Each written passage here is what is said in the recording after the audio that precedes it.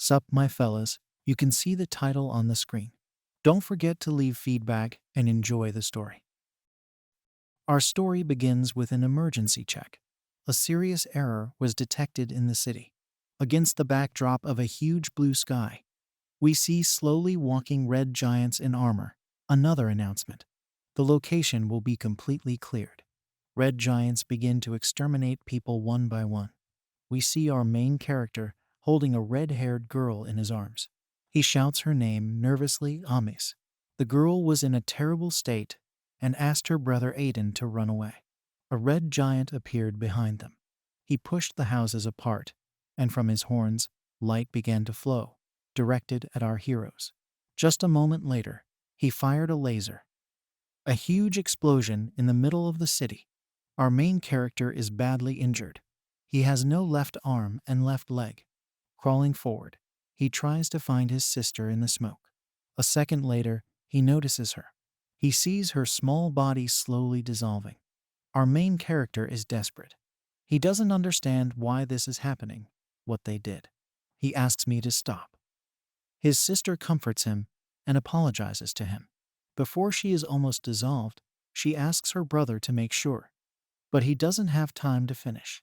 After that, only one bracelet remains. Aiden is horrified.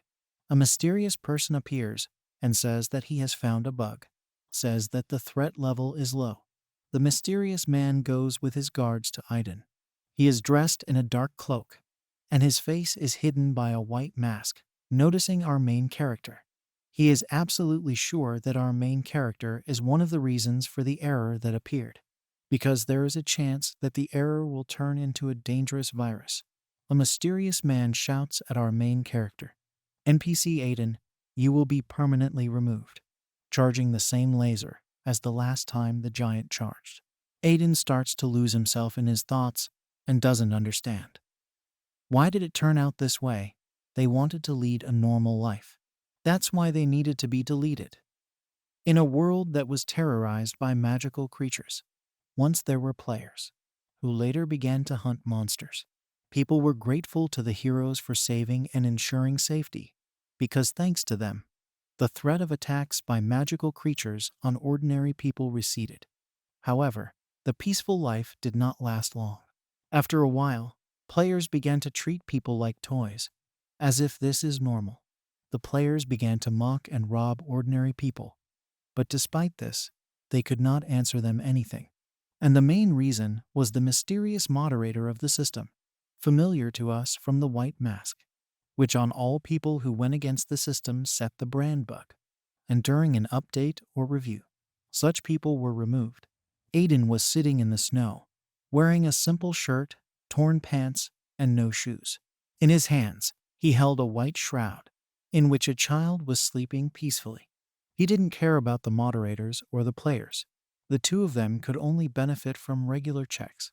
After all, while they were being held, everything around them froze, and only he and Alice, his sister, could move.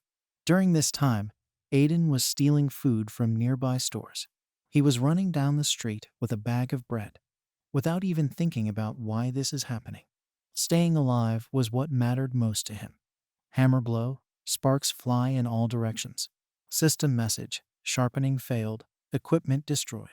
The sword broke where he hit the hammer and shattered into fragments. Aiden is terrified, imagining what's about to happen. Then he gets a hard punch on the cheek, saying what a scum he is. Aiden falls to the floor and sees two angry, dark figures standing in front of him. The abuser is angry at Aiden. After all, there was a 50% chance of success, and he managed to fail them. Because of this, he lost all valuable resources. Aiden, lying on the floor, could see them clearly. The attacker was wearing an expensive green shirt, 2 white and gold shoulder pads on his shoulders, and brown gloves with iron inserts on his hands.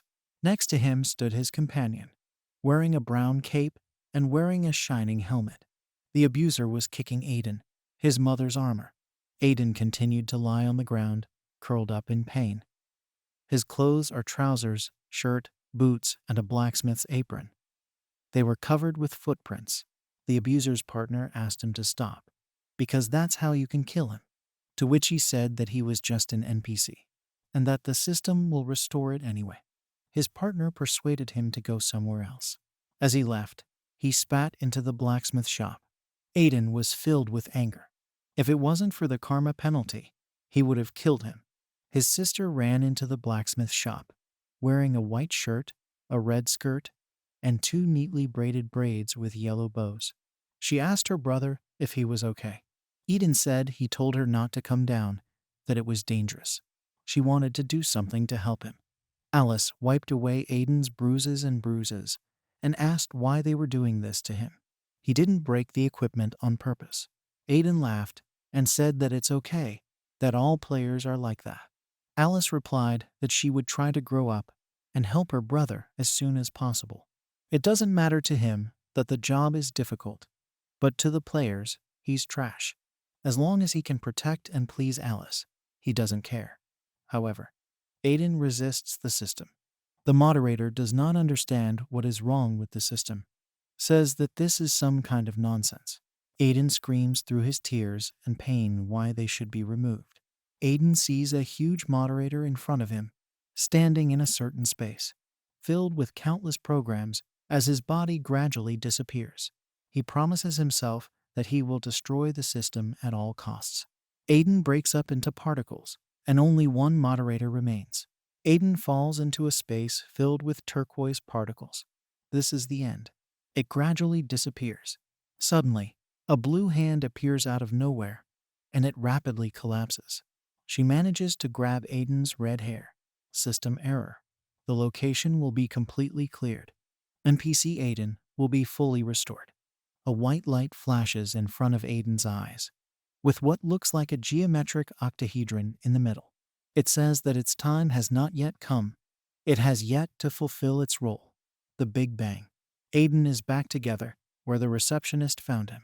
He is sitting on the floor, surrounded by ruins, and small blue particles are falling from the sky, which gradually destroy the houses and everything that he knew. Aiden doesn't understand how he came back. He clearly remembers falling in space. A system message pops up in front of Aiden's eyes. Get the moderator's credentials. First level moderator. The command prompt is unlocked. Access to use the update commands has been obtained. Aiden is shocked by what he saw. And there are 3 system messages in front of him. System message. Panson Forest, Adelan Island.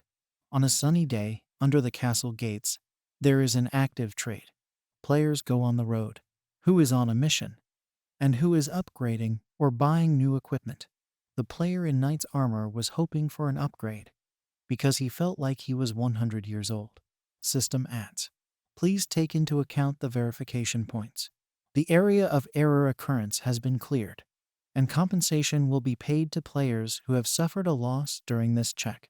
The player is very disappointed in the update, does not understand why it was necessary to check. He was attracted by the noise from the tent, which was crowded with a huge number of people. Hammer blow. A large number of sparks. The player is at a loss as to why everyone is standing here. One of the players informed the crowd that there was an event going on here, a sharpening event. They say that here you can increase the level of sharpening by spending only gold and not a resource. No one understands why there was not a single word about the event in the ad. Aiden sharpens his weapon with a special calmness, strong glow. All players are startled. System message sharpening was successful, increased skill points. After such a triumph, players run headlong to the tent, pushing everyone in the way. Aiden sees the player, or rather his shoulder pad, and understands that this is his abuser, to whom he accidentally broke the equipment. The player calls out to Aiden, calling him an NSP, and asking him to upgrade all the swords that he took out of the huge bag. The crowd is confused because they passed without a queue. One of them wanted to go to a fight, but a player stopped him, reminding him about karma. These 2 are well-known dealers in the area. They have a bad temper and are always causing trouble for others. Aiden isn't their only victim. System message karma points have been lowered. One of the players suggested that they did not have long left before receiving a penalty. The offender noticed that this was the same blacksmith from the village that was recently cleaned out. His partner also recognized the blacksmith, saying that he was lucky to have survived. One of them wondered where the girl who lived with Aiden had gone. Another joked that it was of no use, so it was removed. Aiden was seething with rage, but he remained calm. After saying only that the probability of success is 25% and asked if they agree. The answer was yes. The player said that he had a knack for good deals, and that if he could sharpen one of the 4 swords, he would already be in the black. The partner was worried, because if it didn't work out, his entire fortune would go to waste, and he asked the partner not to panic, that if it didn't work out, he would reimburse everything tenfold. While listening to this conversation, Aiden thought about how rotten they were and swung his sword with all his strength, slamming it fiercely. Sword fragments and sparks flew in all directions. System message. The sharpening was unsuccessful. Equipment destroyed. Aiden thought that it was up to him to decide how the shiv would go. All the swords that Aiden's abuser gave away were destroyed. He was filled with fear and terror looking at them. He was afraid to even imagine how he would repay the debt to his partner. Aiden looked at him with a smile and said that he was so inept. All the players standing nearby were laughing. The partner grabbed the player and demanded money, but he was confused and tried to shift the blame to Aiden. The crowd sent the 2 of them to fight somewhere else. All the players rushed to Aiden's side, asking him to sharpen their gear, because there wasn't much time left. Night fell, and the moon rose. Aiden went home, lay down on his bed, and was glad that it was finally over. Aiden, I got 4 bags of gold in one day. With so much money, he will be able to do nothing for a long time. He opened the system, and there was a message in it. Hold 1 event 11 completed. He was wondering if he would be able to collect the reward after that. Blue particles were flying around him. On the day he survived, messages appeared before his eyes that he had never seen before. Status level 1. Name Aiden. The human NPC race. Nickname of the updater. HP 100 out of 100. MP 10 out of 10. Strength 10. Agility 10. Intelligence 10. Stamina 10. The number of attacks per second is 1. Critical damage chance is 5%. Additional critical hit damage is 50%. Experience points 0. System message. Update event is unlocked. System message. Enter the command. Aiden was shocked because command is a moderator's ability and he could use it. An image of the moderator popped up in his head.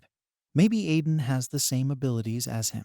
The system message lit up and a new message appeared.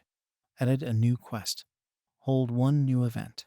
He was still standing in the same spot where he had first met the moderator, marveling at his new abilities. He needed to calm down and sort out all the events that had taken place. He was resurrected in the same place from which he was taken, thanks to an unknown blue hand. Aiden didn't understand why he got the quest, because only someone with the authority of a moderator could do such a thing. Horrified, he decided that this stranger had a reason. But why did he choose him? He thought of his sister, who had vanished as suddenly as his quiet life. He didn't care who gave him such rights. Now he had a way to get back at the moderator and let the stranger use Aiden as much as he likes. However, in return, it will use it. Aiden clicked on the message button, complete the quest. Everything shone, and a large inscription appeared in front of his eyes. Done. System message. The moderator's authority has been increased. Moderator level 2. Update unlock. Unblocked. Now Aiden could run events and really wanted to try it out. He was happy that his level of authority had increased, but he was a little afraid that something would happen. After all, no matter how you look at it, he is still a weakling, and she will not be able to defeat even beginners. He remembered that if he is branded a bug, then with the launch of the next check, he will not be able to do anything, and it will simply be deleted. There must be some way for him. The system window lit up, and a new message appeared. Added a quest. Quest 2, find the Easter egg 01. Location specified. A new quest, he thought, to find the Easter egg. Something like a treasure hunt.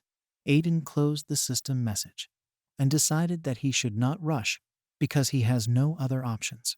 In order for him to survive, he must complete quests.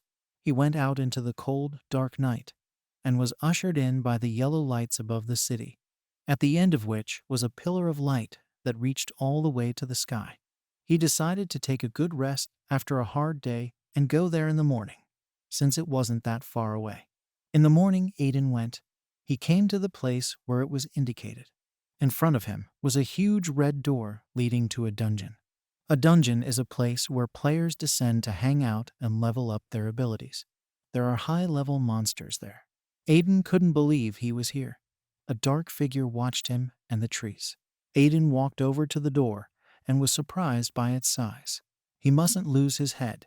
If he let fear take hold of him now, what would happen next? Compared to the monsters that the moderator brought back that day, this is nothing at all.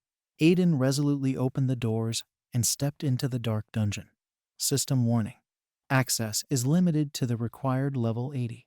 The moderator's authority level is sufficient to open access. After entering the dungeon, Aiden found a large number of monsters. They were everywhere, sitting on all fours with crooked teeth and very prominent red scales. The two creatures began to fight among themselves, growling. He stood motionless, holding his breath. He almost got caught. It was terrifying to think that players always had to deal with such creatures. This is the dungeon, a huge number of tunnels with different enemies and different difficulty levels. Aiden walked along a huge beam that was being built into the road. He just followed the sign and came across a secret wall, which led him out of the world. Walking along an unusual road, he watched the monsters through the walls. At the end of the road, a huge gate was waiting for him, glowing in unusual turquoise color. On top of the gate, a huge unit was burning. Aiden tried to push the gate open, but it wouldn't budge.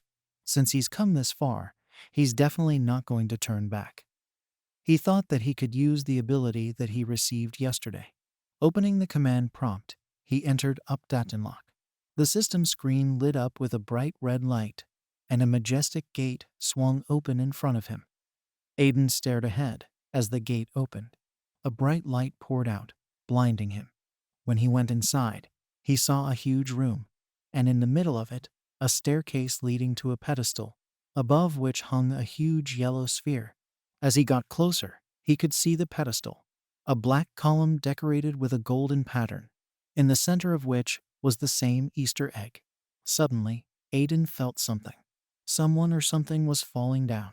He jumped back, just in time to see someone fall where Aiden had been standing. Turning around, he saw a huge magical creature clad in red and black armor.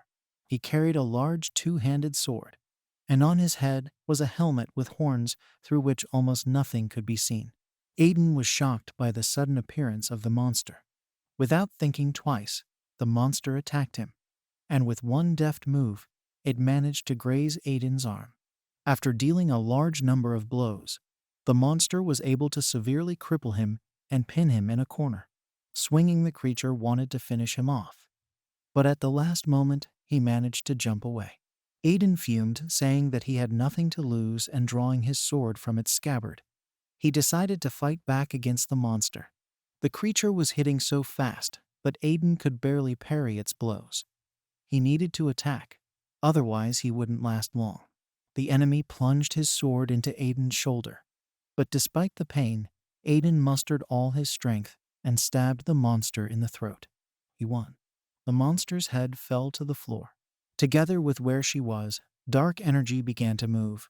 The creature's body grabbed Aiden's sword, and then it hit him right in the face.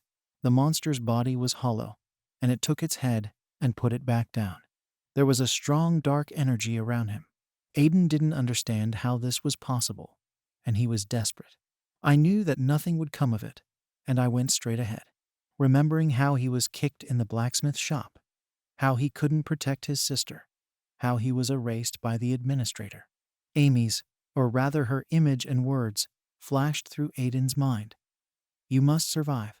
Standing up, Aiden was filled with rage, bleeding profusely as he took out the hammer he used to forge swords.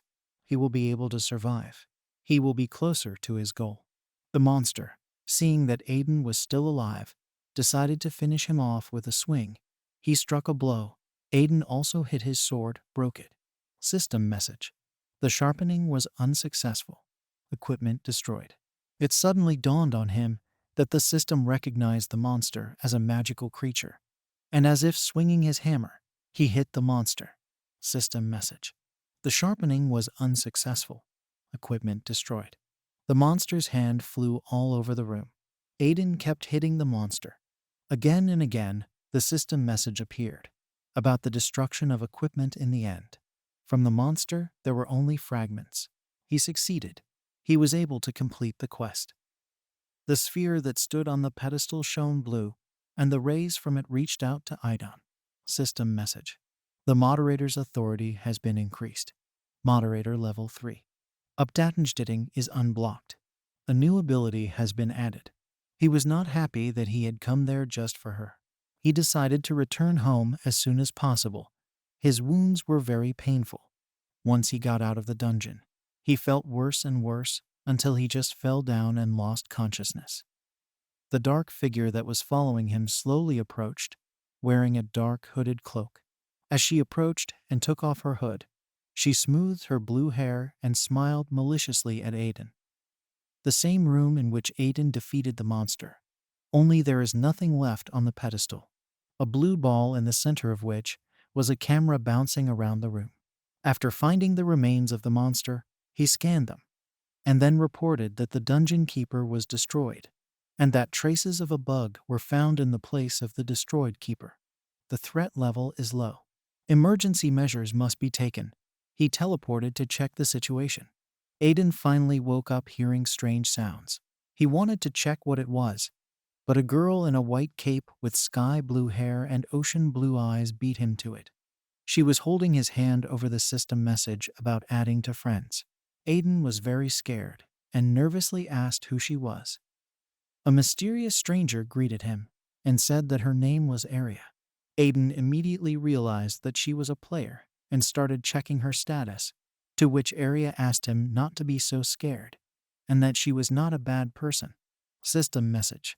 The status is unavailable. Karma 103% 5-6. Aiden didn't understand how this was possible, because he clearly remembered that the minimum karma value was 100. The girl is dangerous to him. Asking her to step back, Aiden asked why she needed him. The girl replied that he was that in fact she cured him.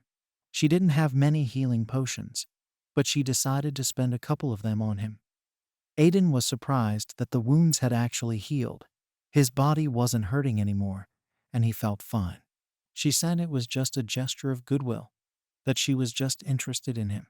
She had never met anyone like him. Aiden didn't understand what she was saying at all. The system message lit up, added a new quest. Level up. Aiden wondered why the quest appeared right now, but he was reassured by the fact that only he could see the quest window. Aiden didn't want to get involved with a suspicious player. He just wanted to leave as soon as possible, saying only, "Thank you for your help." Since she doesn't ask for anything in return, he probably will go system message. You want to add Aria as a friend, and another message, and another and another. Aiden asked her to stop doing that. Why was she following him around? She was pissing him off. To which Aria, perplexed, asked why she couldn't follow him. After all, he wasn't exactly tough. And what would happen if he fell off his feet again, she said. Aiden viciously clicked on the system message to accept, to which Aria replied that she was right, and he didn't even notice that he was in danger right now. She asked him to turn around, and behind him was a fast-charging wolf that opened its mouth to strike. But Aiden managed to grab a sword from his inventory and kill it in one blow. Near the body of the wolf he killed, his relatives crowded together. There were a lot of them. They wanted to avenge a member of their pack. Aiden wondered where so many magical creatures had come from. If they could smell the blood on his clothes, Aria said, and offered her help. Aiden said he didn't need it. He realized that he had no other option and had to complete the quest under any conditions before the next test in order to become stronger. He swung his greatsword at the wolves that leapt from all directions. A dark figure sat on a throne in a large room, facing a long red table holding a ball-shaped robot in one hand. An unknown person asked him if it was true that the Easter egg was missing. Is it possible to steal it? If you kill the dungeon keeper, of course. He replied to himself. But he has the armor of immortals in theory. He cannot be defeated. But looking at the remains of the night, he realizes that this is not the case. If nothing is done, the moderators will soon find out about the incident and intervene. Standing up from the throne, he decided to personally check everything out. He had gray hair, a green coat, and under it a shirt with a tie. Small balloon-shaped robots flew around it. System message. Operator of the Lloyd system. He is more than certain that this is the work of Zabagovany. On the ground were piles of corpses of the monsters that Aiden had just defeated with the last of his strength. He was leaning on his sword as he made his way through them. Tired after the battle, he was surprised that he was a mere NPC and managed to defeat so many magical creatures. System message, lit up again. The edit command. This ability would be very useful to him, he thought.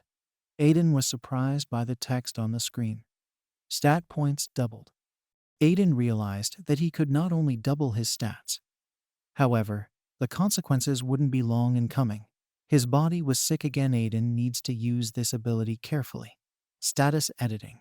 It helped him a lot with many things, but he needed to find out what other abilities he could unlock.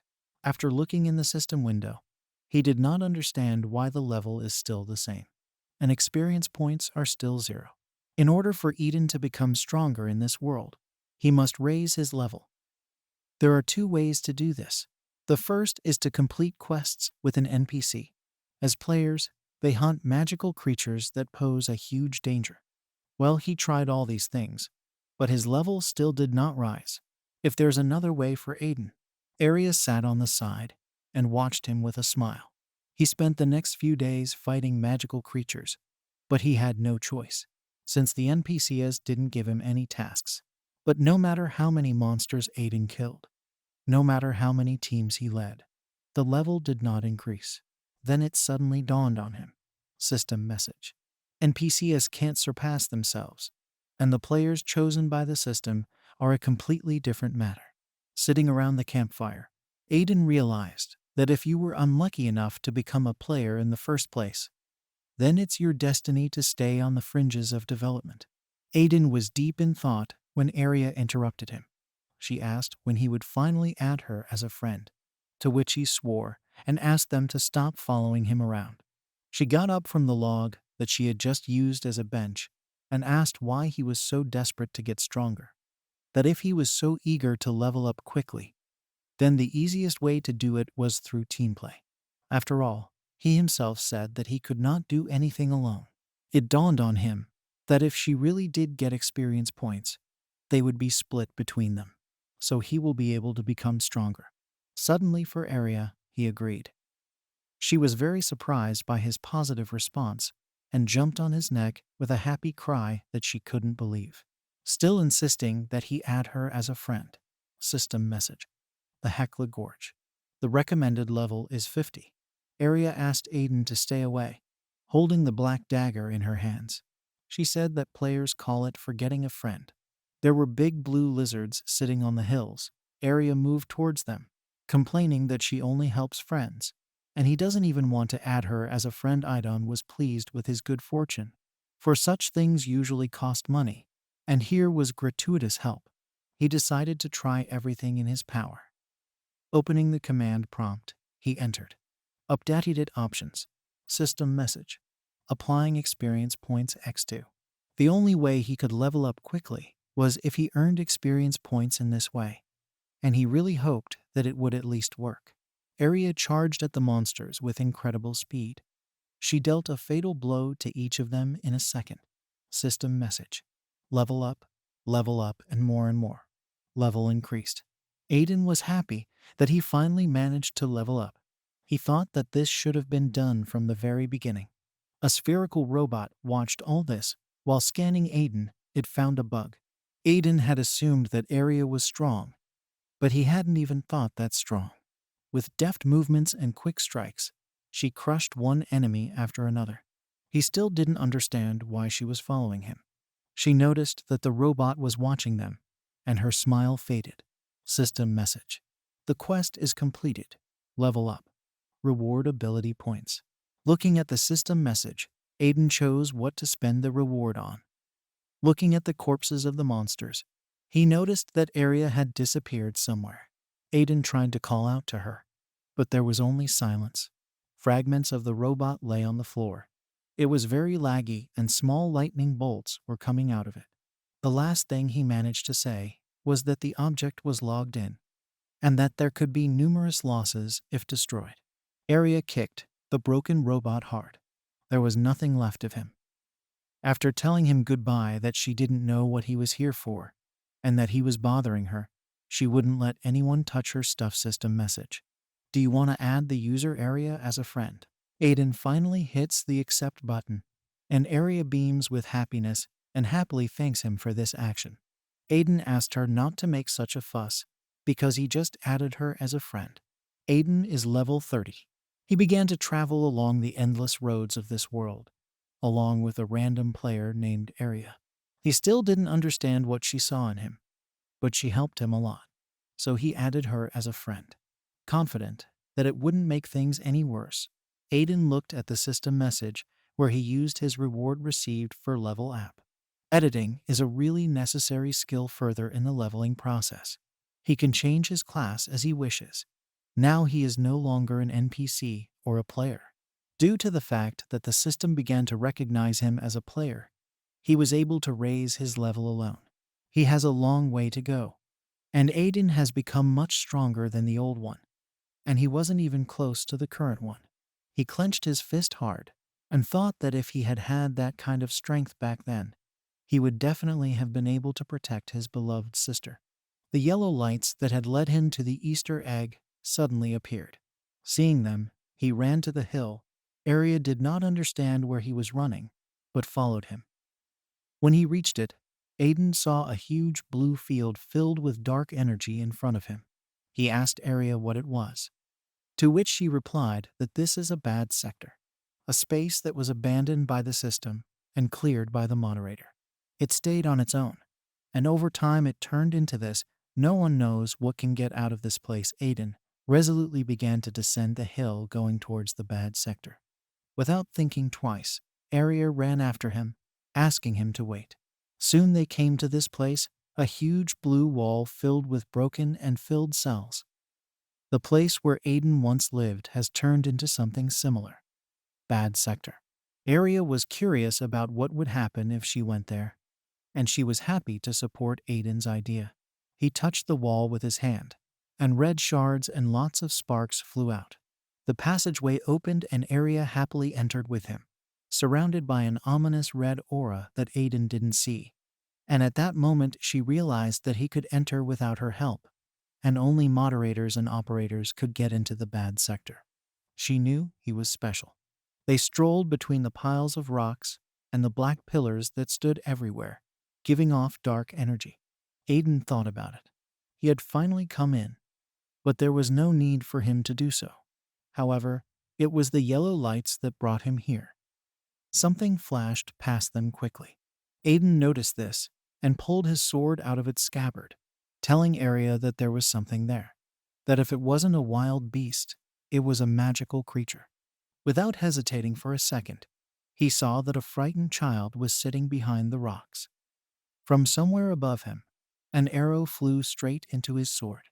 When he turned around, he saw a tall man with red hair standing on a hill, who was dressed as a simple hunter and was holding a crossbow in his hand.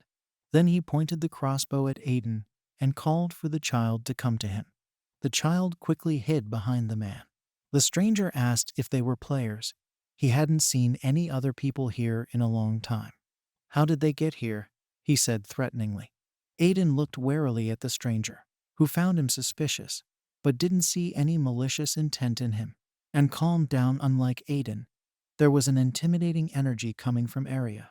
The man felt the danger and strong pressure coming from her, even taking his breath away. The child did not see anything and asked his uncle how he felt. The man had never seen such players with such strong energy. What would happen if she thought they were enemies? Not far away, a young man with blue hair was running, wearing a simple green shirt, and you could see from his face that he was worried about something. The young man shouted, "Mr. Jake, we have a problem." When he saw the players, he was very surprised and stopped abruptly by asking where they are from. Jake interrupted him and asked what the problem was. The young man replied that the symptoms of Helen's illness had worsened, and Jake's face showed that he was confused and worried. He ran to the village, which was gradually being destroyed, and then went to one of the houses where someone was lying on the bed, and a nurse was sitting next to the bed, who was concerned about the health of her patient. Jake began to panic, waving his arms, not understanding why Helen's condition had worsened, because there were no prerequisites for this. To which the nurse replied that she did not understand the reason for the deterioration of the patient's condition. Because of the strong excitement, he started shouting to wake up the girl lying on the bed later. Her body was covered in purple growths, and Aiden was surprised by the girl's strange illness. He guessed what it was. System warning. A red window appeared in front of his face, which notified him of the error found. The error threat level is low. New message. Added an emergency quest. Delete the error. Jake started screaming in a panic and begged the nurse to do something. Is there really no way to save her? Suddenly, the boy Aiden had nearly killed with his sword burst into the room. Tears were falling from his eyes as he ran headlong towards the little girl who was slowly dying. But Jake managed to grab his hand, scolding him for the fact that no one allowed him to enter. The boy tried to get out of his grip. Along the way, they asked Hallie to open her eyes. Alice came into the room, saying that the girl was very hard, but it was too late. Startled, Jake asked her what she was talking about, what her words meant. It's too late. Jake asked to help her, because she is a player and probably will be able to do something. Alice calmly replied that it was not a disease, but a bug. No one could believe it was a bug. Jake shouted that everyone he knew had turned into something strange, but there was no one among them who would resist the system. Where could this bug have come from? Alice decided to answer his question, that they appear not only in the case of resistance to the system, and they will not be able to help the girl in any way. The worse it gets, the more damage and harm it brings to everyone around it. It will become a monster, and if they do not want them to be removed, then they should stay away from here. Jacob was overwhelmed and Aiden hit the wall hard, not understanding what is happening. The system forces you to delete this child. The system window glowed red and a new message appeared. You want to remove the error using the moderator's authority. Aiden pressed the no button with absolute confidence, without thinking at all. If you receive a system message, you will be fined for not completing the quest. You're actually giving up the quest. Aiden was seething with rage. The reason the yellow lights moved him here was because of this child, or rather a bug. He is not the same moderator as the one who wanted to delete him. He will never follow these instructions. Swinging his arm, he hit the system window, and it shattered. It didn't matter to him whether it was a system or a bug. He would destroy everything. Aiden went into the house with a sick girl and ordered everyone out of the room. He wanted to examine the girl. One of Jake's subordinates, with fading hope, asked if there was a way to cure her. Aiden was not sure, but it was worth a try.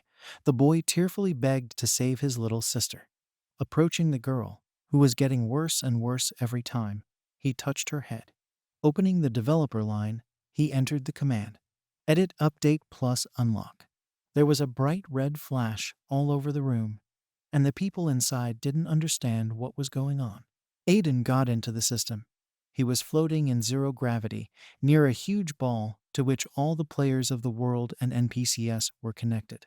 After finding the girl who was already half imbued with the bug's dark energy, he took out his sword and decided that the best option would be to disconnect her from the general system and restore her again.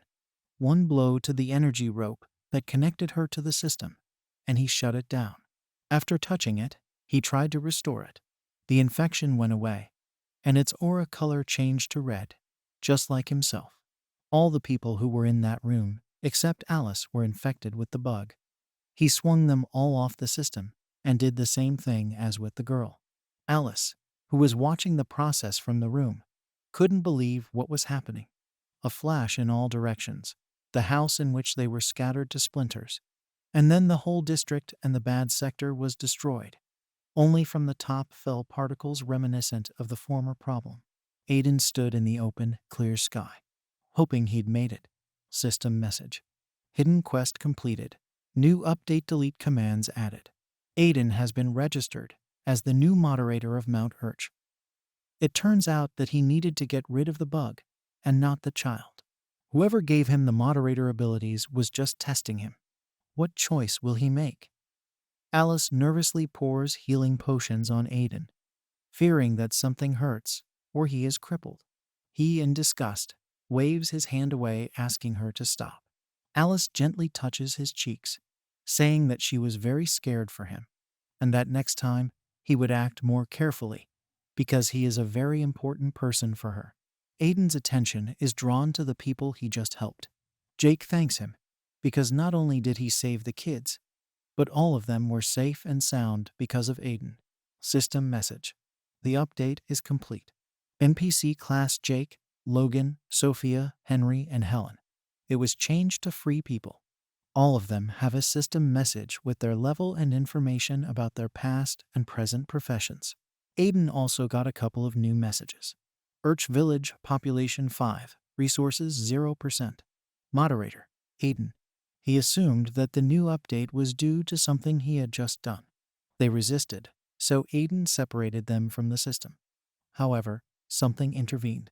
It resembled a ball, with long tentacles filled with dark energy. When Aiden saw it, he immediately realized that this was the source of the problem. He jumped towards the creature, and with one strong blow cut it in two. The monster broke into a large number of particles, creating a huge shock wave that carried Aiden to the side. This was the so-called bug. Aiden watched as he gradually disappeared. The dark energy that came from the people he wanted to save gradually faded away, and in its place, red bright lightning bolts flew out of them and rushed towards Aiden. All 5 lightning bolts hit him in the chest, and he contacted these people. Now he knew for sure that by becoming free people, they were out of the current system, no longer just ordinary NPCs. Jake turned to Aiden. Mr. Player, I apologize for the question. It seemed to him that he was an operator because he saved them through the system, and only he can do that. Operators are the best players selected by the moderators. There aren't many of them, and if Aiden isn't a cameraman, then Jake can't explain what just happened. He owes Aiden a favor. Jake gets down on one knee and asks them to join him, and so do the others. Aiden starts explaining that he's not a cameraman, and that they barely know each other. They don't know what kind of person Aiden is. Well, it's their own will, and Aiden is now the owner of this place, so their request is very appropriate. What should he do? Say that he is a moderator, but then he will be in danger. Alice suddenly came up and took Aiden by the shoulder, whispering in his ear so that he wouldn't forget who changed their fate, and no matter what decision he made, they will completely agree, so let him not break his head and do what he sees fit. After all, their fate had already been decided. Aiden thought about it. Alice sometimes speaks as if she knows everything, but he doesn't understand her at the same time. But she was right. Aiden decided to do what he wanted, and first he decided to give them what they needed most. He gave them a large amount of food from the supplies. His charges were delighted with this treat, and were grateful that Aiden had shared the supplies with them. Jake was already starting to worry about the kids, because they weren't getting enough food, and the amount Aiden had given them would last a long time. Aiden asked him how long they had been living in such a bad state. Jake said that the village was originally a good place to live, although not very rich, but beautiful players often looked here. And this continued until the village was cleaned up as a result of the inspection. They were helped by an unknown wanderer who suddenly appeared, and then did not remove them, but saved them with his mystical power and destroyed all the monsters and disappeared. Therefore, in order to survive being imprisoned in a bad zone, they went out of their way, fighting for life together, as a result of which they became akin and almost became a family as a result. Aiden thought back to his sister and the glorious days he spent with her. It had been so long since he'd felt this way. Alice, watching him from the second-floor balcony, noticed a large trunk standing next to Aiden. She asked her new friends that it made him look too good to be standing in the middle of nowhere. Logan told her that this is a large storage space that only players can use, since it is connected to the system and can be located anywhere. Logan used to be the caretaker of the vault. However, after this place has become abandoned, the chest cannot be opened. Aiden wondered if this system was preventing him from opening it. Aiden slid Logan over to the side and wondered if he could open it. There will be various rare items. It led to the command prompt. Updatchenlock. The chest opened with a bang. Aiden managed to open it using the moderator's authority. Now he can use everything that is in it. All the weapons, potions, armor, and money of all the players in this world fell out of the chest. Aiden was now able to use it and take as much as he wanted. Everyone was shocked. There was a huge amount of loot in the chest. The system's loot message was hilarious all over the room. Aiden swings the hammer and swings at the sword. Sparks fly in all directions. System message. The sharpening was successful. Increased skill points. Jake looks down at the +7 tempered sword Aiden gave him. He whispered, "Is it even legal? Is it okay if they take so much improved equipment?" Jake had a protective obile around his neck, and Logan was standing next to him, holding an axe. And he also had an improved necklace. Sophia took her staff and necklace. Henry was given a dexterity ring and Helen a bracelet. And they were all very surprised by the gift, a smile never leaving their faces. Jack asked if these items were probably very valuable, but what if the sharpening had failed? To which Aiden told them not to worry, and that they had enough resources that they didn't even think they should. It's a gift from him. Let them not regret anything. After his awakening, he began to ignore the rules of the system, and now only he decides whether the sharpening will be successful or not. If that's the case, then he won't waste any resources. These bags of food that contained apples, grain, and other supplies, and a couple of bags of money. They have enough for a long time, so that they cannot worry about anything. System message. The village of Urch has a population of 5 people. Resources are 150% moderator. Aiden noticed Alice walking towards him, who was breaking into a bright smile. She really wanted him to give her something too. To which he dryly replied that she already had plenty of good equipment. Alice was very upset. Aiden could get a lot of things and money from the shared vault. Now they have everything in bulk, and the new equipment is extremely powerful. Glowing Royal Sword +10, Windstorm +10, Wall of Honor +10. These are all insanely rare items. Yes, it was the player's property, but he didn't care what harm it would do them.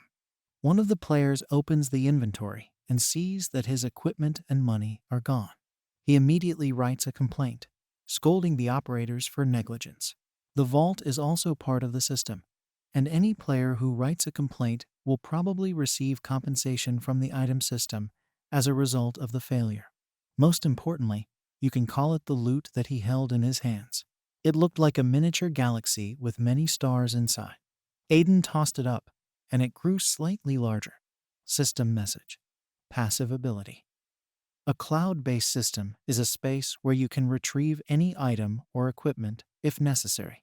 It can store anything, and in any quantities. As Aiden examined the items that emerged from the chest, he decided to run his hand inside the vault to find out if there was anything else left in there. Suddenly, his hand seemed to stick to the chest. System message #isn't syncing with the system. Aiden tried to pull his arm out in a panic while syncing was going on. She left Aiden with this little galaxy on his arm. Syncing completed. Aiden tried to reach out again with a and finally succeeded. No one noticed this process, as everyone was busy looking at the contents of the pike perch. There was nothing else in the chest, and Aiden's arm was covered in microchips and glowed yellow.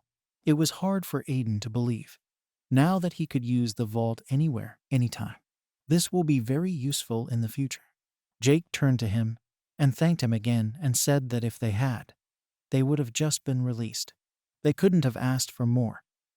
They asked Aiden to give them a task that they would do whatever he asked. Aiden said that they are no longer NPCs, and from now on, they don't need to follow other people's orders. Besides, he had to leave. Everyone was shocked at this, and they decided that he just didn't like their village. He also said that he still had important things to do. He needed to get as far away from this place as possible, because in a few days, there may be a regular checkup with its own army of monsters. The moderator personally branded him a bug and said that if he hesitated, they might all be in danger because of him. His new friends who swore allegiance to him, hearing these words, were very upset. Aiden kept talking, so he'd better stay away from Mrs. March. And you don't have to make such sad faces. It's not like he's leaving forever. And it's not like he's at home. He'll leave them now. But he'll be back soon. And in the meantime, they can take care of themselves. The whole village was happy about his words about returning and said goodbye to them, saying that they would be waiting for them. Aiden and Alice were walking along the forest road when suddenly she asked why he left Urch in such a hurry. They could have stayed there for another couple of days. And is there a reason why they left right now? Alice was smiling mischievously. Aiden tried to think of an answer that would satisfy her. But he started telling her that a regular checkup would come in a few days, and that he wanted to raise his level before that happened. Isn't it obvious to the player? To which Alice said that she didn't understand what he was talking about, because Aiden wasn't a player. Hearing this, Aiden's body crawled, and he turned to her with his eyes wide open and nervously asked her what she was saying. How does she know? To which Alice, seeing Aiden's reaction to her words, laughed out loud, saying that he really thought he looked like a gambler all along. She continued to laugh out loud. Otherwise, for whatever reason she went after him, she wouldn't be interested in him. Aiden asked her how long she'd known about this. How long had she known he wasn't a gambler? Alice thought back to the day when Aiden was resurrected. The whole process she watched from the side. From the moment she saw him there in the cleared village, she knew he wasn't a gambler. Aiden realized that this had been happening from the beginning. Alice was standing next to him, smiling broadly. Suddenly, she said that she would help in any way she could and make sure that it wasn't deleted. As she came closer, she continued to speak. Neither the operators nor the moderators will harm him as long as she is around. She stared into his eyes. Aiden was in a daze and didn't know what to say. Emergency notification. Danger. Danger. Danger. The system window started glowing scarlet. Then a new sign appeared. An emergency check begins. Get ready for the time 15. Aiden watched the system window as the numbers changed from second to second, wondering why it had happened so suddenly, and why this is an irregular check, but an emergency one. System message, remaining time 13. System message, remaining time 10. What is it starting from? Aiden was horrified. Alice asked what was wrong with him, what he was so worried about. System messages, remaining time 6. He called out to her that an emergency check was about to start. Alice was surprised that he could even know that. Aiden asked her what the players were doing during the test. She asked him to calm down, to which he kept shouting that they didn't have time. System message, remaining time alone. A turquoise spot with a black circle in the center appeared in the sky. From there, small fragments flew out and covered the newly sunny sky. The darkness. System message. The emergency check has begun. Aiden looked up at the sky in fright, realizing that the emergency check had already begun. Suddenly, his arm began to collapse, and he flew up with a cry, his body gradually disappearing. He asked Alice why he was glowing and how to get out. Alice, looking at this process quite calmly, answered that he did not worry and just waited for Aiden to collapse almost half of his body. He was shouting in panic, which meant her words just wait. Alice watched Aiden as his body collapsed and then disappeared into the blue light. He glanced ahead and saw a huge area that contained countless players. Above them, a huge sphere hung in the sky. Aiden sat on the corner of the ledge and watched this. He didn't understand why he was among the players. The system message that greeted him in the neutral ad area appeared again in front of Aiden and told it to just wait for the check to finish. Now Aiden finally understood where all the players went during the test. It turns out that they are being moved to this location. The first time he has seen so many players in one place. Aiden thought that maybe he should go down to them and ask for some useful information. Alice told him to wait, but he doesn't know when she will come. He thought it wouldn't be a big deal if he just asked around. After walking into the crowd of players, he realized that he was far from the strongest compared to the top players. Aiden saw two players who were complaining that they were bored, and there was no content here. One of them had a gray mustache, glasses over his eyes, and a green beret on his head. Next to him was a girl in pink armor, with pink ears on her head, and a staff with a cute rabbit on the end of it in her hands. Aiden checked their status. The man was level 300, and the girl has a level of 200. He realized that before them, he still needs to grow and grow. He was wondering when the test would end. He also needs to find Alice. He had a lot of questions for her. Someone in the crowd said that the test would be completed soon. This attracted the attention of Aiden. One of the players asked what would happen after her. The player indignantly asked, "Do you know what?" Of course, a new check. Hearing all this talk about boring testing and why the moderators are always doing it, Aiden realized that there are a lot of strange personalities among the players, that it's better not to mess with them.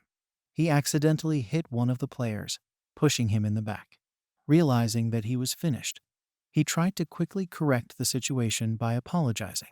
The player turned and grabbed Aiden by the scruff of the neck, saying, "What's going on with this worm?" Aiden thought that if he accepted the fight, it would take a serious turn, and it would definitely not be good for him.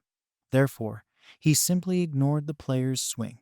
A player's fist flew straight at his face, but a nearby player stopped the scoundrel by saying that he was sure the rookie guy had accidentally hit him, and that you can't treat rookies like that.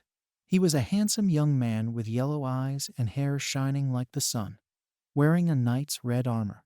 The scoundrel asked who he was, and that if he didn't want to get a punch in the face too, then he should. Without finishing, the scoundrel saw the griffin crest on his shoulder. Nearby, the players started whispering that he was probably from the Griffon Guild. In this world, there are 5 main guilds in which the highest level players gathered. The first guild is Blue Griffins, followed by Beige Hydra, then Yellow Unicorns, then Red Phoenix and Blue Kraken. The Griffin Guild is the strongest and most popular of them. The scoundrel, who realized who he was messing with, said that he was just lucky and went into the crowd, who laughed at him. Calling him a coward, Aiden thanked the player who stood up for him, to which he said, so that Aiden doesn't pay attention and avoids players like that scoundrel. The player reached out and said his name Kevin, a member of the Griffon Guild. Aiden shook hands with each other, saying his name. Kevin gave a friendly laugh and asked if he was new. Only players who aren't as strong as they are, and if he hadn't intervened, they would have continued to blow Aiden's brains out. Kevin kept saying, since they had already met, if Aiden would like to join his guild.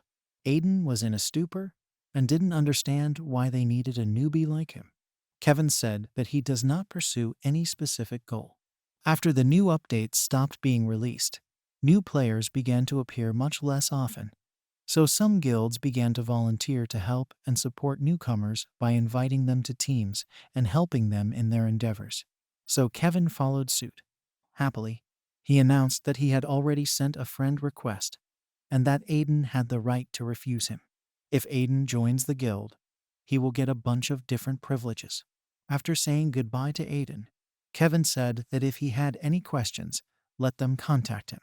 They are always happy to welcome newcomers. Aiden reflected throughout his life.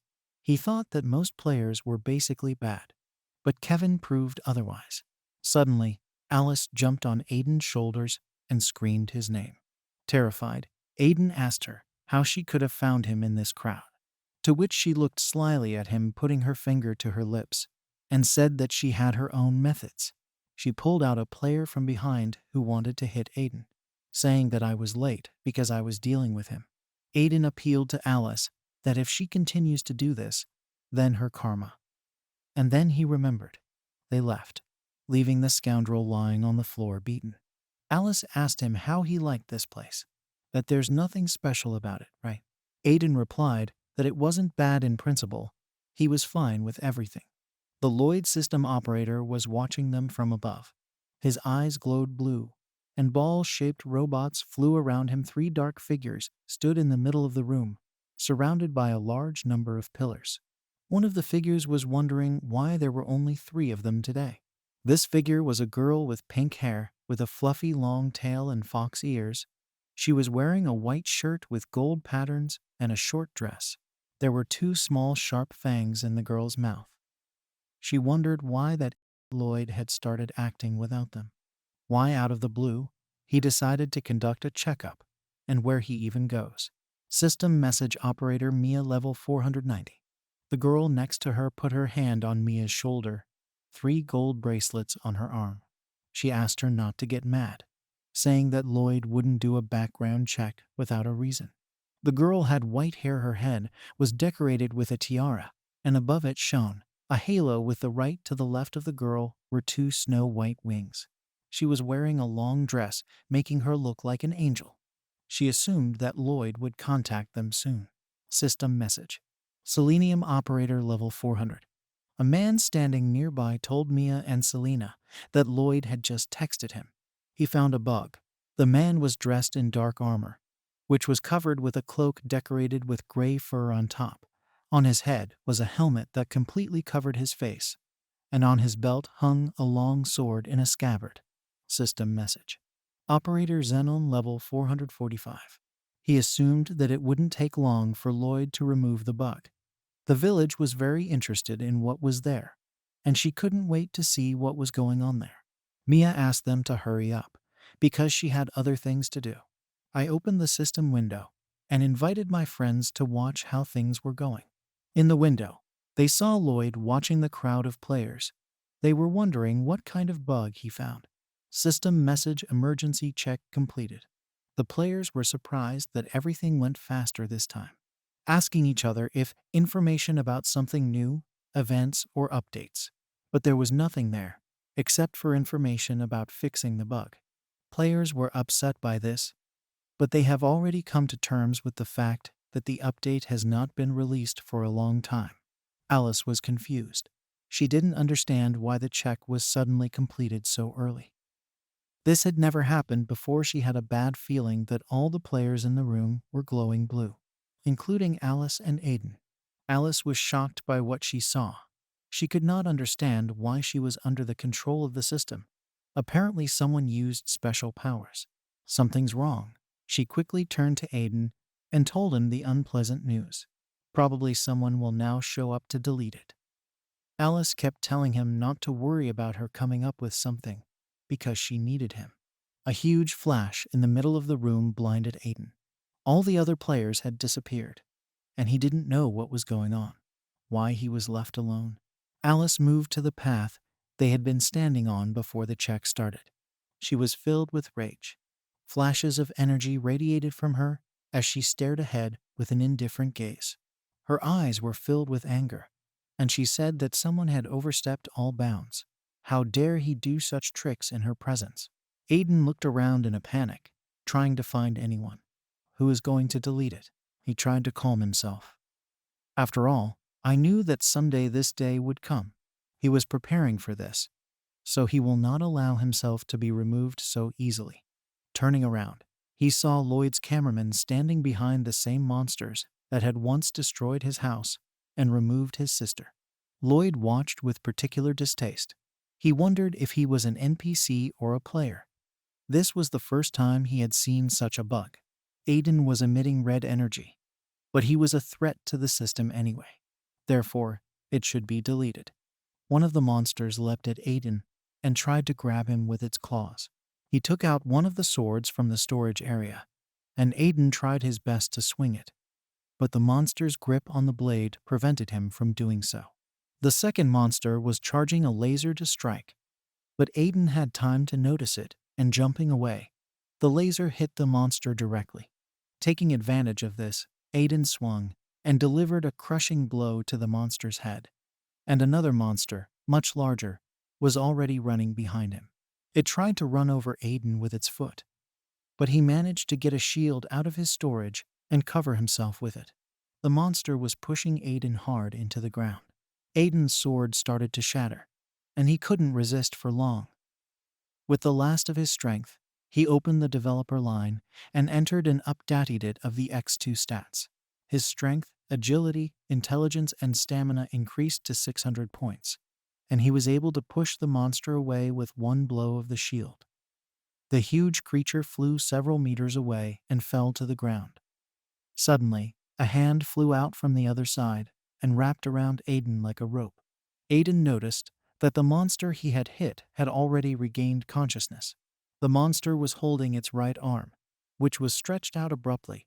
It moved it to the right side and Aiden flew into the wall with great speed. When he hit it, his mouth bled, and he almost lost consciousness.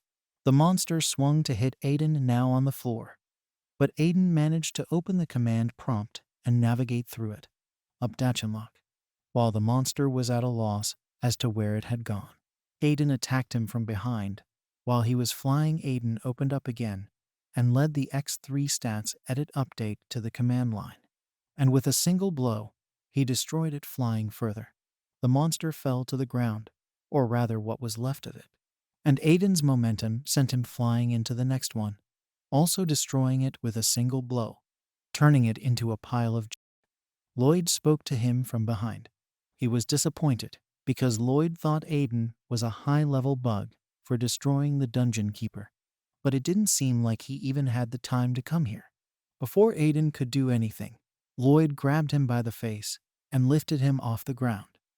He continued his speech that Aiden was just worthless, and he'd even had to run a background check on him. Lloyd opened the system window by writing the operator's personal skill in it. Deleting the operator's personal information gives you temporary access to the moderator's authority to delete the item. This ability gives him the ability to remove the bug. Operator Lloyd began removing Aiden. Lifting it off the ground, the blue beam began to gradually decompose Aiden's body. Aiden wondered if that was what they called deletion. Compared to what the moderator did on that fateful day, it wasn't even worth it. Red bolts of lightning began to shoot through Aiden's body, and he was filled with rage. Lloyd was shocked by what he saw, and Lloyd was thrown aside by the huge amount of lightning. He didn't understand how this was possible, how Aiden was able to reflect his ability before Lloyd appeared. A system window that reported an error. Violation of the moderator's authority. Available moderator permissions that are too low to delete this item. Lloyd was horrified by what he saw. He doesn't have enough authority. The operators watching Lloyd were shocked by what they saw. They had never heard that the bug had the authority of a moderator. Aiden just stood there with an incredibly strong aura around him. His eyes glowed scarlet. Lloyd tried to find out more information about him, but he didn't have enough authority. Then tried to find out the status and threat level, but Aiden wouldn't let him. Lloyd didn't understand where it came from and couldn't believe that it had more authority than he did. Who he really is. Aiden just watched Lloyd. He knew it was dangerous to be there. Although he was able to resist the removal, he had spent too much energy destroying the Guardians. Aiden wasn't hurt at all, but against the cameraman, he didn't stand a chance. Looking at Aiden, Lloyd realized that if he was released now, he would have a strong impact on the system. He couldn't let the moderator know about this incident. Since he didn't manage to perform the deletion, he decided that he would stop it right here and now. The cameramen watching the trial were very surprised that Lloyd was not going to back down. For the first time, Selena saw him in the guise of an executioner. The cameraman carefully watched what would happen next. Aiden knew that Lloyd wasn't going to give up so easily. But suddenly he saw that his appearance had changed. A knight in silver armor was standing in front of him, a green cloak fluttering on his back, and his helmet was burning with blue flames. and in his hands he held a sword that made Aiden feel extremely dangerous. Lloyd swung at Aiden, but he managed to open the developer line at the last second and enter update clouds. A huge explosion along where Aiden had just been. A huge shockwave went all the way to the end of this place. Aiden was able to absorb the energy of the impact, using a storage facility that resembled a black hole. His body was shaking, and he was very tired. The impact was so strong that the mountains were shaken, and a huge space was formed on the place where the sword fell. Lloyd turned to Aiden, saying that he was lucky to stop his strike. Lloyd walked slowly towards him, pointing his sword at the tired Aiden as he ordered him to respond. Where his authority as moderator came from, Aiden's answer would determine his punishment. Aiden said that Lloyd was talking some nonsense, and that he would delete him anyway. A black hole began to open up behind Aiden, and he told Lloyd that if he was interested, let him find out for himself.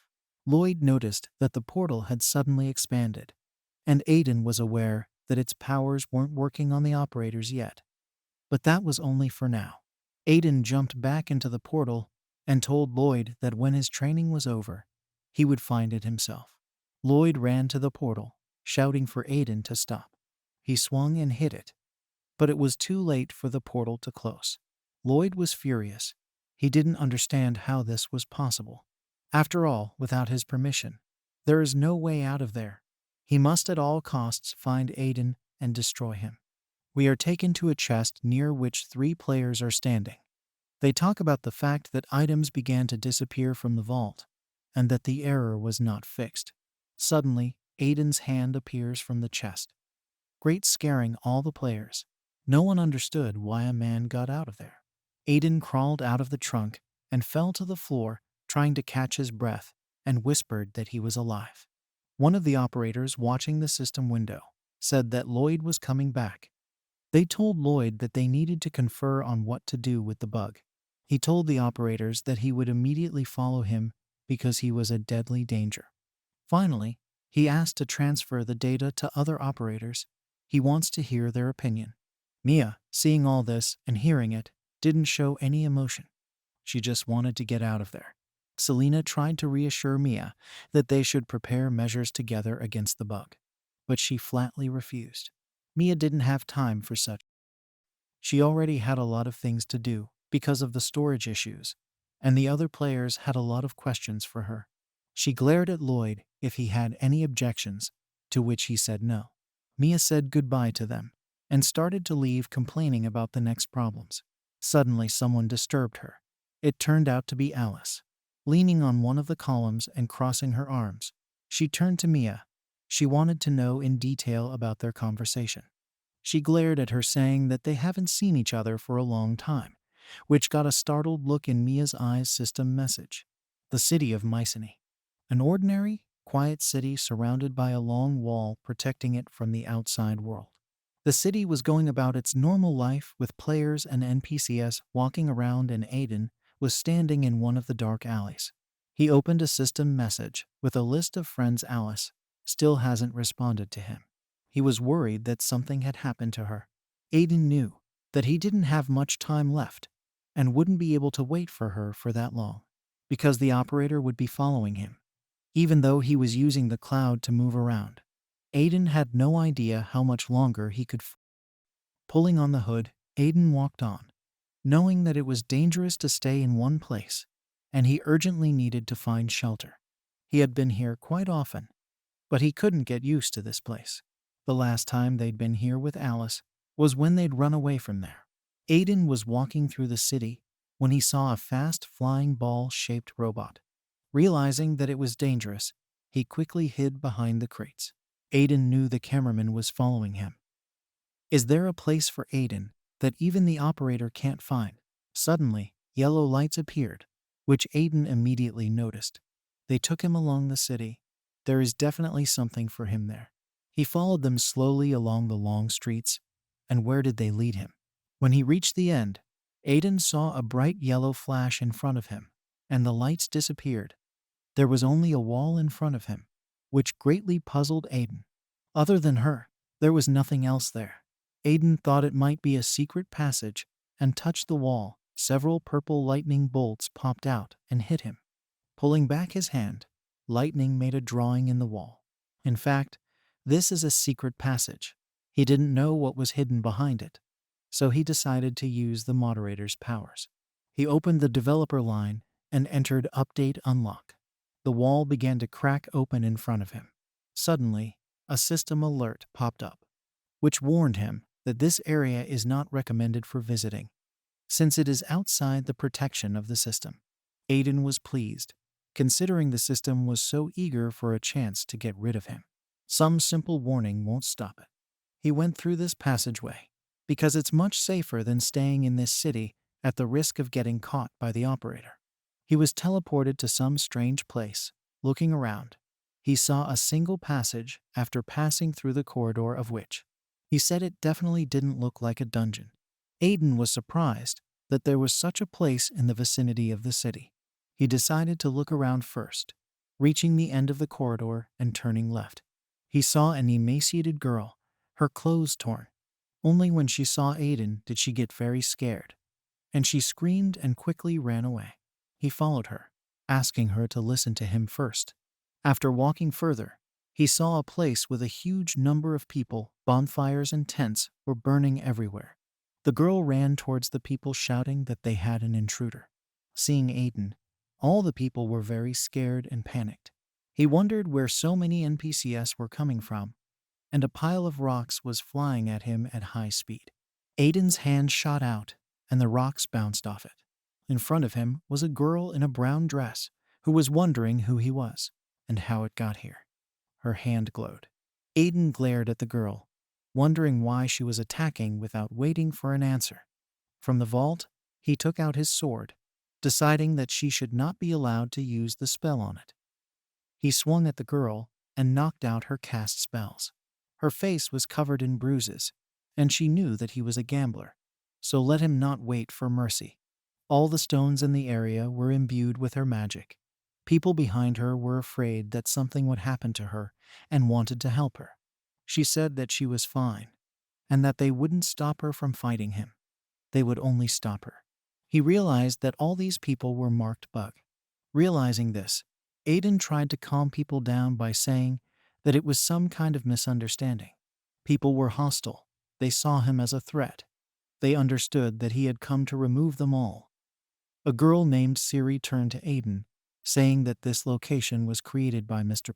Sirius, and he said that no one but the moderator can enter here, and since he found them, then let him not even hope to get out of there alive. A voice echoed through the room. Stop now. People in the crowd immediately recognized the owner of this voice. It was Mr. Sirius. He said that Aiden is not their enemy. Let them bring him to him. Syria breathed a sigh of relief and asked Aiden to follow her.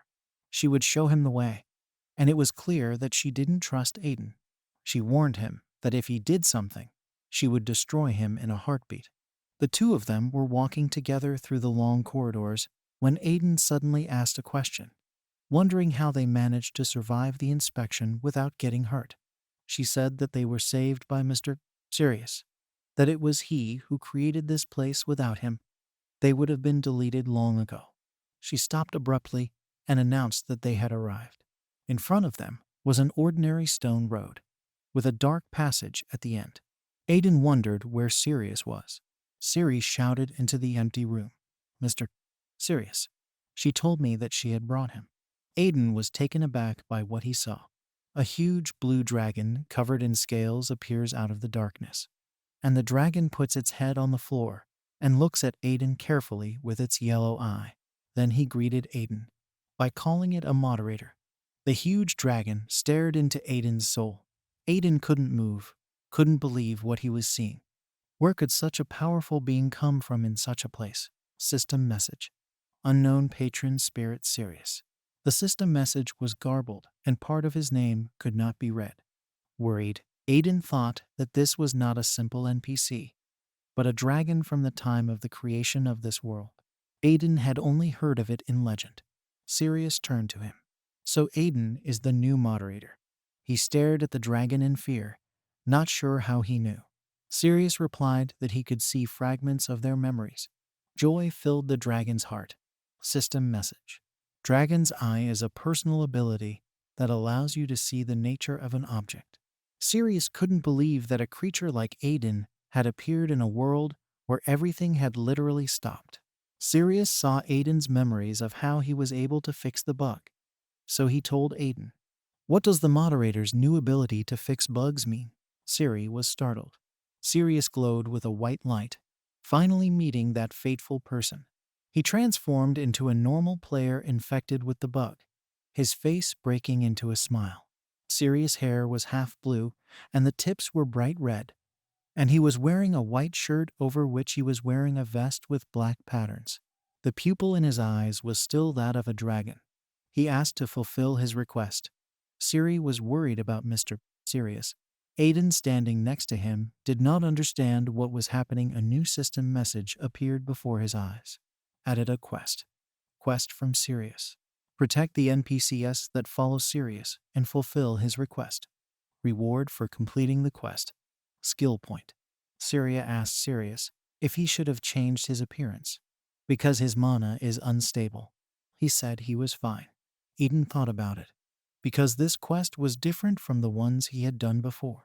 Aiden decided to start by listening to what was being said, and then decide what to do next. The people watching the whole process were whispering loudly, and as soon as Siri noticed this, she scolded them and asked them to leave as they were having a very important conversation. Aiden asked Sirius what he wanted to ask him. Sirius quietly walked over to the vase of flowers and started talking. It's simple. Couldn't Aiden have cured everyone and taken them back to his village? Sirius raised his hands and opened a small portal through which people could be seen. He said that as Aiden sees, they are all marked with a bug. He helped them escape during the inspection and protected them the entire time. But there's nothing else he can do to help them, because he pulled back his shirt. Aiden was horrified by what he saw. Sirius' chest was covered in purple growths that were spreading all over his body. System message, high threat level. The crowd said that even he would find it difficult to fix such a bug. Siri left the room in frustration, while Sirius and Aiden continued their discussion. Sirius said that it didn't work out for him, and as long as he didn't hurt the people around him, he would like Aiden to save them all. If Aiden fulfills his request, he will give him his star. Hearing this, Siri was frightened, ran back and asked not to do this. Tears came out in her eyes. She asked why Sirius said that, to which he replied that he had nothing more to offer as a reward. It's too weak, and it's the only way to save them all. Siri came up to him in tears, and Sirius put his hand on her shoulder and tried to calm her down. Suddenly Aiden started talking. He didn't know what star they were talking about, but he needed it, and he will fix all the bugs. It's not so difficult for him. He claimed that he would destroy the bug or the system, anything that threatens him. System message. Quest accepted. The crowd had gathered together, and they were standing near the pedestal that the red light was shining on. In the center of it were Sirius and Aiden. The crowd was asking Siri if Aiden would really solve their bug problem. She said she wasn't 100% sure, but they have no choice but to wait, because Mr. Sirius is never wrong. Aiden, standing on the magic circle that Sirius had created, used his powers to enter the system. Aiden found people who were branded bug by the system. One by one, he added them to himself. There were a lot of 40 or 50 people. He soon finished. There was only one left that he hadn't added: Sirius. He found an infected dragon in the system after examining it. He saw that Sirius was very badly damaged. This bug was much more powerful than any other he had seen before. It covered the entire body of the dragon, and if Aidan left everything as it was, a lot of trouble could happen. He started to clean up Bug, but suddenly it started to resist. Bug grabbed it and started trying to devour it. Realizing this, Aiden began to seethe with rage at his audacity. With one move, he destroyed the tentacles that were trying to capture him. The bug shattered into fragments, making strange noises. Aiden swung his sword at the remains of the bug on Sirius. A huge red beam of light hit the pedestal, and an explosion occurred. Siri ran to the pedestal, where Sirius was moaning in pain. The bug on Sirius' chest disappeared. Aiden happily looked at everyone he saved, saying that he also promised to destroy the bugs of all of them. Now no one can remove them because of the bug. Sirius and Siri looked at Aiden in surprise. System message update completed. The NPC class of more than 50 people has been changed to the class of free people. People celebrated, because now they will definitely not be removed, and they will not die. Sirius thanked Aiden for that. After all, he hadn't even counted on it. He will never forget his grace. The space behind Aiden began to collapse, and an unknown voice spoke to them. What does it all mean? Just a little bit more and a good chess piece would have been born, he said. Behind Aiden, a dark monster that was soaked in bug appeared. It had 2 horns on its head, and a white spot instead of a face. He couldn't believe that in an instant Aiden had destroyed what he had been working on for so long. And when he turned around, he saw a lot of warnings and system alerts that said that there were restrictions on abilities, that some of the commands were not functioning. Looking at Aiden, he asked him who he really is. System message, virus threat level. The system is suspended. Aiden and his companion stood in fear of a virus with an ominous aura. Sirius remembered the last time he had transformed into a dragon and defeated it in a fierce battle. But the virus smiled maliciously and said that it is not so easy to kill. Purple particles fell on the city, and they gradually infected the city. Just a little more, and the virus would have taken over this place, as well as the last place where Sirius lived. Sirius started to get angry. His eye became vertical like a dragon's, and his arm became covered in scales. But Sirius got into a stupor when he found out that it wasn't the virus that wanted to delete them, but the moderator and the half-witted operators. And the virus, still smiling, jumped up to Aiden and infected him. Aiden began to be consumed by the virus, and Sirius shouted to the virus that it was him who was his opponent. And blue circles of mana began to appear under him. But the serious-faced virus told him to be quiet. There was a strong impact that caused the ground to bend, and a purple shock wave was released. System message. The system is not functioning. The firewall has disappeared. And Sirius and his partner stood up in fear of his power. Virus started laughing viciously, while all the people stood in fear. All the people started to get infected and gradually go crazy. Suddenly Aiden started to resist the virus, and red lightning started coming from him. Virus stood there in disbelief. He didn't understand what was going on. Suddenly, Aiden began to struggle, his aura extremely strong and his eyes filled with hatred. The villain was surprised that Aiden could resist the virus. Aiden got nervous and started coming up with a plan to get out of here. System notification. Update unlocked. Error. System is unstable. Aiden was shrouded in a completely purple aura of the virus and did not understand how it could be. He was desperate. The frightening virus became completely over Aiden, and with a serious face, said that no power would help him get out of here. Accept your fate, virus said, and Aiden began to be engulfed by an intimidating aura. Suddenly, Aiden was completely consumed by the virus. Aiden was lying in despair. He didn't know what to do. But suddenly there was a light.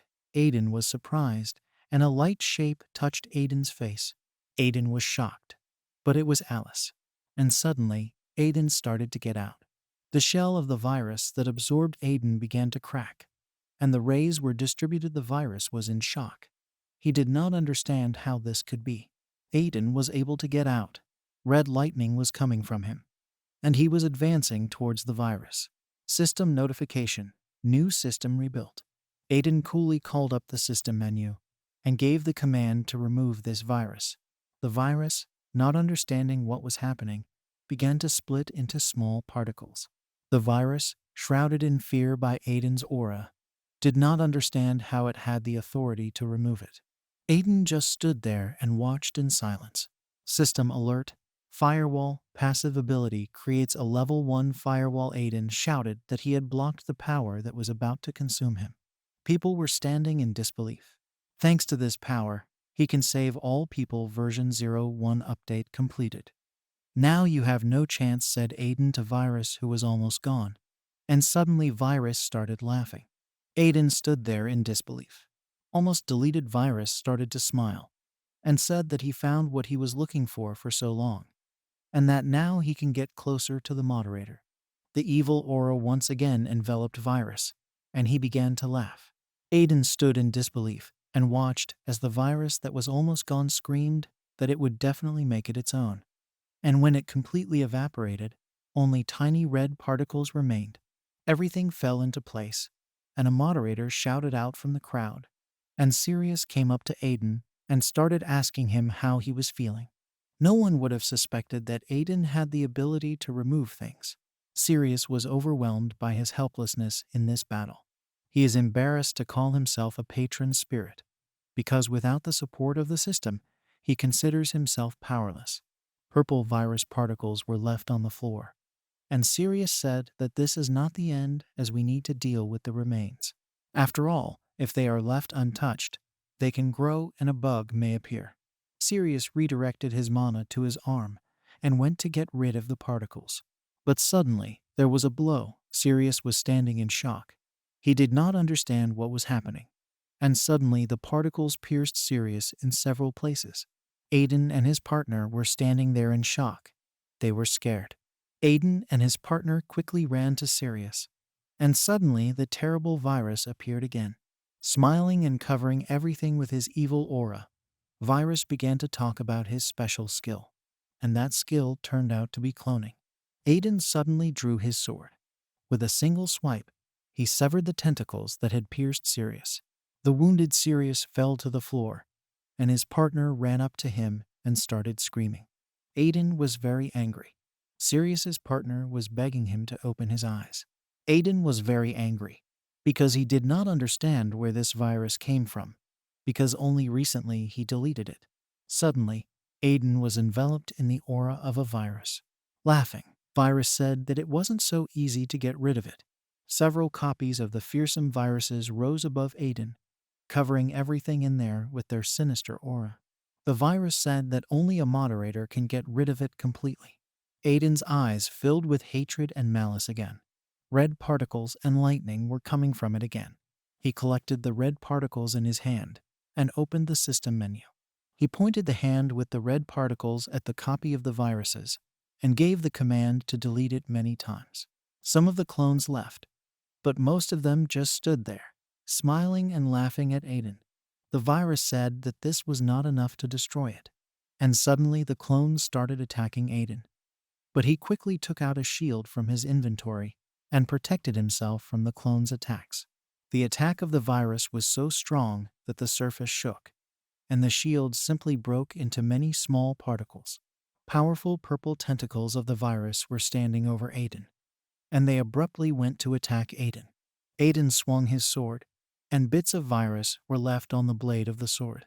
Aiden looks down at his sword in confusion, and at the same time, the sword breaks in half due to the virus particles on it. Aiden remembers the battle with the cameraman and realizes that the same thing happened then.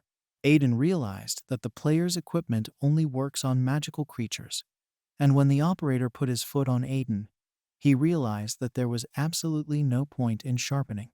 And Aiden, looking at the copies of the grinning viruses with a serious face, realized that they were just playing around with him.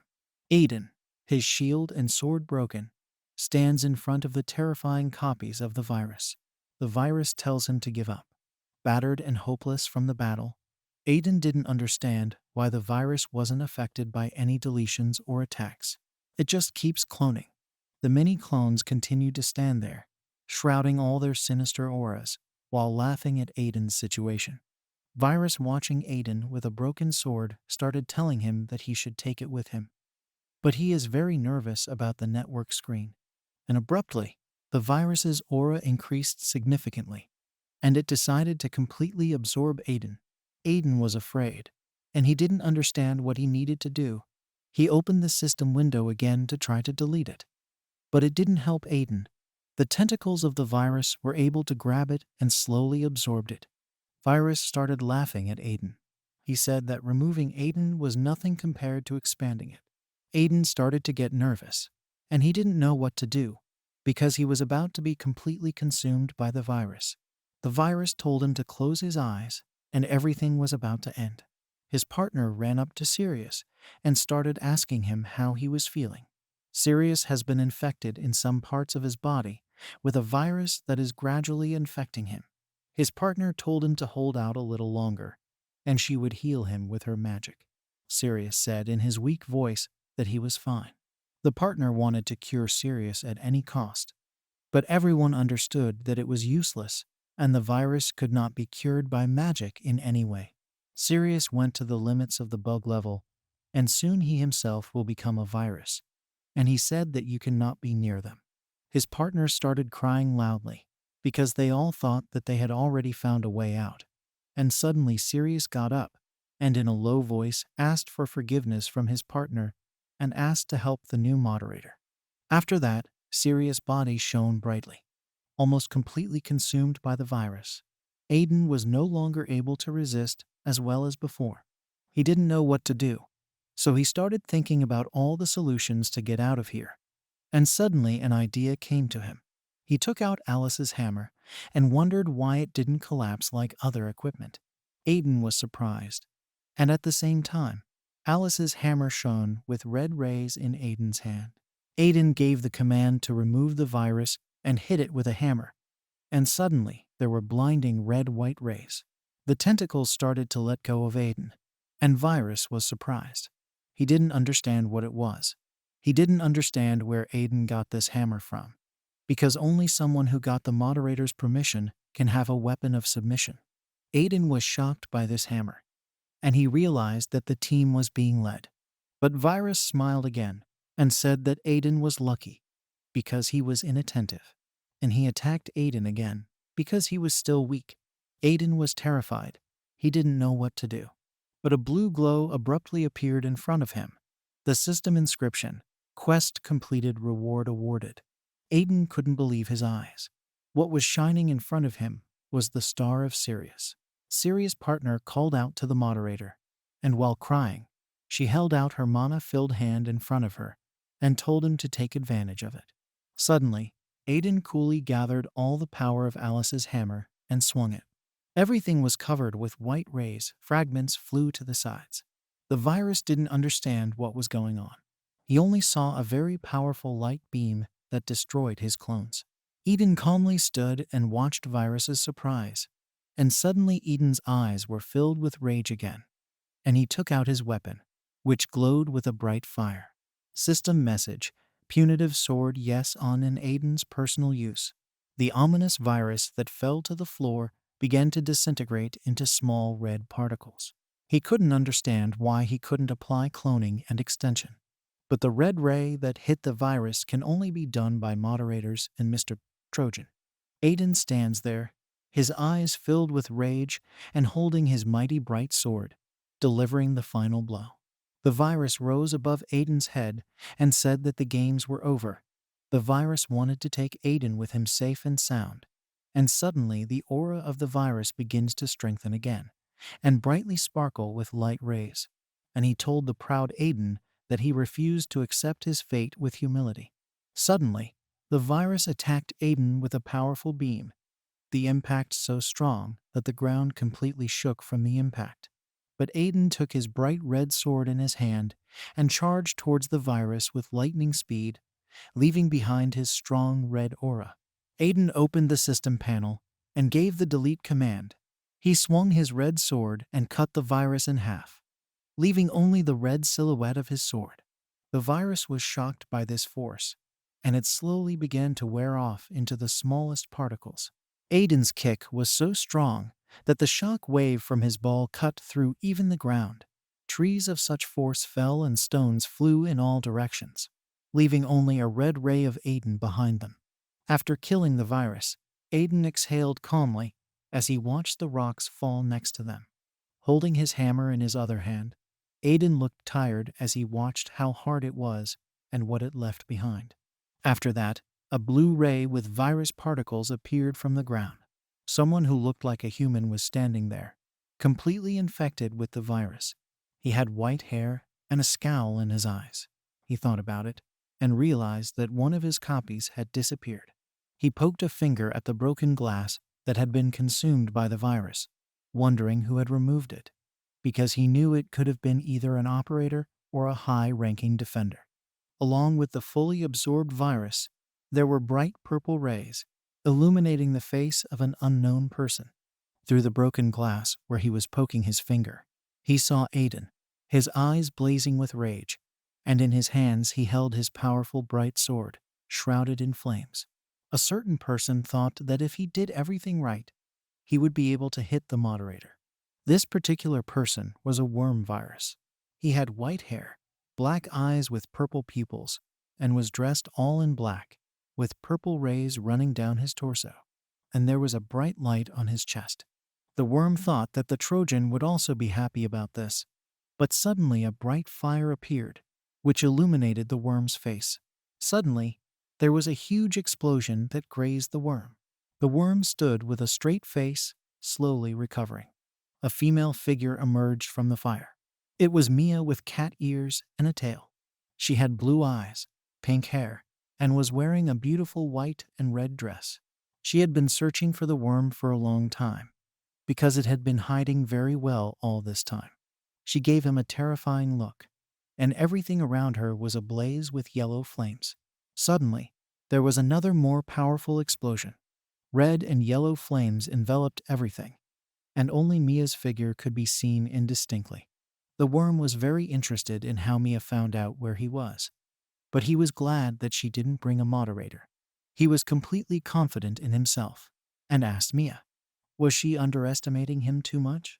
Mia, on the other hand, just looked at him with a straight face as the ash particles enveloped her and just didn't say anything. The information was correct. The worm was indeed lurking in a bad sector, and she didn't understand why she hadn't thought of it herself. What a big omission on her part, Mia thought as she began to gather the powerful fire sphere in her hand. She was sure that she could handle it alone and quickly closed the distance between the worm and attacked it. There was a huge explosion. Everything shook violently under such pressure, but the worm calmly dodged, shrouding everything in its bright purple aura.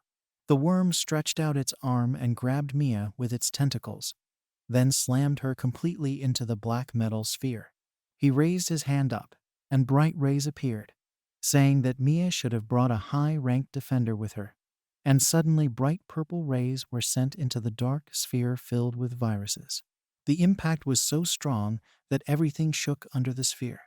The rocks flew apart, and a white mist rose up, above which a powerful worm was standing, emitting its vicious aura. But suddenly, a blue circle with mana appeared from under all this mist with flying stones.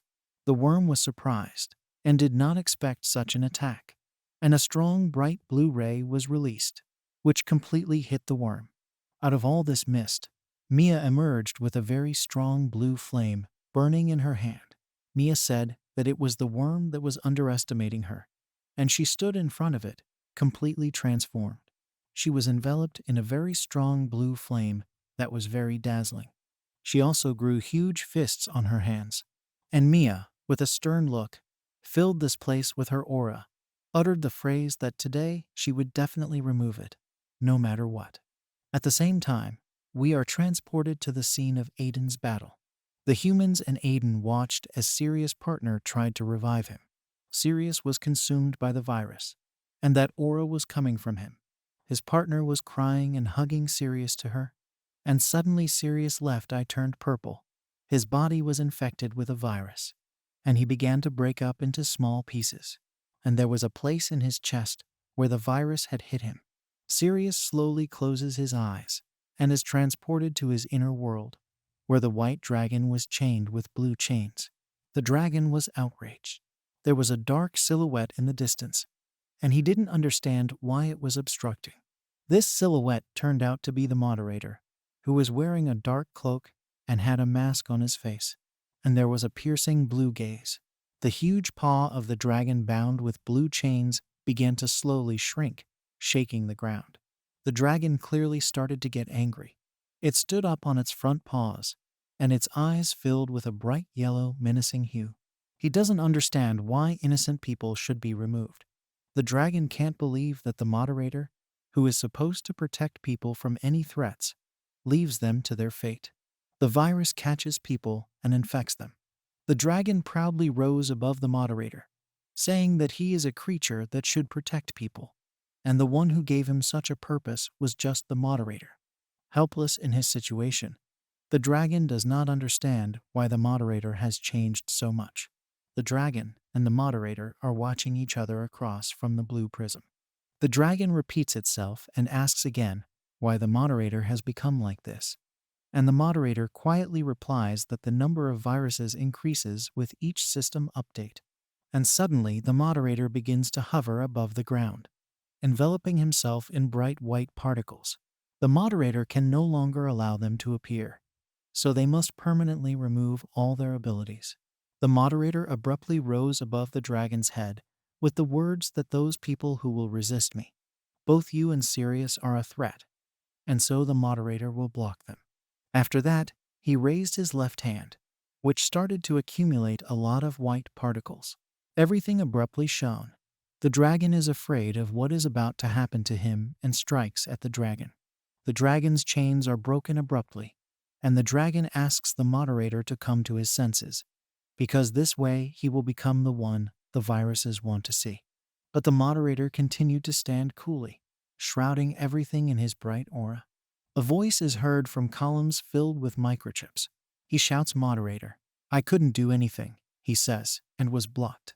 These columns with microchips were located in the clearing, enveloping the trees with their beautiful blue particles. After that, a city was built around these columns and a path was laid. After a long time, the dragon was still bound by chains, but its scales had changed and it no longer shimmered like before. Its wings turned yellow and its horns turned red.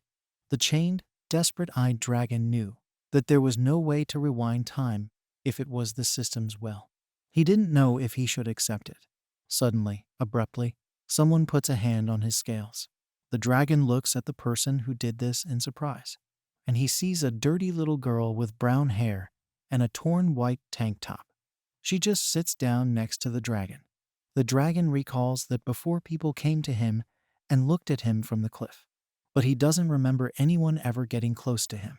Someone even brought him apples and various other products and money, calling them offerings. The dragon recalls a player in golden armor with a huge pike and shield asking another player who was wearing a red robe, "Isn't that a magical creature?" He replied that it was an NPC. A player in golden armor tried to approach and hit him, but he didn't even pay attention to him. The dragon decided to talk to this girl and asked her where to go. She just shakes her head in silence. The dragon asked about her family, but he didn't have a family either, so the dragon offered to let her stay for a while. The girl grabbed his face with her hands, and the dragon thought she needed a name, so he made up the name Siri.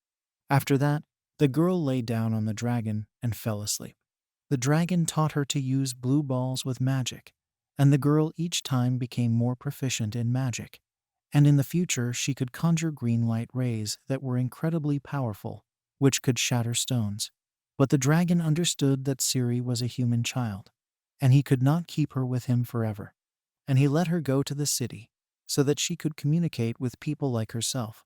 She got used to people well and kept in touch with everyone well. The dragon watches her play among humans, and he realized that his destiny was over. He had lost his former form and his strength, but he was proud to see that he could protect this child. But that was until he encountered the virus again. A purple aura enveloped the dragon, and it stood up in terror. In the past, he had already felt such an unpleasant energy, and now he immediately understood what it was. His grin abruptly changed, his paws began to shrink, and he realized that it was a virus. He began to try to get out of the chains, because he knew that if he delayed, everything would be removed this time. He broke all his chains, stood up on his hind legs, and said that he would stop him. System message: warning, you got out of the designated location. The system does not provide protection. There was a dark shadow above the city, which gave off a sinister virus aura. Purple particles began to fall on the city and people, suddenly realizing that he again failed to capture the city. As the moderators realized what was happening, a blue field with mana appeared, and the virus realized that he had to leave. Suddenly, a proud silhouette of a dragon appeared in front of him, with a yellow blinding gaze and a blue striking aura. System alert, teleportation moves you to the selected point.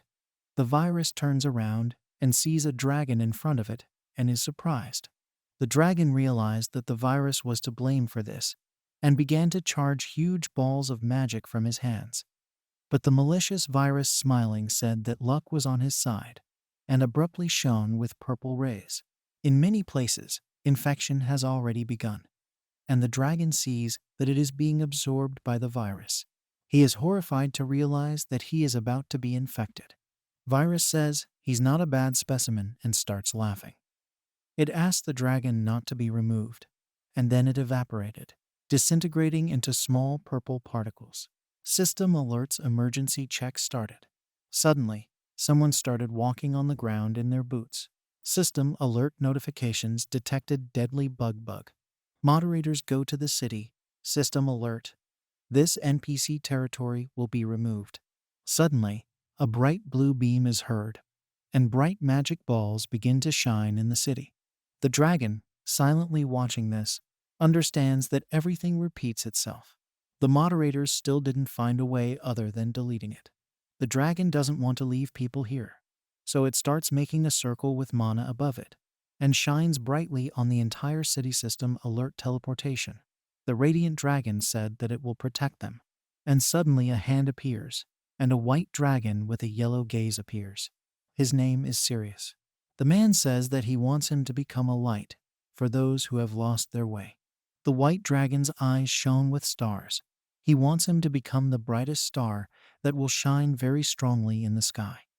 Blue columns filled with microchips filled the room with their bright rays, in which a dark silhouette of a man in a cape stood looking at the blue touch screens. The man in the dark cape turned out to be the moderator, who was still wearing a white mask and still had the same piercing blue gaze. He was looking at the data on touchscreens #2012 Procyon, #2013 Sirius, #2014. The moderator raised his palm on the touch screen to the inscription Sirius. On a green field full of trees and hills, red particles are visible, and a bright green ray is opposite. Aiden stood completely enveloped in that same green ray. He was shocked by this ability.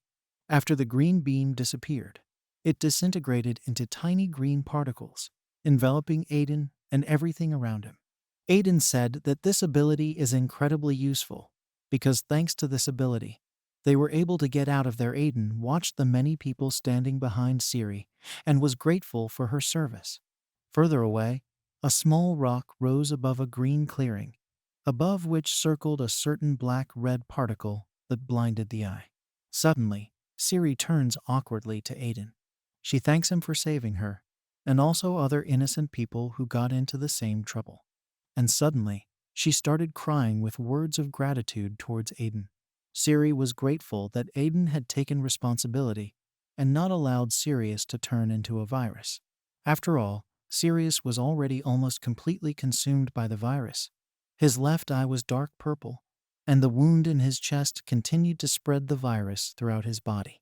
And Aiden gathered the red particles in his palm, opened the system menu, and gave the command to delete Sirius with the virus. In the next instant, Aiden, his partner, and the others are standing over Sirius. But instead of him, small red particles of Sirius are flying around.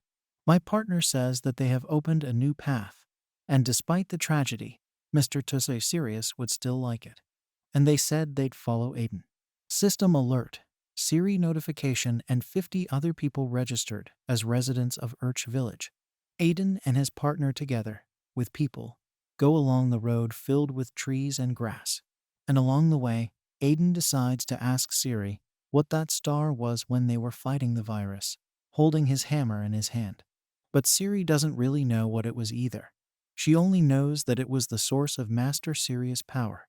Remembering the way she looked at him when he was completely chained up in blue and stroked her head, she knew he was protecting her. Siri remembers being told by Mr. Sirius that there are still such stars, bright, shining blue stars that contain great power. Aiden, having learned this information, just goes and silently looks at his hammer. But it did not seem to him. The system notification, moderator authority increased, moderator level 4. Aiden realized that after absorbing the star, his powers expanded. He also understands that if he hadn't consumed it, the evil purple virus that scares everyone with its evil aura would have won, and Aiden felt uneasy about it. But Siri interrupted his thoughts. She said they were already there, and Aiden looked at her in surprise.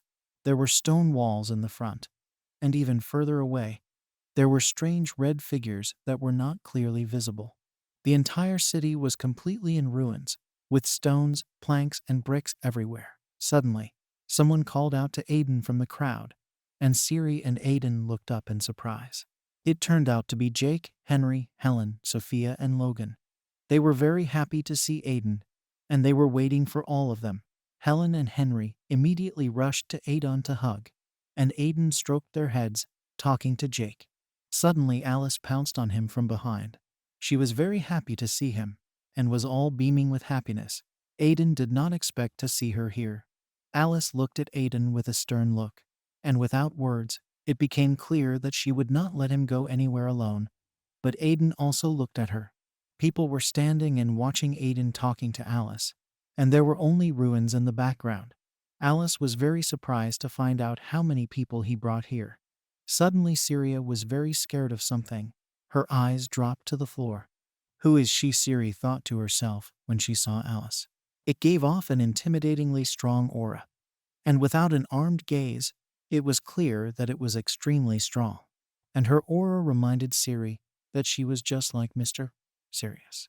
Aiden continues to talk to Alice and asks her what she was doing, because he couldn't get in touch with her. Alice looked thoughtful and said that Aiden would find out soon enough. And suddenly, a dark creature landed behind Aiden. The landing was so strong that the ground gave way from it. Aiden and the people hesitated. Stones flew to the sides, fog rose up, and everyone could not understand who the player was or not. Out of the fog and dust, a girl with pink hair could be seen. It was the cameraman Mia. People started to get nervous in a panic. Someone even wanted to run. But they were told that they were no longer bugs and everything was fine. People looked at the dark silhouettes of Aiden and Alice, and just landed Mia. Aiden got angry. The figure of a girl with ears and a beautiful dress with gold armbands stood over him. Aiden makes a decision that if things go wrong, he will take his hammer and use the force again. Suddenly the girl started apologizing. Her ears were pointed down, and she clearly felt guilty. Aiden, not understanding what was going on, he watches as a battered, blue-eyed girl who has just landed starts to cry. And suddenly she flashes past Aiden, as if she didn't notice him, and runs towards Alice. Alice hugged her with a calm face, and said that it was okay that you couldn't catch him. And suddenly Alice shone with a yellow, kind aura, and began to soothe the disheveled Mia by stroking her head. Aiden looks on in surprise, and is completely taken aback by what's going on, while Alice hugs Mia and laughs as she introduces them. This is Mia, she's the operator, so you can trust her more than anyone else. Mia, on the other hand, was hugging Alice's hand. Aiden was in complete shock. People are standing and talking to each other in front of the huge door, where Alice, Mia, and Aiden are sitting. The atmosphere in this office left much to be desired. Aiden and Mia looked at each other like sworn enemies, and suddenly Mia remembered that Aiden was the one who got administrator rights, and Syria and Jake were the ones who bypassed the system. Aiden was unhappy that Alice called Mia here because she was the operator, and the operator could easily delete them. Mia began to argue with Aiden, who in turn was extremely unhappy with this. Mia said that she should remove bugs for a quiet life, but Aiden was very angry at her answer. He did not understand why operators should remove them for this.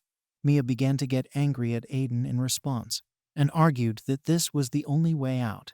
Aiden slammed on the table, said that he could celebrate them.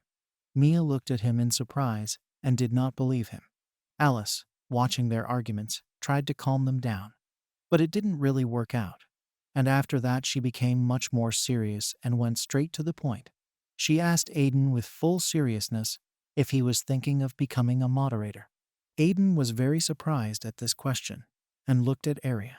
Aria was completely serious and confident, her aura completely engulfing the room, and her eyes were piercing and blue as she told Aiden that he had to become the moderator. Aiden looked at Alice in surprise. Become a moderator? Aiden started asking Alice why she had gathered everyone here and why she was doing it. Alice, on the other hand, sat there with a serious expression and just stared at Aiden. Aiden wanted to know Alice's goal, and she said she wanted to remove the current moderator from his post. Aiden was extremely surprised. He introduced the moderator and felt that he was clearly a head taller than him. Alice was giving off blue rays, and she told Aiden to just believe her. She turned abruptly to Aiden and gave him her piercing blue gaze. She knew Aiden wanted to get back at him too, but Aiden didn't know how to do it. He continued to sit and listen to everything Alice continued to say. Above them, the goal was to overthrow the current moderator. They both understood that this is not an easy task, and in order to do this, they need to unite, and Alice suggested that they join forces for a common goal. She looked at him with needy eyes. Alice said that she couldn't cope without Aiden and that she needed him. Alice's hand shone blue. She said that she received a fine from the moderator and that now she cannot use part of the system. Aiden looked at Alice with a serious look. He wanted to ask her a lot, but he knew that Alice would not be able to answer his questions right now. Then Alice immediately changed and became kind. She joined her hands together, and smiling, she asked about Aiden's future plans. Suddenly, Alice stretched out her finger and created a mama circle. It turns out that the authority of a moderator does not make a person a moderator. And to become a real moderator, you need to create content. And to do this, you need to go through everything that exists in this world. Mia retorted that Aiden wouldn't make a good moderator, and Aiden was extremely angry with Mia. Mia got up and loudly said that Alice would be the best moderator. Alice looked in Mia's direction with a smile on her face. Mia understood what she said and started apologizing and saying that she was tactless, and Alice, laughing, calmed her down and stroked his head. Suddenly, the door opened. Logan quietly approached Aiden, and while Alice was talking to Mia, Logan said that Aiden said to divide the food, and instead of rationally dividing the food for many days, people just started eating everything they see, and there may not be enough food. Logan asked him to get Aiden some more food from his inventory. While they were talking, Mia heard about inventory and wondered what it was. Aiden agreed to Logan's request, and he opened the black space that was surrounded by red rays and took out the necessary resources from there. Mia saw this and started crying and throwing systemic complaints. Mia was desperate, and Aiden handed over the resources to Logan and said that if you need more, let him contact him. Mia didn't like that Aiden was taking out resources without hindrance, and she quickly ran up to him and bit him hard on the arm. Aiden wasn't ready for this and fell. Alice, watching with a smile, realized who was to blame, and broken boards flew from their side. Mia also asked him to return everything back from where he got it. It was almost evening, and the moon was shining brightly on the area where the people were camping. They raked the ruins a bit and built a fire. A little further up the hill, there was a lone tree, under which two dark, indistinct silhouettes could be seen. It was Aiden and Alice. Aiden was scratched all over by Mia. Alice stood over him and treated him with a smile, and Aiden sat and cursed Mia. Alice also laughed and said that the operators have a lot of different concerns.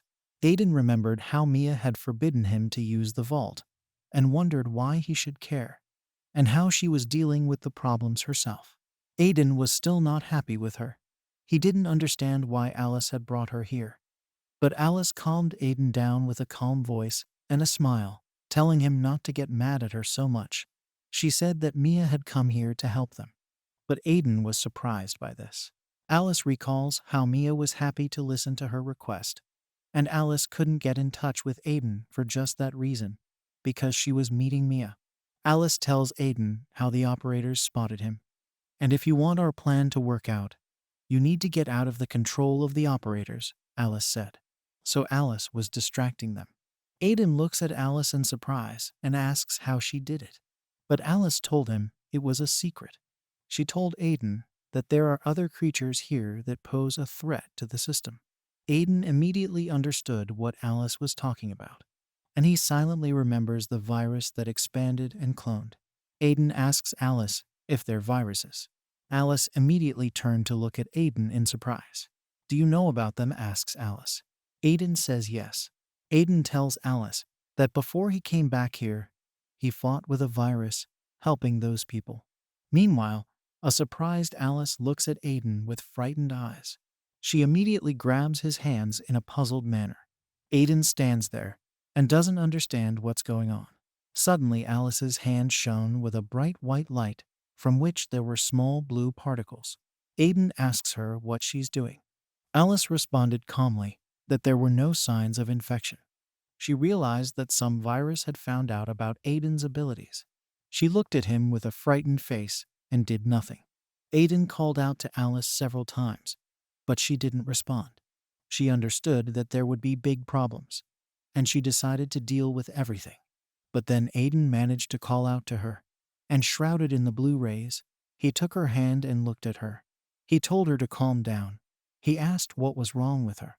But Alice immediately started asking him about that virus, and whether he really met it, and that it was stupid because he could get hurt. Alice said that if something like this happens again, Aiden should run away immediately. She said that viruses are more dangerous than the moderator, as they can instantly consume you. Aiden stood with a blank expression on his face and listened to what Alice was saying to him. And he knew very well in his head that if he made even the slightest mistake, he would be immediately swallowed up. But Aiden told Alice that everything was fine because that virus was removed. Alice stood looking at Aiden in disbelief. She asked if he had deleted it. Aiden said he got help with that. Alice looked at Aiden and said that the virus is not so easy to remove. And then she saw a red aura envelop Aiden, and she thought that maybe he was born to be a moderator. Aiden asked Alice, have NPCs ever been removed due to viruses? To which Alice said that if you do not respond in time, the entire system can be absorbed by a sinister virus. Therefore, at the moment, operators remove everything that was infected with the virus, no matter how cruel it was. Aiden knows that perfectly well. Suddenly, Aiden is covered in a dark red aura. His eyes start to shine, and he says that he can't forgive the moderator for what he did. Aiden remembers how his sister was removed, and said that the NPCs are removed simply because they were in the wrong place, although they didn't even have anything to do with the virus. Aiden believes that the current system is a bug, not viruses and a moderator. Aiden takes all his will into his fist and decides to create a new system that no one can damage. Aiden proudly stood under the bright moon, shrouding everything nearby in red particles, and announced that he would become the new moderator. Alice looks at Aiden in surprise and starts to smile softly. She said that only Aiden can make a difference in this world. Suddenly Alice, holding out her finger, said that first he must approve the operators. Aiden stands there and doesn't know how to do it. Alice said that even if he became a moderator, he wouldn't be able to control everything at once, and a bright blue circle of mana formed above the appearance. Alice held out her hand and told Aiden to pick her out. And hugging Aiden under the bright blue rays of the sky, she said that she would be his first cameraman. Then we are transported to a huge room that was lit by many windows. In the distance we could see a dark silhouette who was sitting at a table. You need to stop what you started, Lloyd said. System Alert Operator Lloyd Level 405. There were a lot of cameramen sitting around the table. The bright light blinded the place. Sitting next to Lloyd was a man completely covered in armor and wearing red horns on his helmet. Next to him sat a girl with gray hair and a crown on her head, and there were snow-white wings at the back. Opposite them, there were 3 more dark silhouettes. Lloyd said that most of the operators were here for a reason and were waiting for Mia to explain. Mia abruptly stood up with a stern look on her face. Someone said he wasn't going to tell them anything special, and he put his feet up on the table, making Mia look serious. Dyke said they talked about the same thing over and over again, and he wanted it over with quickly. System alert operator Dyke level 411. Dyke had bright green hair and eyes. He was wearing a blue uniform. Next to him was a girl named Isabel, who had dark hair and dark red eyes. System alert operator Isabel level 430. She was dressed in a dark uniform, and there was armor on her shoulders. Her face was covered by a mask, and she had red horns on her head. Mia said in all seriousness that she had come for a joke and ordered Dyke to take his feet off the table and listen to her very carefully. All of a sudden, Mia became very angry. Her eyes filled with rage, and an extremely scorching fiery aura could be felt all around her. Dyke immediately removed his feet, sat down quietly, and listened to Mia in silence. Mia asked for attention. She stood up and started saying that she had found the main body of the worm virus. Suddenly, all the cameramen at the table were startled and started looking at Mia. Two operators sitting next to each other immediately realized that if it was a worm, then it was one of the named viruses. The operators already had a lot of problems, but the worm was their main problem. They understood what they were. It was a powerful virus with long gray hair wrapped in a sinister aura, and underneath it were many viruses that were smiling maliciously. The worm's cloning ability caused a lot of damage to the entire system. So Mia stood in front of the other cameramen, who were making out a dark silhouette, and started telling them how she found him in a bad sector. And now that the search radius has decreased, they will be able to track him down and try to catch him. Mia's gaze abruptly turned piercing and blue, and she said that she had reported everything to the moderator, and that this time they would have to remove it by all means necessary. Suddenly, the atmosphere at the table where the other cameramen were sitting changed dramatically. It was covered in a dark blue color, and everyone was puzzled and scared by it. Suddenly, a bright light blue ray appeared, and from there, two silhouettes could be seen slowly moving from there. The operators immediately understood what this force was. They got up from the table, and from them dark silhouettes could be seen, and they were enveloped in blue particles. It was the patron spirit Procyon. She was wearing a luxurious white dress, and there was a dark blue cape on the back. There was a tiara on her head, and there were 4 crystals on the pile. She held out her hand and spoke to the cameraman. Mr. Moderator arrived, and a powerful dark-robed moderator stepped out of the blue monobeam. The operators were extremely surprised that the moderator himself came personally, since he had not previously come if the case was considered frivolous. The cameramen looked at the dark silhouette of the moderator and Procyon and were shocked. They didn't understand what had brought him here. Mia started to wonder, puzzled, if he might have come because of her report. And then there was a chance that the moderator would personally take on the case. After that, we are transported to Alice and Aiden. They were standing under a tree, which was illuminated by the bright light of the moon. Bright particles were coming from them. Aiden was surprised that Alice would be his operator. Suddenly, a system window appeared right in front of Aiden, sending out bright red beams. System notification. You want to approve Alice for the position of operator. Yes, no, Aiden thought to himself that this was the first step in being a moderator. Aiden remembers Alice helping him with a lot of things. Aiden knew perfectly well that she was strong enough and knew enough about the system to be his first operator. Aiden confidently reached out to the bright panel and pressed the yes button. Suddenly, Alice began to shine brightly, radiating rays in all directions, making Aiden's eyes dazzle. System alerts appeared above Alice. You can now use the system, and the firewall has been created again. Alice was covered in a bright red firewall. System alert operator Alice. She looked at Aiden and started crying. Aiden stood there, not understanding. She rushed to hug Aiden and thank him.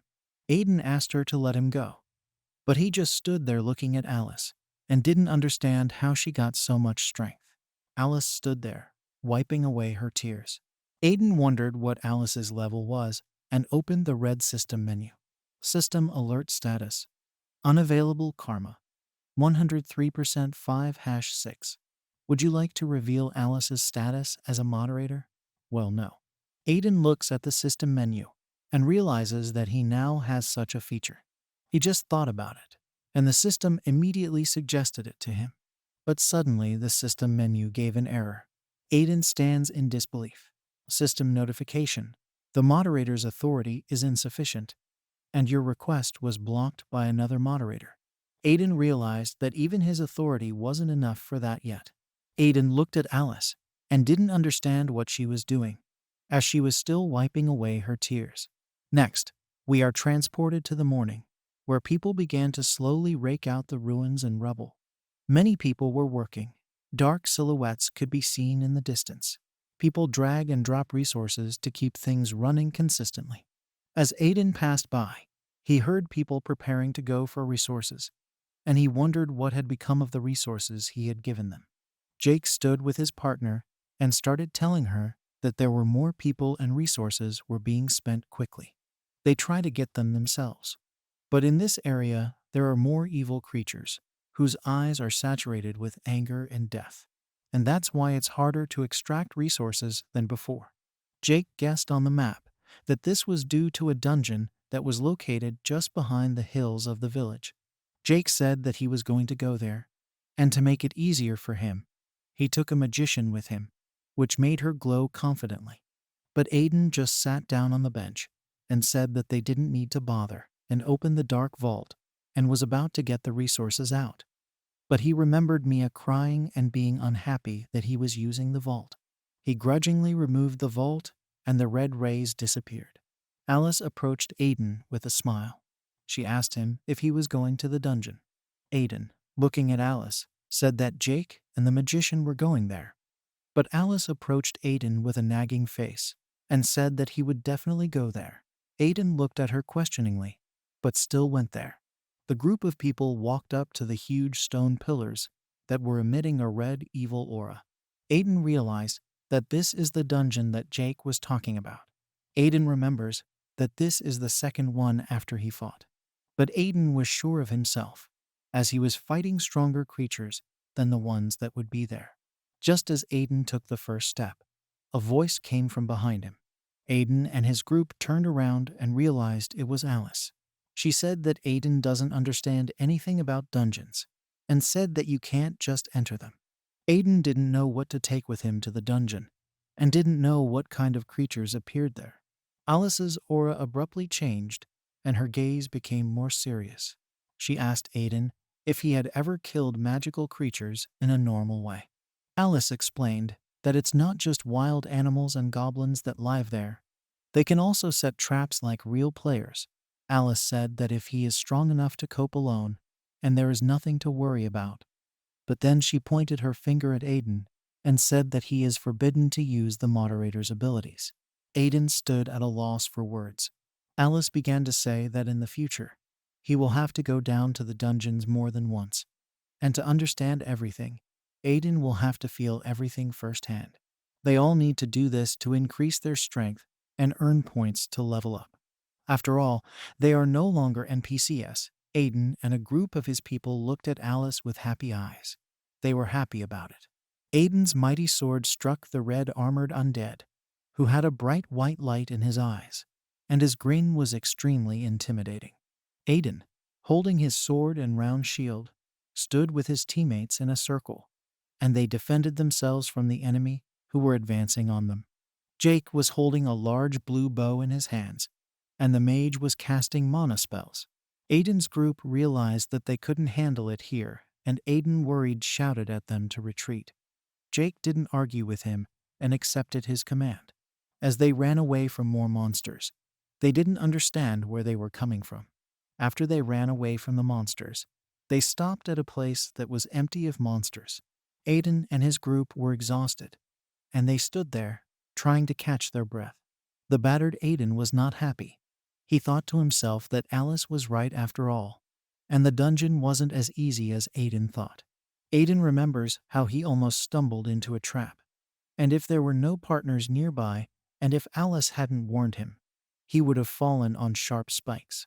Aiden also remembered how he and his team had been ambushed and managed to escape. In the dungeon, Aiden encountered various monsters, from slime that was immune to physical attacks, to large stone golems that were covered in a pink circular field that gave him invulnerability to magical attacks. While Aiden was remembering all this, Alice came up to the group and called out to them.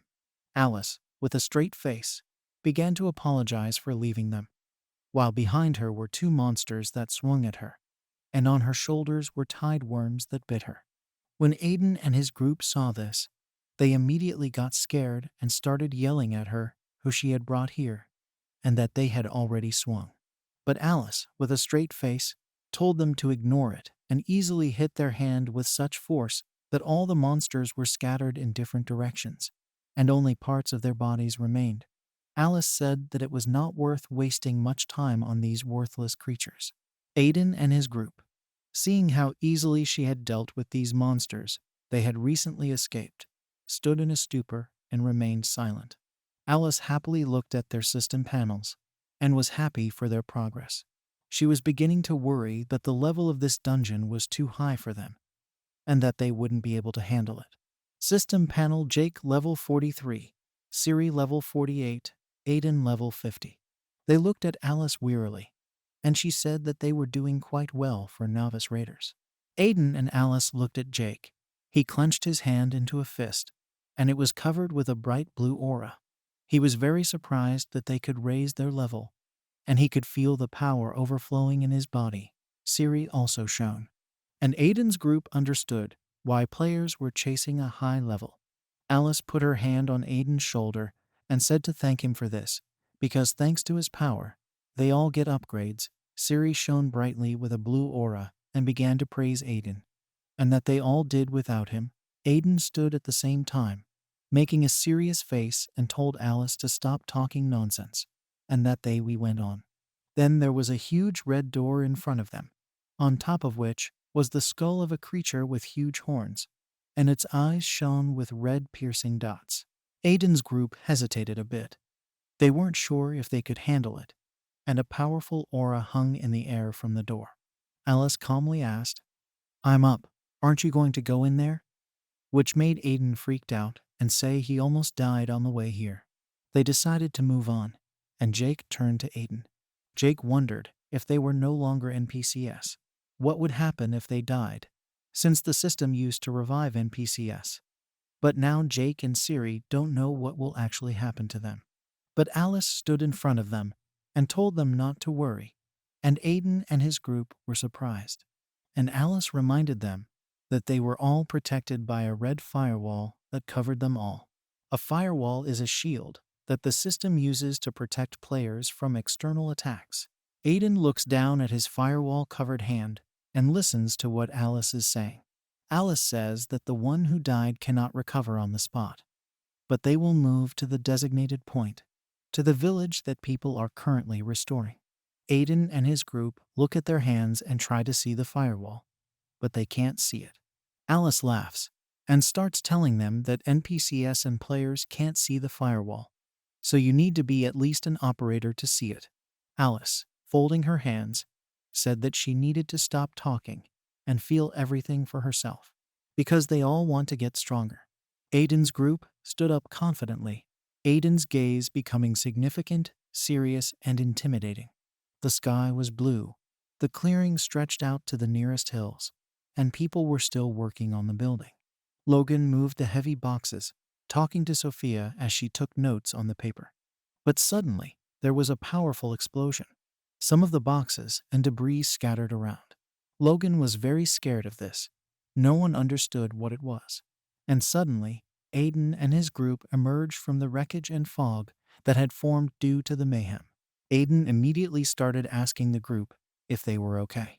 Jake and Siri were glad they weren't really dead. Logan ran over to help Aiden up.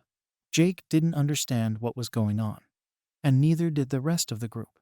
Aiden's group remembers fighting a magical creature that was flying in the air and exuded an extremely strong blue aura. Her hair was blue. She was wearing a dress, and the tips of her hands were blue. There were 3 crystals flying around her, and the upper half of her face was covered by a mask that had horns coming from it. Suddenly, a magical creature began to cast a strong circle with mana. Particles of mana from the air formed into a ball.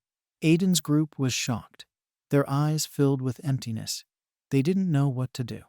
And then they were hit by a powerful macro attack that left sharp blue crystals in its wake. And there was a blue beam in the air that attracted the void. After that, they died and reappeared in the village. Alice ran up to Aiden and his group and said it was boss, which Aiden didn't expect.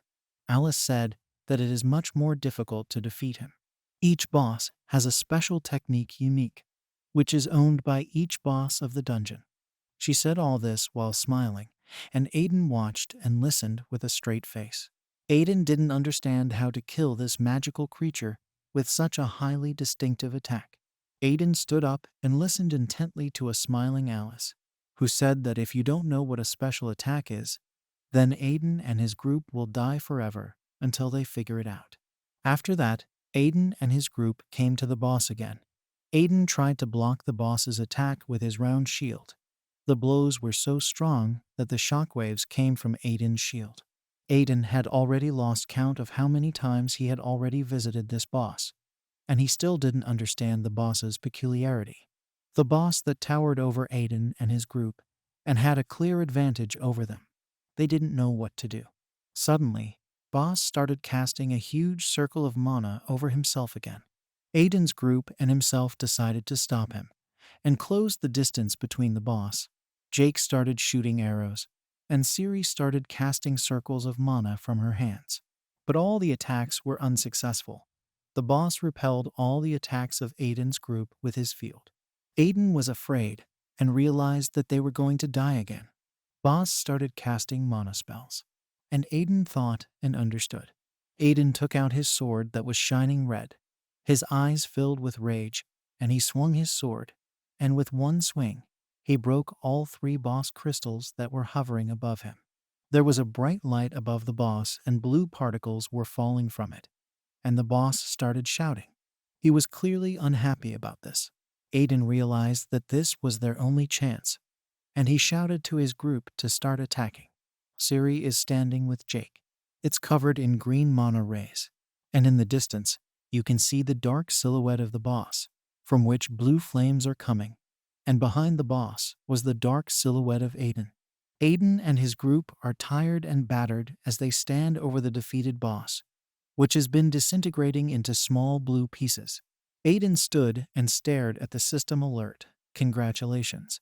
You've cleared the Urch dungeon shaft. Aiden level 60.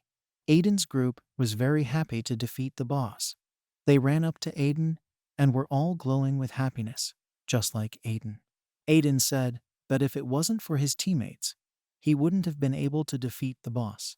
Suddenly, something began to sparkle behind him, and Aiden turned to see bright yellow particles falling to the ground and turning into the chest. System alert, reward received. The chest opened, and the jewels glittered brightly. Aiden's group looked on happily, and they were all sparkling with happiness. Jake and Siri immediately rushed to the gems. They immediately realized that they would not have to worry about money for a long time. Aiden just stood there happily looking at them. He was happy that they were able to understand the boss' peculiarity and defeat it. Since he couldn't use the vault anymore, it was a valuable reward for Aiden and his group. Now they will be able to feed the village on their own. A delighted Alice ran up to Aiden and said that he had done a good job and congratulated him on a successful raid. Alice stood in front of Aiden's group and asked them to sort out everything else, to which Jake and Siri agreed. Alice said that she and Aiden had unfinished business, and she wanted him to go somewhere. Aiden looked questioningly in Alice's direction, but Alice looked back at him and said it was very important. Aiden and Alice walked down a long hallway. Aiden thinks about it and realizes that this place is exactly like the past he was in. He remembered the battle with the dungeon keeper and was afraid that he would meet him again. There was a bright light in the distance, and then Alice turned to Aiden and said that they should go there. She reminded him that the last time she went missing was because of the dungeon keeper. And suddenly, in front of Aiden and Alice, there was a huge creature that was dressed in red armor. and its body was covered with red crystals. Alice said that most dungeons have their own guardians. They are the defenders of the system. But their tasks do not stop at destroying bugs. But they also do not allow magical creatures to run free. Suddenly, Aiden was very nervous. He asked Alice what would happen if the guardian was destroyed. Alice said that the system would simply replace it with another guardian. Aiden immediately calmed down.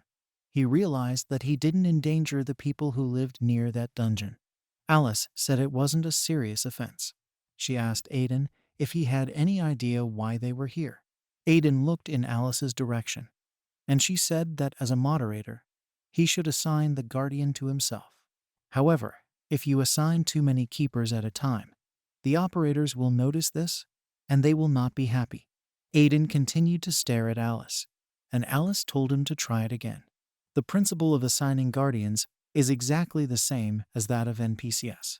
Aiden held out his hand to the keeper. His hand, as well as the guardian itself, radiated a light red aura. While Alice watched this process, red particles flew in the air, and soon the guardian shone with a bright light.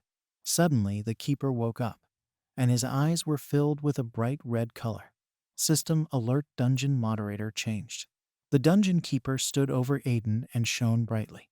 System alert new moderator #Ozumizn to Aiden. The dungeon keeper got down on one knee and bent his head in front of Aiden. Alice congratulated Aiden on the fact that the dungeon was now in his possession, and it was a good start. Alice said that if we continue in the same spirit, then everything will go without problems. Aiden continued to stand in silence and listen to Alice. Aiden said he had to find the operators, and Alice looked at Aiden in surprise. Aiden said that this place should be entrusted to people, and she did not want to give the place to Alice. Alice said that it wouldn't be difficult for her to manage this place. Alice grabbed her hand and said that she understood Aiden's distrust, since she was hiding a lot from him. Alice said she would accept whatever Aiden decided. He just stood there and stared at her. Aiden said that wasn't the point. Aiden said he needed her. Alice was surprised to hear this and looked at Aiden. Aiden said that she would be much more useful if she went with him. Aiden says that he needs to find something and remembers the bright glowing star of Sirius. To do this, they must improve their skills as moderators. Aiden smiled, looked at Alice, and said that it doesn't matter what secrets she has from him, since now she is his operator. Alice, looking at Aiden, said that she would fill him up with work so that he would have nowhere to go, and started laughing. There was a bright light at the end of the corridor, and Alice and Aiden were happily walking forward. Then we are transported to the village of Urch and observe how people have already built their homes. Jake and Siri were very surprised when they found out that Aiden wanted to make them personal operators. Aiden sits in his chair and watches them get nervous. Jake and Siri started saying that it was a big responsibility, and they were shocked that Aiden was willing to entrust them with this position. But Aiden said he didn't just trust them with the job. He recalls how he felt when they worked together and what they had to go through, and he knew that people would follow these two. Jake was about to ask Aiden a question when Alice happily ran up to Aiden and started hugging him, telling him that Aiden was right. Aiden watched it all with a straight face. Aiden said he would help if they had any difficulties. Jake and Siri said they would do their best. And Aiden confidently looked at these two and said that he was relying on them. Then we are transported to the dark lands, where the sky was filled with blood color and lightning was everywhere. A certain dark purple aura covered the depths of this place. We see a worm that has spread its arms in all directions, and purple particles fall on it. He opened his eyes and realized that everyone was there. He saw dark shapes sitting on towering pillars. Suddenly someone asks if they know why you're all here. The dark forms sat in silence and watched it all. The worm said that the moderator has started acting up again, and that it may soon get to them as well. All copies of viruses are removed at breakneck speed, disappearing, leaving behind blue particles. But there are still enough viruses left to extract information, the worm said. He told others to sit quietly if they didn't want to be removed by the moderator. The worm exhaled and moved on to the next one. A bright purple aura abruptly shone above the announcing pillar. The worm can't believe that no one even noticed the route of Mr. Trojan's movement. He didn't know where he had disappeared to. The worm held out its hand, and there was Aiden, his eyes filled with rage, and a bright red sword blazing in his hands. The worm really wanted to show it to Mr. Trojan. After that, we are transported to the village, where many people are standing and watching as Aiden stands with Alice and hands over the village board to Jake and Siri. Siri told Mr. Aiden not to worry, and that he could contact them at any time he wanted. Both Siri and Jake looked exhausted. Siri said that she would move in with Mr. Aiden at any time if he needed help. Aiden saw the sight of them and gave Alice a startled look. Aiden was surprised at how hard Alice had trained them. Alice said that they kept up with the training perfectly, but in fact, remembering how it went, Siri and Jake didn't understand anything among the red system panels. Alice remembers studying a project Aiden gave her in her spare time. She pointed her finger at the red system panel where the castle was drawn, and after that, the village was hidden from other eyes. And even if someone wants to find this place, even the operators will not be able to do it for a long time. Aiden looks at the system panel and marvels at the work Alice has done. Alice, on the other hand, was happy with her work. Aiden thought to himself that even if he decided to become a moderator, he wouldn't be able to hide anymore. And it is also impossible to lose to him, neither to players, nor to viruses, nor to operators. Suddenly, something shone very brightly in front of Aiden. System alert. Training guide completed. Congratulations, you have acquired some basic moderator skills. The update is complete. Aiden was extremely surprised by this ability. He realized that everything was just beginning now. Aiden strode forward confidently, swirling his blue cloak as an extremely dazzling light shone in front of him. He said that he would change this system. Aiden and Alice were walking through an empty field, where 2 mills could be seen in the distance. Along the way, Aiden began to wonder where they should start, to which Alice laughed out loud and knew that this was exactly what would happen. Therefore, she had thought out the instructions for wandering beginners in advance. A blue system alert began to pop up in front of Aiden. Kevin called Aiden. Alice was extremely surprised by this. She didn't know when Aiden had met the other players. Aiden asked Alice to be a little quieter. Aiden takes a voice call, and a loud voice says his name. At this time, Alice stood and watched all this. Kevin asked if he was distracting him, to which Aiden said no. Kevin started telling Aiden about his guild and how they were going to help the newbies.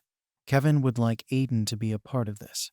Aiden thought it was a good opportunity, and the reward wouldn't be as small as Kevin had said. Aiden thought it over and agreed. Kevin said he'd send the coordinates, and they'd see each other later. Aiden extended a finger to the system panel and ended the call. Alice was angry at Aiden for suddenly going somewhere. Aiden glared at her and didn't understand why she was angry. Alice couldn't understand why Aiden would need the help of other players when there was one. Alice asked me to ignore Kevin, to which Aiden said he would just meet him. After that, we are transported to a city called Downtown. There were beautiful high-rise buildings, and the streets were full of people. A castle loomed in the distance. Aiden and Alice reached the tavern they were looking for. Aiden pushes open the doors and walks with Alice into the building, which is crowded with drinking gamblers. Suddenly, a hand reached out from the crowd and called out to Aiden. Kevin was calling them to a table where 2 dark silhouettes were sitting. Kevin was glad to see him and surprised that Aiden had come so quickly. Kevin was just beginning to thank Aiden for agreeing to take part when his speech suddenly got lost on Alice. She was so beautiful that she seemed to sparkle in his fumes. Kevin was embarrassed and immediately started asking Aiden about their relationship. Aiden said they were just friends. While they were talking in secret, Alice wondered what Kevin's plans were for Aiden. Kevin, awkwardly holding out his hand to Alice, began to introduce himself and wanted to add her as a friend. But Alice just ignored him and turned away. Kevin decided that he would try again next time. Kevin beckoned Aiden over to the table and started introducing the team. Aiden saw 3 low-ranked players at the table. They greeted each other, and Kevin began to explain the plan of action. Kevin said that they were waiting for the hunt for the boss, which was quite large. It had sharp fangs, and its weapon was a kanabo. Although the level of the location was low, the reward was quite good, and they should have enough joint forces. Kevin confidently stood up and said that they had nothing to fear, since he could always make sure that they were safe. After that, we are transported to Troll Canyon. The system alert showed the recommended level of 45. Now they had to wait. Aiden sat down next to Alice. Kevin said that he would only watch, and if something went wrong, he would come and help them. Otherwise, they won't be able to gain experience. Suddenly, a voice was heard from afar saying that the giant would soon appear. Aiden and Kevin saw dark shapes approaching. They realized that it was another team of players. Suddenly, one of them, wearing a dark cape and a stern look, furiously asked who they were. On his arm was a bright red armor that was wrapped around his waist. He rudely ordered them to get out of here. A group of low-ranked players didn't like this, and they started to resent it. A bad guy from another group approached the girl and asked her to repeat what she had said. The girl and the group felt uneasy. Players from the other group said that they had nothing to do with their levels here.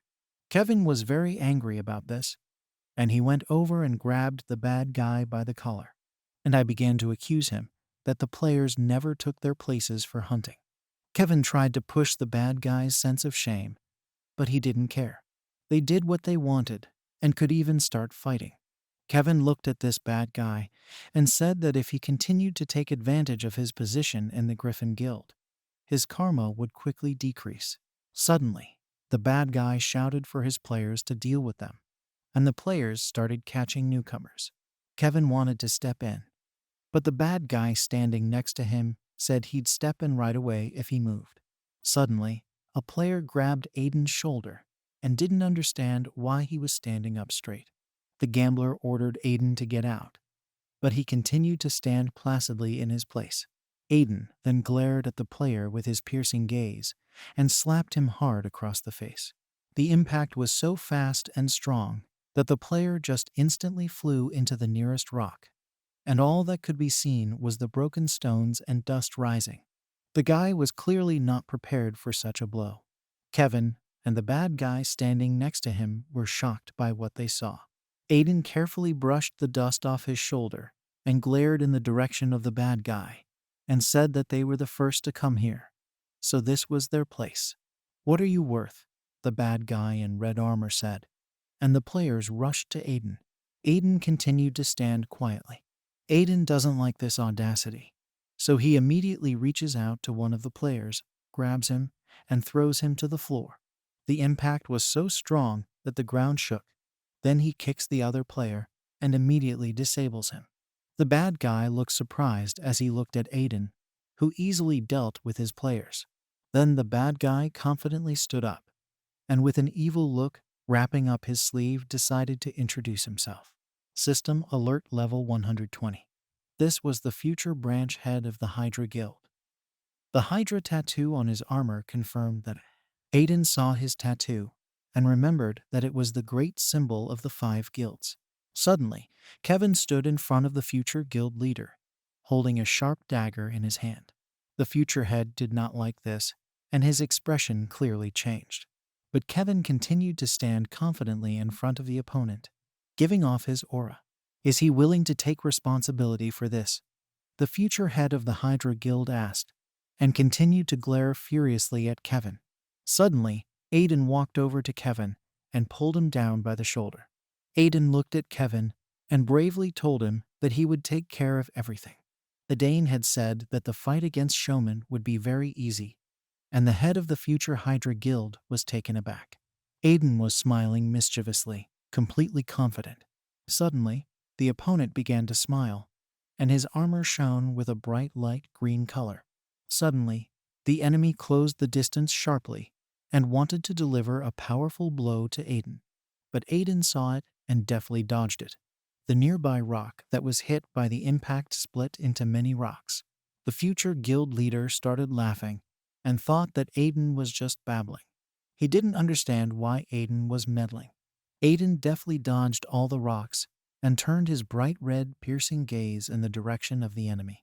Aiden abruptly closed the distance and was about to hit his opponent. His opponent hadn't expected Aiden to be at his side so quickly. Aiden instantly quickened his movements and speed. System alert. Stats multiplied by 2. Aiden hit his opponent right in the face, driving him into a nearby rock. The future head immediately died. Since Aiden dealt a lethal amount of damage, the future head of players was moved to the respawn location. The players stared at Aiden's dark silhouette. They couldn't believe their eyes that their captain had been defeated by Aiden. At the same time, Aiden, who was enveloping the entire place with his aura, turned with a serious look in the direction of the players. In the next moment, Aiden and Kevin watched as the other players began to run away in fear. Kevin was extremely shocked that Aiden had become so much stronger in such a short time. As he watched Aiden curl his hand into a fist, Kevin began to suspect that maybe he was hiding his true level. The newcomers looked at Aiden with eyes full of admiration. They were amazed at his strength and said that he was the best. Kevin walked over and started apologizing to Aiden for not being able to help him right away. As if Kevin attacked other guild members, he would be in trouble. Kevin looked at Aiden and said that his karma would drop, but Aiden didn't care. He said everything was fine, system alert, karma downgraded to 17. At the same time, the future Hydra Guild captain was reborn in the city.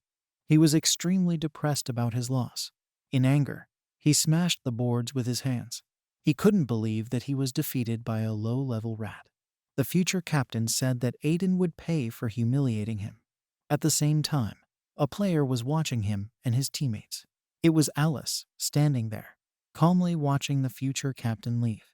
Next, we are transported to the field, where Aiden and his team are fighting with the boss. Aiden's gaze changed, and he launched a devastating attack with his sword, leaving a red beam behind. It sliced through the boss's body, and the boss fell down dead. While Aiden was catching his breath, looking at the fallen boss, the newcomers behind him were certainly happy. The fact that they have succeeded, and they have increased their level. The newcomers wanted to add him as a friend, as he helped them a lot. Aiden stood there and realized that fighting against monsters was much easier when there were certain tactics. Aiden didn't care about the reward, as the experience gained was priceless. Kevin came up to Aiden and said that Aiden did a very good job. He had never seen such a strong newcomer. Kevin offered to join his guild. Kevin said that those guys from the Hydra Guild would be willing to ruin their pride and reputation to annoy Aiden. He held out his hand to Aiden and said that if he joined them, those guys wouldn't be able to just touch Aiden. Kevin confidently told Aiden that they would protect him. System notification invitation to the guild. Aiden stood there, thinking. He knew that this had its advantages, but he still wanted to discuss it with Alice. Suddenly, he noticed that the place where Alice was sitting was empty. He didn't know where she'd gone. Aiden didn't know what to do. After that, we are transported to the city, where there was a huge tower, and hooded players were standing near the passage. Suddenly, the current captain started scolding the future Hydra Guild captain for coming back after being defeated. The current head was extremely dissatisfied with this, as now he is not sure that this guy will be able to take his place. The current guild leader was dressed in a beautiful red uniform, and he had silver armor on his hands. His eyes were very stern, and his hair was light. He said that anyone who touched a member of our guild should pay for it. The captain ordered the heir to take the children with him and trample his offenders into the floor. In the future captain's mind, the image of Aiden looking down at him was drawn. With a smirk on his face, he thought to himself that Aiden would never set foot on his territory again. Suddenly, there was a crash. The future captain turned around and saw Alice, who was seriously advancing towards them, simultaneously neutralizing all the guards. The future captain stood up and shouted out who she was, and saw Alice looking at everyone with her serious gaze, radiating her strong aura. "What are you doing?" the bad guy said, looking at how all the players were falling from impotence. The future heir and current captain were shocked that they could be laid by a fragile-looking girl. Suddenly, the door opened and many more players came out. They immediately ran up to Alice and completely surrounded her, not giving her a pass. Alice, on the other hand, did not doubt herself at all and continued to look at them with a confident look. The future captain was surprised by her strength, but despite this, he smiled and said that she should not have come here alone. They said that Alice wouldn't be able to escape so easily now, as she was surrounded by players with evil eyes and sharp weapons. They didn't intend to kill her, as they wanted to find out which guild had sent Alice. Alice continued to stand placidly as she was surrounded by many dark silhouettes with glowing eyes. She just glared viciously, and in the same second, a powerful punch rang out, sending rocks and players who were nearby flying. Alice stood looking at the hole in the wall that she had left with her powerful punch, and behind her lay the players she had defeated. The future captain and the surviving players were dumbfounded, as the defeated players had a minimum of level 100. The captain was displeased with what Alice had done, and his expression visibly changed, and he was covered in a bright green color.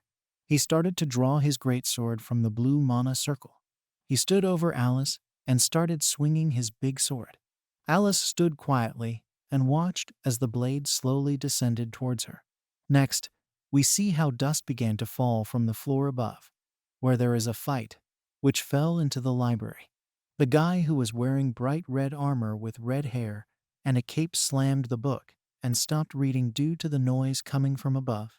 A guy in red armor asked what was going on there, and a nearby player said that someone had invaded the territory. The guy turned to the player with a smile and asked how many players had invaded. And while he was putting the book back on the shelf, the player informed him that he was only one, which made the guy's aura and appearance much more serious. He immediately walked down the corridor with the player, listening to where she was right now.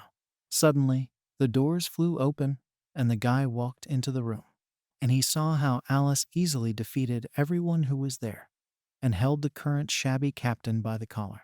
The guy's aura abruptly became scorching, and he smiled maliciously and said that no one dares to defame the name of the guild. He immediately closed the distance between Alice and wanted to throw many punches at her from behind.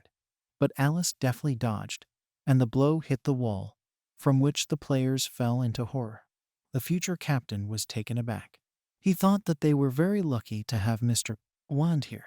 Red balls resembling the sun were flying over Avand. The look in his eyes had clearly changed. The future captain looked in Alice's direction and couldn't believe that she could even beat the captain. He was confident that Avand would easily defeat her. Alice, on the other hand, was just dusting herself with her hand. Awand was surprised that his blow didn't even graze her. He began to suspect that she, like him, was a high-level player. He looked at the serious-looking Alice and made up his mind that he would fight in earnest. Avand began to gather the powerful bright mana in his hands. He shouted at the other players to get out if they didn't want to die. The players immediately ran to the exit. A bright yellow circle of mana appeared in front of Awand, and he released a powerful beam of light that was directed at the calmly standing Alice. The beam hit it and made a big hole in the wall. Avand was confident that he had beaten her, but he was extremely puzzled that he was once again unable to even injure Alice, who didn't even dodge the attack. Then Avand again began to cast a circle of mana from her hand, and then sent her hand to the ground, which immediately shone with rays and cracked from such force. A yellow mana circle appeared above Alice, but she continued to stand still and watch. Suddenly, Alice was completely engulfed by a bright blinding beam, and the impact sent piles of debris flying and dust rising. Awand was silent and watched it all, but then he was shocked when he saw Alice standing quietly. Avand was sure that he had hit it with his piercing beam. Alice stood there and wasn't even touched by a single attack from Avanad. Afterward, she exhaled and was disappointed that Avand was the strongest here. Avand stood there in disbelief, and in the same second, Alice closed the distance and grabbed his face. Awand was completely consumed by fear. Alice said that she came because they thought a lot about themselves. She told him to remember her face and asked him to tell the guild master that they wouldn't bother her eyes. Otherwise, she won't leave a stone unturned. Aiden started to cry out in pain and grabbed Alice's arm. He couldn't believe that he had lost so easily. Aiden realized that she was no ordinary high-ranked player, and perhaps even a ranker. Looking at Alice's depressing face, suddenly, a blue blinding beam appeared, and Alice threw Aiden to the floor, bending all the ground beneath him, dealing Aiden a lethal amount of damage. Next, we are transported to the ruined city, where there were piles of rubble everywhere, and smoke was coming in the distance. A hand emerged from the rubble. It was Aiden, who was extremely angry that he often dies and loses his level. System alert level decreased by 10. Awan's expression turned angry, and he wasn't going to forgive Alice for humiliating him. His gaze was filled with rage and a sense of revenge, and he was about to take revenge on Alice. After that, we are transferred to the city of downtown. Kevin asked Aiden if he was going to be okay. He offered to join their guild again, but Aiden smiled and told him not to worry about him. After all, he can take care of himself. Then Kevin told Aiden to text him anytime and left, waving his hand after Aiden. The rookie group was looking in Aiden's direction, and Kevin turned to follow him and told him that no matter what, he was going to the Hydra Guild grounds. Aiden said nothing and raised his hand to say goodbye. Suddenly Alice said from behind that they were finally done. Aiden turned to her and called out to her. He asked her where she had been, to which Alice said it was obvious. Aiden stood there in disbelief. Alice said that she dealt with those guys because she thought they might hurt Aiden. Aiden asked again, and Alice told him that she'd stopped by to say hello. Suddenly, Aiden heard a conversation in the crowd of other players that the Hydra Guild's base was completely in ruins. The players started remembering the ruins that were left behind. They started coming up with theories that the other 5 guilds might have done it. It was also rumored that a ranker was doing it. Aiden just stood there and listened. The players said that this could continue to grow before the guild war. Alice happily said that they wouldn't touch Aiden again and that there was nothing else to worry about. Aiden exhaled and thought that this was just her style. After all, if Aiden was attacked, he would have to postpone exploring the world. Aiden looked at Alice, pleased with herself, and was glad that she had saved him the trouble. Aiden reached out and opened the dark vault. He took out something and handed it to the surprised Alice. Aiden admitted that he had wanted to give it to her for a long time, but it took him a little longer than he expected. Alice glowed with happiness and wondered what Aiden wanted to give her. Aiden remembers the first time he made something with his own hands. He gave a beautiful black triangle-shaped pendant to Alice's hand. Alice was surprised by this gift. Aiden said that it has a function to communicate with him, and it also shows their location. Aiden told Alice that from now on, before she went anywhere, she should give a signal with this pendant. Alice looked at Aiden and thanked Aiden for the item, squeezing it in her hands. Alice was all beaming with happiness and said that she would keep it carefully. System alert for Aiden's pendant for Aria's personal use. Next, we are transferred to the meeting of operators. The crowd of cameramen began to disperse, and Dyke said, looking tired, that the meeting had exhausted him. Mia just stared at him with an evil look. Suddenly, someone called out to Mia. It was Zeno. He asked Mia if she was leaving, which made Mia look at him with a straight face. Zeno said that he found the main body of the worm, and that this time it was very active, but he couldn't catch it. Mia stood gravely listening to him. Zeno said that there are few operators who are able to resist the worm. Mia took it as if nothing had happened. She waved her hand and said that if that was all, then she would go as everyone still had a lot to do. Zeno, on the other hand, stood silent and perplexed. After that, Zeno said why she didn't make the first report, which caused Mia's eyes to change abruptly, as if filled with fear. She turned to Zeno and listened in silence. Zenon said that if it concerns the virus, then you need to report it to the moderator immediately. Zeno, giving off his strong aura, said that if Mia had done the right thing, the result might have changed. Zeno was so insistent that it was as if his gaze could be seen through his mask. Mia looked back at him with a serious look and said that she wasn't sure if the information was accurate. Mia started walking, and Zeno asked if that was your information. And bending down to Mia, piercing her with his gaze, he said that she could get close to someone. Mia didn't like it. Mia flexed her sharp clawed hand. Mia's aura changed noticeably as Zeno started questioning her. Zeno replied that this was a routine check. Zeno said that Mia was well aware that it was his job to eliminate threats within the operator's circle, so Mia couldn't possibly ignore his questions. Zenon does this for the sake of the moderator and system protection. Mia wasn't happy with what was happening.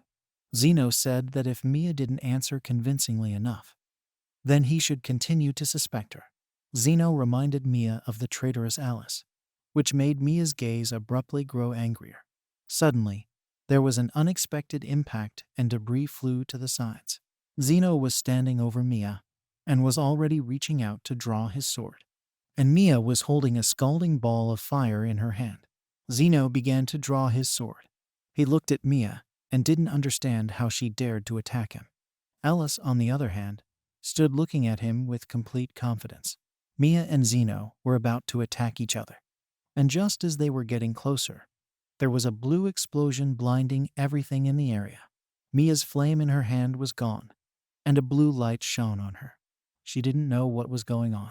Procyon stepped out of the blue light and stepped between the two of them defensively, a field that absorbed everything. Procyon looked at the two with a straight face. Zeno and Mia were very surprised when they saw Procyon standing in front of him. Mrs. Procyon said quietly that contractions were forbidden here. She looked up with her bright yellow dragon-like gaze and ordered them to stop immediately. After the battle, many pillars were destroyed and dust rose. Zeno turned to Mia and told her not to do anything stupid and that he would continue to watch her closely. Mia stood and listened to everything Zeno said. He didn't want to see Mia in the ranks of his enemies. Mia continued to stand and watch in silence. Zeno said it wasn't a warning. Mia started to remember when she was little and poor. The kind Alice gave her a helping hand. As Mia left, she told Zeno that she would never forget what had happened between them today. Lloyd and Dyke watched the dark shapes of Mia and Zeno. 3 operators stood and did not understand what had happened. Dyke could see that Mia was very angry. Isabel assumed that Zeno didn't just start a fight, but because there was some problem. Dyke heard this and turned to Mia and said that it was to suspect Mia. Lloyd just stood there and listened to everything they said. Then we are transported to the city. Aiden and Alice were sitting at the table talking. Alice found out that Aiden had turned Kevin down to join the guild. Aiden didn't want to make a decision without consulting Alice, but he didn't really regret choosing that option. Aiden thinks that if he needs the guild's help, he can still join. Alice sat listening intently. She told Aiden that being in a guild was a good thing. Aiden looked at her in surprise, since he thought that Alice would be against him joining Kevin's guild. Alice smiled and said that guilds are part of this world, and there's nothing wrong with that. Alice also mentioned that she knows the head of the Family Guy Guild, and he's a very nice person. Alice told the thoughtful Aiden that if he thought of something, she could introduce him to the chapter. Aiden thought for a moment, then came up with an idea. He suggested that Alice create her own guild. Alice was taken aback by this news from Aiden. Then we are transported to the village of Urch. Siri contacted Aiden remotely and said that she had set up the building where Aiden had ordered. Aiden thanked Siri. Across from Siri shone a large house that was about to be built. Aiden told her not to worry about resources. He looked at the system map and said that he would send the resources via the cloud to the village's combined storage. Aiden told Siri to contact him if she needed anything. There were many dark silhouettes standing in front of Siri. Aiden said he was relying on her, and Siri said she wouldn't let him down. Jake and the others stood there, staring at the building. Jake asked me what it was. All of a sudden, Siri immediately started pushing Jake to go faster to do Mr. Aiden's bidding. Aiden watched the red system menu close. He asked Alice what else was needed to create a guild, to which Alice replied that the hall is quite enough for the minimum condition. It remains only to wait until the construction is completed. Aiden and Alice started forward. Aiden asked Alice what they could do. Alice reminded Aiden that she had created a guide for novice players. Alice suggested that Aiden go to the first place that was marked on this guide. Aiden agreed with her, and they set off. Next, we are transported to a large tower, above which the sky was extremely dark and radiated fear. System notification of a call tower. Aiden immediately sensed the atmosphere that the tower radiated from him. He asked Alice what kind of place it was. She also looked at Aiden and started telling him that this is a challenge tower, and players visit it much more often than other places. Alice began to explain the rules of this tower. There are monsters in each level of the tower, and you need to defeat them to get to the next level. Some players go there to get hidden riches, or clear the tower for a while to beat your high score. But only nerds do that, and they just need to have fun and gain experience. Aiden turned to Alice with a serious look and said, "Fun is certainly good." But he decided to become a moderator, and so Aiden was going to do everything right. Alice added to Aiden that nothing depends on the level here. Players come here to party, as combining abilities is much better than acting alone. Alice held out her hand and asked to see what class of abilities Aiden was using. Aiden allowed her to take a peek and held out a finger to open the red system window. Alice thanked him and at the same time stood up in shock. She called out to Aiden and saw in the system window that everything was at maximum level. Alice didn't understand where Aiden got all this from. Alice turned to Aiden and asked where it came from. Aiden told her that he had it all from the beginning. Aiden stood there and didn't understand why Alice was so surprised by this. He thought that all players had abilities just like him, but he never saw the other players' windows. Alice realized that his stat points didn't go up. Alice thought back to all of Aiden's battles and understood why he seemed so strong for such a small level. It turned out that Aiden had abilities of all classes that could not be combined with each other. Alice, despite all of Aiden's abilities, realized that even the current operators had never seen such a thing. And in that moment, she smiled and realized that Aiden really was special. And if it continues to grow in the same spirit as now, it's only a matter of time before he gets close to the moderator.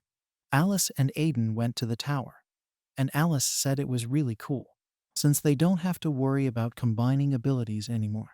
Next, we are transported to the tower and see a large, angry golem with a bright purple gaze and a frightening grin.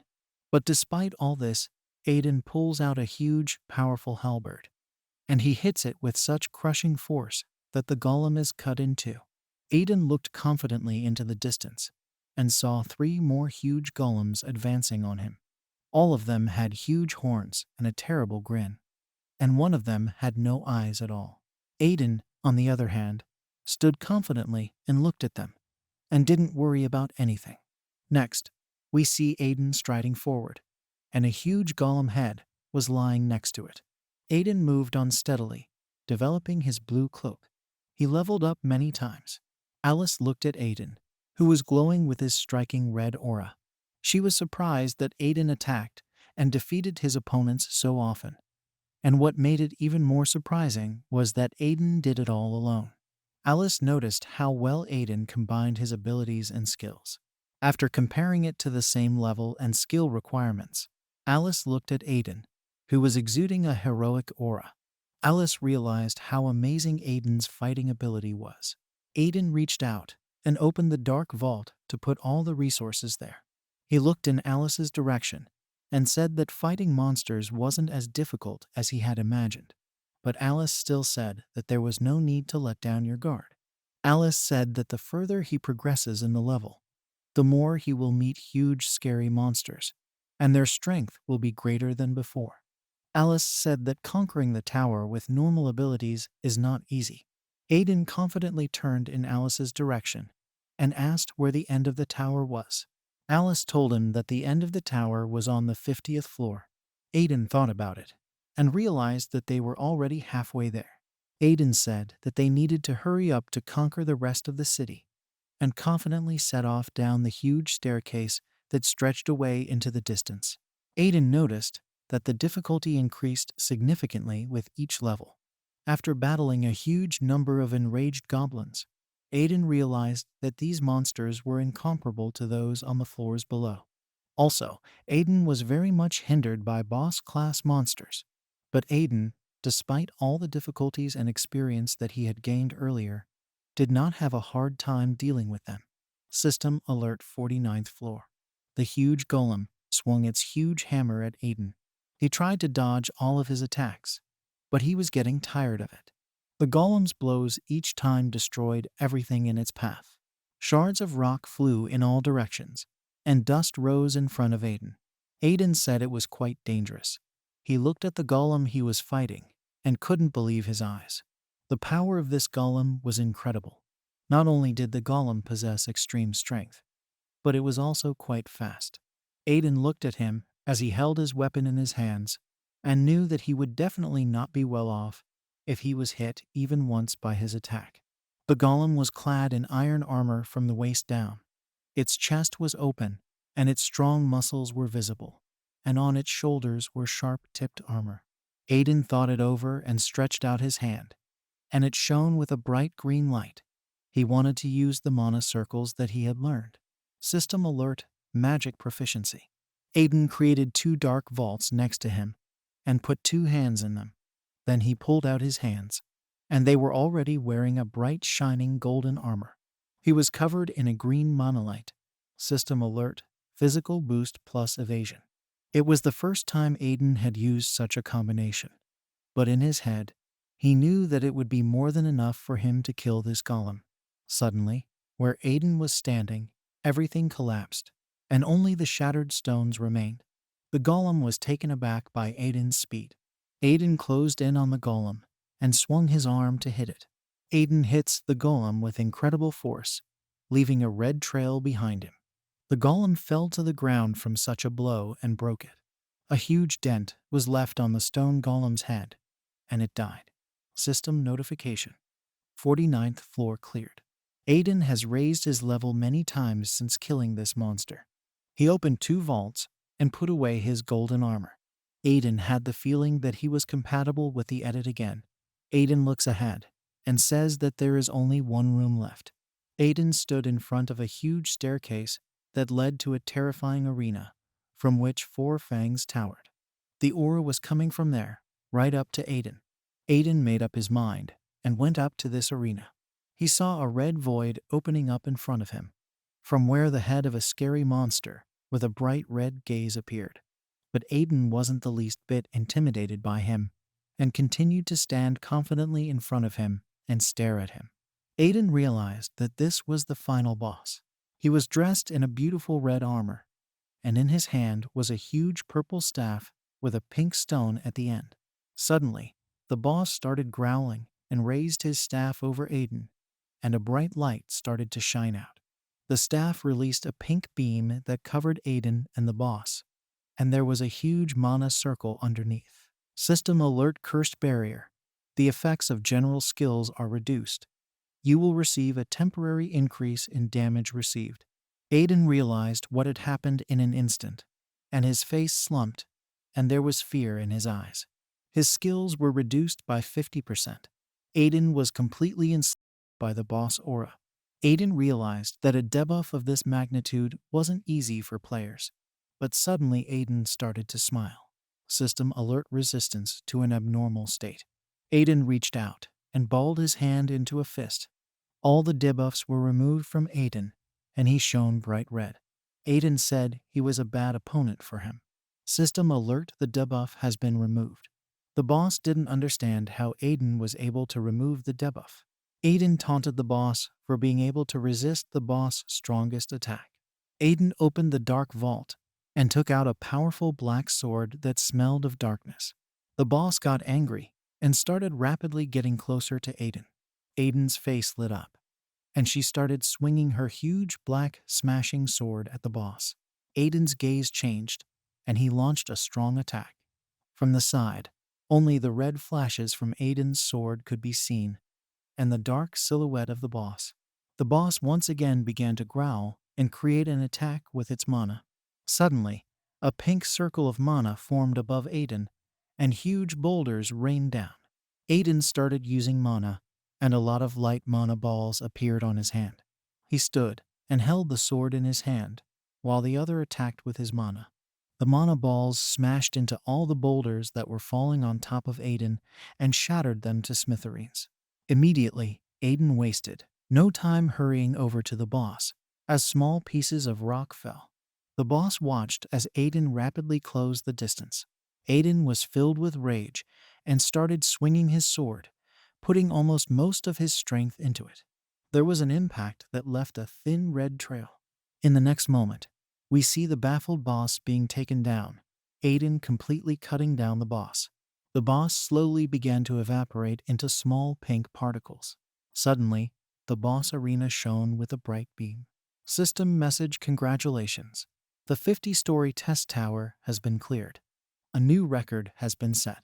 Aiden exhaled calmly, holding his sword in his hand under the falling light rays. Aiden watched the crackle in the void. Aiden was happy about the content. Aiden didn't know where the exit was, but in front of him was a cracked portal that was filled with dark blue light. Aiden turned to see a portal in the wall, blue in color, sending out lightning bolts. Even though the portal entered on rouge, it looked quite strange. Aiden wondered where it came from, since he hadn't seen it before. From behind, Kodo was clapping his hands, and it was Alice who was congratulating Aiden. She didn't think he could make it to the top. Alice walked over to Aiden and continued talking. No one else has managed to pass 50 floors on the first attempt. Aiden interrupted her and asked her to look at the portal, pointing at it with his finger. He wondered where it led. Alice was confused. She was looking intently in that direction, but there was nothing there that she didn't see. Aiden was very scared to find out that only he can see the portal. He didn't understand what was going on. If only he could see it. At that moment, Aiden's body began to collapse. He was often drawn into the portal, and in just a second Aiden was consumed by it. Alice looked at him in fright. She asked him to leave quickly, trying to grab Aiden, but she didn't have time. Aiden's body turned white and covered in a red aura. He was flying down somewhere, afraid that it had something to do with the moderators. Aiden looked down, and the front was the rooms where the players who were climbing the tower were fighting. There were fierce battles in every room. Aiden flew through all the towers and kept falling to the bottom. There was a bright light pouring out, which made it impossible to see what was on the bottom. When he landed, he saw a huge number of columns filled with microchips in front of him.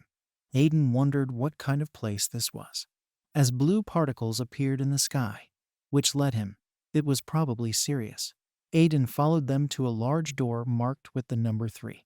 Sirius was leading him. When he reached it, a new system message appeared in front of Aiden, notifying him of a forgotten task update. Reward for the task: Administrator Level 1 authority and additional command aid inside in frustration.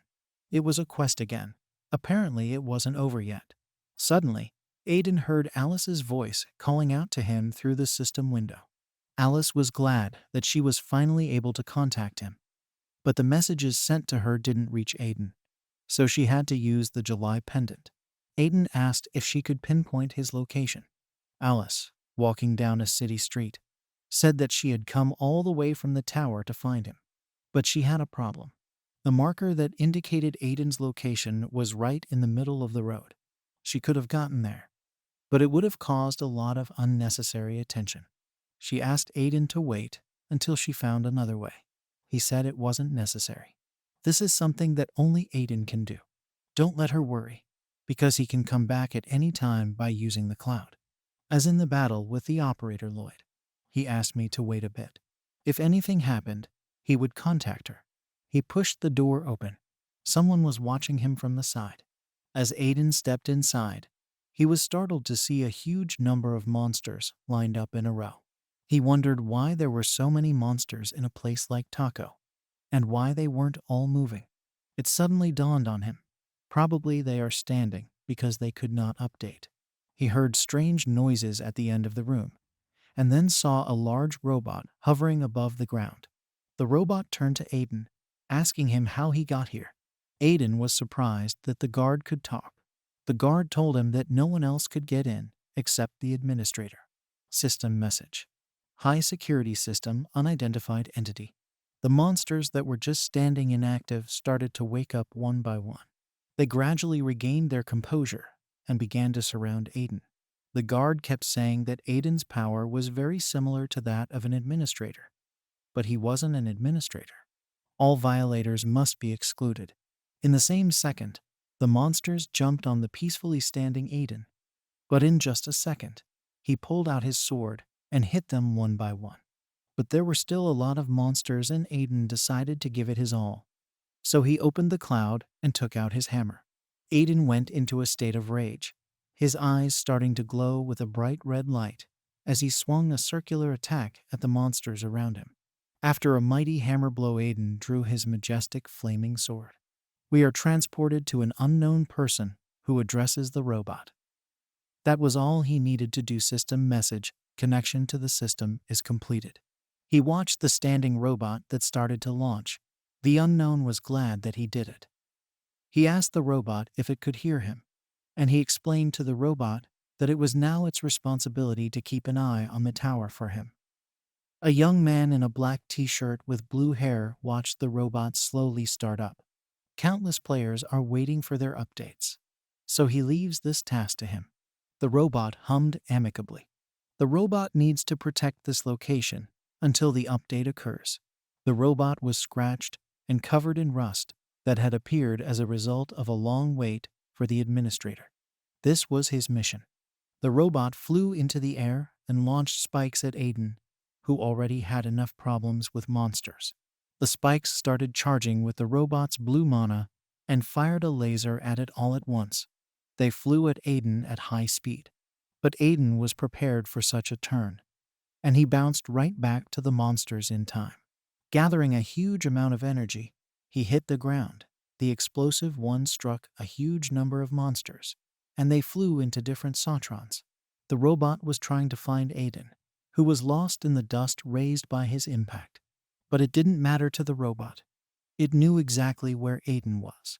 He aimed his laser cannons blindly and fired into the smoke, just in time for Aiden to deflect the blow with his sword. Suddenly, the ground beneath Aiden began to give way, and out of there came a huge worm with a lot of teeth. It was covered with scales that were not so easy to break through. Aiden jumped back, and the worm snarled at him. But Aiden wasn't afraid. He was flying straight into the worm's mouth, and as he fell, Aiden swung and cut the worm's throat with one blow. His lifeless body fell to the ground, sending up a huge pillar of dust.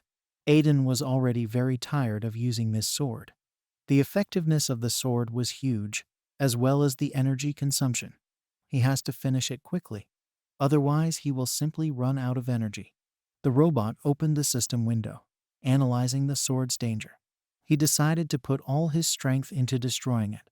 Aiden stood in a daze as the walls of the room they were in began to break into blocks and charge with robot energy. He fired them straight at Aiden, not forgetting to fire his lasers. The projectiles sent at Aiden were fast approaching, but he remained unperturbed. Aiden led to the developer line to increase the characteristics by 3 times. Thanks to this, he was able to jump away from the robot's impact. The explosion was so strong that it shattered the floor of the room. Aiden jumped on the blocks that the robot sent at him. Dodging the lasers, he quickly closed in. With a final leap, Aiden headed straight for the robot. With all his strength, he started to strike, but the robot put up a shield. The impact was so devastating that even a high-level robot's shield couldn't stop it.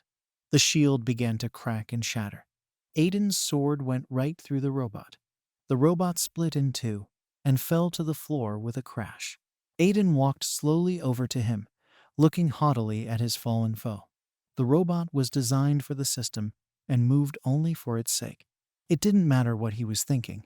The robot was just following the mission he was given. Finally, it will happen soon. System windows. The system is being rebuilt. The update starts. Alice looked at the robot and was happy that it opened its eyes. She told Aiden that he was awake. Aiden replied that it was very good considering the injuries he had inflicted on him. Alice was very surprised that the system guardian had consciousness. The robot woke up. It was the first time it had seen something like this. His appearance was similar to that of a human, with arms, torso, and legs. He wore a long suit with a scarlet crystal in the center, had blue hair, and had an iron plate sticking out instead of ears.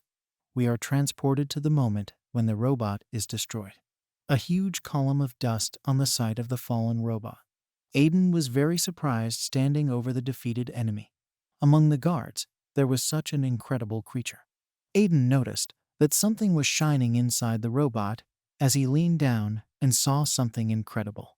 When he took it out, he could see the robot core, which was quite small, about the size of a palm. The core glowed red. It seems it could still work. Aiden heard Alice's voice. She called him because she was very worried. Alice wanted to know if he was okay. Aiden said she was just in time. He asked her to go to Doontown. He'll be there soon. Aiden had a lot to talk to Alice about, and there was something else he needed to ask. Aiden held the robot core, examining it carefully. He opened the cloud and entered it. Then we are taken to a bar in Doontown.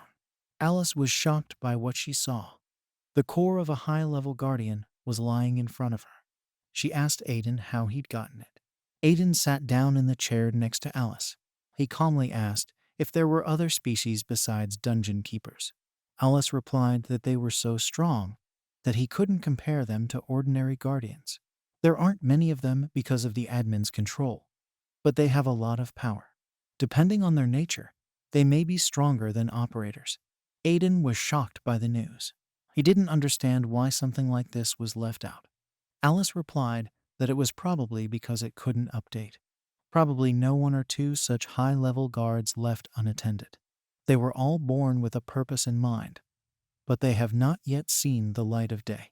High-level guardians aren't their only problem, and many other creatures are also forgotten in this way.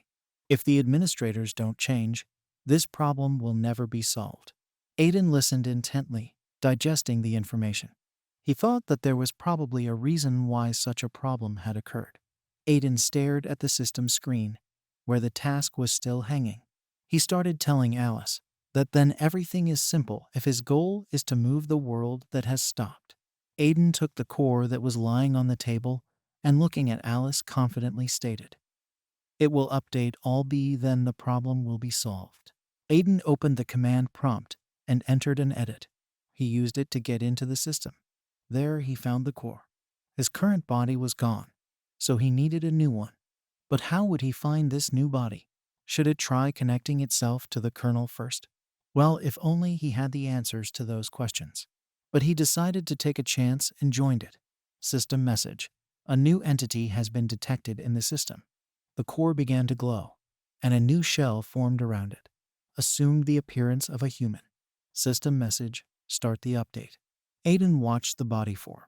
A new system message appeared in front of his face. Please choose a name. Aiden was surprised that being an ordinary NPC, he would become an administrator, which seemed strange to him. As he watched the body almost form, Aiden finally chose a name for it. From now on, his name is Theodore. System message. Theodore. Ask him what it's like to feel refreshed, Aiden. Theodore stared at his hands, not believing this was really happening. He turned to them, asking if they really updated it. Aiden glared at him and said it was true. Theodore got down on one knee, thanking a perplexed Aiden for fulfilling his long-held wish. From now on, whatever happens, he will follow him by addressing Aiden as Sir Administrator. Starting from the knee, he swore his loyalty to Aiden. System message. Aiden's high-ranking guardian. Theodore. We are transported to a clearing where the world is being torn apart. Purple lightning oozes from this gap. The gap is held by blue energy. A huge plasma explosion, and the monsters shout their last words. Virus, hiding behind a pillar, cursed. He started saying that it was a monstrous bastard. Was able to find this place. Hundreds of copies of it have already disappeared. The moderator was walking towards the virus, surrounded by a strong suppressive aura, and blue lightning flashed around him. Apparently, this time he was determined. It looks like if it stays here, it will be deleted. The moderator disappeared right before his eyes and reappeared behind him. The virus didn't have time to react, and the moderator used irreversible deletion on it. Viruses and fried blue lightning, and he was gone. The moderator calmly stood and watched this process, when suddenly he looked down and said that he thought so, that he was hiding here. The ground began to crack, and a huge virus flew out, looking directly at the moderator. The virus turned to the moderator. He had been waiting for this moment for so long, when he would finally be able to destroy it. It started attacking with its dark tentacles. The moderator jumped back and began to dissolve. Virus screamed that he couldn't miss it, and immediately fired a destructive laser directly at the moderator. The laser hit exactly on target, and a huge explosion occurred, sweeping away everything in its path. Virus was about to celebrate. But as soon as the smoke cleared, he was surprised to see a girl named Procyon that he had met before. She held out her arms to support the barrier that protected her and the moderator from being hit by the virus. Virus was seething with anger. He started shouting, "How dare some small lizard get in his way?" Procyon turned to the moderator, asking if he was okay. She asked him not to approach, that she would sort it out on her own. She raised her hand to the top, and a spear appeared in her hand, which gave off a strong energy. System message. Verdict Procyon, exclusive Procyon. The moderator gently placed his hand on her shoulder and told her not to worry. He'll figure it out all by himself. Taking a couple of steps forward, he turned to the virus. In the short time he'd been focused on finding Procyon, the viruses had grown considerably. Virus towered over the moderator, listening intently. The moderator took off his mask and said he was fed up with it. His mask crumbled in his hand. His hair was a bright shade of blue, and his eyes were filled with energy. System message, block command. A bright beam of light lit up the room. Energy quickly surrounded the virus and the moderator. They moved into a dark space. The virus guessed that the moderator was planning to prevent it from escaping. The moderator raised his hand and used his energy on him. Lightning bolts of energy shot out, gradually incinerating him. The virus knew that everyone would be removed at this rate. It applied scattering and split into a huge number of small viruses. They were trying to find a way out of there, trying to escape. The moderator was annoyed by their behavior as he energized the mana ball in his hand by saying that it will completely delete them all at that exact location. The ball has begun to act and one by one absorbs viruses, until at the end there is not a single one left. The moderator looked at his hand, in which he held the sphere. It contained a huge number of viruses. He used the delete forever command. The balloon burst with a crack in his hand and shattered into fragments. We are transported to a wasteland, in the middle of which stands a man in a jacket with white hair. Unexpectedly, a bolt of lightning passed through his body, and he fell to his knees in pain and coughed up purple slime. Cursing, he said that all his copies were destroyed, and it would be difficult for him to restore the ones that were there. He continued to speak, wondering how long he would be able to rule like this. The receptionist pulled back his hood and mask and started to leave. Then suddenly Procyon turned to him. She asked if the receptionist, or rather Aster, was okay. Aster didn't answer, but said he was coming back. Procyon watched him go, frustrated. The moderator sat dejectedly on his throne, watching the world go by. Suddenly, something caught his attention. It was a secret report sent by Zeno. The report was written about the behavior of Mia, who recently became suspicious. Aster wondered if it was likely that she had run into Alice at some point. He'd been expecting this since Mia had started following Alice around more than usual. He was lost in the memory of Alice, whether she still plans to return to them. Suddenly, the moderator was drawn to Zeno's additional report. Zeno found indirect evidence that the data was leaked to the outside world. He assumed it might be Alice. In the attached photos, he saw an NPC who was fighting Lloyd, but he did remember deleting it himself.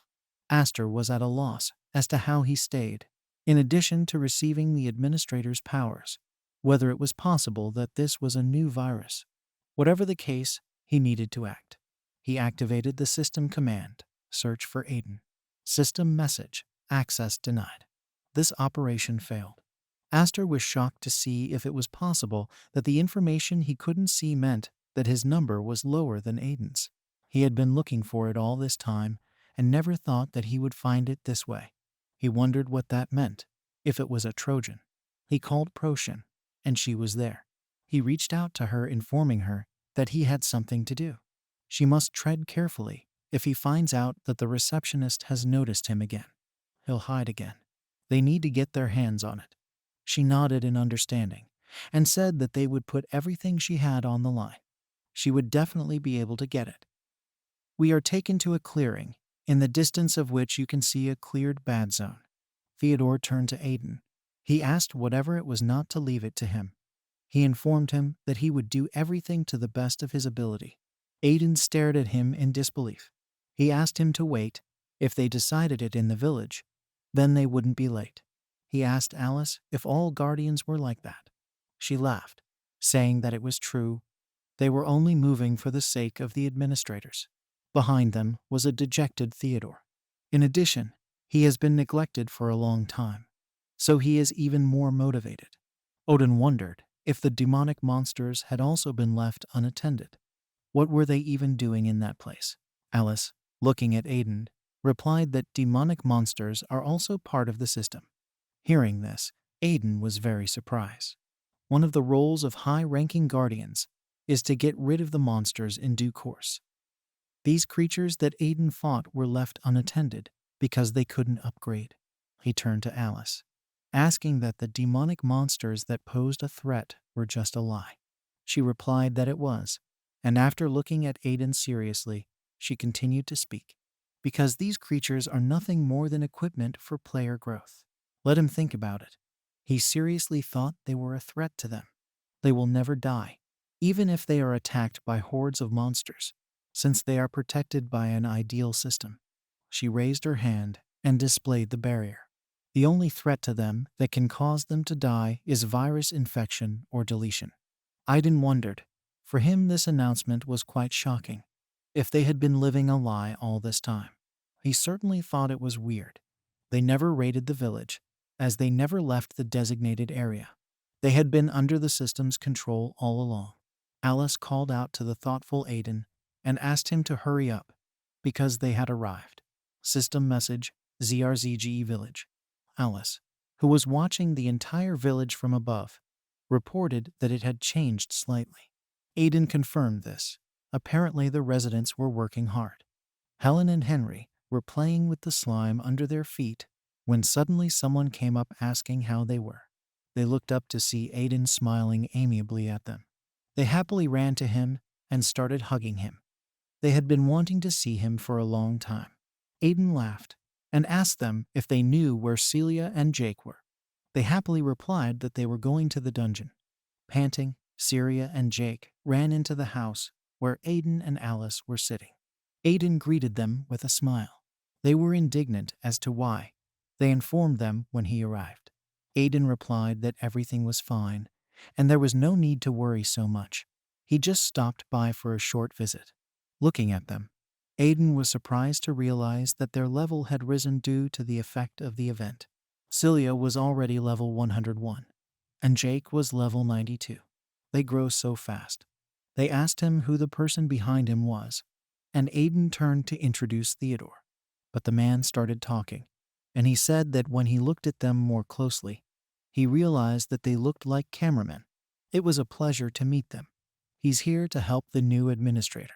He introduced himself as Theodore's high-ranking guardian, and he asked me to address him as it is convenient for him. They were very surprised by what they heard. So something like this must have happened. Celia and Jake started to praise Aiden because they had heard about high-ranking guardians before, because they were very talented. It must have been hard to get in, Jake said. Aiden blushed and asked them to stop praising them. Aiden asked how the village was doing, if anything had happened while he couldn't contact them. Celia and Jake were happy about this question. and they couldn't wait to tell us something.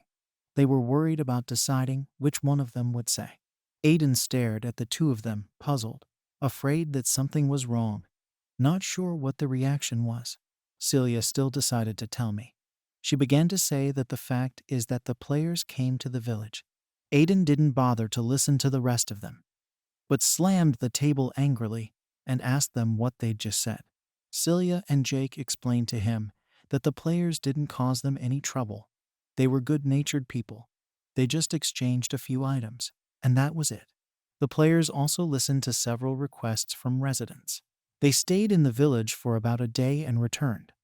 But they don't know when something like this will happen again, so they are preparing in their own way. Aiden breathed a sigh of relief, glad that nothing bad had happened. Aiden turned to Alice, asking how this could have happened. She knew that the players would find this place soon, but she didn't think it would be so fast. All she did was change the search and make sure that nothing was displayed on the map. But specifically looking for this place is another matter, because they don't have enough authority to restrict other players' freedom. Aiden sighed in frustration, which meant that it was impossible to block them completely. There was nothing they could do about it. Did this mean that they should think about getting players to visit them further? Aiden told Syria and Jake that if anything happened, they should contact Alice or him right away. They looked at Aiden worriedly and said all right. Aiden was approached by his guardian Theodore, who asked him to give the order to him as well. He would help him immediately. Aiden looked at him with a smile, telling him that he had something he wanted to ask him to take care of, because that was the reason why he returned to the village. He said, maybe they'll start testing it slowly. Alice, perplexed, asked him what he meant by the word test. Aiden looked at her with a smile and said that he had received another command. We are transported to the mountain where the particles of the affected area remained. Everyone around Aiden is watching him closely. They wondered what he was up to. They decided not to bother him and just looked away. Aiden reflected that this quest had done him a lot of good. System message. Your administrator privileges are elevated. Administrator level 5. New command received. Copy. Aiden's strength increased, and he was given a new command. System commands update, events, open, edit, copy, delete. If that's the case, then surely he can do it. He turned to Alice, saying that she had previously told him that a real administrator should be able to create content. Turning around, Aiden decided that he would show her the new content. It shone a bright red flash. Aiden was transported to the system. He needed to feel that sensation, the sight of players gathering on the tower. The huge red beam shattered into chips, its ability starting to take effect. Command line copy. A huge tower formed in front of Aiden, which he copied from his memories. This is what he needed. It was not an easy copy.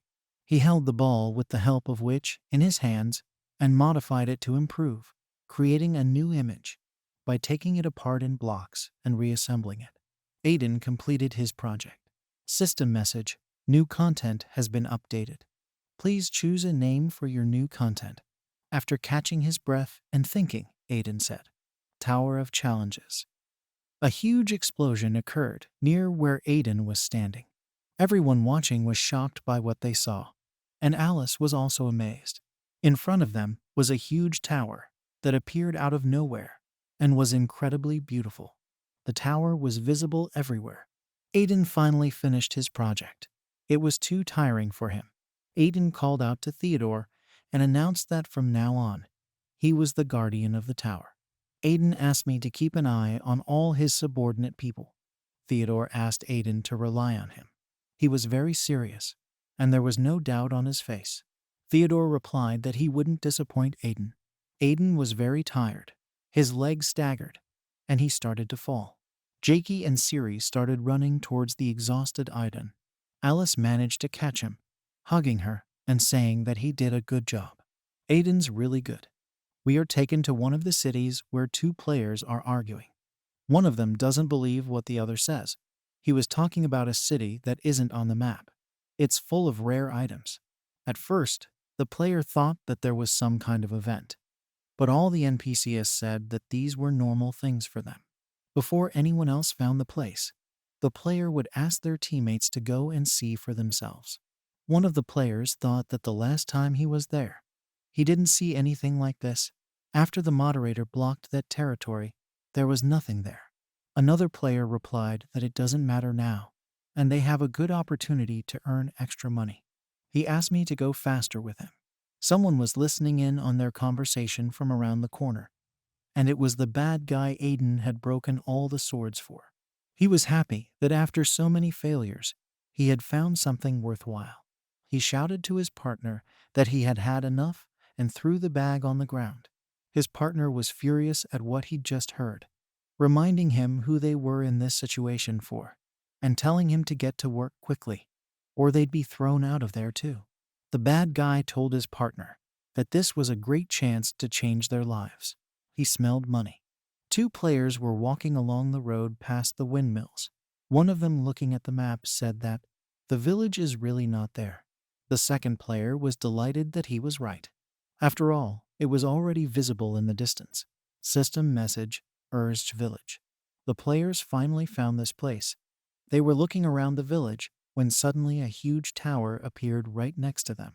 The players looked at it and found it. I hope it's something like a challenge tower. Players were hoping that this was finally new content. They were surprised that there was no news about it. The players ran forward at breakneck speed. They will be the first to visit it. One of the players continued to look ahead in surprise, but since he had nothing to do, he followed them. One of the players informed his partner that he didn't see anything new yet. His companion informed him that he, too, had not noticed anything at the beginning, until I saw it with my own eyes. The player noticed the blacksmith shop and decided to look inside. There were two NPCs who were forging a sword. They decided that that was enough for now, and they needed to take a break. Thanks to Aiden, their lives changed a lot. He taught them everything he knew. Aiden personally chose only good materials and gave them. Thanks to him, the local tools have become so unusual. System message, diamond axe, diamond pickaxe. After entering, the players began to inspect everything. The NPCs noticed that they were there last time as well. One of them approached the player and asked what exactly they wanted. The player said that the weapons and armor they have are of excellent quality. He would like to buy, but does not see the price tags. The NPCs stated that they didn't need their money and that they would give them their equipment if they did. The players were taken aback by these words. The NPC went on to say how they see their village has changed a lot, but they are missing something. They've been running out of meat lately. The food in this place is not very tasty because it is difficult to find good ingredients nearby. So could the players please share their food with them? The players, hearing this, got into a stupor, whether they really exchange equipment for food. The player opened the system window and was puzzled. There was nothing in his quest list. Bad guy could find the village. His partner stated that he did not know that there was a village not marked on the map. The bad guy decided to take this chance and first find the hidden objects. He broke into one of the houses where Logan and Sophia were staying. When he went inside, he said that it was an ordinary house, and there was probably nothing interesting here. Once inside, he and his partner started smashing and searching everything. Logan yelled at the bad guy to leave the place. The player took this as an impertinence, grabbing Logan by the scruff of the neck and telling him that the disobedience should be destroyed immediately. Swinging at him, the bad guy threw a punch, but he couldn't reach the target. The bad guy hit the barrier. He didn't understand what was going on. Siri was standing in front of him, glaring at him. She asked the player if they wanted to die faster. Aiden woke up, puzzled that he'd passed out. Apparently, he had to expend too much energy, and even using commands drains his body. Alice stood beside him and was very glad that he had finally woken up. Aiden asked her if she'd been there for him all along. Alice replied that of course she was here, and he needed to understand how important he was. Aiden asked him how long he'd been out. She said that he had been asleep all day, probably because he was tired. It will be easier for him when he gets used to using commands. Out on the street, Aiden was greeted by all his people who were very worried about him. Sophia ran pushing through the crowd. And when she reached Aiden, she reported that one of the players who had arrived in the village had attacked them. Aiden didn't think twice as he pushed off the ground and soared up with great speed. He searched all the houses and finally found the right one. The wall shattered with a crash and 2 players flew out of it. They didn't understand how an NPC could be so strong. Siri calmed down when she saw Aiden. The bad guy remembered that it was the blacksmith. Aiden said that he even knew what had happened here, and that the player probably went everywhere looking for valuables. He asked the player that he hadn't learned anything since that incident. The player drew his blade in anger, cursing at Aiden for causing so many problems. Aiden slapped the player across the face, sending him flying several meters away, not understanding how he dared to raise his hand against the player. He wondered what was going on here, since he was a player of the chosen system. Aiden told the bad guy that it was his fault for not getting their gear back that day. It must have been hard for them. Aiden thought about it and decided that he would upgrade their equipment again for free as an apology. Don't let them worry, he'll do his best. Aiden took out his hammer and swung it at their armor. System message: sharpening failed. Equipment destroyed. The players started running away from the village, shouting, "Aiden, please." Sari add them to the blacklist. He told them to use whatever method they could, but not to let them go back to the village. As long as Aiden is the moderator of this place, players won't be allowed to do whatever they want here. One said that they already need to start training, that in the near future, a lot of players will come here. The village can't be hidden for so long. Siri said it was only a matter of time before operators found out about the location and needed a plan. Alice agreed with her. Since the system of this village is different from others, they can't know what the operators will do. Aiden thought about it. And then he said that then they need to attract as many players as possible. Jack told him they'd better hide so the rumors don't spread. Aiden said that sooner or later they will still be discovered. And if players like the content, their influx will increase. When this happens, no moderator or operator will be able to get rid of this space. They need to prepare well before they can attract players. Aiden asked them to hold out their hands, telling them not to be surprised. He and Alice had been planning to do this for a long time. When everyone gathered, he asked them not to let go of his hand. They're all logged in, seriously scared. Aiden explained that this was a system space and asked them to stay calm. He's going to transfer some of the power to them now. Red lightning struck Alice, Siri, and Jake. System message: syncing is complete. The administrator rights were separated. The cloud was opened. Now they could use cloud storage. This will help them manage and protect the village. He and Alice have already put the necessary things in there, so let them use them. He would do anything to protect the village. System message update completed. Einstein turned to them and asked them to become more serious. A few days later, the cameramen were standing and looking at the tower that Aiden had built. A lot of players started going to this tower. Aiden looked at the red system panel and saw how the tower was attracting a large number of players, and he was glad that the tower played its role as a bait. Alice told Aiden that the tower hike is very popular with players, to which Aiden said that they still have a lot of work to do, and all he did was make minor changes to the tower. But Alice encouraged that this is still content that brought a lot of players, and this is already good. Aiden recalls how this same content brought in a lot of problematic players, and each time his karma fell more and more. But Aiden happily turned to Fedor and started thanking him, as he had done so much for Aiden. Fedor put his hand to his chest and said that he was just doing his job as a guardian. Alice, Aiden, and Theodore were standing in a room filled with touch panels, watching the tower. Players noticed that there were more modes than before. Added a survival mode, where players had to survive in the room where they were. A lot of monsters from which they could not fight off. A puzzle mode was also added, and to pass players to the next level, they had to solve a difficult task.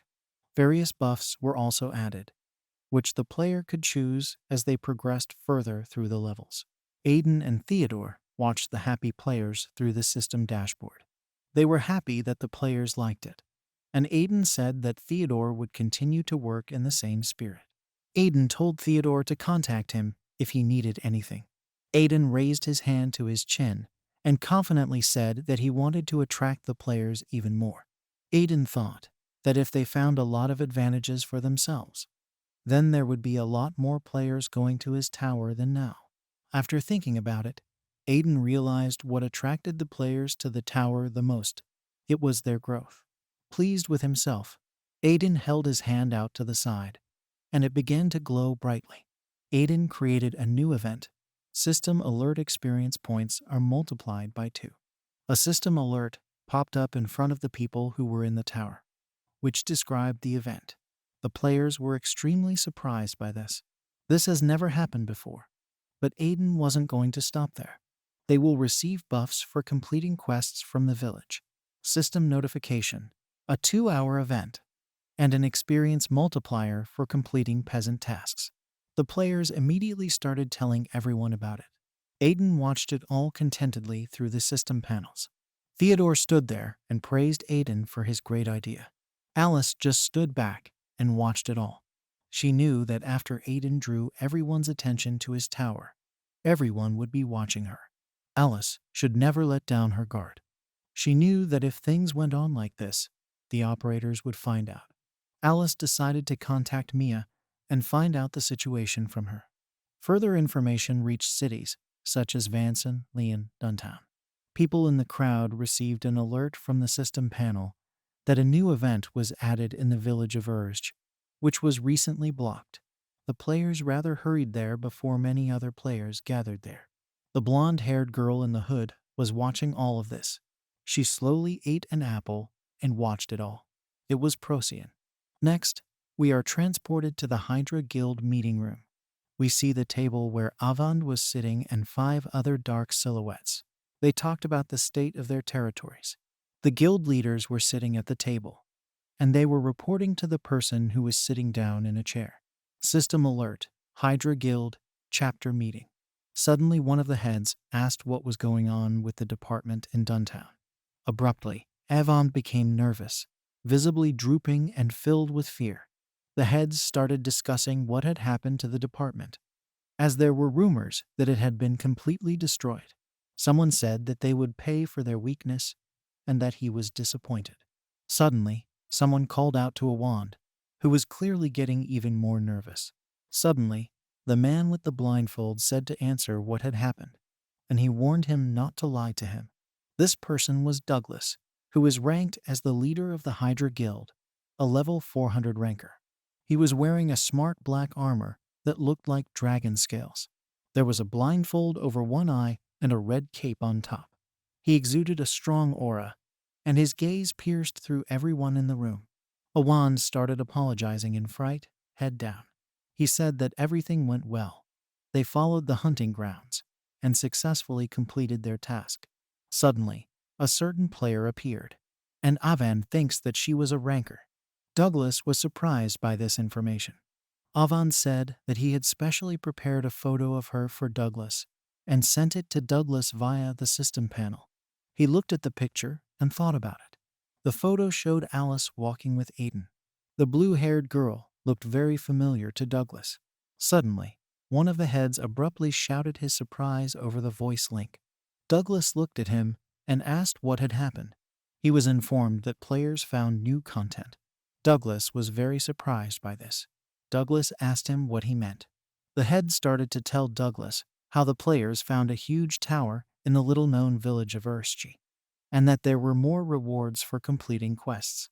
Douglas asked which guild the area belonged to. He was told that no one seemed to have occupied the area. Douglas looked hard and thoughtful. He couldn't believe that none of the 5 major guilds knew about this tower, so he decided to move there immediately. He knew that all the players from all over the world were going to rush there to see this update, and that the consequences would be unimaginable. Douglas stood up abruptly and slammed his hands down on the table. He said that they urgently need to take over this territory with the tower before other guilds do it. Douglas ordered an elite squad to be sent there with carefully trained players. Douglas watched the heads leave the room and wondered how this could be. That you decided to add an update after 1,000 years. He didn't understand why it had happened so suddenly. After that, a vicious purple aura could be heard from behind Douglas. Update. The dark purple creature standing behind Douglas said, causing Douglas himself to stand in a stupor. Space began to break up behind Douglas, to which Douglas said it gave him a lot of fright. From behind, a dark figure began to emerge from the broken space. Douglas had asked him not to show up so abruptly. That dark creature was Ragin. He was wearing heavy armor with a golden stripe around the edges. There was a pronounced purple crystal on his chest, and on his face was a golden helmet, from under which 4 bright eyes could be seen. Ragin virus system alert. Ragin told Douglas that he didn't care about his requests, which made Ragin unhappy. Ragin stood over Douglas and asked him to fill him in. He realized that an update had been released.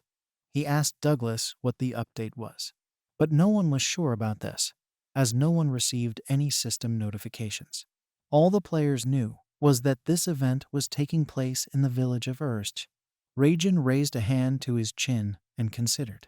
He didn't think that the current moderator was capable of coming up with any content. Ragin knew that there was only one person capable of such a thing. Suddenly Ragin realized what was going on. He remembered the kid that the worm had its eye on, because he had moderator rights. That kid was our Aiden. Worm asked Ragin not to stand out, but no one said he would listen to him. Ragin wondered what the worm's expression would be like when it caught Aiden faster. Ragin stood in front of Douglas and ordered them to be sent there, as they needed to capture someone. Douglas stood there in shock. He started to argue with Ragin since they were still in the testing stage and hadn't been fully finalized yet.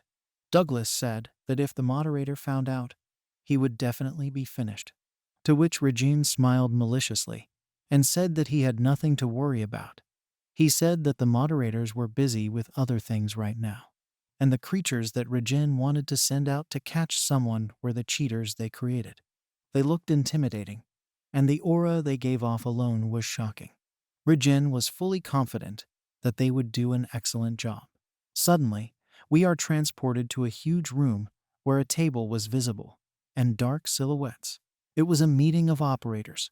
One of the cameramen stood up and slammed his hands on the table. There were a lot of cameramen sitting around the table, looking at Mia's dark silhouette with a puzzled expression. Dyke didn't understand what Mia meant and asked her to repeat herself, to which Mia said that he understood everything correctly. Mia quietly stood up and said that she was leaving the operator's post. All the operators were extremely puzzled by this information. Dyke, looking in Mia's direction, couldn't understand. Why did she suddenly decide to leave her post? Mia looked at Dyke and asked why he was so surprised. Mia had been thinking about this decision for a long time, and only now was she able to make up her mind. Dyke, looking at Mia, was puzzled. Mia looked down at the floor and said that she only became a cameraman to help Alice, who had once helped her.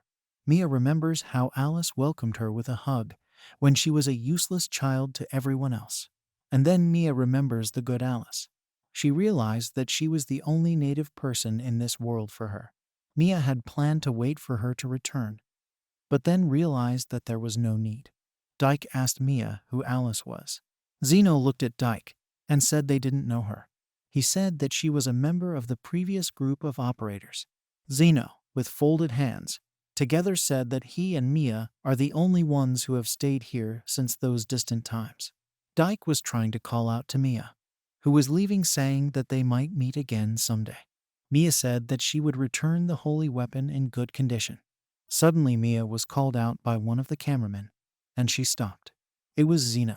He said she couldn't just leave. She turned in his direction, asking him if he would try to stop her. Zeno said he had no reason to do so, but by order of the moderator, he can't let her go. After that, Zeno got up and stood in front of Mia. He asked her if Alice had gone after her. Zeno began to remember how Alice broke the taboo and put the moderator in danger. And after that incident, the moderator was changed. Zeno kept remembering how well Mia had performed as a cameraman, and he really didn't want to do that to an old friend. But the moderator's order is not disputed, so Mia shouldn't make a mistake. Mia smiled and told Zeno that he didn't know anything. Mia's face and eyes suddenly turned murderous, and she told him to try to stop her. After that, they made a large hole in the wall, from which debris flew. All the other operators had to do was follow. Lloyd was disappointed that it was Mia and Zeno who started fighting when Procyon wasn't around. Dyke turned and asked Silena if she would go with them, to which she calmly said that she would only interfere with them. That's why she won't interfere in their showdown. Dyke immediately understood her intentions of staying idle and went to fetch the others. Silena looked after Dyke with a piercing blue gaze. A lot of explosions and destruction came from Zenon and Mia's fight. Zeno swung his sword down at Mia, but she barely managed to dodge his attack. The shockwave from the sword left Mia with a colossal amount of destruction. Zeno's blade touched Mia's hair, but she immediately began to cast a circle with fire mana. Suddenly, there was a heavy thud. Everything was covered in flames and piles of rubble flew to the sides. Zeno deftly dodged this attack and landed next to it, bending the ground beneath him as he flipped his cloak around. He looked up and saw the dark silhouette of Mia casting many circles of fire with mana. She directed circles of fire in Zeno's direction. The same one deftly destroyed all the fireballs, leaving a blue light with his sword. Mia was completely covered in a fiery aura and extended her hand forward. She continued to launch her fire attack multiple times. Zeno was shocked at how much Mia was dominating him. A powerful explosion was heard, from which a shock wave went. The smoke from the fire reached the operators who were watching it all. Dyke, worried about them, began to think about what he should do in this situation. He was about to stop them, but he realized that if he got too close, he would immediately be killed. The cameraman also continued to observe the fire, which covered the entire battlefield and clouds of smoke. Dyke fidgeted and didn't know what to do. Isabel offered to help Zeno. Dyke looked at her in surprise. At the same time, Isabel and Lloyd rushed to the battlefield. Behind them, Dyke was shouting at them to wait for him. Suddenly, someone called out to Mia and told her to stop. Mia turned to the side as Lloyd swung his sword at her and slashed at Mia. Mia confidently offered her hand. It was covered in fire and stopped Lloyd's strike. Mia called out to Lloyd and knew he was trying to get in her way. Lloyd said Zeno was right, and they should all follow the moderator's orders. He said that breaking taboos is a sin, and helping Mia will only harm the whole world. That made Mia angry. She ordered him to and then Mia parried his attack and started charging her fist with mana fire. Lloyd took Mia's punch right in the body. Lloyd hadn't expected Mia to be so strong. He blacked out and flew into a nearby rock, leaving behind a jet of fire that was emitted from Mia's hand. He leaned on his sword and tried to stand up. Mia was standing in front of Lloyd, who was covered by the rising dust. She said they didn't even know why she did it. Mia started telling me that Alice did it for the moderator, and if they want to stop it, then let them prepare. Both of Mia's hands became even more flushed. Mia said she wouldn't hold back any longer. Lloyd brought his hand up to his body, where Mia's powerful punch landed. He raised a shaking hand in front of him. He couldn't believe that he almost died from Mia's one punch. He looked at the explosions Mia was making. He didn't see how they could stop her. After all, commands are useless against the operator. He looked in the direction of Mia, who was walking, and behind her, a hot flame was burning, which enveloped everything that was there. Isabel flew over Mia, giving off a black aura. She stared at Mia, who was on fire. She decided to get close to Mia and stab her from behind. But Mia was suspicious. A bright light filled Isabel's eyes, and she was already swinging her weapon. As Mia immediately turned around and directed the fireballs towards Isabel. Isabel was unable to attack Mia. A huge searing flame rose up in front of her. At the place where Isabel was standing, there was a huge explosion that left nothing behind. Isabel dodged it and landed in front of Mia. Isabel stared at Mia, who was slowly approaching them. At the same time, Dyke was watching all of this with a startled expression. He realized that this was no longer a joke. He was remembering what Mia used to be like. But now she doesn't look like herself. He didn't know that there could be such a huge difference in strength between operators. Mia raised her fiery hand in front of her and continued to stare murderously at the cameraman. Lloyd called out to Isabel. He asked her how she was feeling. Isabel stood up and told him that she was fine and that he needed to take better care of himself. They looked at Mia's dark, intimidating silhouette and weren't sure if they could beat her. Lloyd lowered his head and said that he didn't think Mia was so strong. Lloyd's body was completely numb from Mia's striking fire. Isabel lowered her head and said that it was a feeling she hadn't experienced in a long time. Isabel jumped violently, and the place where she was standing collapsed from her power. Lloyd called out to her. He told her that she couldn't do it alone, and that they should attack together. Isabel was swinging her sword to hit Mia, but the latter noticed her attack and easily stopped her sword with her fiery hand. Isabel told Lloyd that she didn't care. Isabel stepped in front of Mia, who was holding her weapon in her hands. Isabel has always dreamed of fighting the strongest cameraman, Mia. Alice heard this with a grin and said that she was the only one who was eligible for this status. So this is Alice. Suddenly Isabel jumped away from Mia and a bright flash appeared in the place where Mia was holding her weapon. A bright blue light appeared behind Mia. She turned around and saw Lloyd swinging his huge sword at Mia. Suddenly, there were many impacts that left behind bright rays and a lot of destruction. Mia, on the other hand, was adept at avoiding all of this. Following Lloyd's next attack, Mia offered her hand. Lloyd's shockwave caused the ground to crumble beneath them. Suddenly, Mia noticed that she was having a stroke. She dodged deftly, and Isabel darted between Mia and Lloyd. Two huge beams rang out, striking and destroying everything in their path. Mia was standing, and there were a lot of attacks coming at her. From the side looking at the arena, it was clear that there were many beams and explosions that hit everything. Lloyd confidently radiated a blue aura as he drew out his sword and shot out a strong striking beam that hit Mia, leaving only a shattered ruin in its wake. After the beam dissipated, Lloyd hoped that his attack had worked. Isabel had told him not to let his guard down. Isabel said that such a simple attack couldn't have worked against her. Suddenly, a red circle appeared out of the fog, blinding the eye. Isabel's eyes filled with fear. She immediately shouted at Lloyd to dodge, and from the red circle, powerful rays of fire rained down on them. This attack of Mia's completely hit the arena, blowing up everything in its path. Lloyd and Isabel were very tired as they tried to dodge Mia's crushing attack. Above them, the flames began to develop slowly. They realized that nothing was working against Mia. After that, it was covered with a huge fiery shell. She stretched out her hand and started to collect the fireball. Lloyd and Isabel watched as Mia reached up and began assembling a very large ball that looked like a sun. Lloyd and Isabel looked on in dismay. Mia, completely covered in fire, pointed her hand towards the cameraman. A huge and crushing ball of fire was aimed at Isabel and Lloyd. It destroyed everything in its path from the temperature. Lloyd and Isabel were doomed. But suddenly, a dark silhouette flashed past in front of them. It was Zeno. He confidently stood in front of the huge fireball, developing his cloak. He covered himself with his heroic aura and took out his bright sword. Suddenly, there was a vertical strike on the fiery red ball. The balloon broke into two halves, and Zeno, raising his sword, stood and watched. Debris and dust flew towards the confident Mia. She glared at the side and called out to Zeno. He was standing there, looking shabbily in Mia's direction. Mia's onslaught had scratched his helmet.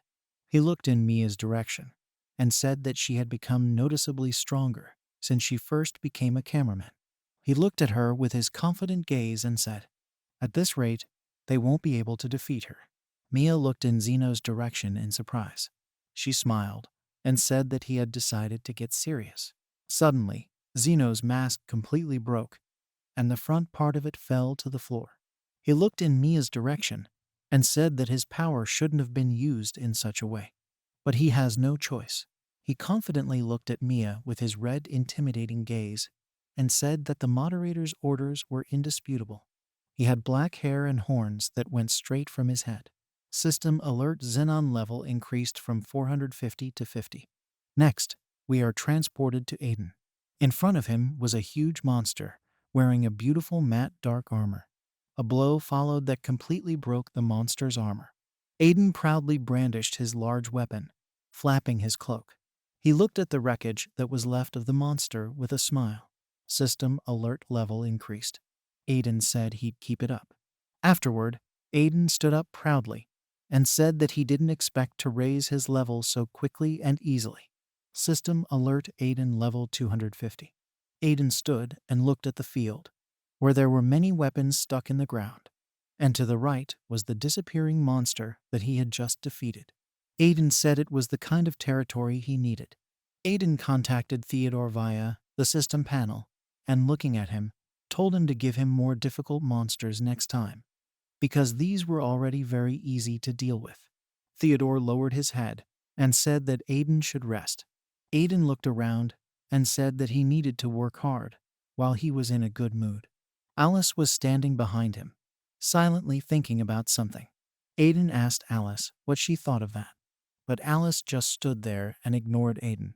She was looking at the system panel and couldn't contact Mia. Aiden called out to Alice again, but she was abruptly covered in blue lightning. She said that something had happened and she needed to go somewhere else. Alice said that Aiden had Theodore and they could manage without her. She said she would be back soon and took off abruptly, leaving behind blue lightning bolts that caused the ground to bend. Aiden hadn't expected this from Alice, but it was her style to make a fuss. Aiden didn't understand where Alice had gone. Suddenly, Siri called out to Aiden. He turned to the system panel and heard it. Siri reported to Aiden that a huge crowd of players was approaching the village. Aiden asked Siri what the big deal was. Siri said that they might be players from one of the Great Five guilds. Aiden hadn't expected this turn of events. Next, we are transferred to the arena where the operators are fighting. Isabel watched as a bright blue flame radiated from Zeno. She couldn't believe it was possible. Isabel stared in his direction with dumbfounded eyes and couldn't understand why when he took off his mask, his level went up. Isabel couldn't even imagine that he was hiding such a huge power. Isabel remembered asking him why he was wearing the mask, but he didn't give a clear answer. Isabel couldn't even think that she and Zeno were from the same dragonoid race.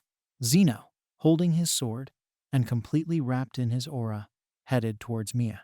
Mia was surprised by this. Suddenly, Zeno abruptly got close to Mia and was about to take Mia's head off with his sword.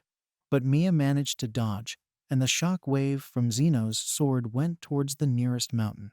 The mountain was cut down by Zeno's impact force. Zeno continued to throw many punches at Mia, but she could no longer simply defend herself with her hands against his blows.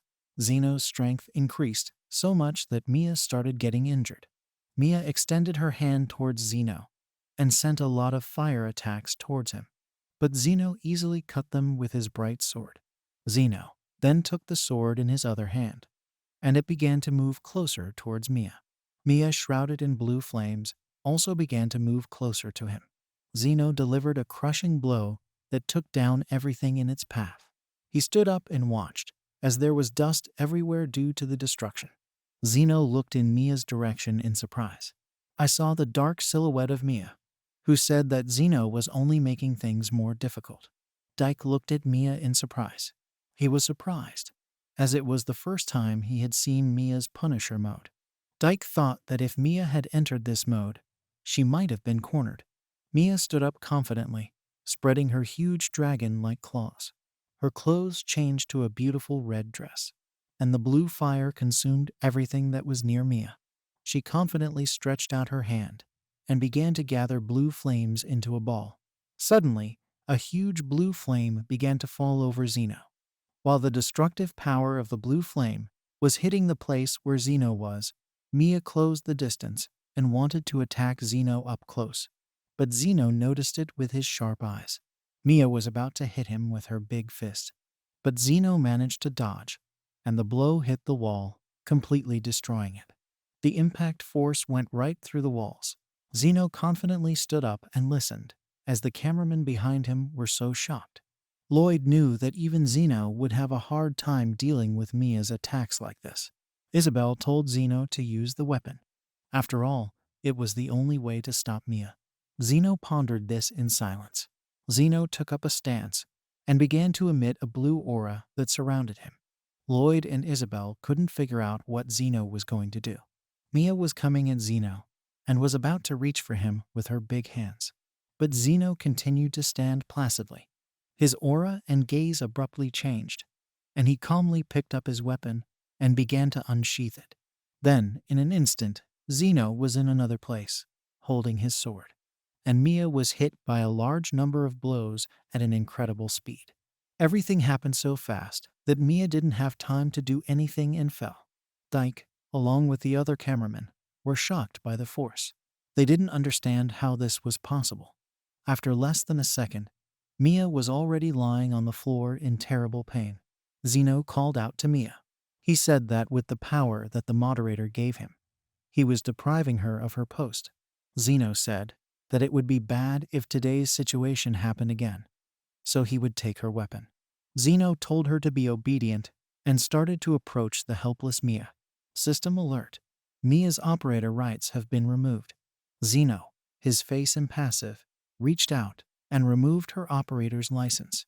He said the moderator would decide what to do with it. Mia closed her eyes helplessly, and blue lightning flashed sharply.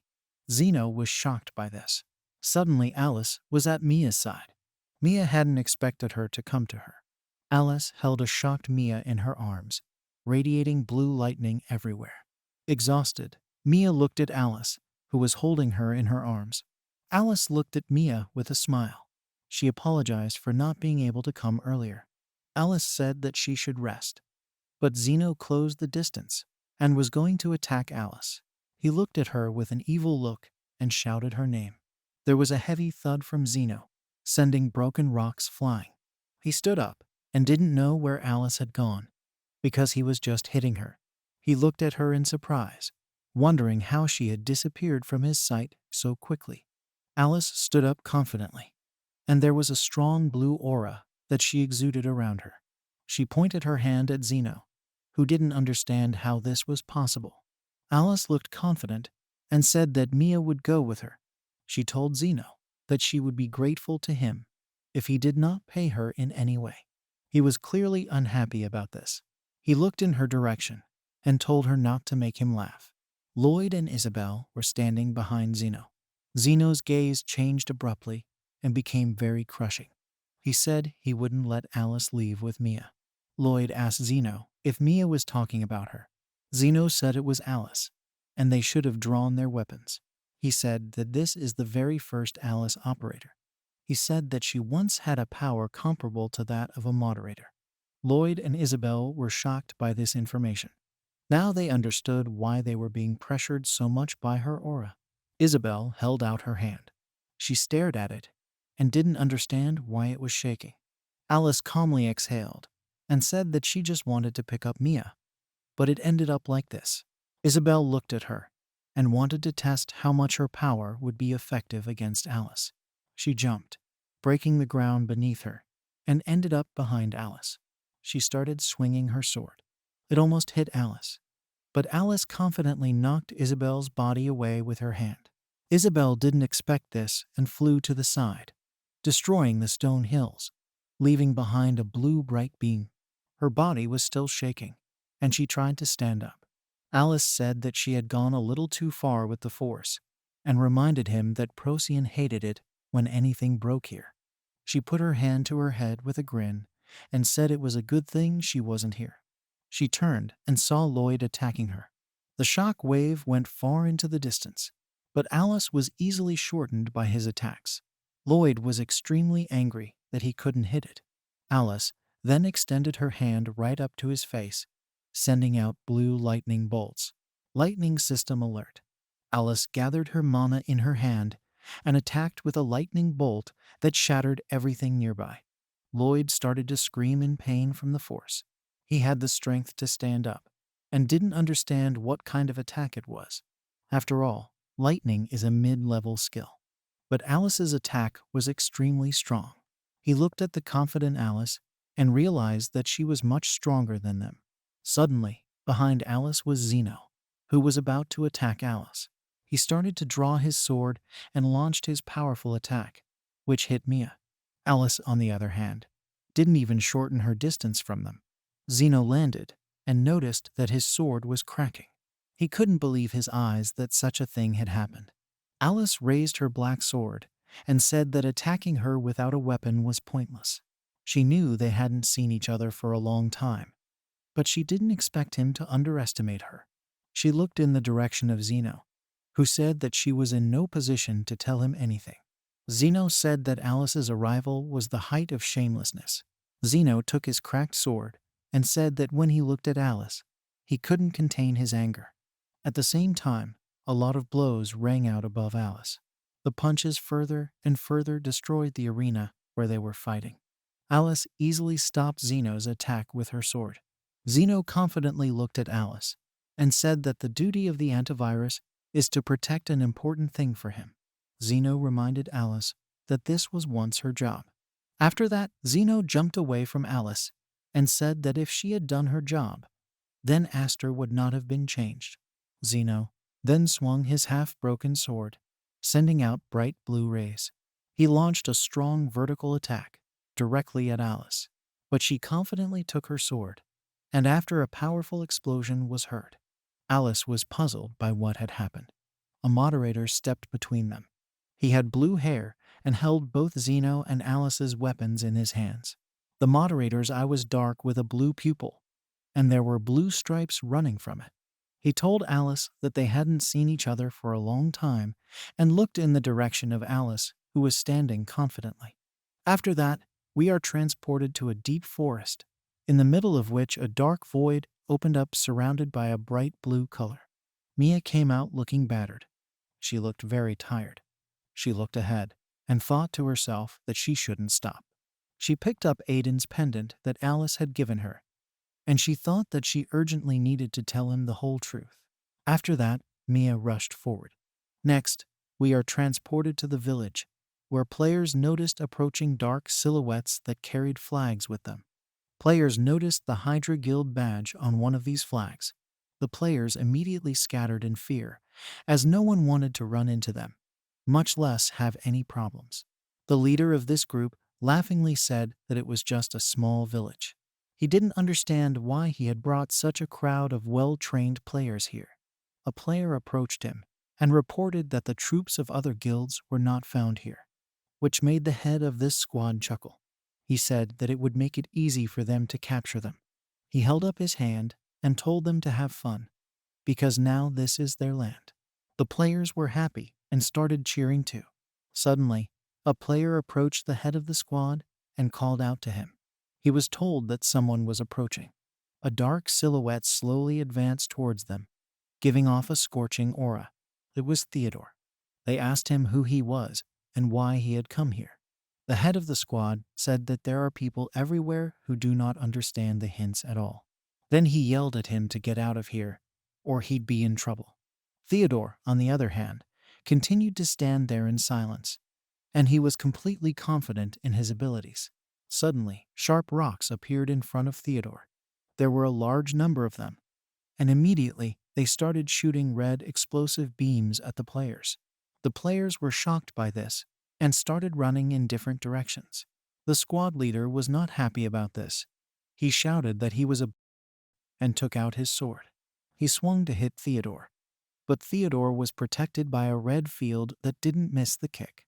Suddenly, Theodore took the head by the neck and held it up in front of him. The players stood and watched it all. They didn't know what to do. The head didn't understand what kind of monster it was. He started to think that Theodore was a rancor. Theodore continued to glare at the head and said that he assumed they were here to start a war over this territory. He held up his other hand and introduced himself. He said he was the guardian of Lord Aiden's lands. His hand was covered with a red aura, and then said that they were the target for their destruction. He swung his hand, leaving a red trail behind, and was about to finish off the head when suddenly He stopped right in front of his face. Someone called out to Theodore. It was Aiden and his team of cameramen. Aiden said that there was no point in killing them because they would just go back to their previous lives. And so the best thing to do is to ask them why they're here. Aiden ordered Theodore to let him go. He obeyed, and the head fell to the ground. Aiden walked up to him and confidently folded his hands in front of him, telling him that he was the head of these lands. Aiden started asking the head why he came here with such a huge army of players. The head was angered by this. He looked at Aiden standing proudly and thought that someone had already taken this place. He realized that things were getting more complicated. He thought that he would have taken over this place if it wasn't for this monster. Then he turned around to look at Theodore, who was looking murderously in his direction. Afterward, the squad leader asked Aiden for a minute to sort things out. He said they weren't here to fight. The head said that he just wanted to establish his base here and asked for forgiveness for scaring them. He pointed to his men and said they were just assigned to this base, and that was all. The head of the squad started telling Aiden that if one of the big guilds stops here, it will increase the market very well, and there will be even more people coming here. He said it was a good offer. Aiden just stood there, thinking. Aiden didn't know what to do. At the same time, the squad leader stood and looked at Aiden and thought to himself that now this will accept the offer, and everything will go very easily. Aiden thought about it and said with a smile on his face that he refused to be complicit. The squad leader was taken aback by this response from Aiden. He looked in Aiden's direction and listened to what he was saying. Aiden was just wondering what he'd come up with. Aiden was well aware that they just wanted to capture the new content and resources that were out there. He didn't know what kind of would agree to this suggestion. The squad leader became very angry and shouted at Aiden that he made a fool of him. He shouted that he felt the power of taking over a small village, or a moderator with operators. Jake and Siri stood behind Aiden and watched in silence, as they were the cameramen Aiden had made. The head said that he had had enough, and that even a ranker would not be able to stop such a large army of players. Suddenly, the players rushed towards the village with malicious smiles. The head shouted to them not to miss anything. Jake and Siri were standing behind Aiden, talking to each other, that they will be depleted after applying the ability. They shouted that they would protect Aiden. Aiden reached forward and opened the red system panel. He opened the command. Aiden was talking to the operators on the system panel. Siri and Jake were asking that Aiden let them rely on them. They claimed that together with Theodore, they would be able to deal with them. Aiden thought for a moment and then said, he said they might not just stop them. The Hydra Guild had a lot of enemies, and Aiden came up with an idea that made him glow. System Notification Event Update. Many players received a system message. The squad leader looked at this message and was shocked. System Alert Event. You bring down the hammer of justice on members of the Hydra Guild who dared to desecrate the village. As a reward, people received a buff that multiplied the experience by 3 for 10 hours. The karma score will not change during the event. Jake and Siri were standing behind a tired Aiden, asking him how he was feeling, to which Aiden said he was getting used to it. Aiden confidently looked ahead and said that they had been waiting for this for a very long time, and the most interesting part was coming. The head of the squad stood in disbelief. He and the other players saw a huge crowd of people stand up in front of them, intent on destroying them. A lot of players were standing in front of him, and they were going to show what they were worth. A clang of blows followed. The players' swords crossed, and the battle began.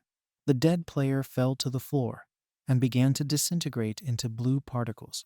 System Alert. A system message popped up above him that the player would be moved to the respawn zone due to serious damage. Players in beautiful armor began to advance on the Hydra Guild squad. Siri and Jake watched the battle. Siri started telling Aiden that he was amazing. She was shocked that the players had volunteered to defend the village. Even so, Aiden was glad that he hadn't spent too much time on it. But he was very exhausted. The players continued to fight. The squad leader stood holding his sword. He couldn't believe that these bugs dared to attack them. Whether it's an ambush or not, they're still from the Hydra Guild and aren't as easy to take on as the others. He ordered everyone who was there to be killed.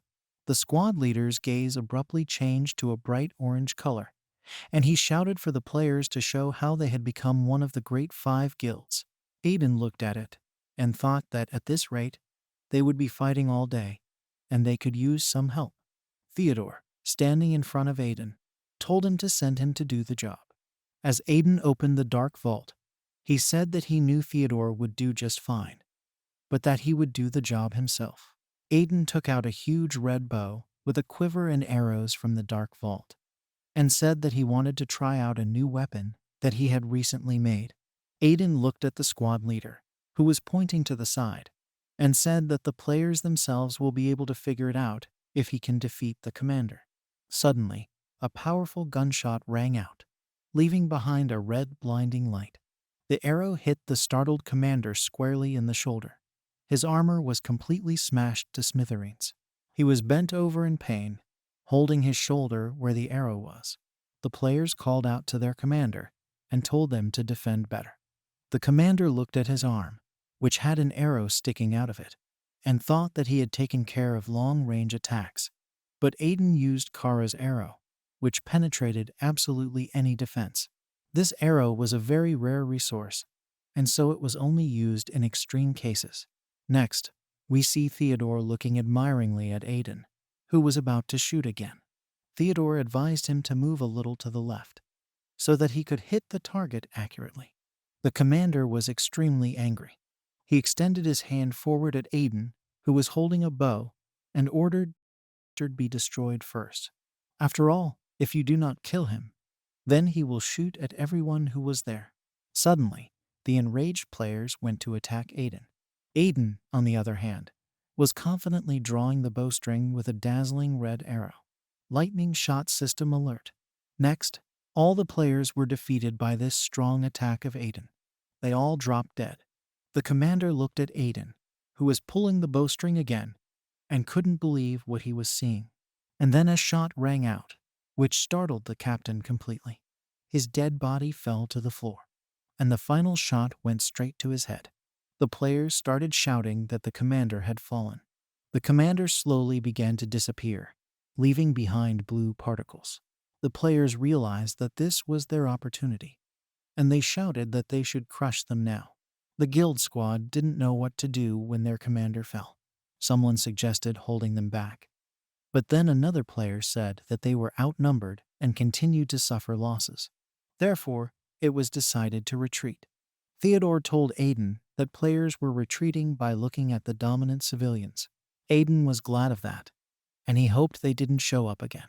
Aiden confidently looked ahead and said that now not only does Hydra know, but everyone else knows what will happen to them if they try to harm the village. And they will face not only Aiden, but also players who will defend the village to the end. Suddenly, dark shapes were walking in the distance. Some player thought they were leftovers from those who had already run away. He took out his sword and threw a punch to extend the buff. But suddenly, the player in the dark cape began to smile. A shout followed, and both Aiden and Theodore turned to look. The player in the dark cape grabbed the other's hand and squeezed it tightly, causing him to fall to his knees. The players ran towards the dark-robed player, shouting that they would kill them. After that, the bad guy clenched his hand into a fist and swung and hit. From the impact, a strong explosion was heard, from which people flew in different directions, and below them, a huge pit was formed. No one understood what was going on. Most of them just stood there and watched the explosion. The players were shocked with his strength. They started to speculate who it might be. Suddenly, he got close to the players and hit one of them so hard that he flew dead into the stone. No one knew when he managed to kill them. He was so fast that no one could follow him. The players began to crumble into blue particles. Suddenly, he got close to other players and began to destroy them. People screamed and died. Aiden and Theodore watched all the bright purple rays that the dark-caped players left behind. No one had time to block their attacks. This was the first time The players had seen such a thing. They were all scared and started running away. Aiden just stood there and watched. Suddenly, a dark figure emerged from the fog, laughing. They were happy with their new strength, which was exactly what they had always wanted. Suddenly, Aiden was confronted by two players. One had a metal mask on his head and was wearing ordinary armor, while the other had a tattoo on his left arm. They said they were going to find Aiden. System alert for danger. System panels popped up in front of Aiden with a message. Warning: a dangerous element has been detected, and an emergency check is required. Aiden stood confidently and called out to Theodore. Aiden said those two birds had something to do with the virus, and they could harm the village. Aiden held out his hand to the system panel and told them that they needed to deal with them urgently before something happened to the village. System message. An emergency check of the village of Urge has begun. An emergency check started, and the entire sky turned red. The two players stood there, wondering why it had started. One of them said, "The moderator is here," hoping that they are behind them. Aiden turned to Siri, but she asked him not to worry, just like he said. Siri moved all the players to a safe area. Aiden complimented her on her good work. Aiden bumped off the ground and said it was time to deal with them. Leaping straight at them, he grabbed one of the players and used it to smash through the trees in the area, holding it up like a shield. The player didn't understand what was going on, but when he saw Aiden's face, he realized that it was the guy in the photo. Aiden swung at him and slapped him across the face, but he was able to stop his hand. He was glad that the man had come to their arms and greeted Aiden.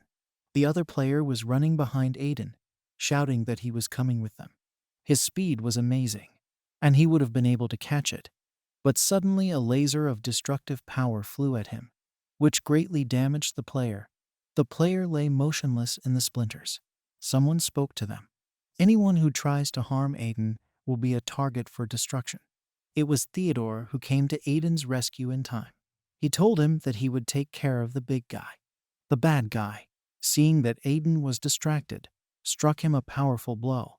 I'm already happy about the victory, because from such a blow, he definitely could not return. But Aiden stood there unharmed, holding the gambler's fist in his hand, his face impassive as he watched the terrified face of the bad guy. He squeezed his hand with great force, and the player felt a huge pain all over his body. The player cursed and started to raise his other hand to strike. Aiden replied that he had contacted the wrong person. System message. Editing changes to the X10 power characteristics. He shouted at the bad guy to be grateful that he met him, and not the real moderator. Aiden swung and hit him in the stomach, hard enough to send him flying, and the blow went right through him, sending a shockwave through the air. Bad guy, coughing up blood, fell dead to the ground. Aiden even managed to level up after battling them. After improving his stat, he doesn't feel as tired as before. Aiden turned and asked how Theodore was doing, to which he replied that there was no cause for concern. Aiden praised him for doing a good job. The bad guy was fast enough, but he still managed to deal with him with ease. Theodore said that he didn't even feel its speed, and its movement was predictable. He asked Aiden what he was going to do with them now. Aiden replied that for future safety, it was best to delete them, but in this case, he will be no better than the current moderator. Glaring ahead, Aiden decided that he would deal with them in his own way. Aiden logged into the system.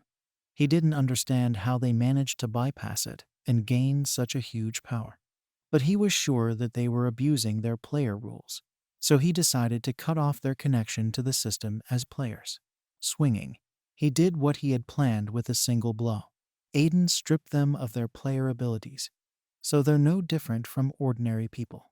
In the system message, you have been stripped of your player rights. It was he who told his comrades that these guys had come for him. They must have something to do with the virus. We should have locked them up somewhere until they woke up, and then interrogate them to find out who their puppet master is. Where did you hear the voice saying that it wasn't necessary? Because he's already here. Aiden stared in shock as two tentacles emerged from the ground and spoke to him. They said that he would go with him.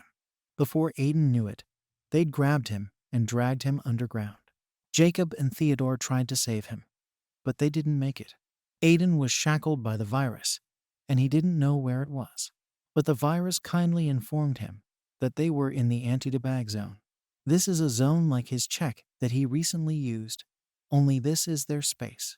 Even with his level, he has a firewall with you, and his team will not work normally. Aiden struggled to get out, looking at the portal. Some kind of entity started coming out of him, telling him that his pawns couldn't complete the task, even after he gave them such power. It seems that not full-fledged cheaters have their limit. He kept an eye out for them, just in case, and didn't seem to miss a beat. Standing in front of Aiden was a creature clad in armor, with a purple crystal glittering in the middle. The creature had 4 eyes, and on its head it wore a red crown that hid its face. He went on to say that he was doubtful before, but now he's sure. Maybe Aiden doesn't know, but if he had Aiden's strength and power, he would have surpassed even a Trojan.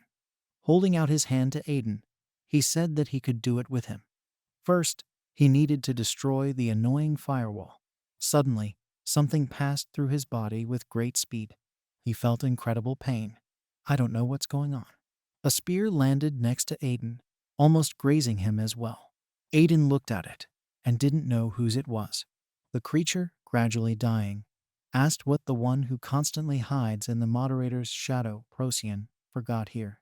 She stepped out of the portal and watched arrogantly as the monster gradually decayed or blocked their path and told them not to approach so casually. Theodore was afraid that it might devour someone else. Someone came up behind them and asked them to move away. Turning around, they saw a beam of light rushing towards them. Startled, they managed to jump out of the way. With this strike, someone cut the ground and prevented the tentacle from disappearing. Then a portal formed there. Siri called out to the stranger. Who is she? The girl did not answer her question, but only said that this place should be checked because. Before she could finish, Siri caught her attention. When she saw her, she turned around and went into the portal. Siri stared after her, puzzled. Jake asks Siri if she knows her, but Siri says it's definitely the first time she's seen her. Suddenly, she thought that girl's powers were definitely similar to those of Lord Sirius. We are transported to memories of Siri, where she was still a baby. She asks Sirius if he has a family. Sirius thought hard. Syria was still trying to find out if there were any other dragons besides Lord Sirius that she would like to meet. Sirius replied that he could probably call them family. Besides him, there are 3 other dragons that exist in this world. He didn't know what they were doing right now, probably doing their duties. Unlike him, they were in good shape. Sirius would have introduced her and them if he'd had the chance. Siri was shocked. She couldn't believe that she was one of those dragons. Aiden was able to free himself. He only survived because the monster was distracted. He needed to find a way out as soon as possible. Who was so-and-so? The girl who had helped him. Procyon addressed the monster by its name, Rajan. How audacious of him that while the moderator is busy destroying the virus instead of hiding, he decided to openly create his own affairs.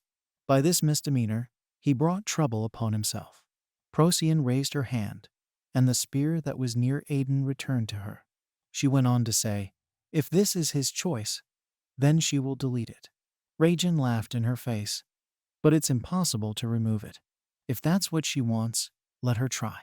The monster hit the ground and countless dark tentacles rushed towards it. Portion swung her spear, and a huge amount of energy shot straight at Rajan. It was very difficult for him to dodge if it wasn't for that sudden attack that split his body in 2.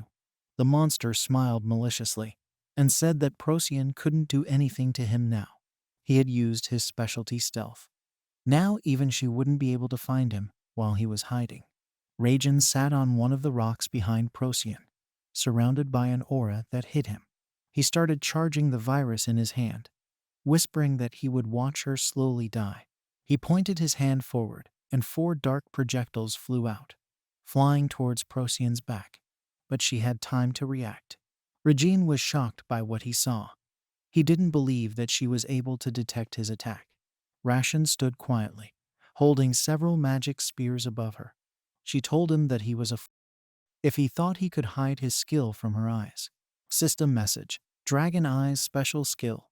Able to detect the nature of the target. She threw her magic copies at him, and he could not resist her and began to fall down. Procyon ran to him and pinned him down with all her strength, so that the ground beneath his feet split open. She stood over him, looking haughtily at him. Procyon gave him permission to say her last word. Rajan continued to smile, breathing heavily, asking her to finish this already. Anyway, its end isn't that far off either. He whispered to her to be happy while she could, looking down at them. Procyon thrust her spear into his face, and he began to disappear.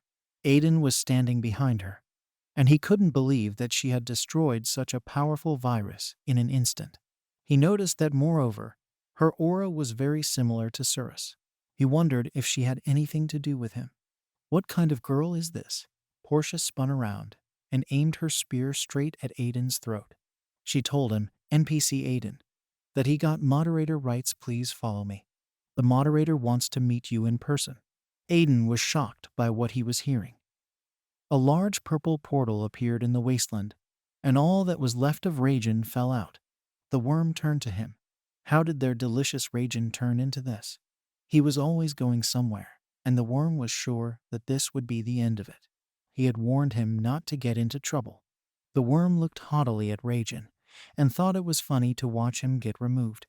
Somewhere off to the side, I heard a voice asking me to keep Rajan, because he would soon be removed.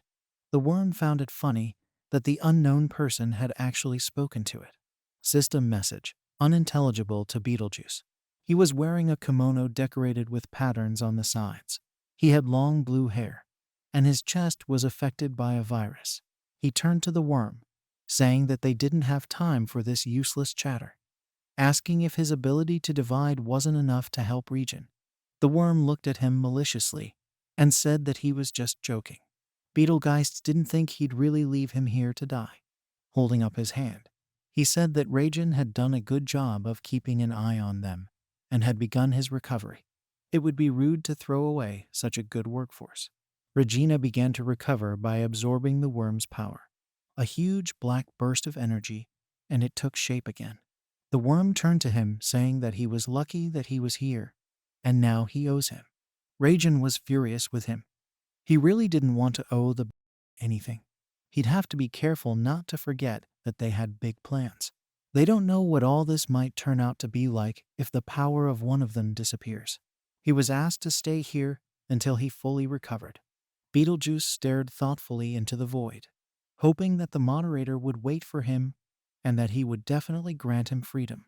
The village check is over, and the veil is lifted. Siri and Theodore hope that Aiden can return. Suddenly, the space in front of them begins to collapse and Aiden appears, and Procyon points his spear at him. She thought, looking at him, that he was a man whose rank was higher than Aster's. She didn't know how it survived removal, but she had to consider all the possibilities that it would become a new virus. System message, Dragon's Eyes. Using her ability, Procyon saw that there was an incredibly strong aura coming from Aiden that was similar to Aster's, but slightly different. Is this tank really just a coincidence? I saw her plan, because it was the same skill as Sirius. He wondered if it was possible that the girl was also a dragon. He didn't have time for Sirius at the time, but it's different now. He wouldn't let her look inside him. Portia was struck by the tremendous energy that prevented her from looking inside Aiden's system message, access denied. She was shocked by it. He was able to block her ability, but it had never happened. How was it even possible then? Just as she thought this man was dangerous, she needed to get him to Aster as quickly as possible. Theodore stepped between them, telling Aiden to stay behind him. Aiden wanted to reassure his companion, but he objected to him, saying that she was dangerous, and he did not know how long he could restrain her. Well, while she was busy with him, he was asking Aiden to go somewhere safe.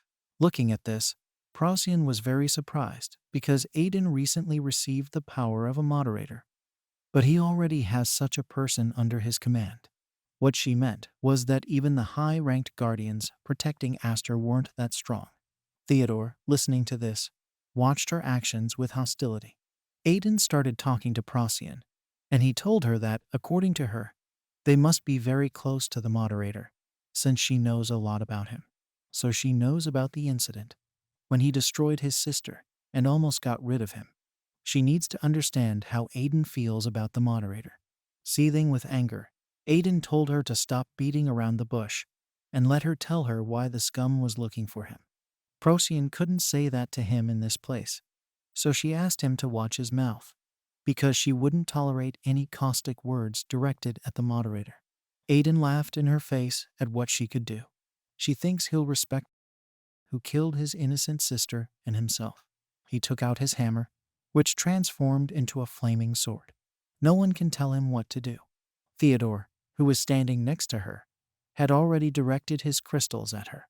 Aiden kept saying that if the moderator wanted to talk to him, let him come to him. Procyon raised her hand and used her mana to create a pair of spears that were pointed in their direction. She stood there looking pompously in Aiden's direction, knowing it would all come down to a fight. If he didn't want to, then she would trick him by force. Procyon leaped toward them, ready to strike, when Mia suddenly appeared from somewhere, shouting and begging them to stop. She stepped between them, arms outstretched so they wouldn't hurt each other. They both stared at her, dumbfounded. Procyon asked Mia what she was doing here and how she got such wounds. Tired, Mia asked for some time to catch her breath. All the cameramen were assembled, along with Alice, who was sitting motionless on the throne. She said it had been a long time since they'd planned to do that. Across from her sat the moderator, who apologized for returning her like this. These are the necessary measures that they should have taken. Alice had plasma handcuffs on her hands, restraining her. The moderator turned to her, realizing that she had her own plans, but she did something she shouldn't have. System message recovery.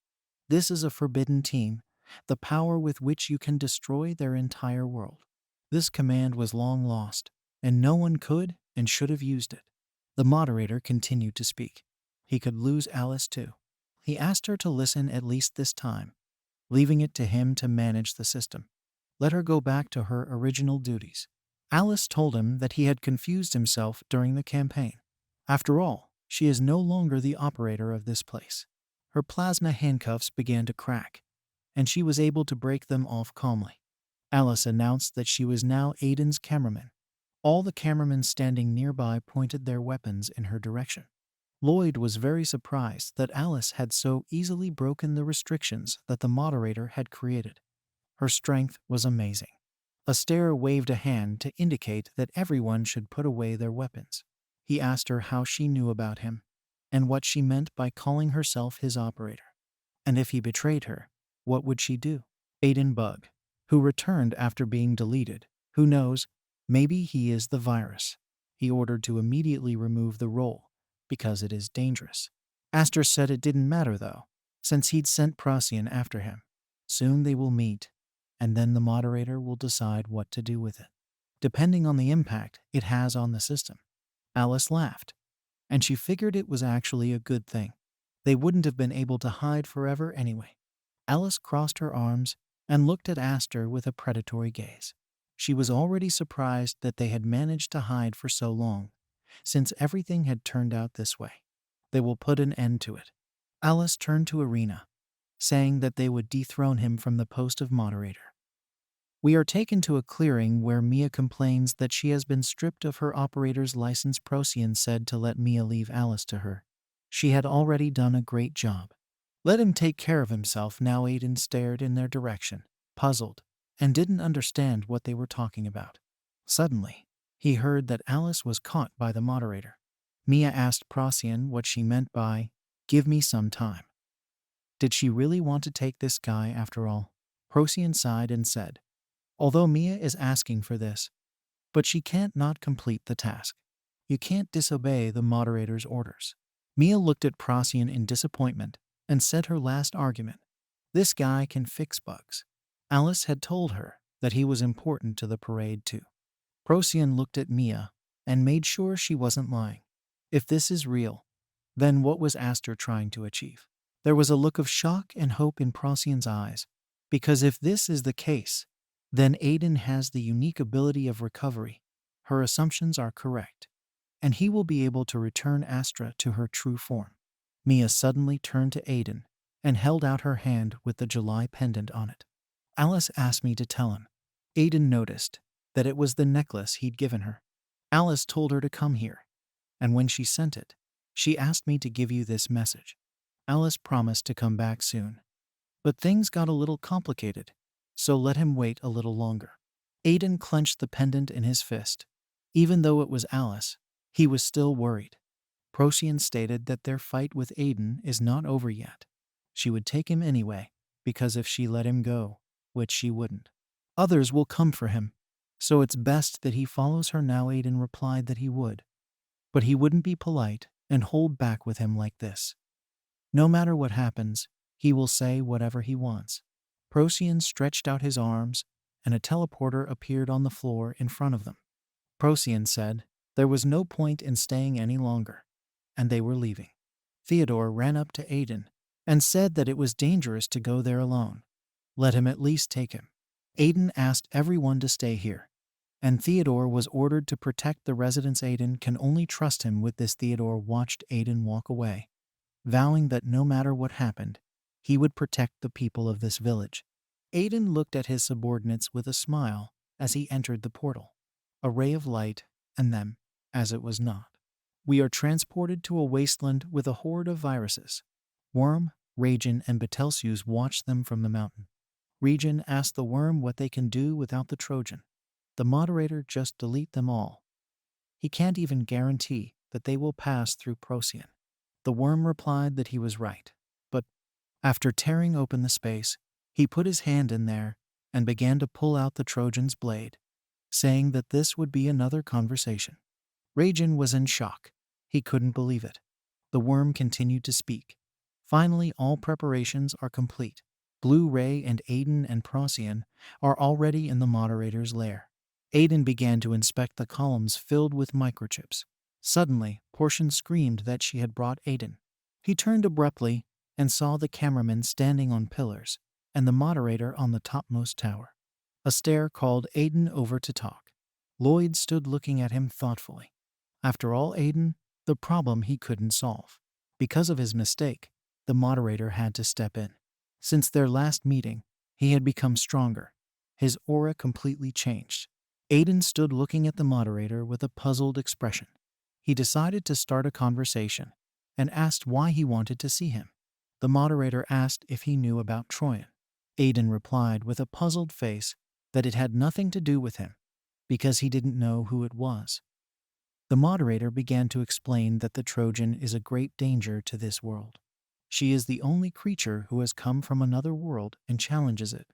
On top of that, she has fixed all the viruses and is using them to destroy everything here. Troyan looked like a terrifying angel who could destroy everything in her path. He said that's why she's hunting now. It's just a guess. But he thinks she needs moderator rights, so he needs to secure it as quickly as possible. Aiden didn't understand the whole situation. He thought it was as strange as possible, because Aiden definitely deleted it, but somehow it managed to survive. Or maybe Aiden was mistaken in thinking that someone else had intervened. Aiden remembered how he suddenly appeared some tasks and events, and then it dawned on him that it seems it was all for a reason. Alice perfectly remembered the very day of the review, when the moderator personally came to delete Aiden. The test itself seemed unusual to Alice, so she decided to personally appear on it and see what would happen next. The place where the check took place was one of the many places where traces of the Trojan were first discovered. Its traces ended where the infection process went too far, and the entire city was already completely infected. The Trojan is not an ordinary virus. Even for a moderator, it is very difficult to distinguish a Trojan from other viruses. If the Trojan changes its appearance and disappears, it will be completely impossible to find it. There is no way they can leave the Trojan alone. So the only thing the moderator can do is take measures to prevent the damage from spreading further. Aiden watched everything with incredible anger and aggression and listened to the moderator's words and did not understand what he would do next. and what to expect from the moderator. It finally dawned on Aiden that this was why the moderator had removed him, Alice, and everyone else. Aiden, in his anger, clenched his fist very tightly and said that there should have been another way out. But the moderator, with a serious face, said that there was simply no other way out. Aiden got very angry and shouted at the moderator. Aiden was filled with aggression and anger, shouting at the moderator, not understanding why he did this. Aiden was outraged because the moderator is the person with the highest rank, the one who manages the system, and it is he who must find another way out. This is his responsibility.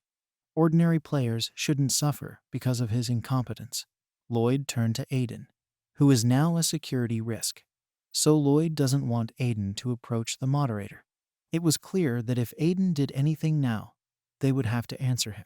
Aiden was even more annoyed by the haughtiness of the cameraman. They brought him here, and now they're talking nonsense. Aiden threatened that this was their conversation and let the cameraman get out of the way. It was clear that Aiden was serious, and that he could do a lot of damage to everything out there. Aiden made a threat to all the operators. They really still think he's just an ordinary NPC. Lloyd didn't understand how he could have grown so quickly. And this pressure coming from Aiden is just like the moderators. Suddenly, they all heard a woman's voice, warning them to be careful, because if they touched Aiden, they would get another enemy. You can see from Aiden's face how shocked he was when he saw Alice sitting on the pillars. The operators did not understand how she could be here, because they were sure that they had locked her up. Alice said that this was not enough to lock her up. All the operators were angry because they couldn't stop her. Aiden asked if Alice was okay. Alice apologized on behalf of her brother for putting Aiden through all this alone. Aiden didn't know who her brother was at first. It turned out that the moderator is Alice's brother, and she should have mentioned this much earlier. Aiden was shocked to learn that Alice was the moderator's younger sister. In fact, both the moderator and Alice are somewhat similar.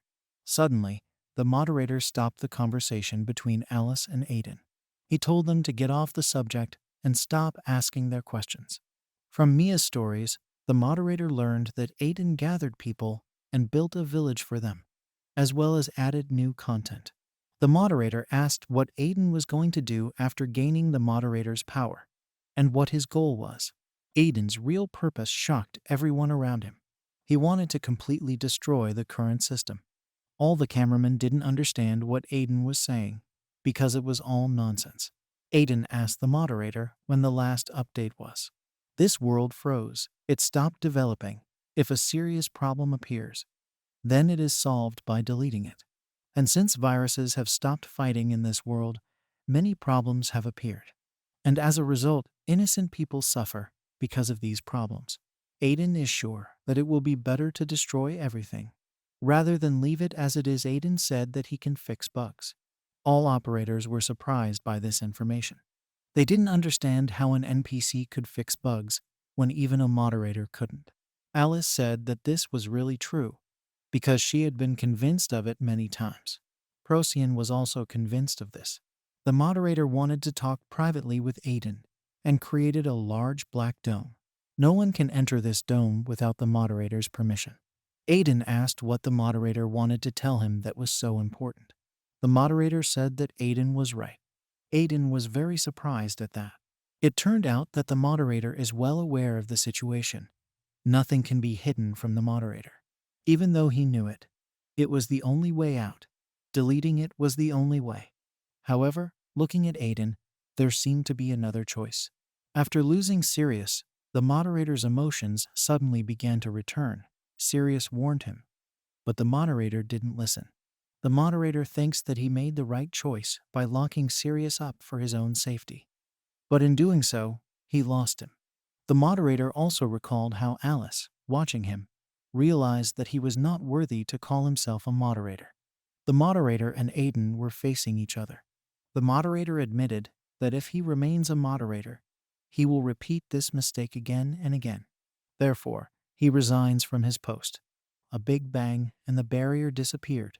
The cameramen watching it disappear were horrified. Suddenly, to everyone's surprise, Aiden brought his sword up to the moderator.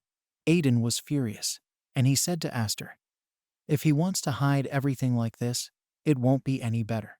If he thinks that if he leaves the post of moderator, then everything will be resolved by himself, he is clearly mistaken."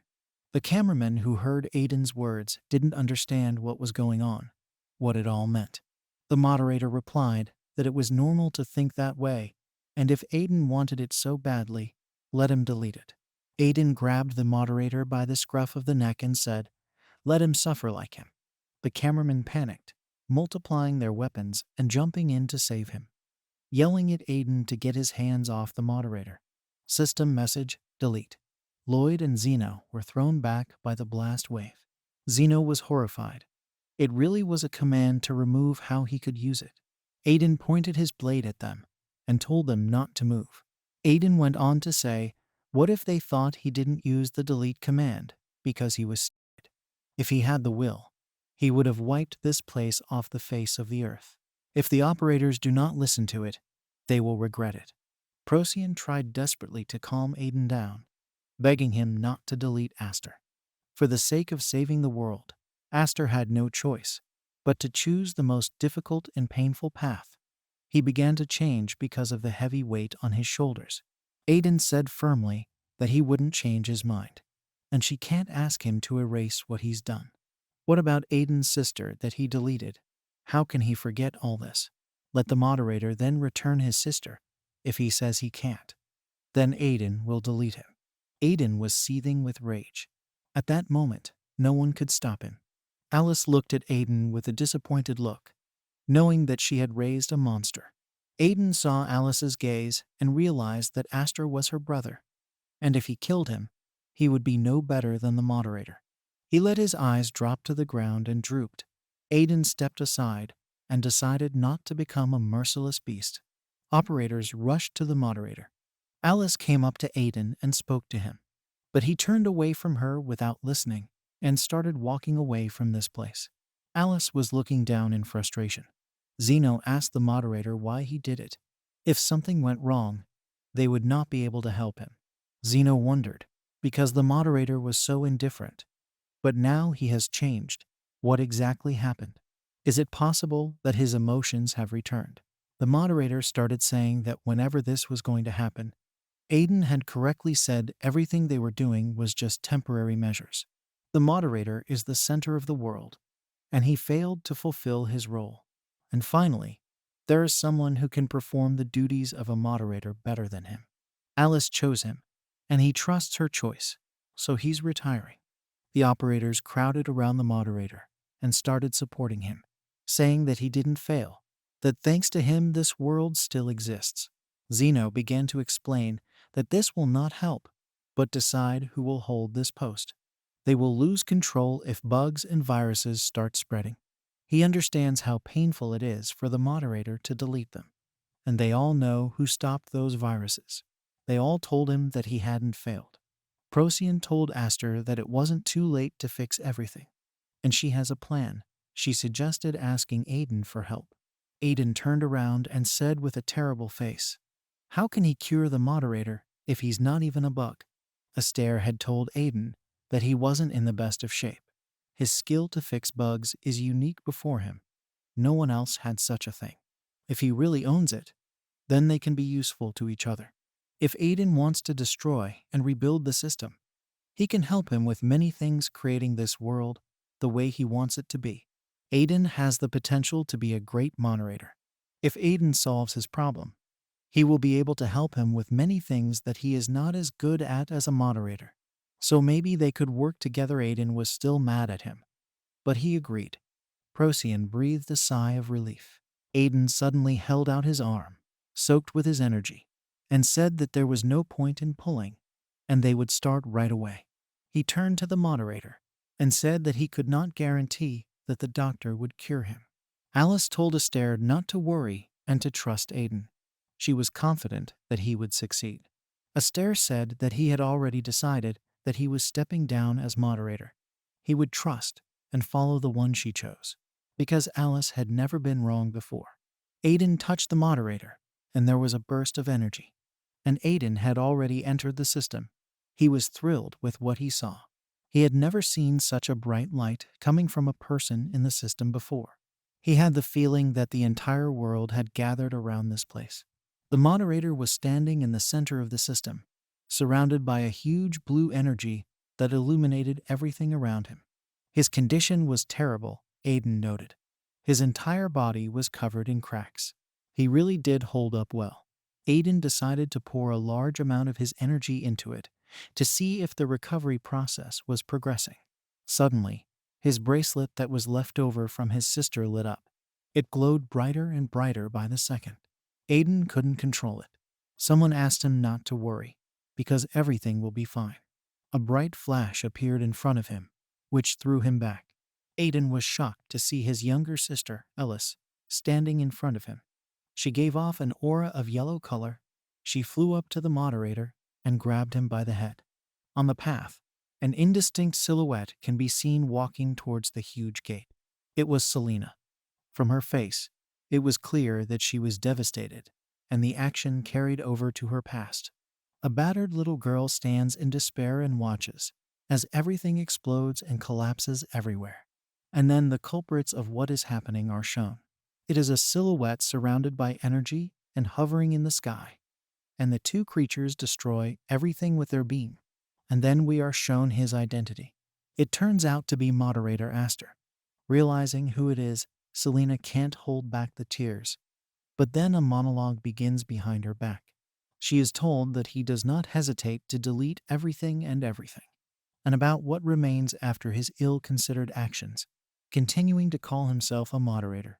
Selena starts to turn around and sees a trio of creatures standing in front of her, hidden in the shadows. A creature standing in front and hidden by a cloak asks her what she thinks after seeing the scene, telling her that she was all alone and he felt sorry for her. But then she grabs her battered sword and slams it into the creature closest to her. And he asks her if an ordinary sword can really work against the virus. Virus smiles and says that she is very brave. Taking out a sword from his torso, he tells her the purpose of his visit. It turns out to be a gathering of those who want to take revenge on the moderator. And that's why they woke her up in the middle of a checkup. Speaking of which, up until now, they had been killing those who were useless. Looking at the desperate girl, they invite her to join them. Events are returned to the present. She touches the stove and opens a passage. All attention goes to an unusual object that resembles a core. She pulls out a shining dagger-like weapon.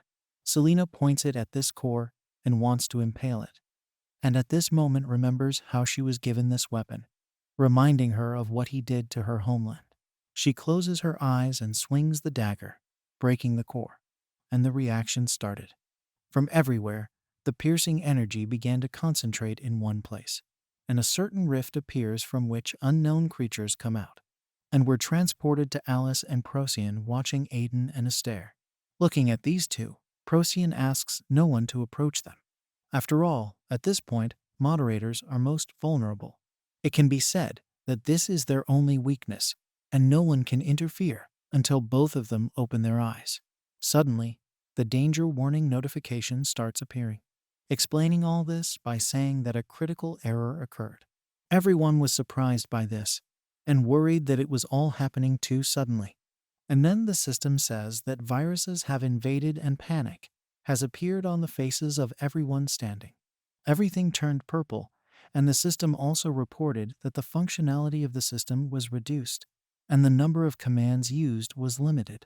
Meanwhile, Zeno asks everyone how the viruses got here when they shouldn't have had a chance. And Dyke says that Selena is responsible for security, asking where she is now. One of the viruses watching from the side tells the viruses behind it how much this moment is ideal, because the moderator can't move, and this is a great chance for them. The virus standing in front says that we haven't met like this for a long time and offers to greet each other, and represents all the viruses behind it. These were Beetlejuice, Regin, Virus F, and Virus E. He also says that it seems to him that they are disappointed by their small number, and with the click of a finger creates portals from which crowds of viruses climb. Zeno is outraged that viruses have entered here. Pulling out his weapon, He says that he will take the chance and remove each of them. At this point, Procyon and Beetlejuice don't stop looking at each other, and Procyon apologizes to Alice and asks her to take care of the other two viruses, and Alice agrees. Procyon makes a dash for Beetlejuice. At this point, Alice begins to think that it seems that viruses knew about what was happening here and got in. Looking at Aiden, she tells him that no one will touch him as long as she's here, but something keeps bothering her. In the next scene, Aiden is seen starting to cry. He sees Elise in front of him and asks if she is real. He shouts her name and runs towards her, but Aster stops him and tells him that the his sister, and then resents the fact that she was right under his nose, and he calls it a Trojan. Aster yells at Aiden to run and tells him that he didn't have a younger sister to begin with. This was all part of the Trojans' plan. Aster then tries to use the eternal deletion skill unexpectedly, but the Trojan grabs his hand and tells him that it's useless. After that, she points out that he should look at himself and see the result of using her power. After all, it gradually destroys it from the inside, and she's going to get it back. And she's also taking all the rights from both of them. After that, a flash occurs, and it reincarnates as number 1, codenamed Trojan. At this point, actions are transferred to the battle of operators and viruses. Zeno makes a few swings with his blade and cuts through the crowd of viruses. At this point, Lloyd and Isabel are surrounded, but Isabel makes a deft dash and destroys the entire crowd in seconds. A huge virus appears before her and is about to release energy in order to harm her. But Dyke, who came to her aid, manages to shoot from his bow and removes this large virus in a few shots. After that, he fires his arrows into a huge crowd and destroys them in huge numbers, while they in turn understand that it is difficult for them to cope with operators and plan to attack defenseless moderators. The regrouped viruses all rush to these two, but Zeno was quickly able to react and tell the others that they were targeting the moderators. And at that moment, the viruses that were flying up to the moderators crashed into the electric field. They immediately understood who it was created by, and the order was given to break through at all costs. But Procyon, who created it, while maintaining the stability of this dome and having the status of a guardian, ordered all the guardians to gather here. From the numerous portals that appeared, guardians of all possible kinds emerged. Procyon gave them all an order to destroy all viruses and protect the moderators. All the guards rushed into battle in an instant. Viruses started stamping. The higher viruses who were watching were surprised, and Regin asked the virus in front of them about how they can't do anything to us if we rearrange the space. But the operators are still strong, and they told him that he was right and had not expected such a turn of events.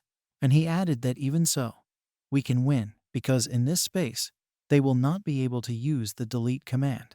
Therefore, dragging out the fight would be the best solution for them. But then there was a loud shout in all the higher viruses, and the operators paid attention. They saw Aster getting worse and worse.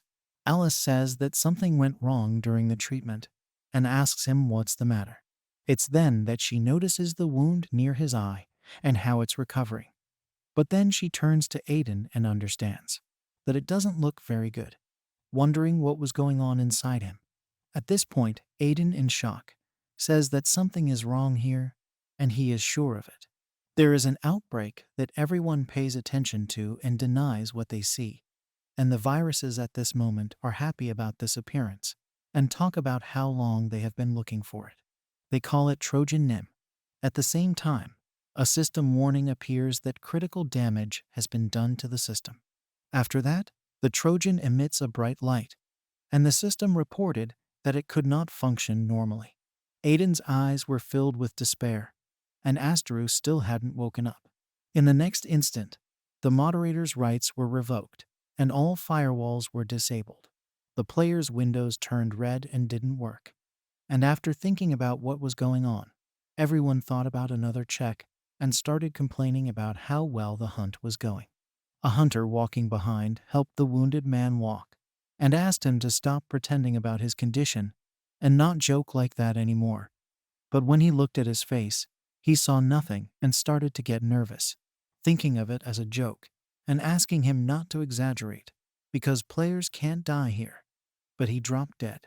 The system reported disabling system protection and disabling revivals. Players do not understand what is happening because the system gives errors, realizing that they will not be able to revive and do not understand what will happen after death. Opening the friends list, one of the players sees that everyone is dead and starts calling their friends in the hope that they are still alive. But Jade, who is trying to call, can't receive a voice message while dying and doesn't understand how the monsters that should be in the dungeon were able to get out of there into the open world. The system warns about the need to apply emergency measures when monsters come out of the dungeon. Events are transferred to the battle between viruses and operators. Everyone stands and watches the silhouette hidden in the glow and does not understand what is happening, not understanding how the firewall can disappear and worrying about moderators. After all, when the Trojan appeared, everything went wrong. And then Procyon shouts to Alice to protect Aster, and the Trojan draws attention to this. Alice makes a very quick dash for the Trojan, but it is protected by a barrier. Alice says that she was sure that Trojan had lost all her abilities and how she got them back.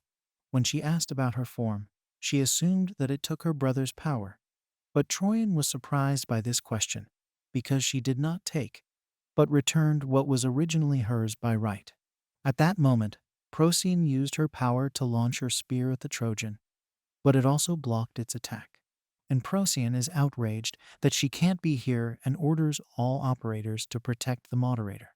Speaking of which, she's behind all this, and you need to be careful. But then a certain flame appeared, and she immediately guessed that it was Beetlejuice's flame. All the top viruses are lined up in front of the operators, and they say that this will not work, and they do not dare to stand in the way of the Trojan, because while they are protecting it, they will have a hard time. And then they say that the true owner of this world is a Trojan, and you need to show him respect. Zeno does not agree with them, calling them dirty viruses and ordering them to end them. All the operators rushed to the attack. Lloyd took on Region, and Isabel took on F. Zeno began to fight against the worm. He stabbed him several times with his blade, and he was met with several shots that Zeno was able to avoid. But still one of the beams was able to hit his armor, and he realized that they were applying infection. At this point, the worm grinned, saying that your firewall is now useless, and we are finally on an equal footing. The firepower from both sides shook and exploded everything around them. And at that moment, the Trojan stopped everyone with one word, and everyone stood in a stupor without the ability to move. The worm decided to ask why he stopped them, and she said that there was no point in talking about the true owner of this world, because she never wanted such a world, and also telling him not to be mistaken about her rank, because she was never their king, so don't think about messing with her. The worm was in shock, but she ignored it and said that she wanted to talk to her brother, and swiped her finger and threw everyone away with a certain impulse.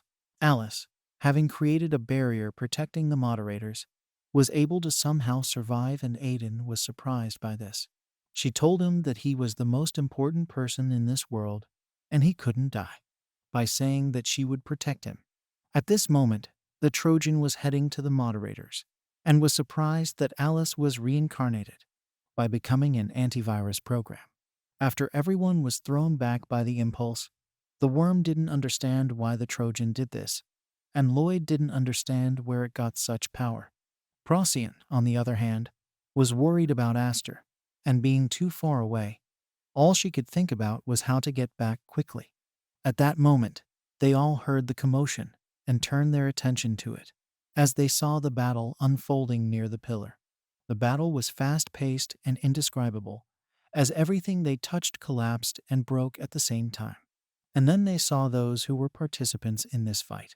It was a Trojan and Alice in her new form of antivirus. Alice was on a par with the Trojan, and the standing operators were shocked by what was happening. But Procyon reported that due to our position in which they are located, the restrictions imposed on Alice were lifted. and she tells the others that they can't stand around any longer. And while Alice distracts the Trojan, they need to protect the moderators. At this point, the battle between Alice and the Trojan is in full swing. Trojan is on top, and Alice is at the bottom, and they are preparing to attack each other. The Trojan first decided to use the command and use the chain, and at the same moment chains appeared from everywhere heading towards Alice. But she confidently managed to evade them and went straight to the Trojan, cutting part of the chains on her way. Looking at this, the Trojan decided to use the create command and created a huge wall in front of it. But Alice cut it into pieces and went straight to the Trojan and used the cut command. But the Trojan managed to use the firewall. But Alice cut everything in her path, putting everything in this attack, and was able to cut its defense, leaving behind a huge cut behind the Trojan. After this attack, she told the Trojan that she didn't understand what she was up to, but she wouldn't let things go according to her plan, so they could stop her again. Troyan replied that she wanted to go back, knowing that the chance of success was very small, but she still continued to try, as long as there was at least some hope. But nothing happened. After that, she used stat reduction on Alice. After that, she fell to her knees in front of her, and at that moment Trojan said that she was very strong, and even surpassed Aster in pure strength, and she thought that they would be able to return her to their world. But it was impossible, and at the height of my despair, I met my brother. Alice started shaking, and asked what she was talking about. If the Trojan was trying to tell her that Aiden could help her. Then Alice was indignant, and asked what she wanted to do with him. The stat drop had subsided, and Alice had lashed out at her, telling her that she wouldn't allow Aiden to be used. And at that moment, the Trojan used a lock, and some energy formed around it, blocking it. Troyan told her not to interfere, and even she would have to work hard to get out of there.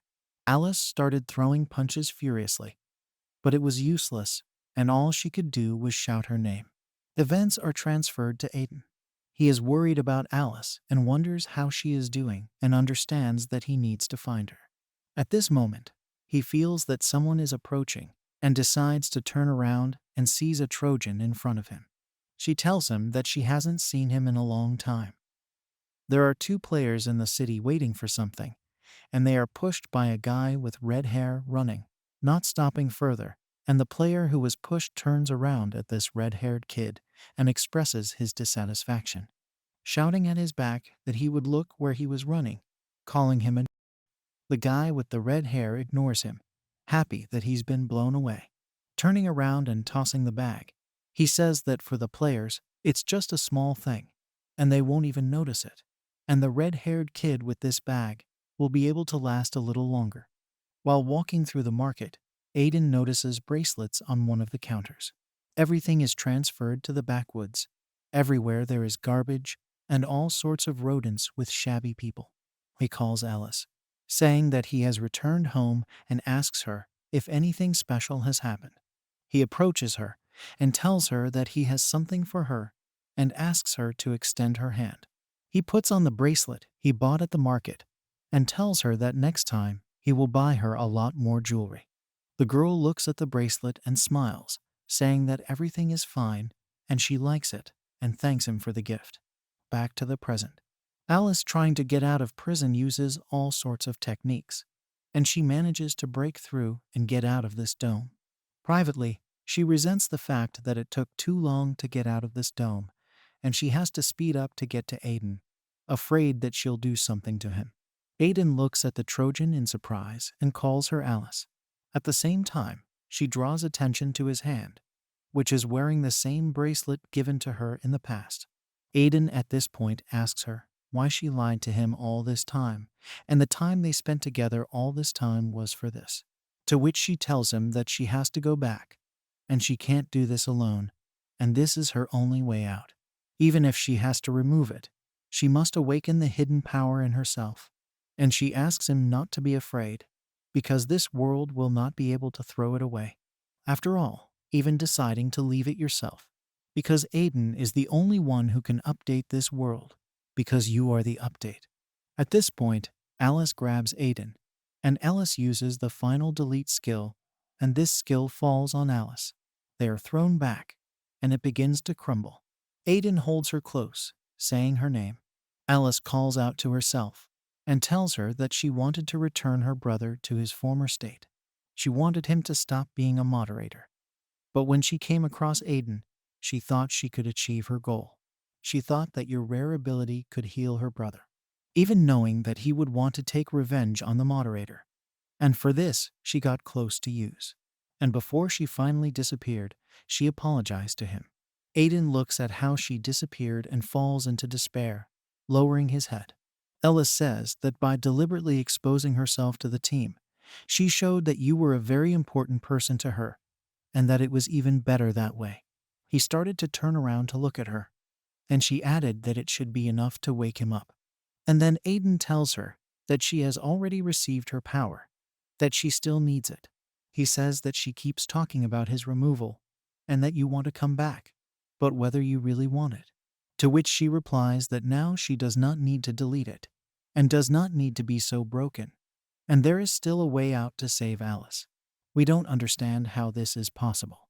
And she explains to him that the system can fulfill any request, regardless of its complexity, and not knowing how long it will take, and asks him to find her when he wakes up, because she will be waiting for him.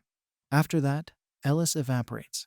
Aiden hits the floor with his hands, creating dents, thinking about what happened and how he should take it all, blaming himself for losing Alice. But he remembers the words Elise said about the system, and thinks that the system will fulfill any of his requests. He doesn't believe it. He tries to call the command, and it works. Surprised at this, because his rights were taken away. But this is not what is important to him now, and Alice is a priority. He realizes that he could not have been lied to, and this is his only way. He puts his hand to his chest and uses the final removal on himself. There is a flash, and then he goes into another space, thinking that he couldn't have thought that he would come back here. And he thinks that growing up makes it easier to bear pain. At this point, he approaches the glowing body and realizes that it is Alice approaching her, and all around is darkness. After a while, he hears a voice like Alice calling out to him, and he opens his eyes, looks around and thinks about what this place is, and then someone calls out to him. He turns and sees Alice standing in front of him. Aiden was shocked by what he saw. He grabbed her by the shoulders, and Alice really was standing in front of him. She asked him to calm down, because she was fine. Aiden breathed a sigh of relief, thinking that he would never see her again. Alice was looking at him with a puzzled expression, and she had a small dragon on her shoulder. He asked Aiden if he didn't remember anything. It was Sirius in front of him, and he didn't understand how that was possible, since he knew for a fact that he had been deleted. Sirius replied that Aiden was probably still confused by the sudden awakening. He should get some rest. He asked him to listen carefully and not be surprised. Sirius told him that Aiden had been asleep for 3 years. Alice said that Aiden really didn't remember anything. He had restored them. System message 61-242 failed. System message 67-231 failed. Aiden lay on the floor, not realizing how much time he'd spent doing this. For a week, a month, he had lost count, and he was having strange feelings. What he had to do. Suddenly, a bright flash appeared in front of Aiden, forming a blue crystal in the middle. He didn't understand what it was. Was it a Sirius star? Just once, he had already shown him the right path in a difficult situation. Energy surged toward the ceiling, and Aiden tried to understand what she was trying to tell him. Aiden looked up and saw 2 bright stars. After all, if he had come to save Alice, how could he have forgotten such an important thing? She had sacrificed a lot for him, including her own life, and he had done nothing for her. This time, it will be different. Aiden started to climb up the cliff. From now on, he would be the one protecting her, so she had to hold on for a little longer. His leg was seized by black hands filled with red microchips. He looked down and saw a horde of similar hands trying to stop him. System message 121-384th failure. Do these hands mistake it for a bug or virus? They had already engulfed his entire body, and he couldn't resist them. System message 2,015,594 failed. If this continued, there was nothing he could do. Suddenly, he remembered his sister's voice telling him not to be afraid, because this world can't throw him out or get rid of him, because he's the only one who can upgrade this world. He is an update. If something is needed for him, the system will fulfill any of his requests, regardless of its complexity. The dark hands almost swallowed him up. But Aiden couldn't just give up if he disappeared without doing anything.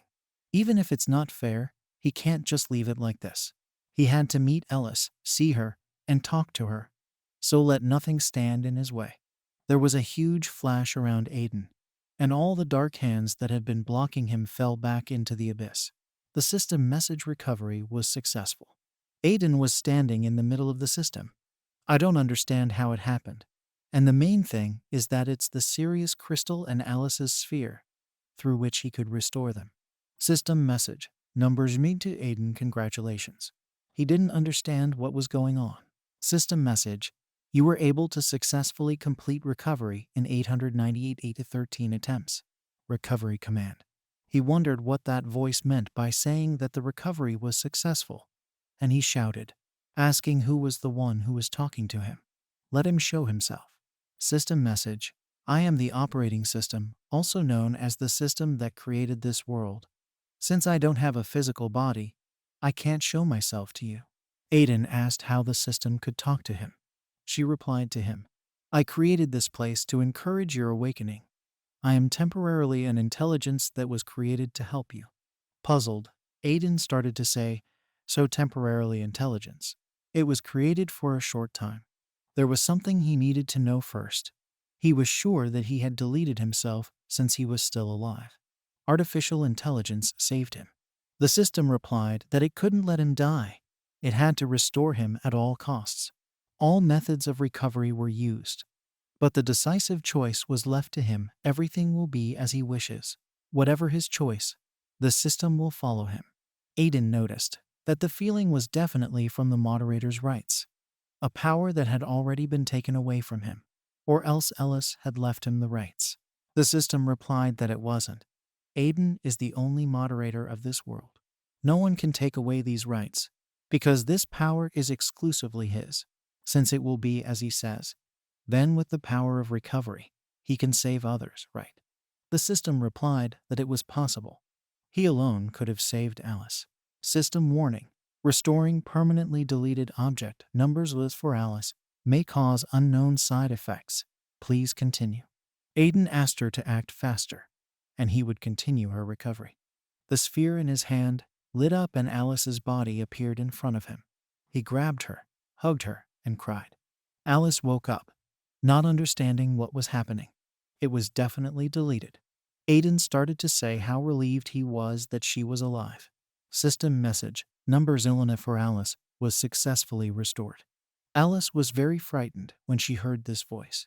Aiden had explained to her that it was an operating system and that it was following his instructions, so she didn't have to be afraid. He said he used the recovery team to get her back. She didn't believe his words. He could use the command to recover. She asked if his body was okay. I looked at her and asked her what she was talking about. Alice replied that this type of power is very dangerous. Anyone who used recovery-related commands suffered serious damage. System message. An overload has occurred due to excessive use of the recovery command. Aiden felt a strong swelling in the area of his chest, and he coughed and began to breathe heavily. Alice asked him about his condition, and she was right. Aiden replied that everything was fine, and he was a little relieved. He was a little confused as to what he should do now. He should use the command again. Alice saw that Aiden was holding a serious star, and he said, I thought he'd already told her about it. System message. It is recommended not to reuse the restore command normally. It is not possible to restore someone who is permanently deleted. However, Aiden is able to use the command. He had already used it twice to restore himself, and then Alice. As a result, too much energy was consumed. The system contacted him and said that due to excessive overload, his body condition was not satisfactory and could not be restored. He will take even more damage if he tries to restore someone who was permanently deleted. Alice said that the system is right. It's too dangerous. She asked him not to do it. Because what's the point of bringing her back if it's Aiden who can't stay alive? Aiden's body was on edge, breathing hard. But he laughed at her words, so she could sacrifice herself to protect him. But he doesn't. He asked Alice to calm down, because he wouldn't die or disappear. Alice was frightened by his words. She didn't want to lose him again. If it wasn't for serious help, he wouldn't have been able to save her. He just wants to pay him back. System warning: further use of recovery is too dangerous. Please stop. Aiden asked the system that he still needed one more time to stop talking nonsense and execute the command. System message: recovery command. Sirius has been restored. Alice picked up the little dragon, and it was incredible that he could bring it back. This is the power of recovery. The reason why Aiden was able to fix bugs was because of his ability to use the power of recovery. Aiden's body was in great pain as he began to breathe even harder, his face littered with microchips. A big flash around his heart, and he screamed in pain. Alice turned to the system and asked it to do something, because Aiden was in danger. The system responded that critical damage was received and direct intervention was initiated due to the emergency. A red crystal appeared in front of her. It was the true form of the system. Search for a solution. Search completed. Number seen: Aiden has taken critical damage, just like she said. He's already reached the point where he's incapable of self-healing. The crystal glowed, releasing bright yellow flashes. She continued to say to increase the recovery efficiency. The system will transfer all its power to Aiden. It will take a long time. The crystal began to sink into Aiden's damaged body. When the intelligence system process starts, it will be suspended. Please keep an eye on Aiden until the surgery is over. The system responded that it was starting. We are being moved to the present time. Aiden remembered everything. Alice replied that she had been waiting all this time for him to wake up. She asked how his condition was, because he had been sleeping for a long time, if he had any discomfort. Aiden said no, on the contrary, he was full of energy. Now he can do absolutely anything. Aiden calmly raised his hand and activated the create command. Blocks appeared in the room and began to surround them. In his hands was a ball. It was a system. Alice and Sirius were shocked to see how he was able to create something like this in an instant. System message: recovery, and everything is back in place. Sirius replied that he had seen a lot in his life, but this was the first time he had seen this. Alice, looking at Aiden, wondered if she was Aiden's true strength. System message: Aiden updater. All commands have been unlocked. Aiden, looking down at his hand, used the command. System message: item creation. At the same time, Aiden had a hot sword in his hand. System message: sword decapitation. Aiden's personal item. It was the greatest sword in the history of this world. System command: create. Aiden created blocks, which he fed with his energy, and they rushed straight at him. Aiden didn't hesitate for a second, didn't doubt his own strength, and destroyed them all in a couple of blows. He looked down at his new creation. Aiden thought about it. This sword is extremely good if compared to the punitive sword. Then this one will obviously be stronger. And no matter how many commands Aiden uses from now on, his body isn't draining anymore. Apparently, this is due to the fact that the operating system gave him these powers. Alice turned to him and said it was just unbelievable. He created this powerful weapon with such ease. Aiden was outraged. It really was something incredible. Sirius said that it usually takes a long time to put your heart and soul into creating a personal weapon. Even Aster and the operators would need to put in a lot of effort to create a unique, high-level weapon. However, for Aiden, it was a no-brainer. Alice confusedly asked me to create the same weapon for her submission. After all, her weapon in the last battle was removed. Aiden smiled and asked her why she was so shy. He would have created it for Alice anyway. He raised his hand up, and at the same time, he had a powerful weapon that he had given to Alice. She smiled broadly and thanked him for the gift. Aiden replied that he tried to make it as similar as possible to the one she had, because she was already attached to him. Smiling, Aiden did not forget about Sirius and created him a pair of bracers that will help and protect him until he grows up. They have mana and protective properties, so they'll come in handy. He turned to them and told them that if they still needed time to get used to their weapons, they should take their time. As it is, there's no point in them staying here any longer. Aiden looked up at the sky and said we should get out of here. Alice grabbed him by the shoulder and asked him to wait. She was glad they were already leaving, but first she wanted to do something with his hair. Alice cut his hair expertly, cutting it short. She asked him to wait here while she changed. Suddenly, Sirius asked Aidan if he was serious about going out and looking for the Trojan. Sirius won't stop him, but she's a lot stronger than he thinks. Whether everything will be fine. He said he didn't care, that he wanted to know what Alice wanted, and that he would do whatever it took. Aiden said that he would support her as the only member of the family. Dark energy began to gather around Aiden, and his body was covered in black armor that covered his cloak all the way to the floor. Aiden decided that no matter what, he would meet Ellis. First of all, they needed to get out of here, Aiden said. Sirius told him that he was right. If he stayed here any longer, he would go mad. Alice's voice came from behind her, and she agreed with Sirius' statement, because if he wasn't here, she would have gone crazy by now. Alice appeared before them in her new outfit. Just like Aiden, she was dressed in armor with a cloak on her back and a small cutout on her chest. Aiden smiled and started walking slowly towards her without saying anything. Alice asked him why he was silent, what she looked like. He put his hands behind her back.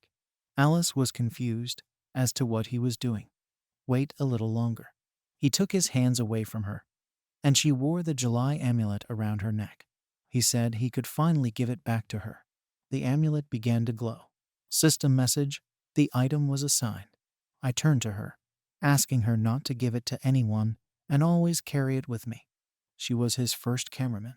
Aiden said it was time to leave, and they held hands. He thought, 3 years has passed a lot of time. He was wondering how much the world has changed. Command line, exit. Energy shone around them, and they flew up at high speed. System message, version 10 update completed. They were transported to this world and saw a terrifying scene. In front of them were objects that were completely affected by the virus. Everywhere is wasteland and ruin. A guy from the Griffon clan, yelling at his allies to come here faster. A huge crowd of monsters ran past their hiding place. The guy sighed with relief and said that they finally left. He took off his hood and said he thought he was going to die. He turned to his allies and asked them to stay here a little longer. System message, Griffon Guild member, Kevin level 296. Players supported his idea, saying that this time it might have ended badly. Kevin called them. They must avoid even the slightest danger if they can't respond. One of the players asked him if this was the right way to go. They are increasingly bumping into monsters. Kevin replied that the player was right. He was willing to take the risk, but he didn't expect it to be so bad. He clutched his head, not knowing what to do next. Before the world changed, there were no monsters in these lands.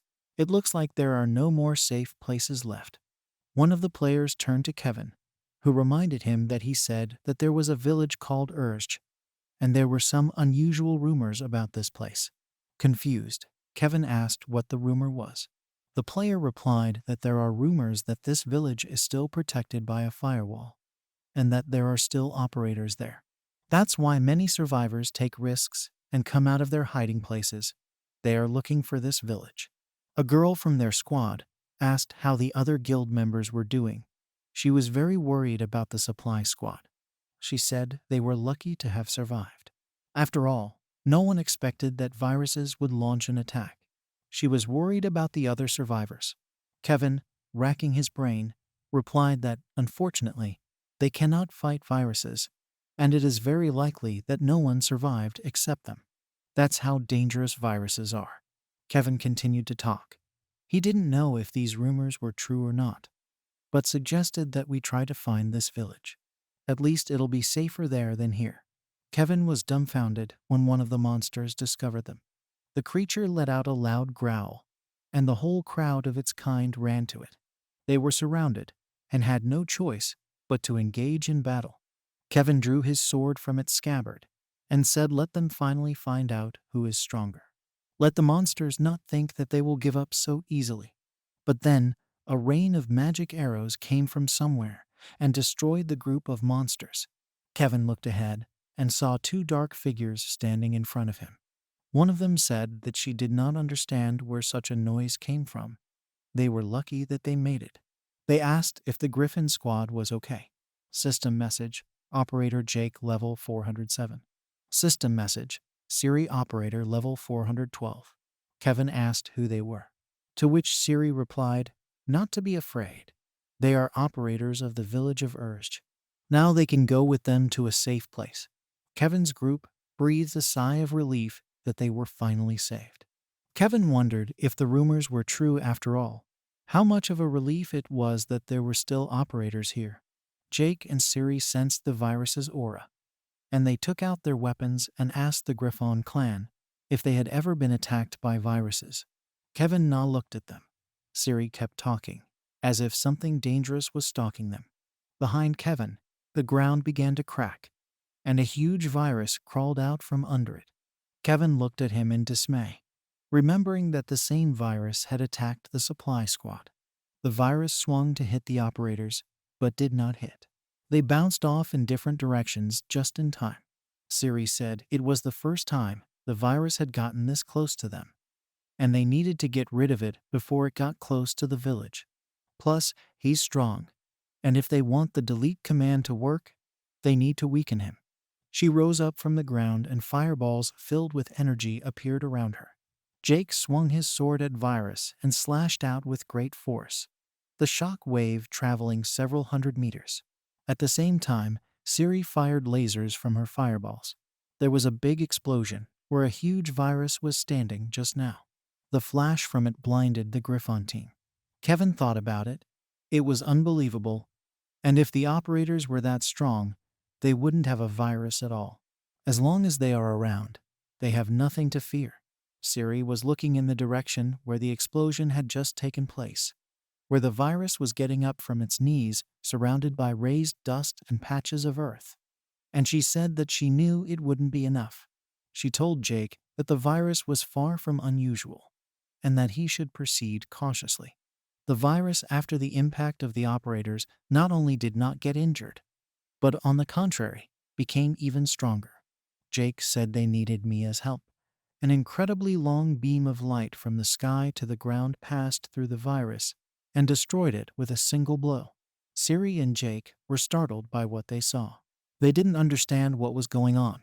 Who could destroy the virus so quickly? Who can have such power? Aiden stood on a hill, towering over the cameraman. Siri couldn't believe her eyes. It was indeed Aiden. Siri and Jake were shocked. Aiden smiled, jumped down from the ledge, and greeted his companions. He apologized for such a long absence. Jay and Siri were beaming with happiness. They rushed to him and started talking about how they knew Aiden had survived. The players from the Griffon clan stood there, not understanding what was going on. Only Kevin recognized Aiden. He wondered if this was the same Aiden he knew. Suddenly, a voice came from behind Aiden. It was Alice, who was indignant that he had left her behind. Alice greeted Jake and Siri and asked them how they were doing. Alice noticed that they have grown in level and become worthy operators. Alice turned to Siri, and she said that she had brought someone with her. She called out to him, asking him to come out from behind her, not understanding why he was so afraid. A small dragon appeared from behind her. Siri recognized him immediately and ran towards him, tears in her eyes. She gave him a big hug and told him how much she missed Mr. Sirius. He reciprocated and apologized for leaving her. Sirius had told her that he had grown so small, but she, on the contrary, had grown so much since they had last met, and she was also a cameraman. Sirius told Siri that he was proud of her. Siri, sniffling, asked that they always be together from now on. Aiden and Alice Mila looked at each other, a promise so similar to what they had made to each other. They all headed for the village together. Siri was startled by what Aiden was saying. She didn't believe they'd deleted themselves. Jake said he understood the situation, but it was certainly too rash.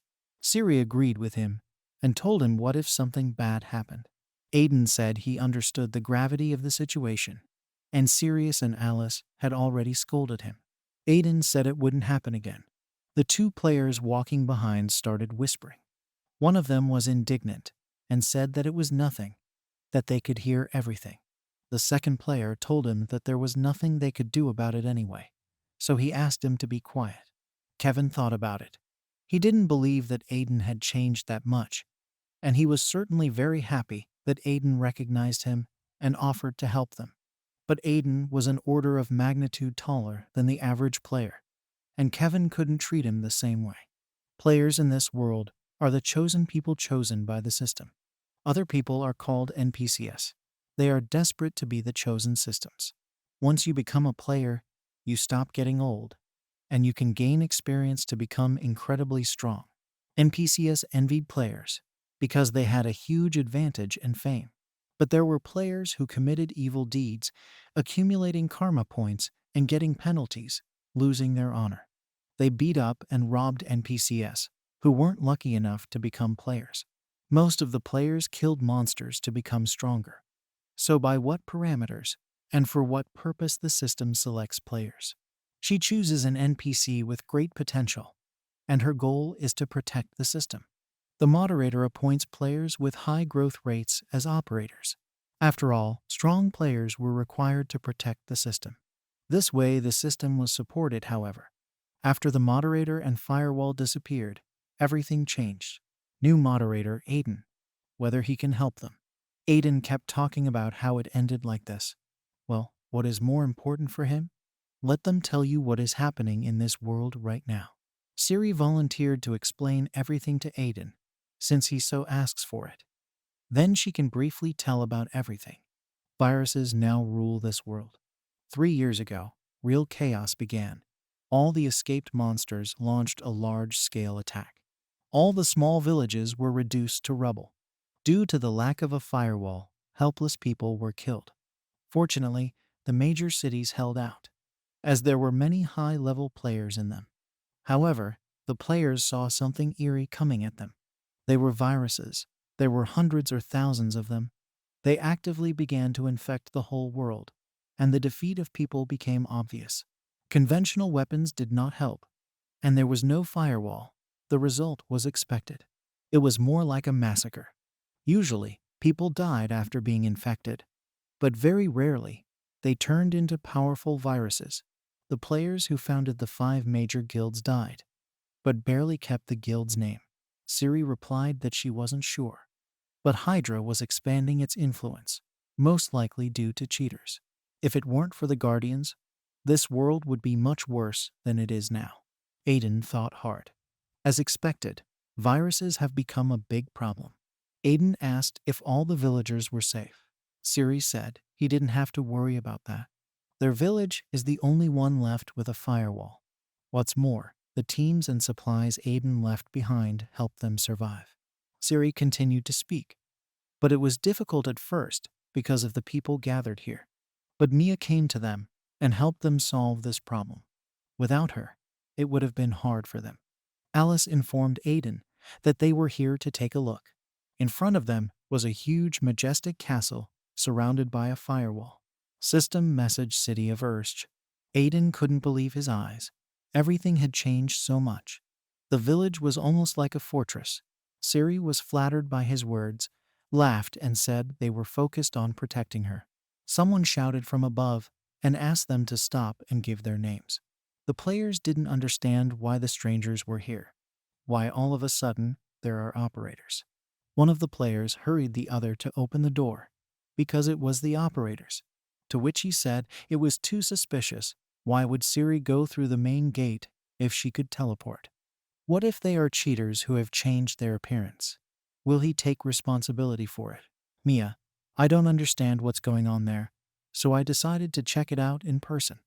One of the players reported that the operators brought strangers. Mia looked down and saw Alice standing in front of her. Tears welled up in her eyes. One of the players turned to Mia and asked what they should do. According to the protocol, he stopped them.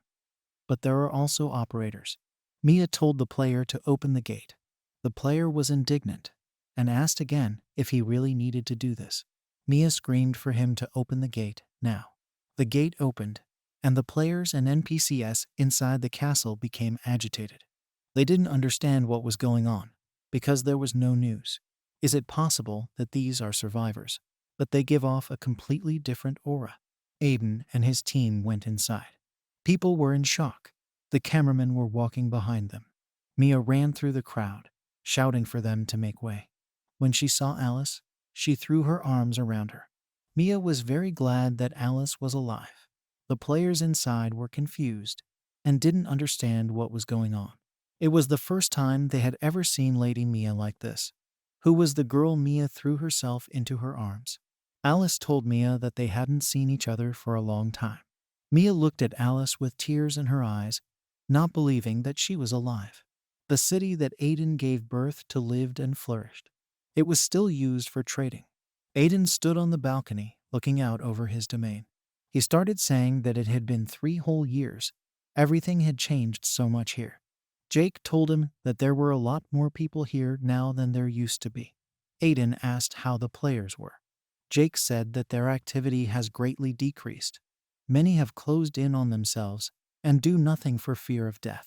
Jake went on to say that players are now spending more time on survival. Recently, protection items, armor, healing potions, items to increase resistance to negative effects, and much more have become more frequently sold. Aiden was drawn to the conversation from the next room and turned around. It was Alice who had asked Mia to step away for a while. They couldn't sit like this all day. Mia said that she would not leave her alone. She held Alice in her arms and did not let her get up. Alice laughed and said that she had lost. Jake explained to Aiden that Mia doesn't look like herself right now, so everyone is surprised. It's the first time they've seen Mia so happy. There were shouts outside, and the door to the house was thrown open. A couple of NPCs came out, one of them being Logan and Sophia. They crowded around Aiden and reported that they had been waiting for a very long time. Aiden asked how they were all doing here. Helen ran over and hugged Aiden, saying that she was very worried about him. Her face broke into a smile. Henry, her older brother, was standing behind her. He asked Helen to leave Aiden alone, asking where her manners were. She's probably bothering him. Henry had matured during Aiden's absence. Aiden said it was fine. He picked up Helen and said he was glad to see the two of them. Aiden patted Henry's head and told him that he had grown a lot in that time. People were happy to see Sirius, and tears welled up in their eyes. Sirius, sitting on Siri's shoulder, replied that it was all thanks to Aiden. People wiping away their tears told Sirius that they would tell everyone about his return. They were sure that everyone would be very happy. Aiden said he was glad everyone was safe, but he doesn't see Theodore. Hearing this, everyone lowered their heads, afraid to say anything. Aiden asked what was the matter. Something had happened. Mia turned to Aiden, telling him that Theodore couldn't move at the moment. Aiden asked her what she meant. Let her tell you everything in detail. Mia lowered her eyes to the floor and asked him to follow her. They came to the Tower of Trials, which was in the center of the city, and Mia said Theodore was there. She went on to say that Ida must have already figured out why only their city, unlike the others, could function properly. Before Aiden left, he asked Theodore to protect the village and its inhabitants, and Theodore did everything he could to keep his word to them. At first, this place was not protected from viruses. Rabid monsters were also a big problem, and the battle with the endless stream of viruses exhausted them. Throughout this nightmare, Theodore continued to fight to protect them all, and he was able to exceed his limit. But they couldn't stop the virus attack. They had no choice but to protect the village with a firewall. Theodore sacrificed himself to protect everyone. Thanks to his sacrifice, they were able to keep the peace here. Mia went on to say who knows what would have happened to them if it wasn't for Theodore. Mia asked me to help Theodore because he had done so much for them. Without a second's thought, Aiden reached out and used his power to enter the tower. When he got there was a stone in front of him, restraining and absorbing Theodore's power. Theodore's condition was depressing. His entire body was shackled by red crystals. Theodore didn't know how long it had been going on. He almost fainted. If he lost his concentration for even a second, it would immediately consume him. But he told himself that he had to hold on until Aiden got back. After the firewall disappeared, viruses destroyed everything, this world, the system, except for the city of Ursch. Viruses continued to attack, not letting them rest. But even in this dire situation, they still had hope, because Aiden's firewall protected them. Thanks to this, they were sure that he was still alive. However, they couldn't continue fighting. Mia didn't have a firewall, and Syria and Jake weren't strong enough. This was their limit. Theodore had to find a way to save this place. And after much thought, he decided to distribute the firewall throughout the city. Theodore had to pay a heavy price, but he didn't hesitate for a second, so no matter what, he had to do it. Theodore gave his all and covered the entire city with a firewall. Viruses didn't understand where this firewall came from. Theodore continued to ponder in his head, even if he couldn't move. There are those that Aiden chose as the operator. Syria destroyed a couple of viruses that were located right under the city. System message, delete command. Only for operators. So Theodore could trust them to protect the city. After that, it was a small matter. He just had to wait for Aiden to return. Aiden raised his hand to Theodore. By placing it on his head, there was a bright light coming from Aiden that made Theodore only see the silhouette of the person standing in front of him. Aiden addressed him by his first name. Theodore recognized the voice immediately and looked ahead hopefully. Aiden's huge burst of energy. System message, recovery command. Theodore looked at his body. It was completely restored. Aiden turned to Theodore. He smiled and thanked him for doing as he asked. Aiden continued to talk, just as he should have expected from his best guardian. Theodore had been fighting all this time. His eyes were filled with tears. He got down on one knee and said he was waiting for Aiden. Theodore believed that he would return. Aiden replied that he was right. From now on, Aiden leaves everything to him. Theodore walked out of the Tower of Trials. Outside, he was greeted by Siri, Jake, and Mia, who were very happy that he was finally back. He said he was very worried about them. Looking back, Theodore said that Aiden had restored it. Theodore asked me to wait for them, and Aiden will now create a new firewall for Ursch and come back. System message, firewall command. Aiden has created a cube that will support the city's defense with his power. System message, the Ursch firewall has been updated. Alice asked Aiden if he was finished. Aiden replied that he made it stronger than it was before, so they don't have to worry anymore. Alice turned to Theodore and told him that he was incredibly loyal, since he could last all 3 years. It must have hurt a lot. Theodore said that he was nervous at first, because it was the first time the Guardian had become a human shield. But nothing terrible happened. He was willing to sacrifice his life for all of them. Aiden turned to Alice and said that he understood one thing. Alice said that the moderator won't be able to solve everything by himself. And she was right. If it wasn't for Theodore, it's hard to imagine what would have happened here.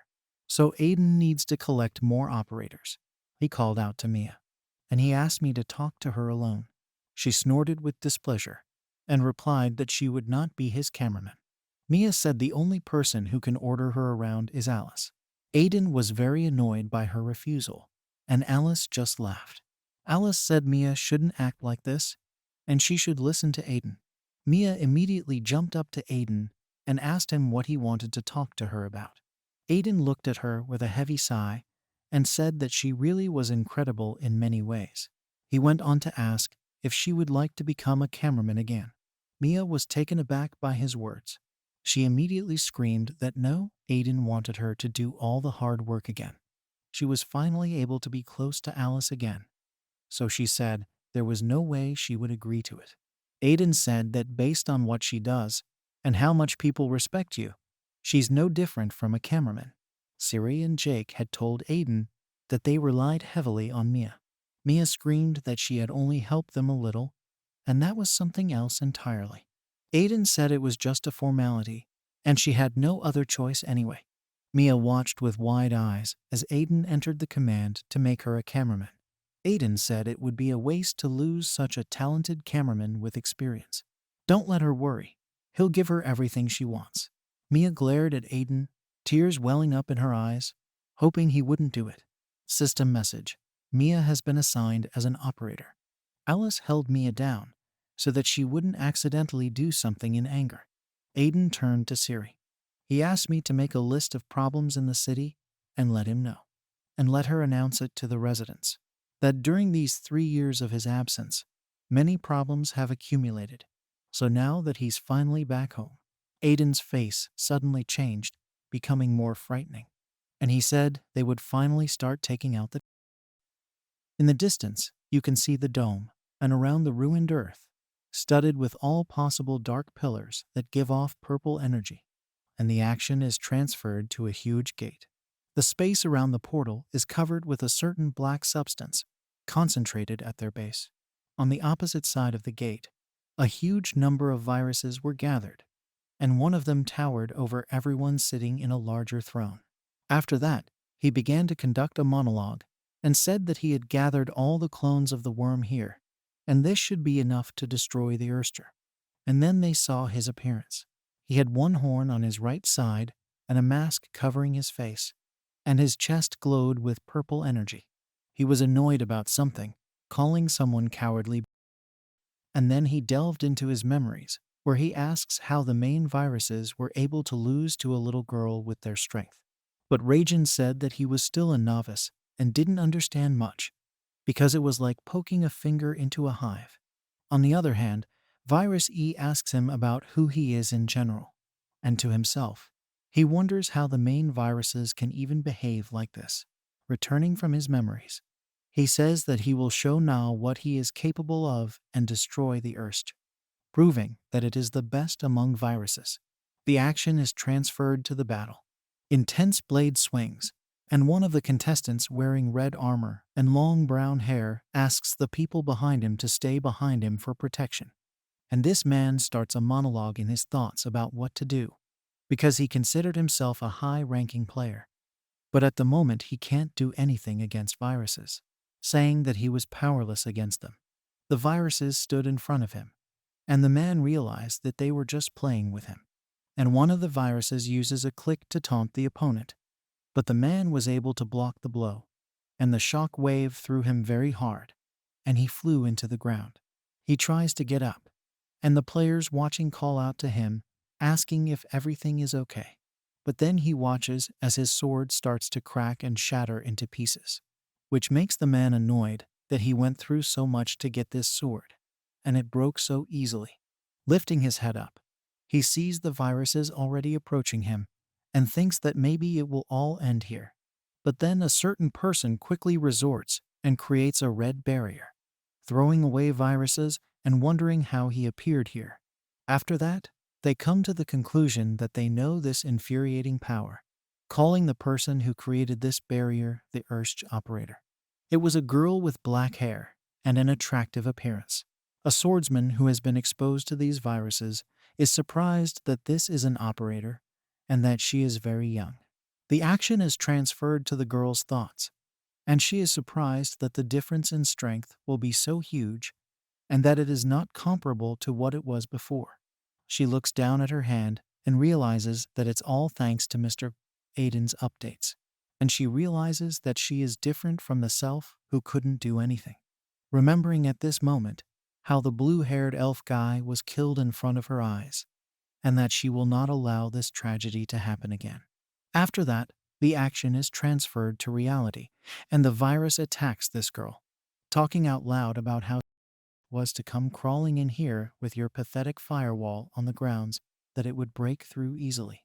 But the girl says to herself that she is no longer what she was before, and pointing her hand at the virus uses the removal skill, and the viruses instantly begin to crumble in agony.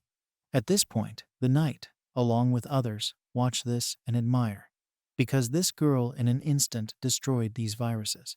After that, the girl began to say that everything is ready and they can go out, and a large number of people in white robes and masked faces came out of the forest. At this point, the girl asks to check on the survivors and escort them to safe places. And the knight is surprised and asks himself that they are her subordinates. After that, the girl operator tells them to get ready and come back, while she still has to look around. People in hoodies listen to her and go to complete the tasks given to her. After that, she reports on the firewall that the survivors have been rescued. The cleanup of the territory is almost complete. And then they show a man with a huge sword who hears this message and at this moment is going to make an attack. After that, he is asked if he needs to join, and she demolishes half of the forest with the force of her blow. After that, he says that he is also already finished and adds that he did not expect that there were so many viruses hiding in the area. It was a guy in black armor and a gray lock of hair. The action is transferred to the blonde-haired girl, where someone asks about how Alice was able to find out about the location of viruses. After that, the blonde girl answers her that this is one of her antivirus abilities. Then Mia straightens her arms and talks about how nice it is to have a firewall, and she hasn't been able to relieve her stress so well in a long time. After that, you can see how Mia burned everything to the ground around her, destroying all the viruses in this area, talking about how well the fire created by her burns, and notifying that she has finished cleaning. After that, the action shifts to the guy with gray hair, and the weapons surrounding him prepare to fire a salvo, after which they shoot and hit the viruses, destroying them. It steps on the remainder of one of the viruses and says that it has completed the sweep. After that, he says that this is the second base that he destroyed, and Mia is surprised by this, saying that this was to be expected from the fast Theo. After that, Theo tells Mr. Aiden that they have completed all their tasks. He asks them what they should do now. Aiden, in turn, tells them to check everything thoroughly and make sure that there are no more viruses. At this point, the guy with the gray hair asks the other cameraman about Aiden's location, to which he replies that he said he had to deal with something. Events are transferred to the virus world near the portal, where one of the viruses says that something is wrong and the urged operators destroy their databases, to which other viruses are surprised and start to deny it and panic. They argue that this is unusual because all this time they were hiding behind a weak firewall. One of them says that he does not understand how this can happen, and the second considers them arrogant and crazy, while the third believes that it is necessary to multiply and with greater combat power than the previous removed ones, and they urge everyone to attack. The main virus listens to all this, but does not comment. But then a rift appears, and all the viruses were surprised to pay attention to it. He started destroying the lower viruses from within, and they panicked, asking for help. At this moment, the main virus looked at all this with incomprehension, and then a voice rang out, saying that he was surprised that so many viruses were hiding here, even knowing that they were there. But seeing everything personally was very surprised. The main virus asked this person who he was, to which he replied that there was no need to know. It was Aiden, and he said they were all going to die anyway. The main virus caught. He took the handle of the throne and squeezed it so hard that it cracked, saying that he had no words. He looked up and saw that above it is a man saying that the operators apparently don't know anything. He insulted him by saying that he was digging his own grave. At the same time, Virus released his aura and headed to the meeting, saying how much he wanted to see his desperate face. But Aiden looked at him as if he didn't see him as a threat. The main virus was outraged that everyone was just standing there and told them to get rid of him and teach him a lesson by pointing a finger at him. All the viruses rushed into battle surrounding Aiden, but he just raised his hand and used the thanks ability that stopped time with a single click. After which, in front of his face, all the viruses sent their attacks directly at him and stopped in the blink of an eye, unable to move, frozen in front of his eyes. The viruses were surprised and began to panic, saying that they could not move. After saying that only a moderator is capable of this, and at this very moment Aiden, he used the compression method and a funnel formed around his hand, sucking in all the viruses standing around him, and used another skill in the form of permanent removal, destroying all those who are in this very funnel.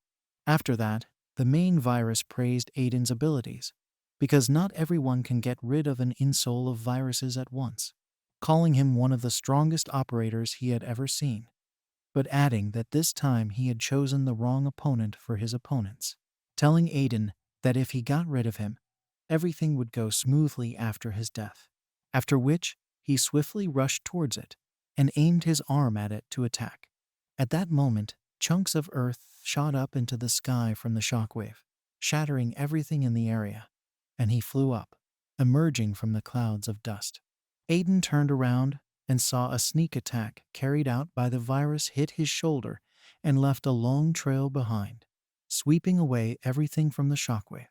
After that, purple magic circles appeared in the sky and black hands jumped out of virus' back, heading towards Aiden, and he praised the way the cameraman dodged. But he couldn't do it anymore. Aiden stood there, not seeing the threat in his opponent, and those very hands were broken when they hit the red barrier he created. He reached out and used the stop command on the virus, but the virus was surprised at first, and then asked how he could have thought it would work on him. Saying this, the virus released purple lightning bolts, and Aiden was surprised by this, and after the virus explained that viruses are resistant to the system, and additional black limbs appeared behind his back, and said that his teams, which he is so proud of, are useless against him, and asked him not to take it personally, because everyone with whom he fought they did it. After that, the virus began to talk about how it became like this. He says that he was originally an ordinary player, and he just got infected and then thought it was over. But on the contrary, he was reborn and went out of the system, where lawlessness and disorder reigned. It was too easy for him to survive there, because he was strong. You can say that he was the best, because all he had to do was destroy everything, and he regretted that he did not go to this side much earlier, and over time, he became stronger and stronger, becoming better than any virus, and said that he would prove to everyone that he could become a new named one. But for this he needed evidence, and he decided to wipe out Ursh from the face of the earth and prove that he is worthy of being named. After that, Virus put on a dark purple aura and attacked Aiden with his hands from behind his back. But Aiden repelled all attacks with his barrier, after which he said that this time he was caught too talkative. He released the energy with which he broke all of Virus' arms, and Virus was surprised. He wondered what had happened, and at that moment Aiden reached out with a funnel inside and used a chain that Virus hadn't even expected and bound him with his red chains. After that, he started talking about how he couldn't hear it anymore and asked if he was sure that the teams were useless against him. At that moment, the virus was trying to get out, but it couldn't, and it couldn't even move. After that, the evil Aiden told him who he was to decide this, because all he could do was follow his decision. After which, he slammed his fist into Virus' face with such force that the entire area shook and started to collapse. Various viruses gathered around the huge stalactites, and someone began to wonder why it was necessary to travel all this way to look at something. To which he was told that he had already run far, and it was not the time to stop, and why they had come here already looking for other bases, and tells about the saying that sounds, "Under the lamp is the darkest." And the more he thinks about it, the more angry he is, because how dare they betray them, and if he knew this was going to happen, so he would have been more careful. And at that point we were shown that they were looking for something called a Trojan. It looks like a dagger spewing radiance, and they do not care if she is alive or not, because their task is to find and tear her into particles and kill her. And at this moment, a certain light attacks them with a hail of blows from above, and one of the viruses dies instantly, and the second only realizes what is happening also dies.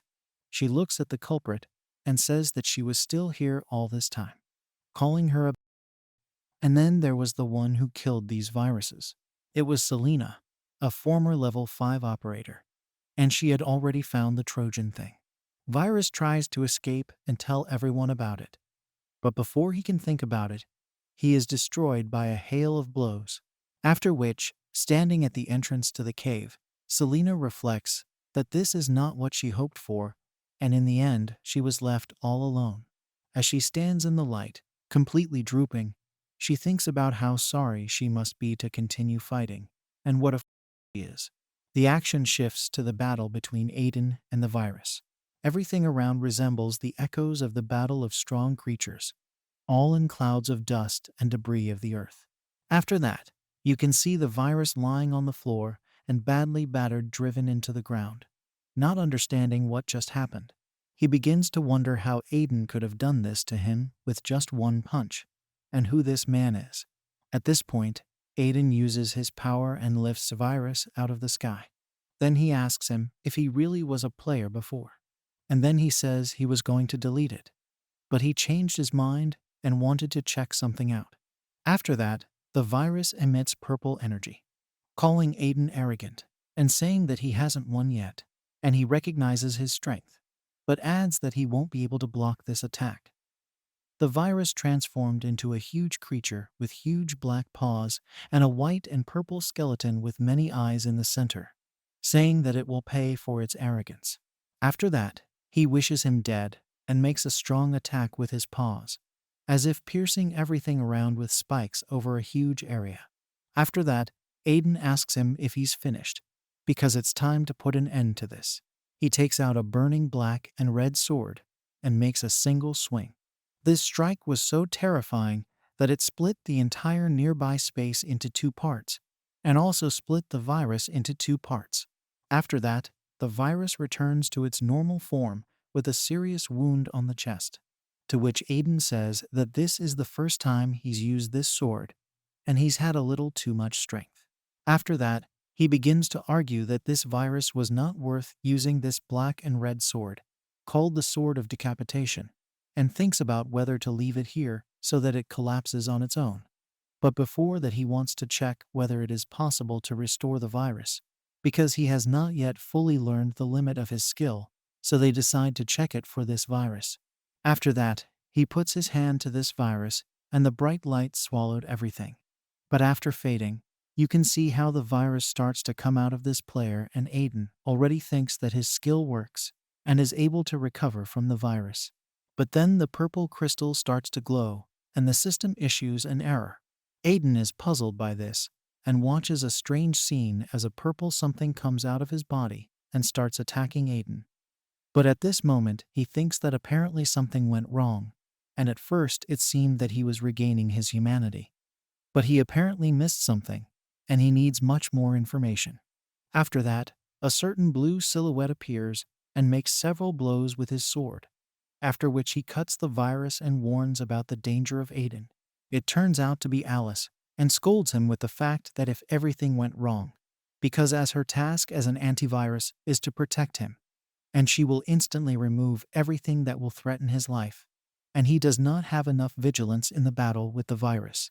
He apologizes to her, but she says that this is not a big deal, as he would have handled it himself. Or if he had left it to her, she would have taken care of him and offered to come back.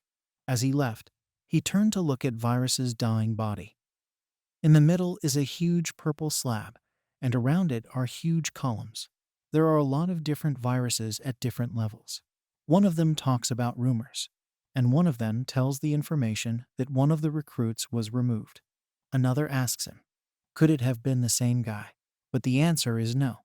They say that this is the work of the operator, and one of the viruses scoffs at how careless you have to be removed. Standing on top and looking at everything that is happening is Regent. I thought about what they were saying about the guy who came to see him recently, also saying to himself how he was if there were so many victims around, but he chose him. Wasn't it obvious to him that something was approaching him? They have a couple of operators who are dangerous. In addition, there is a former cameraman named Mia, and one of the most powerful guardians. If the viruses continue to attack them alone with their ridiculous plans, then there will be a huge blow and a lot of problems. He also tells everyone else that they can't ignore it and will destroy it one day, all with the help of the worm's power. Because this became even more of a fanatic after the Trojan disappeared 3 years ago, and what he can think of. Another virus begins to mock and says how everything has become boring, to which the region does not respond, that it is not often possible to see her here, asking her what happened. It turns out to be the E virus, and she starts to resent the fact that everyone talks about the same thing every day. Who was destroyed by who, how they died, and who has what rank. So what's fun about it? She is very sad that dogs discuss weaklings. At this point, all viruses are located at the bottom. They were very surprised and angry at what she said. Then I was told that I was too boring, and she would leave, to which Rajan gave her a positive answer. After which, she went down and walked between those viruses that got angry at her past words. And one of them even asked her what she had said before, and let him try, let him repeat it. Another of them grabs her by the shoulder and says that she told them what she thinks can look down on her, named once. After you tell her, repeat what she said with that cheeky face of hers. What the top-looking region thinks, what kind of viruses have gathered from below. He starts to smile, knowing that the fun is about to begin. After all, most of them do not know the combat power of the virus. And behind one of the viruses, a certain silhouette appears, which makes the impact on the virus stronger. And that one, destroyed in an instant, breaking all the floors around. After that, it is said that she is the strongest among us. Other viruses watching this, dumbfounded by how strong he is, and was able to win with one punch. I wondered how they could have such power. Virus E sat on Virus F's arm and said that everything was fine and suggested that they go, by asking if he knows where they need to go, and goodbye, telling the rest of the viruses that playing with children is much more fun than hanging around in this boring place. After that, they retired to the portal, in a city protected by a dome. A certain boy asks Helen to slow down, because you need to be on your guard when they go outside. But the girl says that everything is fine. No monsters, no viruses will ever climb this mountain. There's already, Mr. Aiden has cleared the area in the area, so there won't be anyone here. After that, she added that it was written on his face that he wanted to come out from behind the wall and play. Then the boy is embarrassed. Then the girl asked if it was possible because of Violet. He's always leaving because of her, isn't he? To the confused boy asked, what is it about? And the girl asked him to stop dodging, because it's obvious. And he kept saying it wasn't. After that, they called out to a certain girl with white hair, asking her how long she had been waiting for them, apologizing for being so long. After which, this girl turned to them and greeted them by asking what they will play today. There was a rumor in the busy city, the fact that the viruses in the surrounding area have been dealt with. The red-haired man doesn't believe it. Another man in a hat asks if this is even possible, to which the blue guy says that everything will be announced soon. They ask him, who could it be, Mr. Jake or Mr. Siri? After that, you receive notifications about the system about the beginning. The entire crowd gathered here stirred up. After all, there have been no ads for a long time. I learned that it will be a video, not a text. Aiden appeared on the screen. Everyone immediately started asking who it was, and they saw the cameraman standing behind it. Absolutely all operators gathered here. After that, it was he who said that this was the first time an ad was made in this format. Everyone started to discuss who was worth it. The moderator is seeing it in the screen, saying that they have seen it recently, and saying that the owner of the ancient ruins has returned. Everyone was loudly discussing the rumors, thinking about their own things after all. This is the first live broadcast announcement. Aiden spoke up and said that he was the new moderator, to which everyone was surprised that there was a new moderator, and he told them about recent events in the body. First, he talked about the virus rumors, and they turned out to be true. After all, together with the operators, they destroyed all the viruses located in the vicinity, and guards were posted all around the perimeter as a temporary measure. After all, he can't promise them absolute protection. After all, if you have to go outside the walls to the person on guard. He asked for understanding, and he said that this would continue until he provided security. and he has no intention of leaving everyone here. After all, this is only a starting point. After all, our homes from life will not be left alone until everything comes back. After all, your system has already been destroyed and protecting you. And this is the worst story that could happen, even though Aiden is a moderator. But he can't fix all the points alone, so he wanted to select the operators. Anyone can apply will accept anyone after an exam that determines whether a person is capable of becoming a candidate for this position or not. And it will select not only the strong ones, but also people with potential, and it will update the new type to free. Everyone will become free. This means that everyone will become part of the system after that. Everyone is under his protection. Information about the update of version 1 and 1 security screen has been strengthened. A new type of free has been added, and the system will no longer be divided into players and NPS. It will be everyone's choice whether to accept the new system or not, because I know the fear of infection or death well enough, and therefore, someday someone will have the courage. Take the operator exam players and NPCs begin to form a column. One of the high-level players noticed and said that the queue is very long. His partner agreed, even if the players are hesitant. But the NPC has no reason to do so. Therefore, NPCs are the first to form this queue. System message: your status has been updated to free. One of the players was not sure what to do, so he asked his friend if they could go there too. His friend replied that the status of a player no longer makes any sense. After the appearance of the guy who called himself moderator, everything started to change. One of them asked what if, after receiving the update, there are problems, whether it should be trusted. Another player replied, but they've been defending this place for 3 years. Isn't that enough? Some of the players were annoyed by the new update. They discussed among themselves whether it was normal to do this. Does this new system mean that all player privileges will disappear? Another player told him that he was right. They are the chosen ones. Like past moderators, it doesn't do anything. The player did not understand why to take care of these losers. Someone hit him hard from behind. He started to turn around, asking what done it. In front of him was a beefy-looking girl, her body covered in scars. She wore plate armor that was decorated with white fur, and she had long brown hair that covered one of her eyes. Behind her, there were 2 players wearing similar equipment. She turned to the player and said that it was her and what he would do to her. She went on to say that he was talking nonsense, that at least he knew what was going on in the world. Did he help with the NPC upgrade in any way? Even if they all work together, it won't be enough. She told him to get out of here. If he didn't want to help, at least let him get out of the way.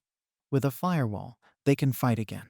The girl went on to say that all this hide and seek had finally come to an end. After Aiden's update, almost all residents of the city changed their status. System message: 90% of the residents of Urzja have updated their status to free. Suddenly, the gate swung open, and Mia came out. A crowd of players immediately came running to her, greeting her and congratulating her on her new status as an operator. Mia yelled angrily at them to stop blocking the road so that she could finally get through. The players called her very cute, even when she was angry. Dejected, she went up the stairs. The people behind her admired her. Mia caught her breath and said that's why she didn't want to come here.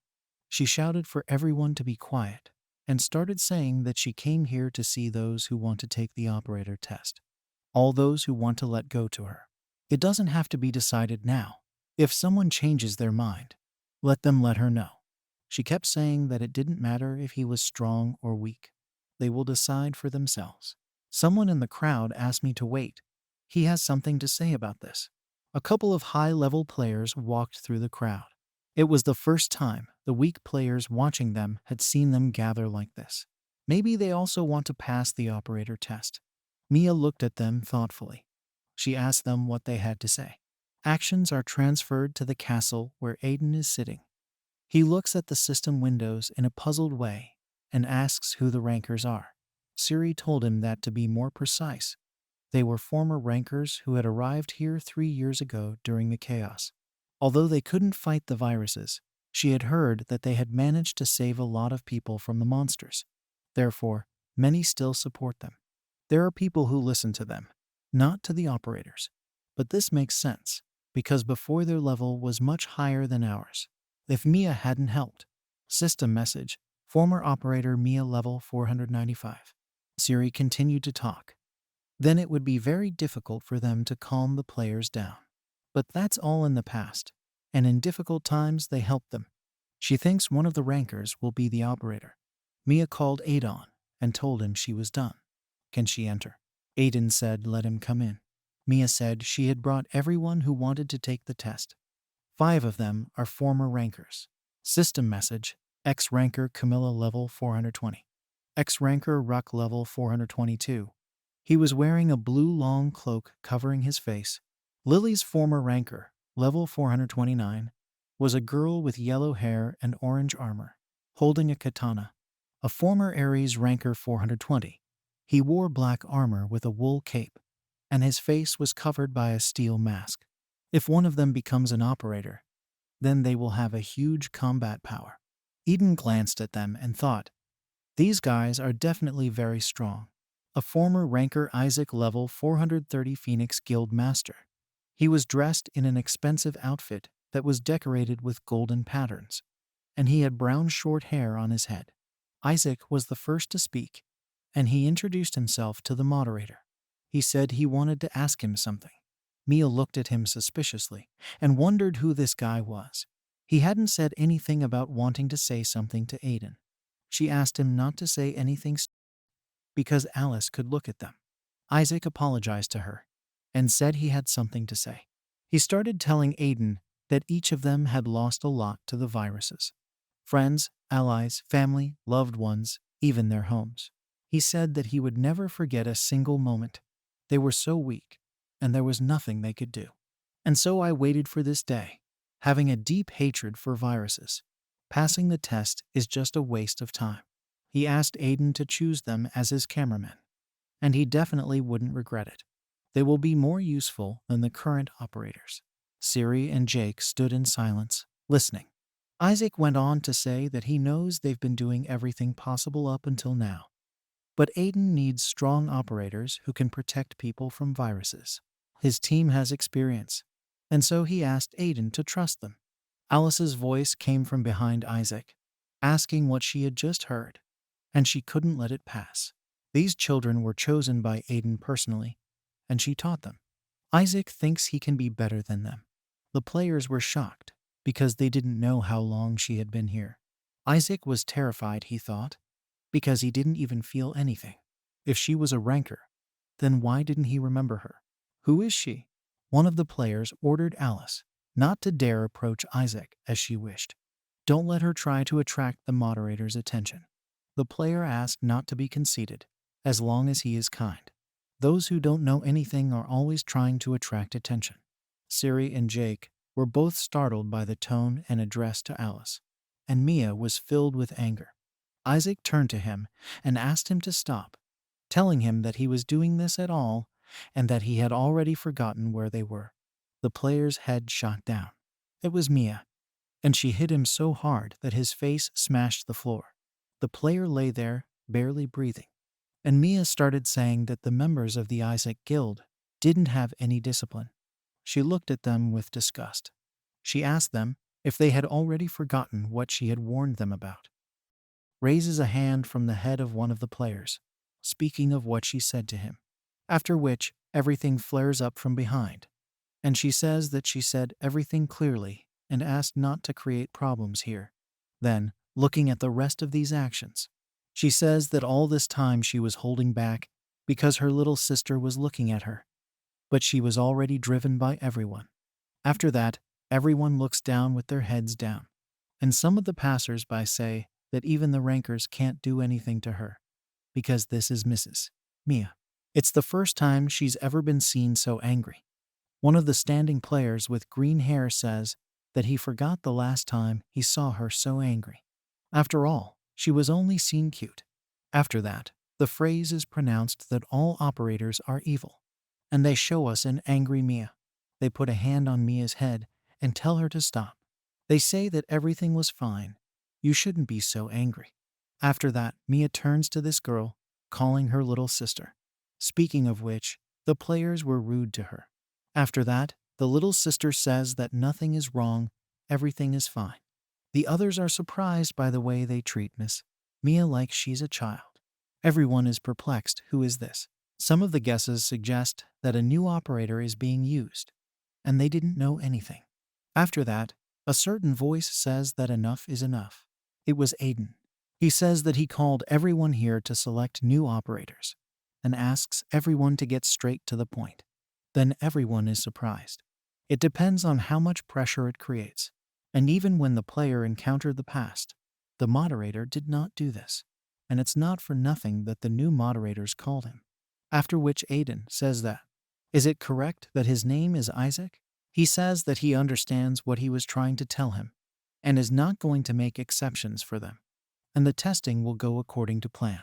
Then he adds to what he's been saying that he can be much better than Siri or Jake. After all, if he thinks so, then he must prove it in the exam. After that, looking at the new operators, he says that the current operators will also pass this test.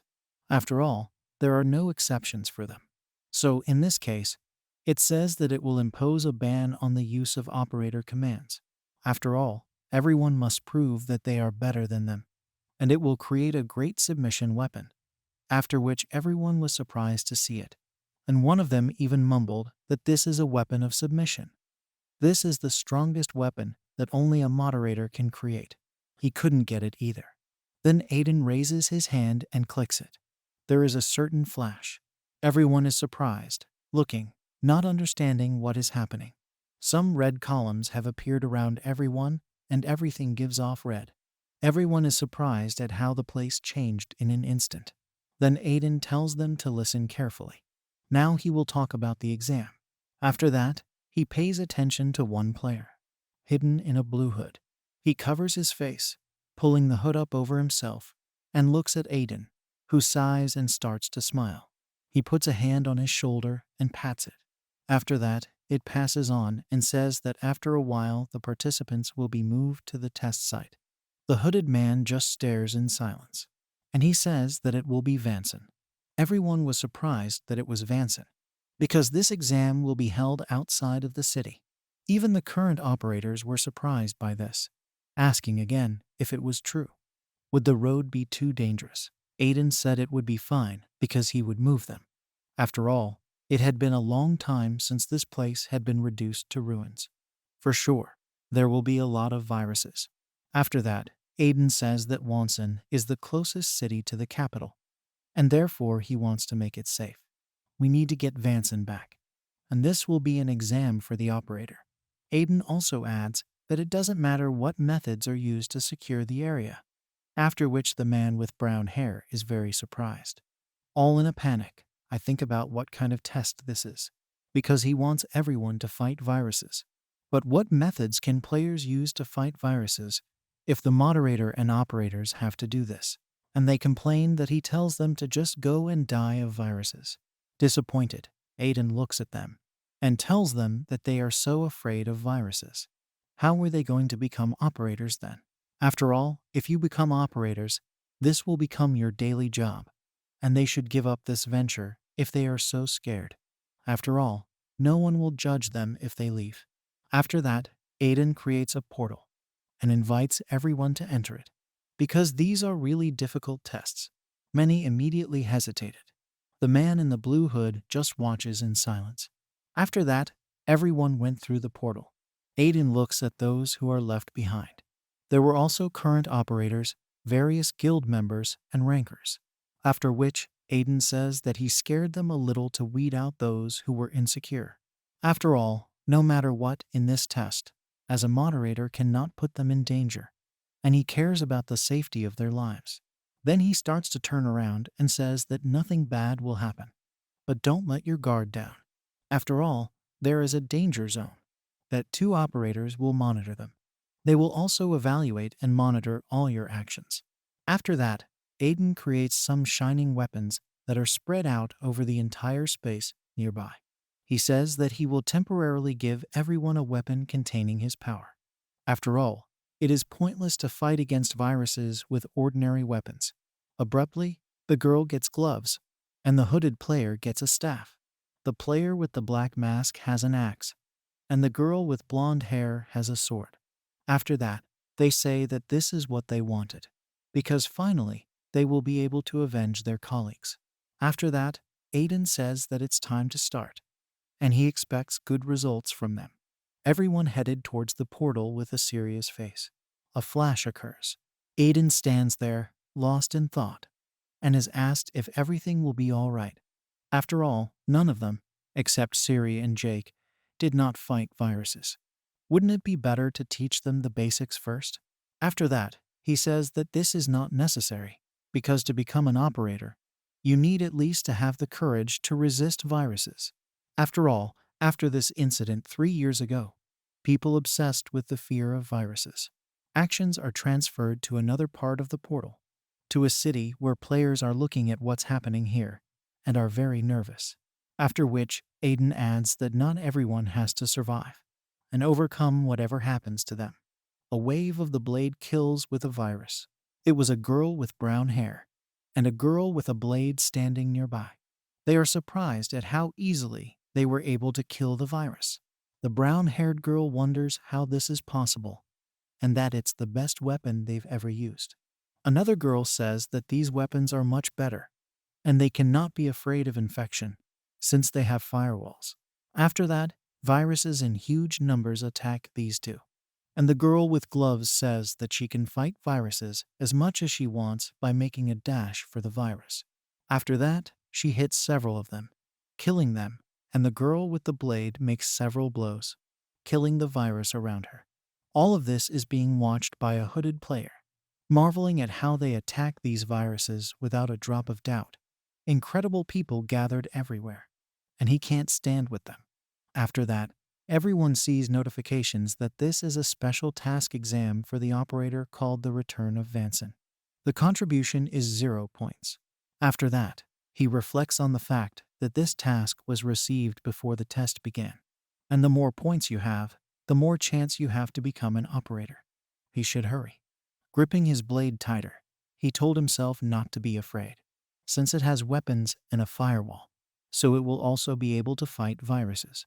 On the contrary, it is a large virus. He feels fear. His legs start to shake. He can't move. After that, this virus is destroyed with a few strokes of the blade. The hooded player fell down in surprise. A player with red hair is looking at him, asking Tom that he has a Griffin Guild badge. There's no shame in being afraid, since they didn't know what death was until now, so it's only natural. He should not force himself to become an operator, asking him to look around and do whatever he can. After all, battles are not the only way out. After that, the hooded player says that he is right. He could not do anything when his friends and associates died, and he is here to change his helplessness. He can't be as pathetic as he is, running 2 hands through her hair and telling herself that she will pull herself together for to do everything that he is capable of. After that, he runs into the crowd of viruses, taking the blade in his hands. Everyone stood up, looking at the huge blob of black virus energy. After that, everyone was asked to hurry up. Isaac says that it's to delay the fight with viruses, because if this continues, they will dig a hole for themselves. He's not sure about that. Where do these viruses come from? But he thinks they're coming from this blob, and they'll go there and destroy their weak spot. The whole place shook, and everyone was very surprised by this. Panic appeared in their eyes. Everyone is thinking, why did the Earth start to get more expensive? A huge virus with 5 eyes appeared in front of them. Everyone stood up in fear and panic, wondering how huge it is, then that it is an unusual virus. After which, this big virus opened its mouth. He made a loud noise. The system reported an anomaly called fear. Everyone started to tremble and be afraid, asking for help and begging them to get away from them. After which, Isaac tells them to calm down. Those with high mental defenses helped their teammates. At this moment, this huge virus attacked Isaac. With a quick and gigantic swing of the sword, this virus's arm was torn off. He was surprised. Isaac's eyes saw Virus's severed arm right in front of him. After that, someone asked if everyone was safe. These were the two current operators. Events are moved to the observation room, where Aiden and Alice are standing. She then goes on to say that she already knew Siri and Jake should be enough, because they shouldn't have any problems. And if the situation gets out of hand, they will step in. Alice then asks Aiden, did he like anyone? He stands thoughtfully and stares. Despite the way Isaac stands and watches, another girl attacks, and Aiden says that he only liked a few people. Alice says that Isaac is definitely better. He is able to assess the situation and manage people well, and also has leadership qualities and charisma, and he has the makings to become an operator. You can see a lot of good guys on the screen. After that, one of the players points to the substance and pierces it with his weapon. Aiden smiles and says he likes it. At this point, he is distracted, and he says he has something to say. Aiden asks her what happened. After that, Mia says that she has an unusual feeling, and she thinks that there is something very dangerous here, looking at a huge ball of purple color. Aiden is asked if it's going to be hard to deal with, and Mia says it's not, but she thinks he should see for himself for safety's sake. Aiden agrees with her and tells her to warn him if it becomes dangerous. Mia asks you not to worry about her. After that, she will make a strong by saying that she can handle it on her own and heading to this facility. A figure is standing at the top. This is something. This virus is watching. Two blue-purple horns protrude from his head, and he is wearing a mask. Hidden in the shadows. With a strong explosion, everything is scattered around, clinging to the houses. The virus was lying on the floor, bleeding profusely. It was two cameramen. One of them plunged a blade into this virus, and it began to evaporate. He says it was harder than he thought. However, they were lucky that it was a light enough opponent for its size. The girl next to him says he's right. Isaac watches them in silence for a moment. They are very surprised that they were able to kill this giant with a single blow. And how can they be so strong if their level is lower than his? Then one of the operators tells them to be careful. They tell us that it was a creature. It was a monster. And it became a virus. And they are much stronger than ordinary viruses. However, they have low intelligence, so if you know how to deal with them, it will not cause much problems. And Isaac says that he could have been the best, but when they appeared, he was confused, thinking about how pathetic he is. It's not enough to be self-confident to become an operator. You need to know a lot of information that Isaac doesn't know. Thinking about what he saw, these two cameramen were fighting this monster, and instead of competing, they were learning from each other. Isaac can't deny that they're excellent operators. After that, everyone was asked to move out and destroy this ball, so that they would not have to do it in order to get Vanson back. All the participants in this operation gathered nearby, and we moved towards this goal. Then Camille asks a question. If a monster-turned virus is so dangerous, then what will happen to a high-level player if they get infected? To which I tell her that, to tell the truth, she doesn't know, because until now, those who were stronger than her dealt with them. And what she knows is that they're getting a lot stronger than when they were alive, and the fact that they live by completely different laws. After that, it adds to the fact that they are not yet strong enough to fight such opponents. That's why Lord Aiden wants to increase our strength. Actions are transferred to Mia. She asks the moderator if he sees it. After all, she was a little insecure, but now she feels the danger. A silhouette appeared in front of her at that moment. Mia keeps saying that there was something very dangerous there.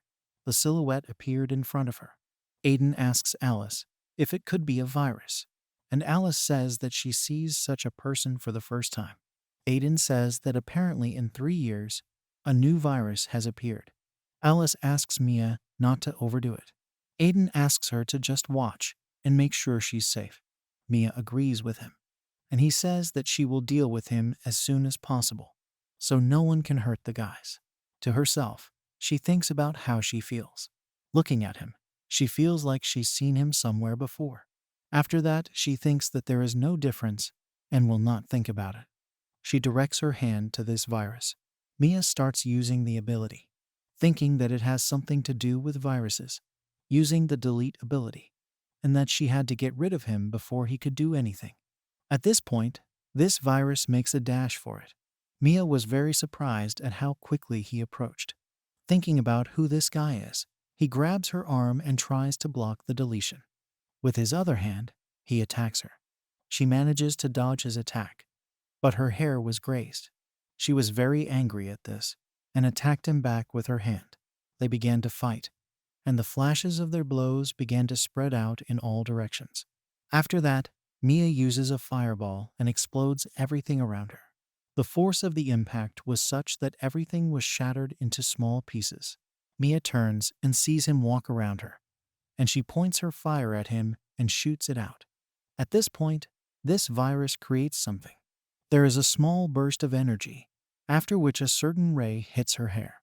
Mia looks at him with very big surprise, calling it awesome power. It was a bow shot. It will be very bad if it hits. The virus repeatedly tries to target itself. She sees this, and she is very frightened by the way several shots fly at her at the same time. She's trying to run away from those shots. Thinking to himself about that, he doesn't even give the option to use the command and how long he will continue to still shoot it. What interests her is that he doesn't get tired. At this point, the virus continues to attack her with its shots. At this point, Alice turns to Mia, saying that the situation has become increasingly difficult, talking about how she can help her. But she says that it is not necessary and everything is fine. She alone will be enough. Making a dash at this moment straight to the enemy. She walks through those shots, and her fist starts to burn. She is going to make an attack, and says it will be enough. The virus wasn't expecting this. After that, a loud explosion occurs, which is seen by all players passing the tests. They are surprised that it was Mia, and they wonder what happened. After that, they suggest to hurry. Clouds of dust are everywhere. Mia stands over the man's silhouette. She's surprised. The fact that he has green hair, who broke the mask with his punch. After that, she says that it's a dyke, and they're heading for the battle, which shows explosions and flashes. Then the cameramen say that the fight was too long, which means that he is dangerous enough and Mia could not finish him off with one blow. They watch for chaotic impacts and explosions everywhere, wondering about it. Camille asks everyone what the is this. Isaac is surprised that he can't even keep track of them, calling it a real operator battle. Watch how much this battle is heating up. And they move quickly, blowing up and cutting everything around. And then Mia got close to this virus. She thinks to herself that it's weird, and that he's infected with a virus. But he doesn't see any signs of destruction. What's more, she has the feeling that he's unconscious, but she doesn't show any doubt that someone is controlling him. At this point, Dyke strikes. Mia shouts his name, blocking the blow with her hand. She tells him to come back and imagine the situation he's in. She keeps calling out to him, but his appearance suggests that he is unconscious. Events switch to flashbacks as Dyke strikes two players, killing them. Players lying on the floor are surprised at how he did it, and that he was confident that this raid would succeed. But at this point, they call him a monster. Former ranker Dyke, level 399. Dyke calls them. Speaking of which, he even fell into their trap on purpose. He's upset that they don't even have proper equipment, because it's a waste of time. I can see the boredom in his eyes. He begins to reason that after becoming a ranker, he discovered all sorts of achievements and became bored. And to distract himself from this, he spent countless fights, but it didn't help. And he thinks about what he should do now. What should he do to get rid of boredom? After that, a certain person calls out to him, asking if there is a Dyke in front of her. He turns, wondering who it is. It was Mia, and she says she couldn't mistake him for anyone else, so she asks him to answer. Is it a Dyke? She says he's not in a very good mood. Looking at her with his own eyes tells her to disappear, while he's kind, if she doesn't want to die.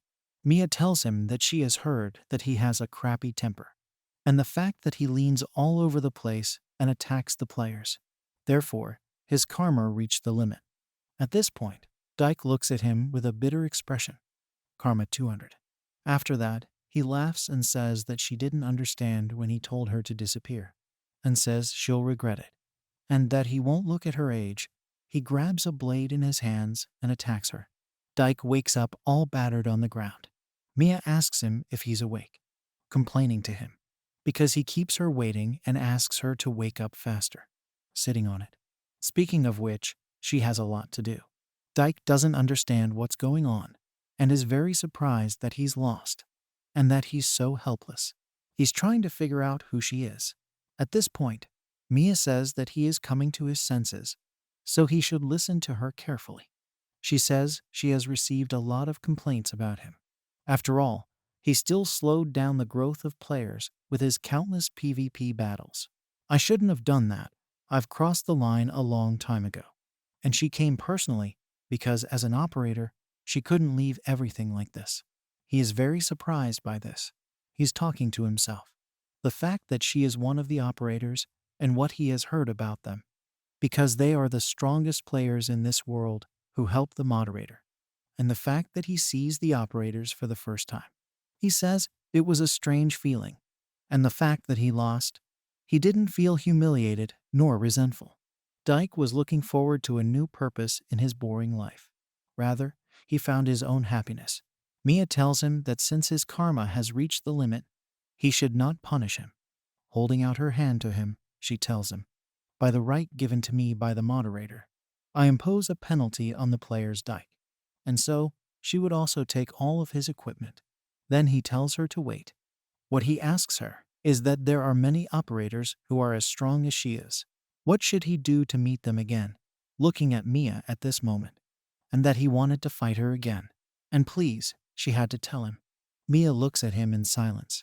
She tells him that he probably hasn't come to his senses yet, and they think about how to fight her when they give him a fine. She tells him to think about his behavior and stop doing useless things, and that she would keep an eye on him. After that, a flash occurs. The scene moves to the Hydra clan. One of the players asks him about the fact that he was beaten by the operator. Another smilingly tells him not to be upset about this, because he can take revenge at any time. After all, he has the money and resources of the guild. A high-level player of another. Level 301, Deputy Head of Hydra. He says that due to his notoriety, our guild has reached the top 5, so Dyke can feel free to take as many resources as he wants. Former ranker Dyke, level 389-10. Hydra Guild Master Karma 150. Dyke begins to reflect that this is a guild that he created to get rid of boredom. Now it was his Achilles heel, thinking that this had become a part of his karma. After all, there is no point in him staying here anymore, because he has a new goal. Here, he wasted his time. Douglas tells Dyke that while he was away, and he had a very interesting deal. The deal is for a way to help ordinary players use the power of the system. It was a tempting offer, so he immediately accepted. Dyke tells Douglas that he is leaving the guild. Douglas is very surprised by this, asking about why, and that this is still a joke and nonsense. Dyke tells him that he's found something he wants to do, so there's no point in him staying here, so he leaves. After all, the guild is run by Douglas, so it doesn't matter. Therefore, this guild will become his. Douglas grabs Dyke's shoulder. She calls out to him and tells him to wait. She asks him that he was scared because he met the cameraman, which is why he suddenly decided to leave. After all, until now he worked like hell to help him, and now he says he's leaving. Dyke tells him to let go, and Douglas swings at him. Everyone looks at the two of them in surprise. Douglas grabs his face, bleeding profusely. Dyke looks at Douglas. Calling out his name asks, since when they are on equal terms, because all he knew was that he only profited from the Dyke, acting like a leech. He says that he will kill everyone if they get in his way again, but they keep trying to call out to him. But Dyke leaves.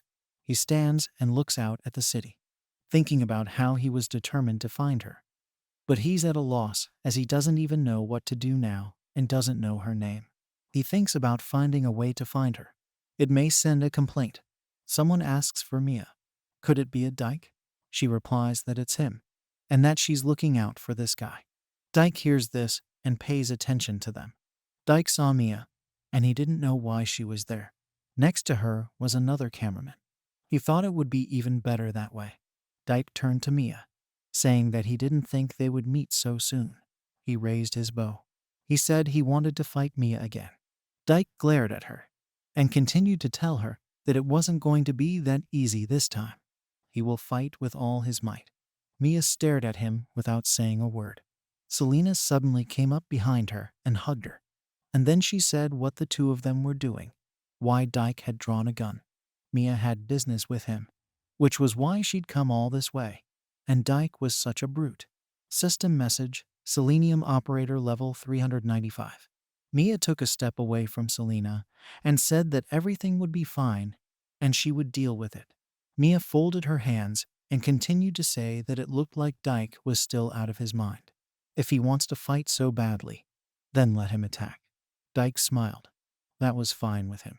The entire field where they fought was littered with arrows, and in some places the ground was shattered. Dyke was barely breathing, his whole body covered in bruises. Mia looked down at him, just as she had before the battle, full of strength and confidence. Dyke reflected that he had done all he could. He had so many PvP fights, but he lost again. It was a complete rout. He turned to Mia and said that's all he lost. He was facing a very strong operator, so it's over. He continued to say, let her take away or remove the rights of the player. Let her do whatever she wants. Mia had told him it was Dyke. She held out her hand and told him to get up. Dyke looked at her in confusion, not understanding what was going on. Mia asked him if he would like to become a cameraman. Selena was very worried and said how can such a person become an operator, whether everything will be fine. It's okay. That should be enough, Mia replied. She went on to say that she liked the guy's tenacity, since he says that she can do whatever she wants. They don't have enough manpower, so this is just him. Mia said that the first thing to do was deal with his karma. We are taken to a town where Dyke is giving gifts to children. He smiles through his teeth because he really doesn't want to do this. System message, Karma 100. Behind him is Mia, who is very unhappy that Dyke is not doing it from the heart. Dyke then distributed his gold to the NPC. He really didn't want to part with his money, but under Mia's influence, he had to. System message, Karma 70. Then Dyke worked a shift at the crystal mine. System message, Karma 40. Then he helped Grandpa NPC cross the road while carrying him on his shoulders. Mia was very pleased with his achievements. Dyke sighed calmly. After all, his karma was now 0. Dyke appeared before the moderator. He was very scared.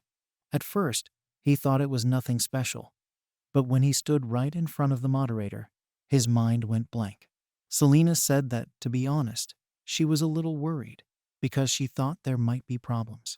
Dyke told her that she knew that the current him wouldn't do anything like that while standing in front of a moderator. Besides, if Tak did anything wrong, Mia would probably kill him. Mia laughed and said that, of course, if it would have happened. Obviously, he was very sensitive back then. Now that he thinks about it, he really regrets what she's doing. Maybe it was because he didn't want to see what was happening around him.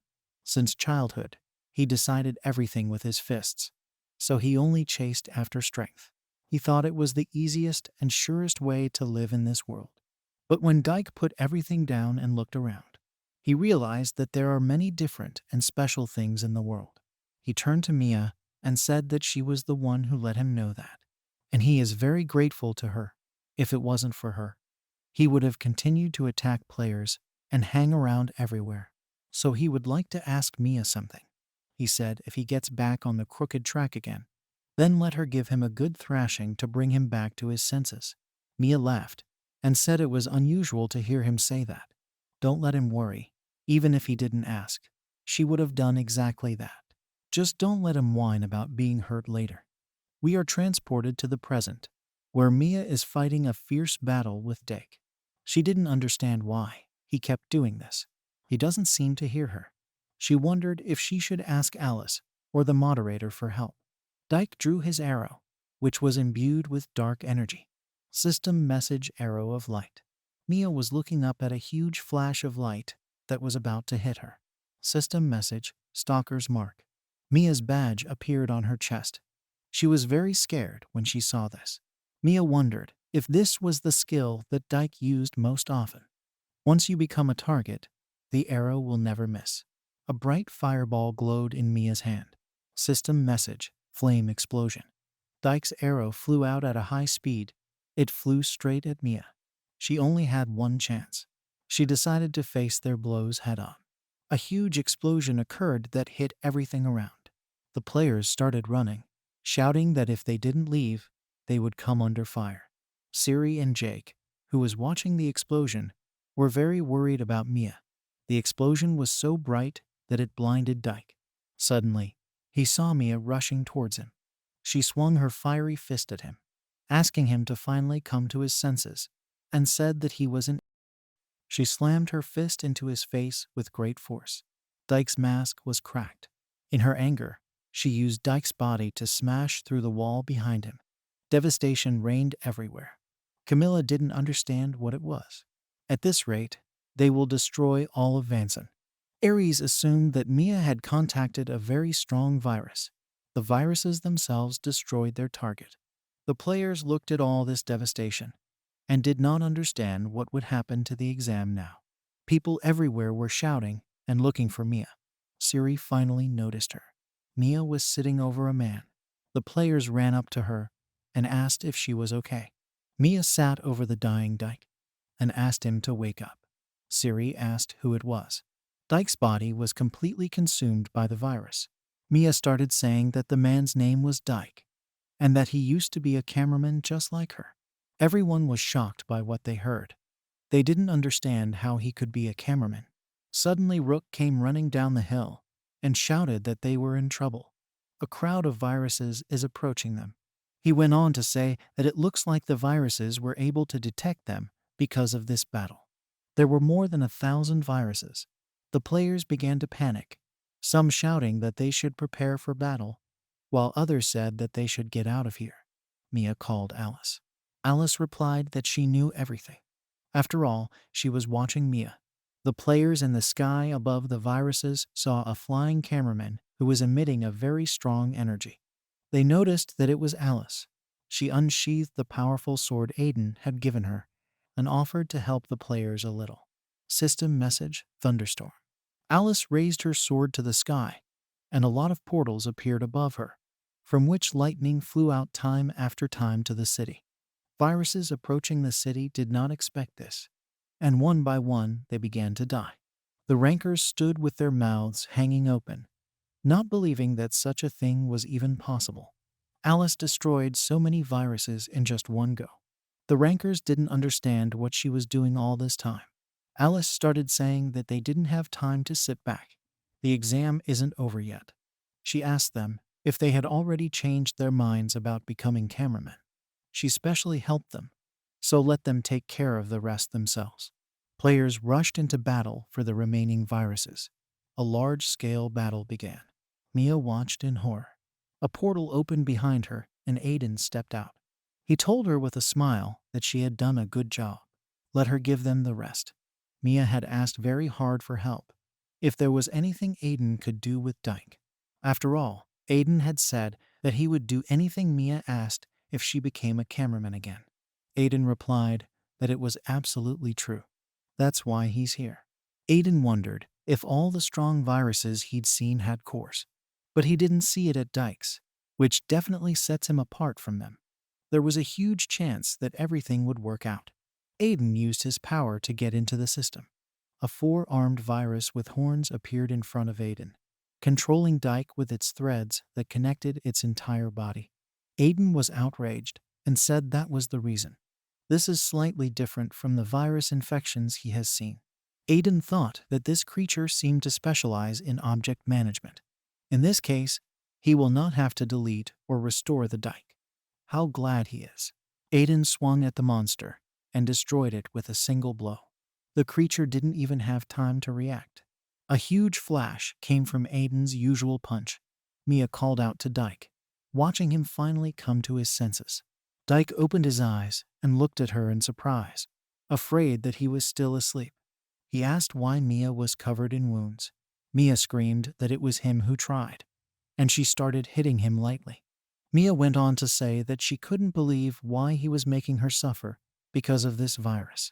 Dyke tried to protect himself from her, saying that he was in pain. He smiled and laughed, and then said it was definitely not a dream. Mia really kept her promise. He thanked her for that. We are transported to a dark figure who enters the virus. Someone is watching a virus cube and a couple of system messages. They contained information that the hack had failed. Control of the Dyke is lost. Unknown did not understand what had happened. Is it possible that Dyke died or came out on his own? He wanted to make a puppet out of it and use it, but Dyke was much stronger than he thought, so he couldn't control it. He didn't want to call Regine about this. He took the virus cube in his hands and broke it. Then he said he had to check something first. System message. Guild Master Hydra Douglas, cheater hacker Aiden, held out a hand filled with his energy. He began to rebuild the city. System command, recovery. The entire city was saturated with Aiden's energy. His energy took out all the contamination in this city. The city has become the same as before, even better. System message, Vanson, recovery complete. Siri said, as she expected from Aiden, he's incredible. I didn't think that he would be able to rebuild such a huge city. Jake told her how relieved it was that they were able to successfully recover Vanson. Isaac was in shock, he was thinking, because Aiden's recovery skill is just crazy. He assumed that it would be difficult to restore this place, even if they got rid of all the viruses. He was looking up to where Alice and Aiden were standing. It can get rid of all the viruses, if it will be with these two, that the test is finally completed. He said everyone did a good job. Thanks to all of them, they were able to reclaim this place. At the same time, their scope of activity will expand. In order to increase security, it will place an additional security system in the border zones, and for security and convenience of everyone, it plans to update the portals for general use. He kept saying, they have a lot of applicants for the first test, and he needs to announce the results quickly. He said that he has already chosen those who will become operators. The players looked at Aiden with particular hope. He went on to say, the ones who will be working alongside Aiden as a cameraman from now on. The first to get the highest score were Jake, Isaac, Camilla, Aries, Lily, and Rook. Since they were on the front lines, they were able to get the maximum points. Aiden replied that he was sure everyone would agree with him. And finally, the last person who will be its operator will be Kevin. Those whose names Aiden mentioned will be assigned as operators. Kevin would have been stunned by the news. Aiden went on to say that Kevin supported everyone until the very end. He took command of the virus sweep and got a good response. You might have thought it didn't matter, however. This was one of the main tasks. Even after finishing testing, it did its best to complete the job. This means that they know their role very well and have a wide field of vision. Aiden said that he was quite qualified, so let him be confident in himself. Aiden would be happy to have Kevin help him from now on. Isaac turned to Kevin and smiled. Kevin looked down, embarrassed. Aiden said he had more to tell. He knows that many of them already know him, but he will introduce him again. This is Dake, the ex-cameraman. System message, ex-operator, Drake level 460. He will be working with Mia to help him. The players were shocked by what they heard, because it was an ex-cameraman. He must be very strong. No one could believe that there were so many operators here. Aiden said their attitude to today's test was good, and he is touched by how everyone overcame their fears of viruses and battled them. But don't let them be arrogant, because this is just the first step. Just like today, it will present them with an environment where they can fight viruses. Aiden shouted, "Let's all get rid of the viruses together." The crowd of players applauded him enthusiastically and shouted. Aiden told his men not to be upset. They could still get the chance to be one of them. Since everyone had done a good job, he would give them a reward, albeit a small one. Aiden opened a portal for players, telling them to come back and have as much fun as they can. Players enthusiastically communicated with each other, saying that they could not believe that they had won a victory over viruses. Aiden opened the system windows and told the operators to wait for them. There was something they needed to discuss. All the players left, and only the operators remained. Aiden asked if everyone was here. Aiden started to say that even though they already knew everything he was about to say was confidential. He thought they should know. Now they're involved. He will explain the details later. All the operators listened carefully and said they understood. Aiden continued to talk, now getting to the main point, the reason he had them all here. Let them listen to what Dake has to say. Alice asked Dake if he remembered her. She would have been glad if he had answered her question. Dake was a little worried, told her to ask anything. Dake thought about it, because he had to be careful, because Mia trusts and supports Alice even more than the moderator. And if he did something wrong, Mia would kill him too. Alice kept saying, let him answer honestly. Astaire, her older brother, is he still alive? No matter what connection it was used for, there was no response. What happened then? He and the other operators were with him for the last time. Dake said he didn't know where he was either, but he knew he was alive. Alice breathed a sigh of relief. She finally heard this information that had been waiting for a very long time. Dake went on to say that day was like chaos. The viruses got in, and even the one called the Trojan was also there. Dake's face clouded, and he began to remember what had happened 3 years ago on this day. They, together with the operators, cleaned out countless viruses. Viruses surrounded them and started telling them that they couldn't miss the only opportunity to kill the moderator. None of them can escape. Zeno began to say that the power of these worms was very annoying. Procyon screamed, if this continues like this, then this is the end. She told you to stop interfering. And she began to use her last strength to destroy viruses with her spear. She swung at them, shouting that they would never dare touch Aster. She destroyed one by one. But Betelgeuse came out of the portal behind them. He took advantage of the surprise and imprisoned all the operators and the moderator in areas from which it was impossible to get out. Betelgeuse turned to Procyon and reported that her methods had failed. She was frantically shouting that it was all for the sake of saving Aster. She didn't know where he was going, but I wasn't going to fight her. I just went to the portal and took the moderator with me. Procyon watched as Aster was led away, surrounded by more and more viruses. She screamed at them not to interfere. She slammed her spear down, causing an explosive wave that destroyed the viruses surrounding her. Procyon was seething with rage. She swung her spear and struck out in front of her with great force. Her punch was flying towards Betelgeuse. It was so strong that it swept away everything in its path. The cameraman stood and watched helplessly as the moderator was led away. Xenon said that the viruses were still able to pick up the moderator. It was a nightmare for Procyon, her hands shaking, and she watched in horror as the portal disappeared along with Aster. Betelgeuse shifted and started coughing up blood. He said he thought he was moving as fast as he could. But Procyon, he glared down at his slashed back. He went on to say that it was fine since they got what they came for. Now there's not much time left. Astaire was lying on the floor, unconscious. Dake said that was all he knew about Astaire.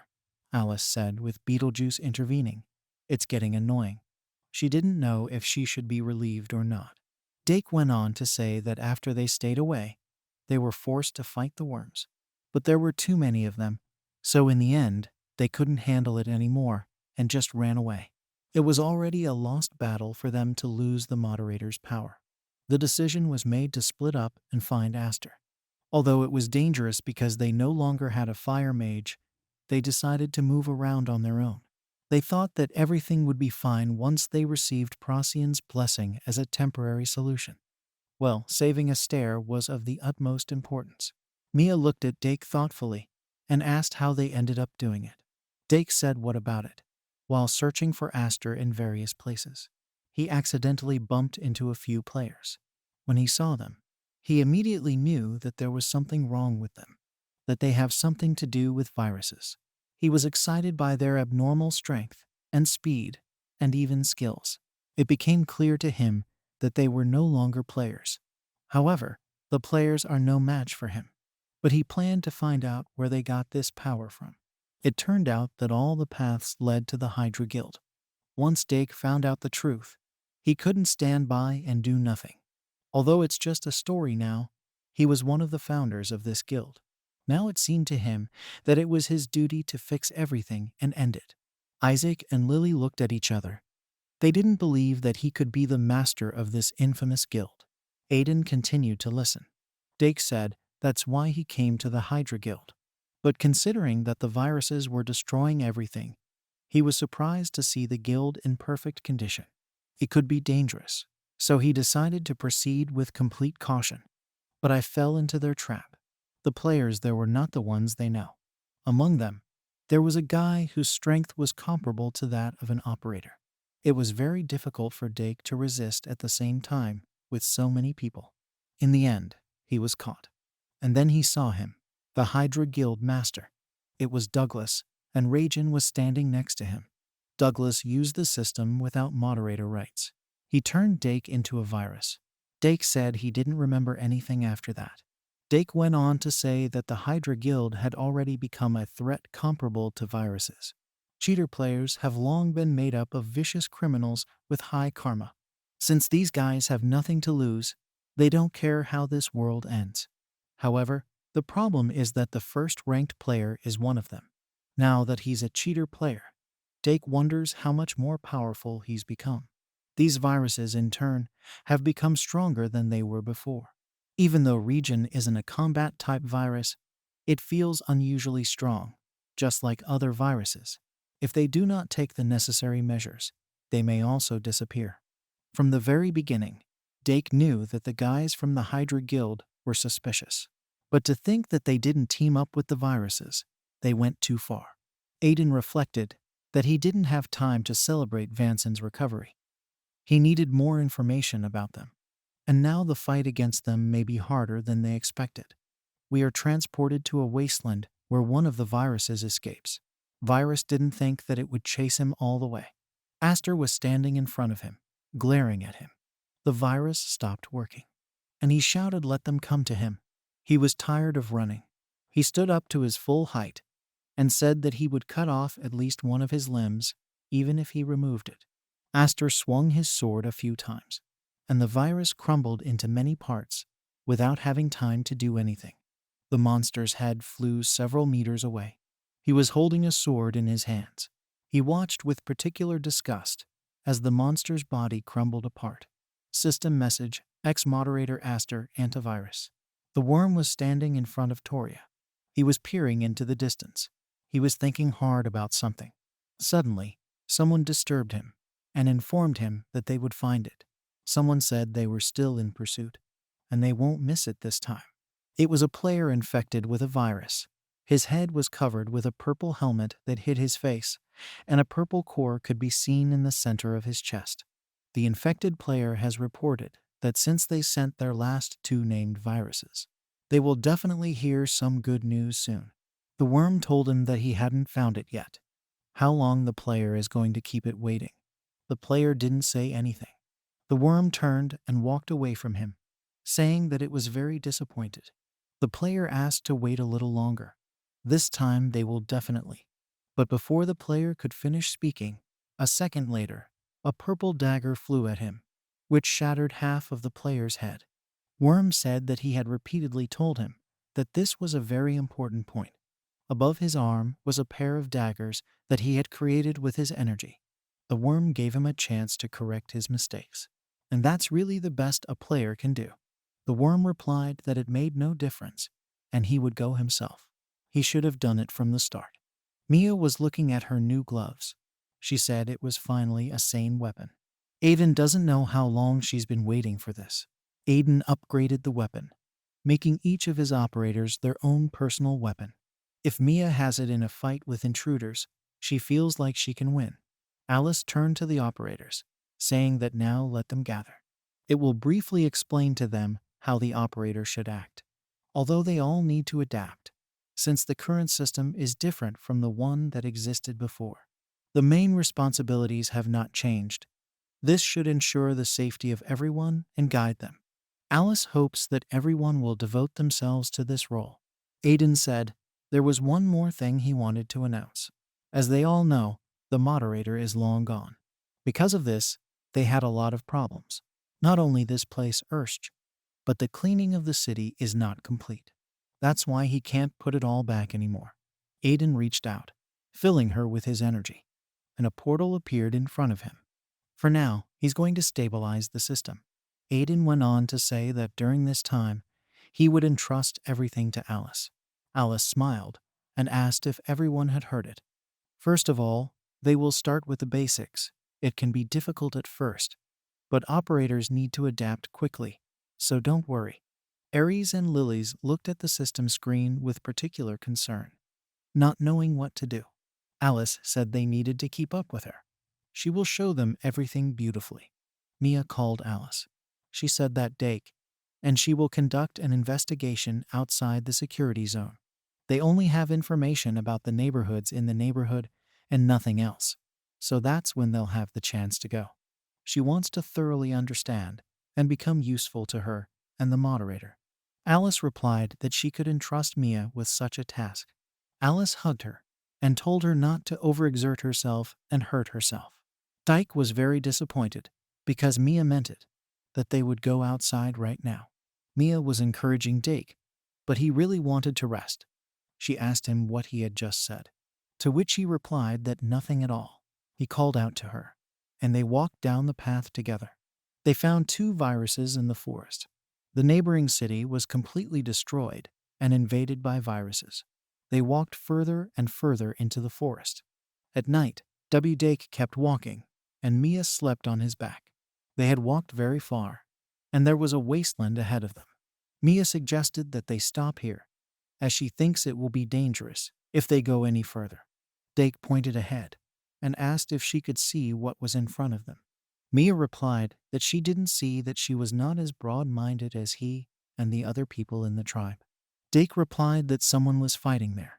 Purple balls of energy could be seen in the wasteland. Suddenly, a wing passed in front of them. They were shocked by what they saw. In front of them, Selena was leading the battle. Mia immediately shouted that they should help her, but Dake stopped her and asked her to wait. Mia didn't understand why they were waiting. They needed to hurry up and help her. Dake replied that Mia wasn't there at the time, so she doesn't know. But Selena betrayed them and opened the way for viruses to enter.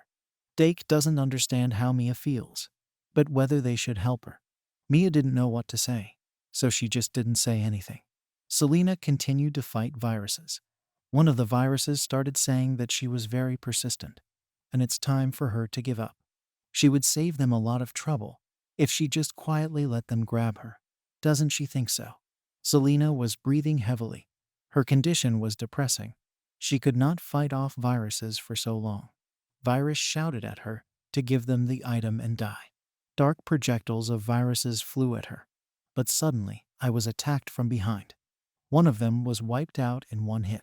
The viruses were very frightened by what they saw. Selena looked hopefully at her rescuers. The viruses started screaming how they both got here. Dake and Mia looked at them with particular hatred. Selena, I wanted to ask Mia and Dake how they got here, but Dake said dryly that they would talk later. Then he told her to stand behind them. She would need to properly explain why she had betrayed them that day. One of the viruses said it didn't understand what was going on, but it's better than he thought. This was a chance for them to get rid of the operators in one go, to go outside of Erzgem without a proper firewall. The virus laughed and said that, in fact, the operators are telling them to infect them. Mia looked puzzled. It was rather odd, she thought. After all, worms are able to share a large amount of information through their clones. But why the viruses don't seem to know that they have started to come out? Mia told herself that it was useless to think about it now, because getting rid of them came first. Mia loaded the fireball in her hand and rushed to attack the viruses' fire projectiles. There was a big explosion in the place where the viruses were standing, but the viruses managed to bounce back, saying that it is very slow. The operators think they can hit them that way. One of the viruses noticed a glow in the smoke. At the same time, his body was torn into small pieces. The virus began to grunt and say that this is impossible. After the Aster has lost its power, there should be no operators who still have their powers. But these operators even have a named weapon. Dake stood silently, drawing the bowstring for the next blow. Mia started saying that they were always stronger than normal viruses. Their personal armament only makes it easier. Mia asked if that was all viruses could do. Selena replied, "That's not all, it's just the beginning. The elites are coming soon." Suddenly, a portal appeared, and a voice came from it. The voice said it had ordered Selena captured with its virus, but they were gone. An unknown virus said that he could not have thought that he would have more destroyers. He replied that he knew very well who these operators were, because he had seen them once before becoming a virus. Former cameraman Mia and Dake. Two viruses emerged from the portal. One was completely clad in black armor, while the other was only wearing a light cape. A system message named Viper Virus named the Silence Virus. Silence said it looked like they could have a real fight now. He wanted to know how experienced they were. Mia wondered if these viruses were much stronger. They probably aren't even inferior to those named. She was in a quandary the last time she fought them. But to think that their numbers had increased. She needed to contact the moderator immediately. Silence saw what Mia was doing, so he said he wouldn't let her do it. It covered the vast area next to them with a dome. System message hacking. Mia watched in horror as the screen didn't work. Jake called out to her and told her they were in trouble. He said he couldn't send messages or even use commands. Silence started saying that they couldn't see what the contents were. They seemed to be protected by a powerful force. He wasn't sure what they planned to do, but they wouldn't be able to make any further changes to the plan beyond that. Mia activated her name weapon, saying to herself that she couldn't fight them casually. She must give it her all. Viruses rushed into battle. Jake and Mia also kept up and started attacking them. They clashed in a very heavy battle. Jake sent a couple of his arrows straight at the Viper. They were flying at a high speed, and a normal virus would not have had time to react. But Viper drew his sword, and with a single swing, he deflected and destroyed all the arrows that were flying at him. Suddenly, dark arrows like Dake's appeared above the Viper. Dake was terrified, not understanding what was happening because it was his skill. Viper said he would give it back to him and pointed his sword at him. The arrows flew at Dake in an instant. He barely dodged it. A huge explosion near Mia. She wondered if something was wrong, why something was going wrong. Even when she uses her weapon, nothing works. They could conquer the named, try your best. But now it seems that the situation is reversed. With that, she's not sure anymore. These named viruses are much stronger than they were 3 years ago. Suddenly, another portal appeared. Dake closed his eyes against the flying dust and told them what to expect this time. Mia turned around and saw something scary. Before her stood the worm that had seized Selena by the throat, strangling her. The worm laughed in the village's face, said that he finally managed to catch her. He went on to say that she was a mean. Dake panicked and asked worriedly, "Isn't this guy a worm? Why is he even here?" Mia thought, "This is too bad. Selena is in danger." She needed to save her quickly. It is the strongest named that deals the most damage to this world. With its multiplication ability, it is rarely revealed. It is so meticulous. But to think that he appeared just now. The worm began to say that if Selena's goal was to infect him, then she had succeeded perfectly. The worm saved her, thinking that she would be of some use, but thinking that she would stab him in the back like this. If he had known this was going to happen, he wouldn't have taken her in. The worm transformed its arm. He swung and stabbed her in the stomach. Selena coughed up blood. Mia, who was watching, screamed in horror. She ran to the worm and ordered it to move away from Selena immediately. She took a swing at him and said he was a son of a. It hit him with great force. The worm sat limbless and panted heavily. He looked up, his body slowly recovering, and laughed. He looked away and said it was her again. Mia was panting in anger. The worm said he was very tired of it. Dake was trying to revive Selena, but her condition was very bad. Mia was on edge. She said she wouldn't forgive him, but not people like him. The worm replied that it doesn't care if it is an operator without a firewall, because there is something more important to him. He should stop wasting time and finish it quickly. He raised his hands, and blades filled with dark energy appeared above his head. He pointed them straight at her, and there was a big explosion. But he was shocked to see that it was protected by a firewall. He wondered how this was possible, since there was no moderator. Mia grabbed the worm with her name weapon. The worm thought about it and realized that, as he had expected, Aiden was still alive. Mia reached out her hand and used a command. System message, white light. A huge sphere appeared in the sky filled with energy. Named viruses stood and did not understand why the worm does not break out. Silence said they should help him. But Viper told me to wait for him, and I should get involved. After all, this person is not someone who will be broken by something so insignificant. Let him just stand there and watch. Dake drew his arrow. It shot straight at the center of the sphere that the worm was in. All the shells hit exactly the target. Mia didn't understand what was going on. She puts all her incredible power into it, but he doesn't think he'll ever be able to beat him. The worms she knew weren't that strong. There was a huge explosion that destroyed the sphere created by Mia. She was shocked and thought it couldn't be. The worm had been hiding its power all this time. The worm was standing there with many wounds that were healing quickly. He raised his hand, which formed a dark arrow. He looked haughtily at the terrified Mia. The arrow flew straight at them at high speed. Mia screamed at Dake to dodge. But then she noticed that Silena's body wasn't far away. A huge explosion occurred, shaking the ground. Dake held his head, grunting in pain. He asked if Mia was okay. It could be very dangerous. If only he'd been a little late. Mia noticed that her shield had broken, and there was a scratch on her arm that was affected by the virus. Dake watched with desperate eyes. She said she was fine. And it's just a small scratch. Let him not worry about it and focus on what's in front of him. The worm said Mia was now infected. He thought that she would at least be able to dodge it. But it's even better since he doesn't need to waste any more time. He kept talking, risking his life for something so insignificant. It was things like this shouldn't happen if she just lived like the dead mouse that she is. Their positions are now the opposite of what they were before, aren't they? It was so disgusting to see her herself into thinking this world was hers. Let Mia keep that in mind before she dies. This world will belong to viruses again. Yellow lights suddenly appeared, and a yellow glowing blade entered the worm's body. The operators, viruses, and the worm itself didn't understand what was going on. The worm turned and saw Selena. Her body turned yellow. The worm asked how this was possible. Silena's mind flashed with the words, Dake dodge, wait. Selena opened her eyes and remembered that voice, Mia and Dake. They were standing over her, trying to protect her by creating a protective field.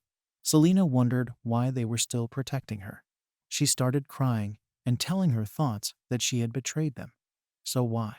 The worm said it was to risk your life for something so small. Selena was trembling with fatigue and the pain that permeated her body. She stood up, stretched out her hand, and a portal appeared in that place. She took out Troyana's dagger. We are transported to her memories. Aster tells her to remember that this power is not of this world, so it is incompatible with them. Selena couldn't even control her own mind when she had it at her disposal. If she's going to use the things he gave her, then you can only use the true power of this sword once. He turned to her and continued to speak. But in return, the price she would pay was her death. Selena used the power of a dagger. She rushed to the worm and pierced it. She turned to him and said that he had become inconsiderate, since he could get rid of someone like her whenever he wanted. But how long did he think he could make her suffer? Half of Selena's face was soaked in the Trojan's power, which was literally swallowing it up. As a result, the arrogance worm finally had an opportunity. Named viruses attacked her, shouting for her to move away. Selena noticed them and jumped back in time. Viper asked if it was okay or a worm, and Silence said she was a crazy and didn't want to think she'd die so easily. Silena was in serious condition and still had a hole in her stomach. She didn't say that she was sure that she had a fatal injury. She glanced at Silena's wound, and then Mia raised her hand to look at her infected hand. Selena stood silently, wondering if it was all her fault for dragging Mia and Dake into this. Because of her, they got into this situation. Now she can't stop. Right now, she's going to do something that only she can do. The worm was holding onto the wound in his chest. He said that he just didn't have the words. He didn't understand what she was trying to do. But even if the object contained the Trojan's powers, there was no point in using it, since she didn't have the authority to do so. He asked if Silena thought that someone like her could reveal the true power of this blade. Let her know her place. A very sharp pain shot through the worm's body. He fell to his knees and coughed up purple blood. The named viruses got worried and asked if he was okay. The worm rose from its knees and looked down at its hand, which was covered in its own blood. He realized in horror that he couldn't recover from what was happening to his body. It's like an unstoppable force is blocking everything. System message error. The worm was outraged at how it could use the Trojan's power. Silena replied that she knew better than anyone that something like this wouldn't kill him. So she kept thinking about it, a way to hurt him. This would leave a fatal injury on his body. She looked at him with a smile and disgust. Ability to replicate and reproduce. A powerful skill that had always kept him alive despite countless times when he was in danger. Because he'd taken something she valued from her. She would do the same to him. She can't forgive herself when she was young for believing his lies. Selene was gripping Troyana's blade hard, which gave her energy. She went on to say that she was going to use everything she could, if it meant she could kill him, and she doesn't care what price she has to pay. The worm was desperate, and asked what the two named viruses were doing. He yelled at them to kill the immediately. Viper and Silence immediately threw themselves into battle. Silena stood motionless and thought, she can't go back to using it once. It will kill the worm with this power. Everything in the body began to be saturated with the Trojan's energy. She said she would see it through to the end. Her eyes lit up yellow, and her body was no longer the same as before. The Viper struck where she had been standing. But he missed, and there was an explosion in that place. Something was happening to Silena's body. Named viruses stood and stared in silence, not understanding what it was. A long yellow spear that glowed brightly appeared in Silena's hand, and her body became more and more trapped by the Trojan each time. Her body started to collapse from the intense energy. System alert 5 seconds left. The named viruses didn't expect this. They just couldn't resist. Otherwise, she would have destroyed them in one hit. System alert 4 seconds left. They jumped away from her blows, and Silena leaped on to the worm. System alert 2 seconds left. The worm was very scared because its body still had to be regenerated. He tried to stand up, but couldn't. System alert 1 second left. Selena leapt over him, swinging. The worm watched helplessly in horror. System alert left 5 seconds. She hit him at the last second, causing a giant blast wave. The wasteland they fought in was destroyed. Mia was shouting, "Silena, where are you?" Dake told her that he would look for Silena, so let her rest, and her condition is not in the best condition right now. Suddenly Mia noticed that she was lying a couple of meters away from them. He and Dake ran up to her. Her body was completely absorbed by the Trojan and was slowly being destroyed. Troyan's blade was in her hands. Mia watched this process with fear and horror. She asked them what they should do if Silena continued like this and died. Dake told her to look there. That worm guy is still alive. The worm was lying on a rock, and there was a huge hole in its body, resulting from a blow made strong by the Trojan's blade. He was coughing up blood. Dake realized that this was a great opportunity. If Silena's words are correct, then it can no longer reproduce. Dake drew his arrow in a second and aimed it at the worm. He could definitely kill him right now. But the Viper saw it, and it jumped right at him. Viper pinned Dake to the ground. Dake barely said it. He crossed his arms over his chest so that it wouldn't squeeze his chest. and then said that the viper was still alive. How outrageous viruses have become lately. The viper's armor was riddled with cracks, but it continued to struggle.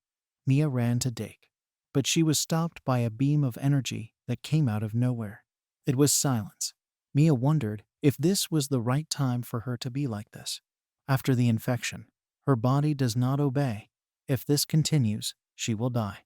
She started fighting silence when she noticed that the worm has already recovered, even though Silena can no longer move. The worm whispered, "How dare she? She thinks she can kill him." He went to her body and said that he would not let her die because she wanted him to infect her so that she could not die freely. After that, it would be their turn, and he would tear them to pieces in front of Silena. Mia screamed that the worm would stop doing this because she couldn't do anything anyway. She screamed and begged him to stop. But then, a red energy came out of nowhere and hit the place where the worm was standing. I threw the worm away, and he cleared his throat. Then he looked at the place where he had just been standing and didn't find Silena. He asked himself if she couldn't have left. Mia was crying as she asked Aiden why he was so late, why she had sent so many urgent messages. Aiden replied that he was sorry. All the messages were corrupted, so he couldn't find them. So he was late, because he had to look for them everywhere. Aiden took a deep breath. He said Alice would be here soon too. Mia was crying and begging him to look at Silena quickly, because she would die soon if they left it like this. Aiden replied that all right, he would do his best. But please let her wait a little longer. He turned to the worm and said that first he would burn all this so that they would no longer interfere. Aiden headed straight for them, an incredibly strong energy flowing from him. The viper said what kind of power it was, whether there was such an operator. Silence said he might be a moderator they'd only heard of. But that couldn't have happened, because the moderator is no longer there. Viper told the worm that he thought they'd better retreat, since his condition wasn't good, and there was no need to fight someone like him. On top of that, he can't use his skill right now. The worm gritted its teeth in rage. The viper said that he would open the portal and let him use his power to buy them some time. Silence said that's what he was thinking of doing. System message blackout. Silence stretched out his arms and formed a dome around Aiden. He said he'd caught him, and there was nothing else Aiden could do when he was trapped in there. He was glad that he could buy some time with this. But Aiden didn't even blink as he walked through the dome, and it collapsed with a crash. Silence stared in fright and didn't understand how this was even possible. Threads formed around Silence's body, preventing him from moving. He realized that he had just cut himself. Alice swung her sword at him from behind and asked where he was going. Silence was destroyed from such a powerful impact. The earth split into two parts. Worm and Viper watched in horror. Viper asked, "This can't be happening. She's an antivirus. But he hasn't even opened the portal yet, so they'll be removed at this rate." The worm thought about it, and in his mind he asked them to. He didn't care what was happening to them. The problem is that he couldn't find that person's item. No moderator, no antivirus won't stop. He didn't understand why, unless Troyan had chosen him. He would have used whatever methods and means were necessary to make what she hoped for happen. The worm was seething with rage and kept asking itself why. Wasn't someone like him chosen? A huge, shining gate. The worm runs out of them denying something. He thinks this can't be happening, and it's not true. The worm asks itself why it did all this while being sad. He says it was all for her, remembering a certain radiant figure. He was willing to do anything to make her wish come true. And why did she do it? Why? Why did she leave him?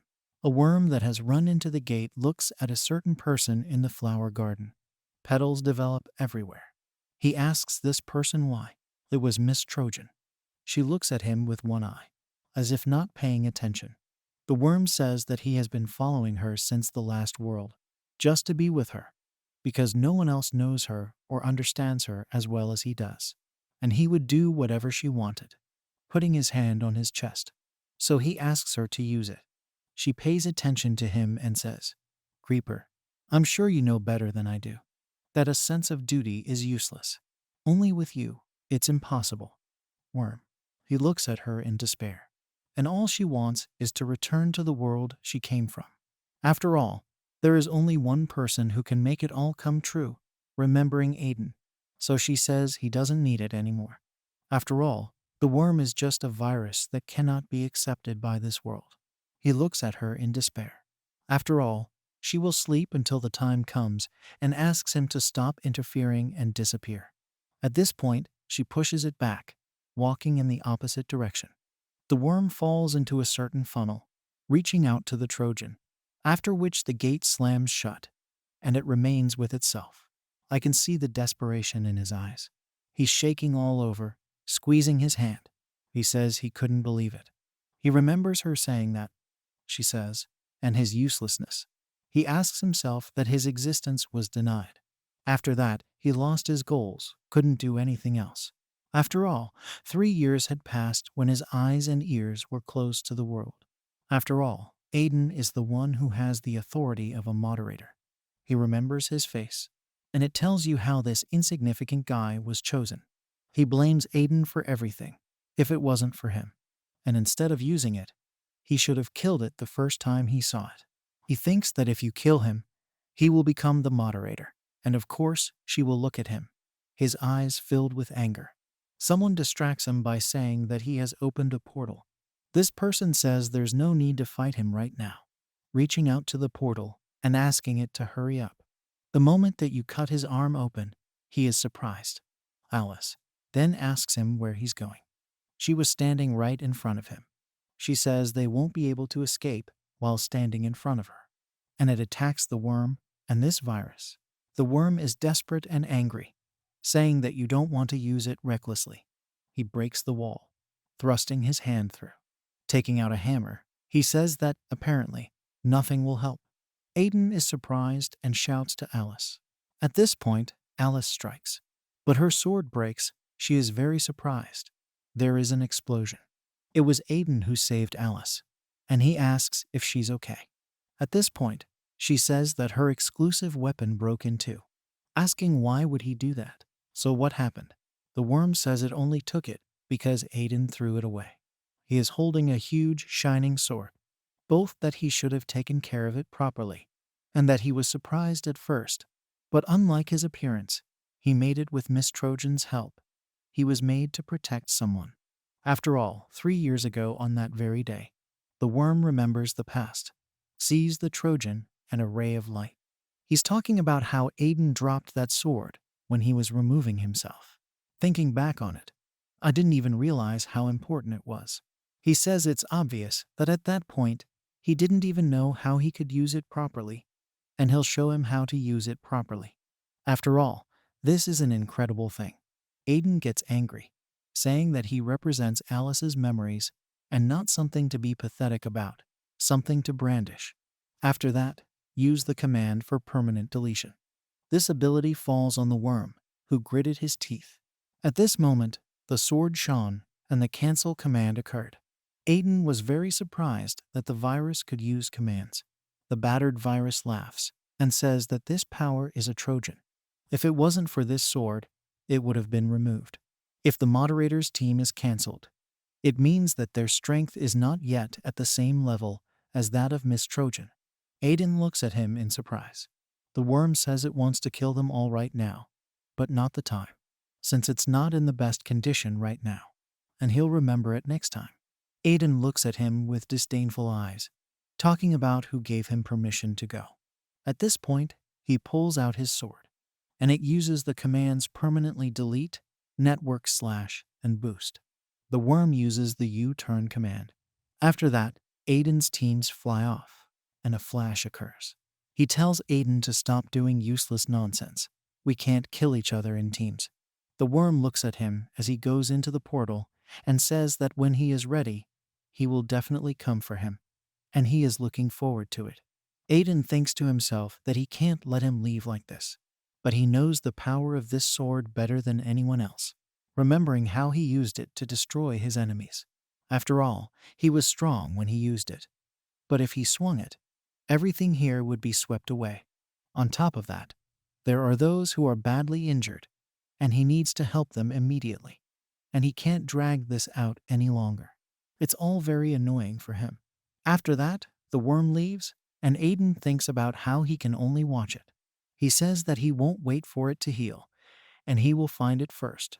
The worm says it's sure it'll try to find it, but it'll wait and see. They both simultaneously say that the next time they see each other, they will completely erase each other from this world. An adult and a girl holding hands. These were Silena's memories. How she and her parents are going somewhere. Silena looks at them and smiles. She is happy to spend time together, holding hands, mom and dad. At that moment, she notices a little girl sitting against the wall. It was little Mia, battered and sad, curled up in a ball. They cross eyes, looking at Mia sitting sadly. Serena thinks about what she kept thinking about the child that was passing by at that time. She wanted to help him, so without her parents' knowledge, she went to meet this child. But when she came back, Mia was already gone, and she had no idea where she'd gone. But regardless, wherever she was, she wanted her to stay healthy and happy. Not long after that, dark purple craters appeared in the sky. Viruses attacked the village. All the passers-by and the little siren were terrified. A misfortune. From a huge number of portals, viruses began to come out in droves. Always so sudden. She looked at them, and they filled her with fear. Did she think what had happened? People in the area panicked and ran away. I hooked the siren with my bodies. She thought she had to run. She closed her eyes and called out to her father and mother that she was afraid. After she woke up, she saw ruins everywhere, and ruins where houses should have been. She says that she lost consciousness when the siren woke up during the examination. Her father and mother protected her with their bodies. They sacrificed themselves to protect her. She lost everything that supported her. He looks down at his hands in despair. She says she was very empty. Then she saw it. A moderator and 2 guardians destroying everything around them. This was the last moderator of Aster. She looked at him and started to cry. After that, it followed the viruses to the bad sector. So she met the worm for the first time. They wanted Serena to become a cameraman for their own selfish reasons. She couldn't forgive them. Grabbing my clothes with my hands. They were the reason why she lost everything. So there was no way for her to cooperate with them. Desperately looking at something. She says it was as if the worm knew her thoughts. He made an offer that she couldn't refuse. Restoring a prohibited moderator's order. Chevy said that he had the authority of a moderator, and that he would bring my parents back with the power of restoration. And she shouldn't have believed the viruses, but she was naive, believing these words. Her parents who had suffered to protect her. She would do anything to get them back. She held out her hand to me. By making a deal with someone I shouldn't have made. She grew up after going through many difficulties and trials. But she was able to stand up to the end and become stronger. And eventually, she became an operator. And also, she met a girl whom she had seen briefly as a child. That girl was Mia. She was relieved to know that she was doing well. And they became friends. Things had gone merrily to the point where she wanted to forget about everything that had happened up until now and start over. But it didn't last long. The worm reminded her not to lose the target of his video. And the problem was the world. She didn't want to ruin a long-planned plan. But at least, while she was thinking about what to do, an opportunity presented itself. During the meeting of operators and moderators, Mia said she wanted to stop being a cameraman. And the siren deliberately didn't tell her to stay. That's because she was hoping to put some distance between the other operators and Mia, because it would be better if things turned out that way. And as planned, she opened the portal, destroying the core with the blade the worm gave her. As he was leaving the portal, someone said that he was finally here. I told the siren it was a great job, and the fact that it's finally worth something. She watched them pass in silence. She was told to wait until she received the next command.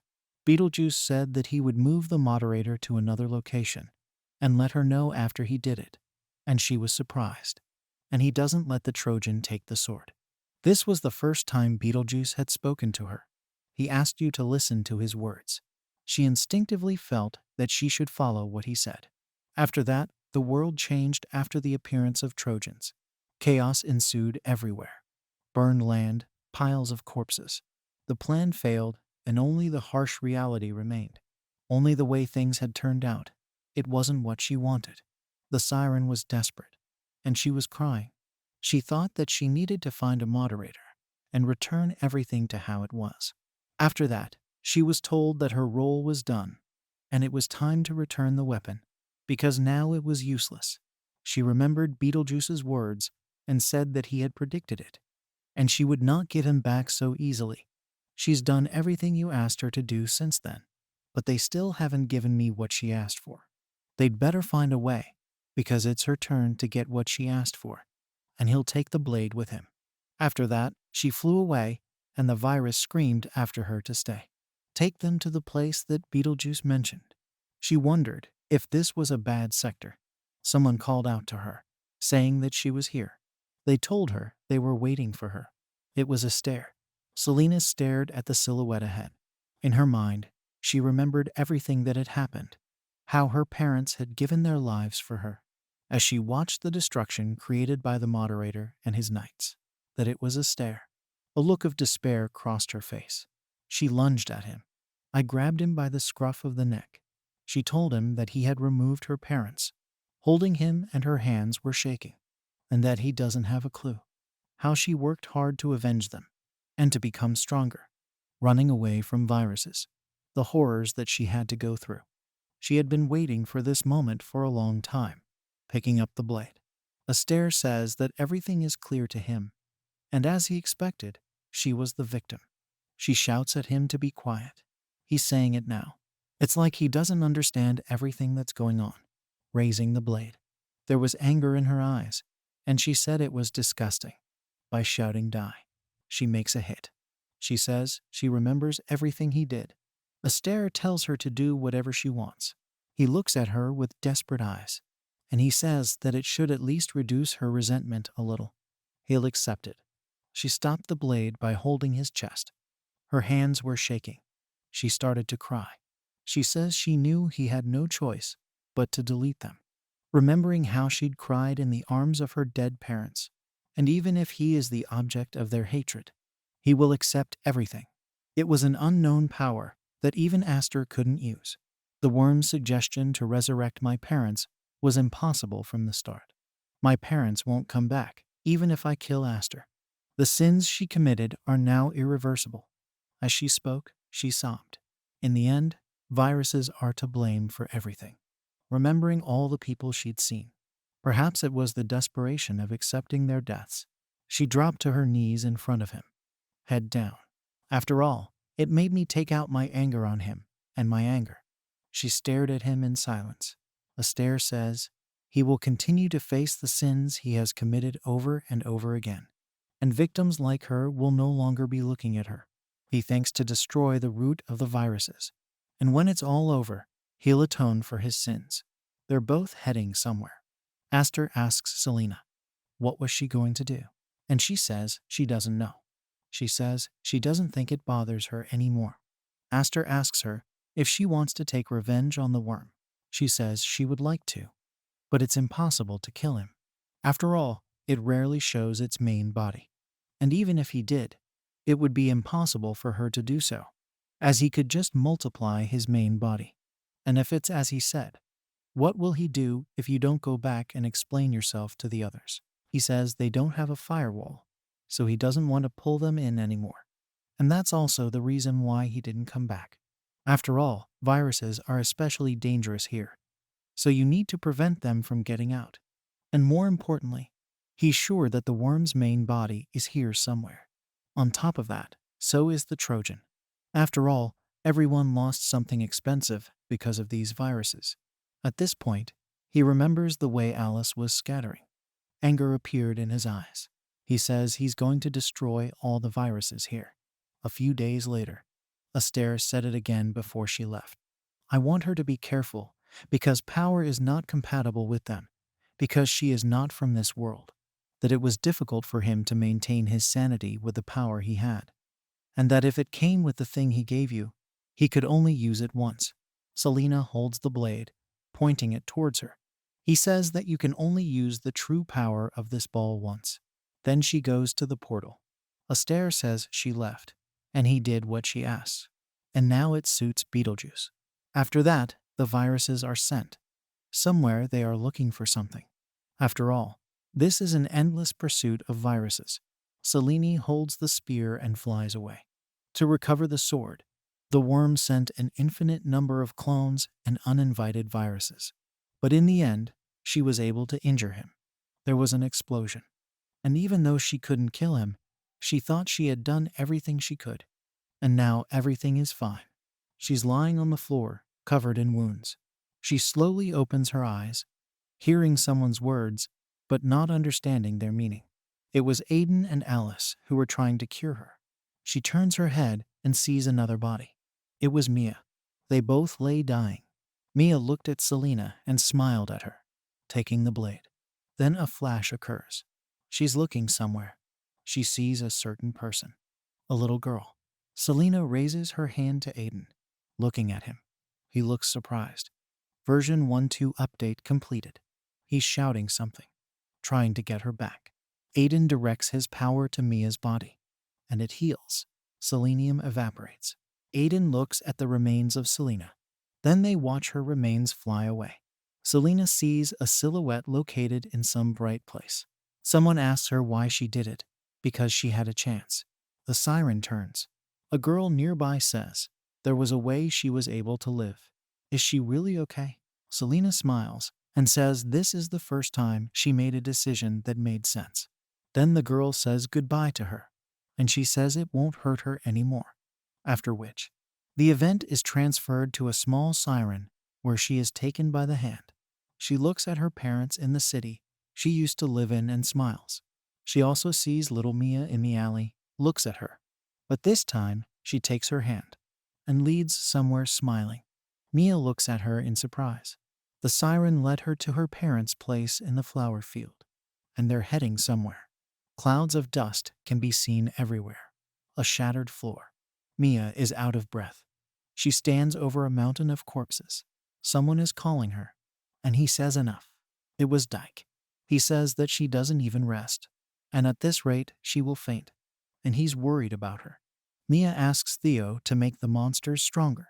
He tries to talk her out of it, but she tells him please. Theo creates a wave of even stronger and more enemies. Mia is standing on a pillar, and the notification comes boss wave, extreme difficulty. One of the monsters is trying to attack her. She dodges and runs right up his arm, muttering Selena's name to herself. She cuts the monster's arm open. It bothers her that she didn't tell her. Why did she hide it from me? Remembering in that moment how they had stood together, and how she had seen Selena die.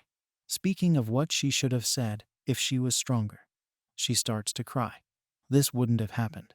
She creates fire in her hand, and a huge explosion occurs. Clouds of dust and fire are everywhere. Mia is sitting on her lap. Aiden walks toward her, tells her enough. Mia is silent. Aiden tells her that she did everything she could. After that, Mia says that there is really no way to restore it, because he has this power. And was it impossible for Selin to escape? Turning to him, all in tears. Aiden says he's really sorry, and there was nothing he could do about it, and that they too were in danger if those infected with the virus tried to save them. It would have been impossible. He remembers trying to restore the virus's humanity, and Selena's sacrifice. He did everything he could to restore her. It's such a big relief that you're safe. For her sake, stop blaming yourself. Then Mia burst into tears. Alice hugged her. Events are transferred to the lock. Aiden is very busy with something. He sighs, looking at the many firewalls. Since Alice is looking after Mia, he has to take care of everything and can't help it. He stretches out his hand. He pulls out the blade Selena had and a certain crystal. Does he think he should do something about it? After all, this is an item that the siren gave at the last moment, remembering how she had given it to him, and he could feel it when he held it, that he had received an upgrade. Thanks to this, he was able to save Mia, and it can repair common viruses. And from this dagger, he feels Alice's power, and he should investigate that. But more importantly, crystal star of Beetlejuice. He says that's the most suspicious thing. Someone calls out to him, asking for Aiden. What's it? They are very surprised after Aiden tells them what happened. The dragon thinks about it. And how did it happen? He wonders why it ended up in his domain. Aiden says he doesn't know. He tried using recovery, but nothing happened. And he was the only one who knew where Aster was. The dragon says that of course we can't learn anything about the situation. Alice didn't express it, but I can sense that she is very concerned and what he should do. The dragon suggests asking Procyon. He's sure his older sister is looking for Aster, so she thinks she knows where he is. After all, if this is a Procyon, when he remembers what she looks like, he thinks of her. So he says he can send special signals to try to find her.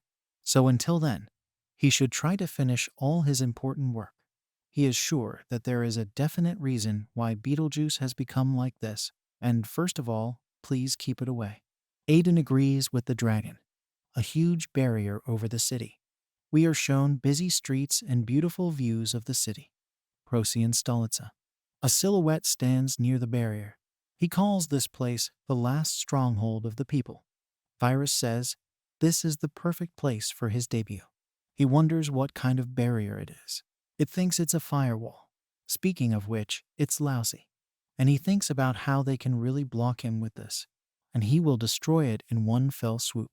After that, he charges his staff, and a certain ball appears above it. One of the viruses tells it what it's doing. He thinks it's best if they don't touch it. After all, he does not know why this was the only place that has survived to this day. After all, this place has a guardian god, and he doesn't want to get involved in an aimless slaughter.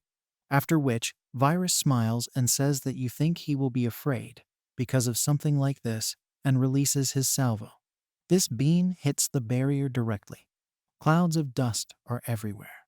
All the viruses are very surprised. There's not a scratch on this barrier. They say that they need to run because this person will come. And at that moment, a ray from the sky hits directly on the ground. It hooks all viruses. A silhouette appeared above the clouds. Says it shouldn't have been linked. It was Procyon, the guardian god. A huge, shining gate.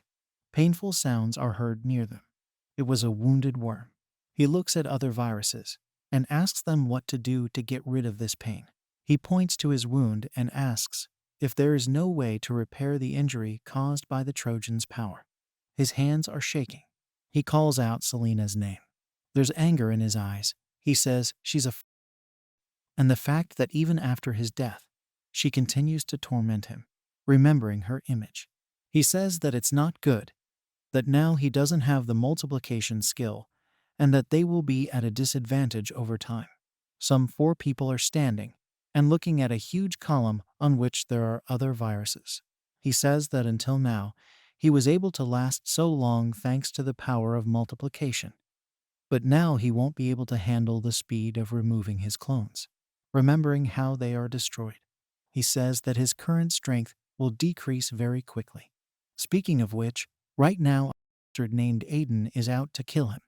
We are shown Aiden and Alice with angry eyes. The worm says they won't miss this opportunity, and that he needs to make a decision. We are shown a huge platform, which is wrapped around purple columns. There are a lot of viruses gathered there. They're all laughing, and they're being laughed at. After that, one of the viruses located on the hill. He talks about how bored he is. It was Rajan. After all, no viruses appeared after that day. He says that it seems that he is no longer needed here. And at that moment, something breaks the space and creates a portal. Rajan is surprised to see this. He asks what happened, when all of a sudden, it was a worm with its own army of viruses. Rajan was surprised by this. He hadn't heard any news from him. So why did he appear so suddenly? More importantly, who are the people behind it? They were all named viruses. He says that this is impossible, saying that they are either regions equal or higher in power than himself. And when did he have time to accumulate so much strength? The worm tells him that he is as pathetic as ever. He thinks about how he's still playing house with the players. But in these 3 years of our superiority in this war, what will he do? Rajan is surprised and asks. The worm tells him that there is a new moderator, someone he also knows very well. Rajan is surprised, asking if the new moderator might be the one doing it. He remembers Aiden's back. He wonders why this guy was never removed. The worm says that from now on they will launch a full-scale attack, and this time they will do everything that they couldn't do 3 years ago. After all, they will have the authority of the moderator in their hands. They will regain our legitimate life and grant her her wish. Events are transferred to the barrier. Clouds of dust are everywhere. Someone lands on the ground, and it says that viruses are constantly getting stronger. And what would she do if things continued at the same pace, and she couldn't manage on her own? It was Procyon. As expected, if she wants to protect people, she needs the power of a moderator. After all, the protective barrier that she had erected was only a temporary measure while looking at him. If viruses launch a full-scale attack, then it won't be able to detain them for long. A certain flash of red color. Procyon is very surprised and looks in the direction where it happened. She thinks it is. And someone is coming. But it wasn't a virus. It was Procyon. She says she needs to take a look. From the portal that appears, Aiden comes out. He asks Procyon if she is sure she is here. They look at the city and say that unlike other places, it seems to them that this place is untouched. It's probably because Procyon is protecting this place. People are safe here. They need to find her. But Aiden thinks that they don't need it anymore because their work has decreased. Procyon is very surprised. They say that this cannot be. She asks him that it turns out he was alive. But before this feeling, looking at Aiden, he actually got the authority of a moderator. When Aster was moderator, he wasn't so powerful. Alice shouts to Procyon that they haven't seen each other for a long time and runs to hug her. She wonders at Alice. After which, she is surprised that there is also a dragon here. He says it's been a long time since I've seen my older sister. But she asks how it happened, because Aster said it was deleted. To which Alice replies that it was. But Aiden became a moderator and restored it, although in this form because of the consequences of recovery. Then Procyon starts crying and says it's a relief for her, and she didn't think she'd see them again. Some people run towards them, shouting at Miss Procyon, asking if she is all right, and from here comes a great power. They look at Aiden in surprise, asking him who it is. Aiden thinks to himself that he suspected that Dyke told him. But as expected, they were here together with Procyon, former operators. The action moves to the city. Procyon tells Alice, "I'm sorry," and she couldn't protect Aster. To which Alice says that everything is fine. It's not her fault. All the operators stand there in silence. They are very surprised by this, and it is unexpected for them. Normally, he would have been happy about it. But to think that a guy who was branded as Buck could become a moderator and become our hope. Looking at this, she also thinks about what has happened over the past few years. Aiden had come to ask Procyon something. First, if she knows anything about the whereabouts of her older brother, Alice asks her. She says no. She doesn't really know where he is. She didn't get any further information after he was taken by Beetlejuice. She thinks he's alive, but she's not sure, and she's terribly worried because she hasn't seen Blaze since either. She wonders what happened to him. After which, Aiden says that if it's about Chase, does she know what it is? Procyon is very surprised. They say that it cannot be that where did you get this thing? She reaches for the crystal. Procyon and Sirius stared at the star Beetlejuice. At this point, Aiden explained everything that had happened so far, about how he used recovery, remembering the events that happened, and what happened to Dyke and Selena. He tells the former cameraman. They regret Selena's death, in shock, and he told them about the limits of recovery skills. Then Procyon said they were done. Aiden asks if they were able to find anything, to which she says no, with a bowed head. He and Sirius looked through the dragon's eye, but because of the damage, they could only see fragments of memories. All they found was that Aster was somewhere in the Bat sector. Just in case, they tried to signal him, but got no response. She apologizes to Alice for giving her false hope. Alice says that everything is fine and they can just start looking for him right now. Aiden asks everyone to listen to him and says he has something to say. He says that although they were wrong, they all have the same goal: viruses. After all, viruses are much stronger than before, and there are more of them.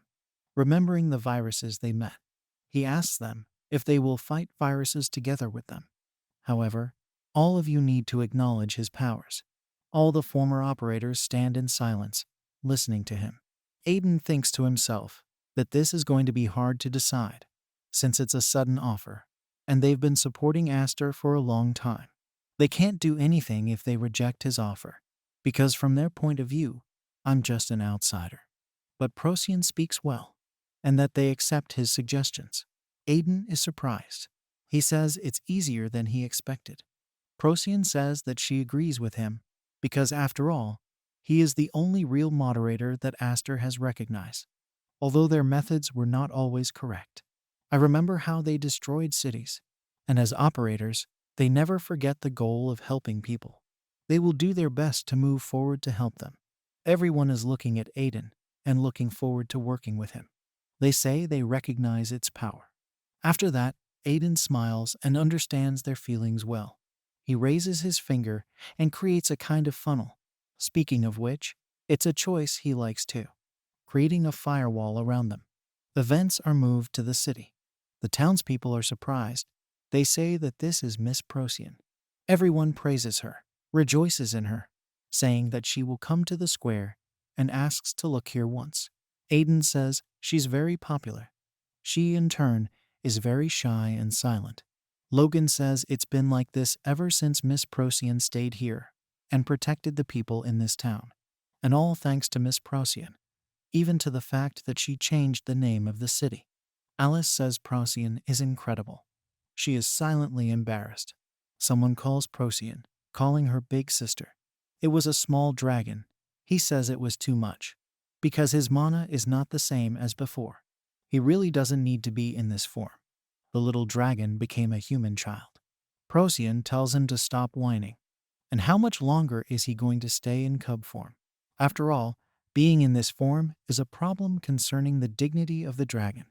To which Sirius says that it is comfortable. Procyon tells Aiden that they have arrived at the place he was talking about the guild hall where players gather. She asks him if he's going to update their firewalls, to which Aiden says yes, that's right. Procyon wants to tell him in advance if they start being very rude, to which he asks her what it is. Procyon says they are very lively. Watching those, they fight among themselves. After all, these 5 great guilds are where the best players gathered. Among them are 3 of the 5 great guilds. They got our protection and have worked hard so far. They are confident that they will be a greater force for him. Someone calls them, and the fact that they can't keep quiet. After all, Miss Procyon is here. She was surrounded. Sirius says that when everyone's attention falls on his older sister, she always reacts like that. She asks everyone to become. To which one of the players says that what personally brought them to this humble place. It was the Guild Master Borishin, level 444. Ellie's Unicorn Guild, level 432. Wintusa's Griffon Guild Master, level 440. She continues to be welcomed, and ask her what brought her here. They pay attention to Alice and are very surprised. This player becomes embarrassed and covers himself with his cloak. Inwardly, he thinks, why is this person here? Portion says she wants to introduce someone to everyone. She points to Aiden and tells him that this is the person who will lead their operators, and the one who updates the firewalls of this city and everyone else. This is the new moderator, Sir Aiden. The crowd was very surprised by this. He says it's unexpected, but it's true since the moderator is back. She says that they will overcome all the danger that is happening right now, and they will be able to go against the viruses. And one of the players apologizes to Procyon and says that he needs to clarify one thing before they continue. She is very surprised by this. He says they've only trusted Miss Procyon so far, but suddenly entrusting your life to someone you haven't just met today is very difficult. He asks you to show your strength. and he says that maybe they didn't understand him, but he's a moderator. To which Aiden says that everything is fine, and in fact, it will be even better. It will be simple, no doubt. Events are moved to the arena. Aiden says his body has gotten a little stiff since he was sitting up recently. He keeps his hands locked and smiles, preparing for battle. He talks about wanting to see his skills and tells him to attack, and the player smiles back at him. Boren clenches his fist and is about to strike. He attacks Aiden, but misses him as he dodges. After that, a flash occurs. Boren re-attacks Aiden. Everyone is watching intently as they fight. Rubble from the arena is flying everywhere. Players are surprised at what is happening and say that this strike can kill a normal player. Another player says he didn't expect anything less from the former ranker, but it says something is wrong. Boren continues to attack Aiden, but everyone is surprised that none of his attacks reach the target and Aiden dodges, everything without the slightest effort. And then Aiden decides to attack back. While directing the attack, he strikes multiple times at the former ranker. Boren chokes. He spits blood and says it's crazy. Speaking of which, he's confident in his defensive skills. But how was he able to deal so much damage? It's the same as it was then with Procyon remembering all operators. And what seems to him transcendent is the existence of such a powerful being. Boren gets tense and says that's not all. He flies up and creates a huge hammer. He is going to attack Aiden with it, and all the passers-by are surprised and say that it is dangerous. By doing so, he would destroy the entire place. Boren lunges with this hammer. Aiden reaches out and creates a funnel. It shoots a beam, smashing everything in its path. This beam hits a hill standing in the city, breaking it into several parts. Boren stands silent with surprise. He looks at the hole Aiden made. Everyone starts cheering. Ventusa stands in silence, talking about how he's about to quietly leave while everyone's focused on Aiden and can't run into that person. Alice stands up in front of him, saying that she hasn't seen him for a long time, and he gets scared. She asks if he was going out. He is. In bewilderment, they call her Miss Alice. She grabs his ear and tells him that he ignored her calls. Aiden is surprised by this, asking who it is. Alice said that, I used to talk about it while holding my ear. Ventusa saying that she is close to the head of the Griffin Guild. It recalls her telling him this at the time. Alice says that she helped him once when he was a novice, and after that, he got stronger, and she suggested that he become an operator, but he refused. The players were surprised and could not think that they were treating Sir Ventusa like this. Asking who she is, they think she's an operator. Alice says that the situation has reached the point where he needs to become an operator, and he will understand this. She says that Kevin is from the guild, and he is now a cameraman. Ventusa is surprised that Kevin has become a cameraman. Speaking of which, even now, he's trying his best. Aiden talks about the main reason why he is here, and the fact that viruses have started to move actively. All players are surprised and dumbfounded by this news. Aiden says he needs their help and doesn't have enough strength to fight the viruses, but it doesn't force anyone. Alice says the choice is yours, and in areas where they are lacking, Aiden and the others will cover for them, asking them to help the new moderator. Events are transferred to a certain space where purple portals are everywhere. Aiden is surprised. Alice asks what happened to him. He says he's here. The worm moves faster than he thought. Noticed that the more time passed, the more he would be at a disadvantage. After that, Aiden creates a portal and gives everyone a firewall. Updating the firewall, he says that the viruses got in, and all the players were very surprised and scared about it, and their number is not comparable to what they saw before. After that, even the operators were surprised. He says there is no need to worry because he's here. After that, near the barrier everywhere, portals spread, and a lot of viruses started coming out of them. They are heading towards the city. Their number is impossible to count. They surrounded the entire barrier. Some say that time is the only problem for this barrier. And as he said, as the worm said, this guardian god is nothing special in this place. The The girl stands, smiles, and says that now she can start the beginning of the massacre. After that, the barrier collapses, and she tells everyone to destroy everything, directing your attacks at the barrier, breaking it to the very end.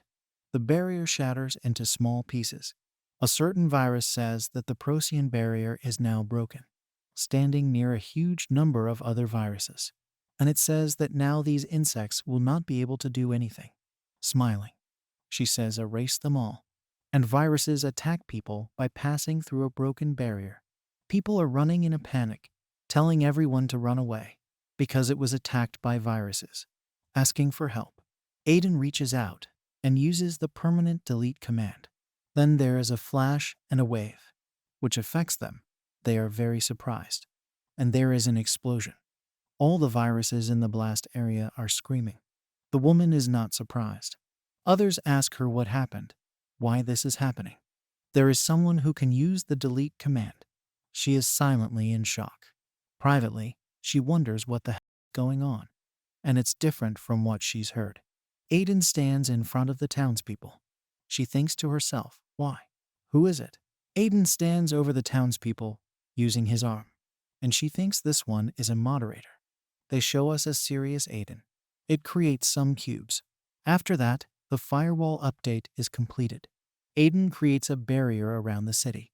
Clouds of dust rise around us. The virus says that this is a firewall, and now our attacks will be useless. They won't be able to take down this firewall by themselves. Then something flies past them. From behind this virus is Aiden. Everyone is shocked. They start turning their heads towards him. They understand that this one is a moderator. Aiden says a lot of uninvited viruses have come here. And to think that everyone came here at once. And you're asking to delete them all, right? The virus asks everyone to disperse and never fight it head on. All viruses instantly bounce off it. Aiden says with burning eyes that he won't let them. Then it jumps to one of the viruses. He asks him to wait, turning around. But Aiden is already attacking him, impaling him. Some rays of this virus falls, breaking the floor in a huge radius. There is an explosion in which everything crumbles into small pieces, and dust rises. Aiden's power is concentrated into one large ball, which are delayed by all viruses. He stands with his head down, watching the viruses die as they approach him. After that, it turns to the viruses that stand at the height. Aiden is surprised by the number of named viruses, calling it strange, and that he can't see the worm.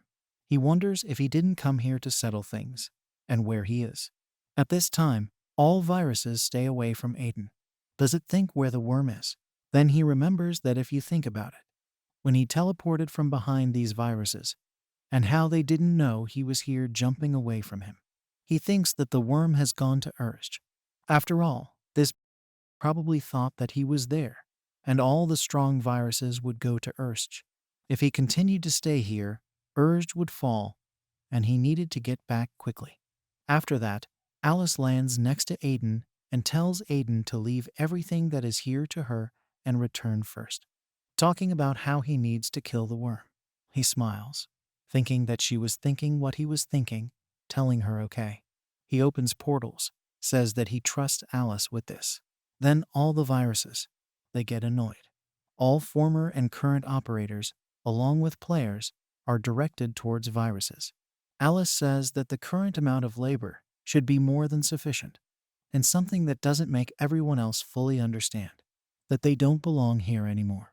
After which, Alice attacks, and Virus looks at them irritably. Urged City. The firewall breaks down, and a huge number of viruses are standing around it. There are explosions and outbreaks everywhere. The worm says it came here after much thought. He smiles and says that the moderator is not here, and that their efforts will be in vain if they continue to maintain the firewall, standing over one of the operators. And even so, they are persistent enough, and it still won't be enough, even if they fight with all their might. The operator looks irritably at the worm. Now he calls him Dragon, since he was caught trying to protect these children. You don't have to be so crazy. But he looks at the little crying children, who were attacked by the virus. He says he will kill everyone here. He wonders how Aiden will come here and see. a terrible sight with a mountain of corpses. Then he wonders if he's curious, and just thinking about it makes him so excited. After that, it attacks the operators protecting the children. A silhouette sweeps by. Clouds of dust are rising everywhere, and the worm turns around and says, "What are you doing?" It was Virus E looking at him. We are taken to a hill where you can see the city of Urzg from above. Virus E watches him while humming a tune. Virus E turns to Virus F and says that it should not have been taken back and forth. But still, thank you for doing it every time. Suddenly, something caught Virus E's attention. She saw two figures walking towards her and said that they finally came this time. She came out of the bushes and greeted Henry and Helen. When they saw her, they shouted Violetta with joy. Violet came up to them and told them that they hadn't seen each other for a long time and that everything was fine. Henry said they should only worry about her because she lived outside. Helen said she missed Violet too. Helen asked what they were going to do today, and she suggested that they not play outside today. Then she asked if Violet would like to go to the village instead. Violet was very puzzled by this question. Helen said there were people they wanted to introduce to her, and of course, if she doesn't want to, they can play as usual. Violetta thought hard, trying to figure out if she should go to this place, if she would be okay.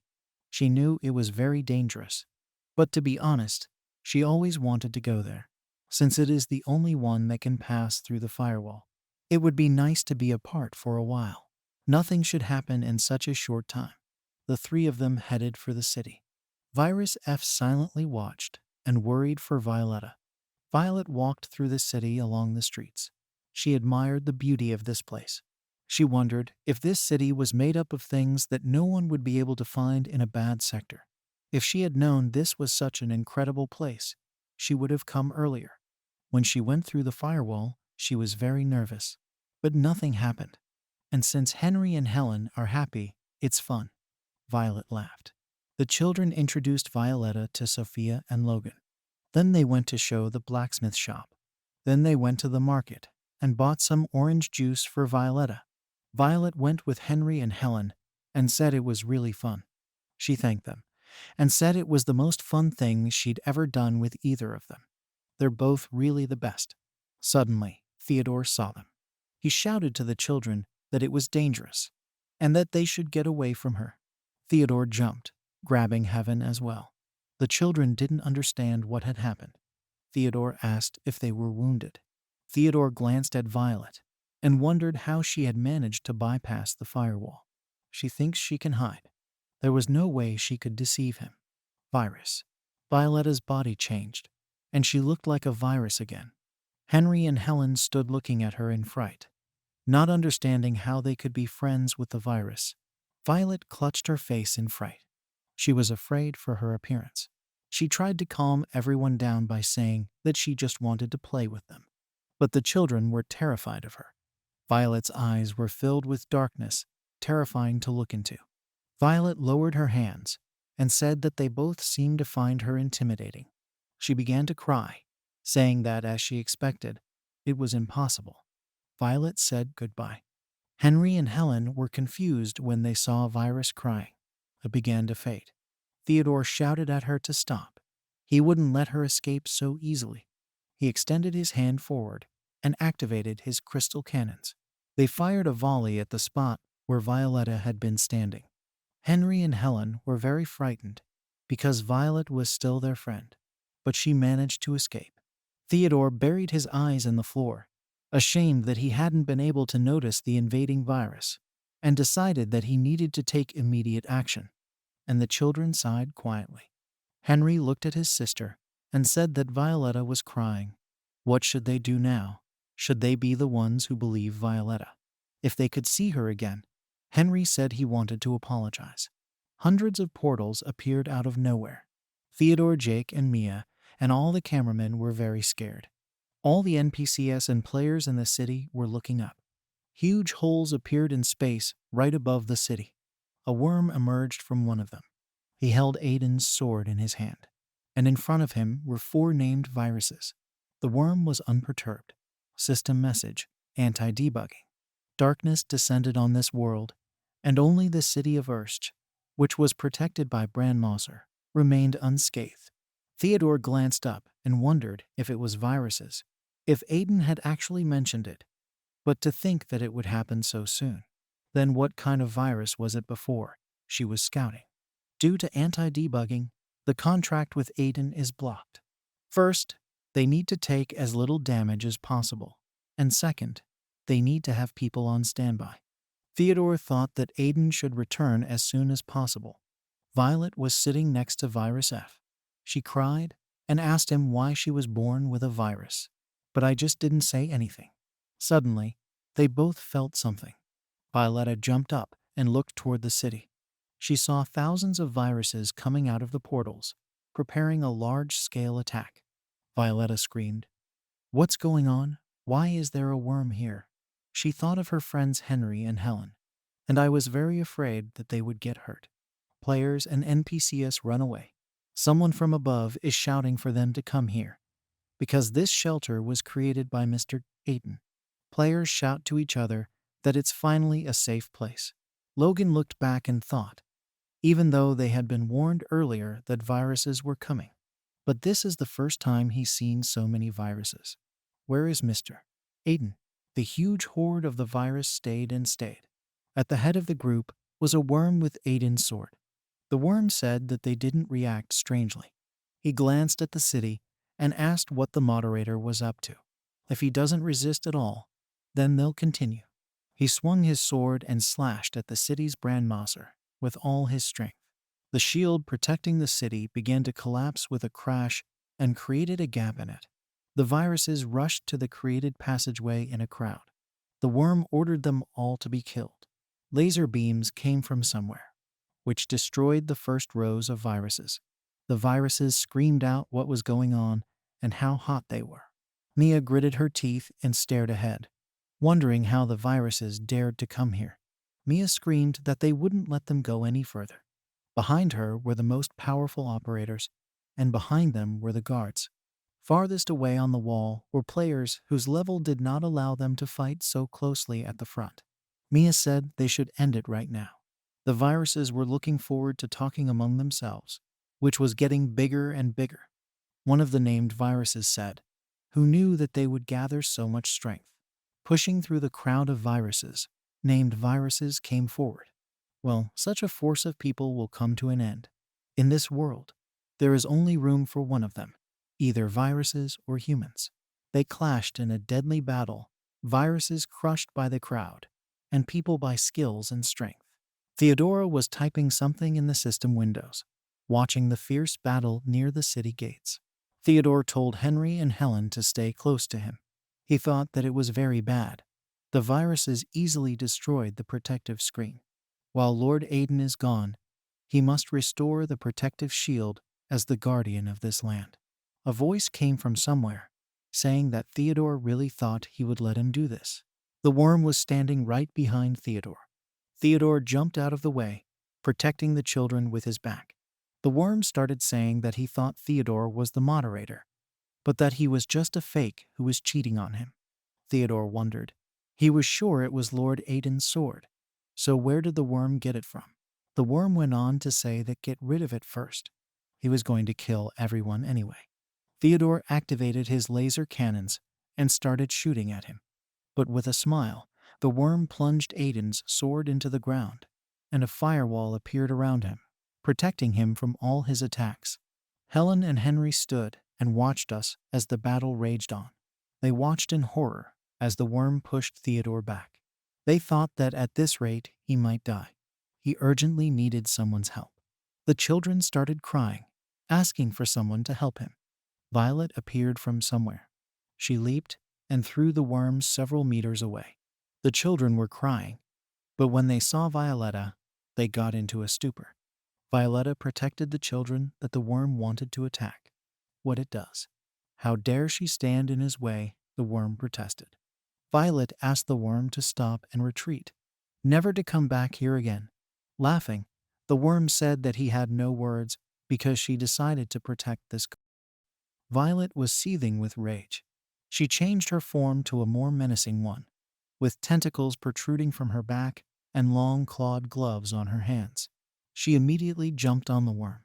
The worm defended itself with a brandmauser, and she started hitting it endlessly trying to get to it. Violetta screamed that these children were her precious friends. How dare he attack them? She hit with all her might, but the worm jumped away. Violet continued to attack him. Suddenly, the worm noticed that the F-virus was trying to hit it from behind. He used the shield command around him, and the F-virus hit him directly. The worm spat out blood. Violet dug her claws into his stomach and arm. She asked that he had already forgotten that she had a shield bypass. Nothing can stop her. The worm asked her if she thought this was the end, having broken through his shield just once. It doesn't make sense how strong it is. Compared to this power that is in Aiden's sword, everything is insignificant. Violet and Virus F watched in horror as the energy around the worm increased. There was a huge explosion that began to absorb everything in its path with its shock wave. Virus F sat soundlessly on the floor. Violetta screamed that this couldn't be happening. Why he protected her. Virus F was unconscious, and his body was badly battered, and particles were coming out of it. He was clutching Violetta in his arms. Violetta screamed that he was the only one who was badly hurt. The worm turned to them, even though they were born the strongest among the viruses. But not being able to control themselves, they are useless.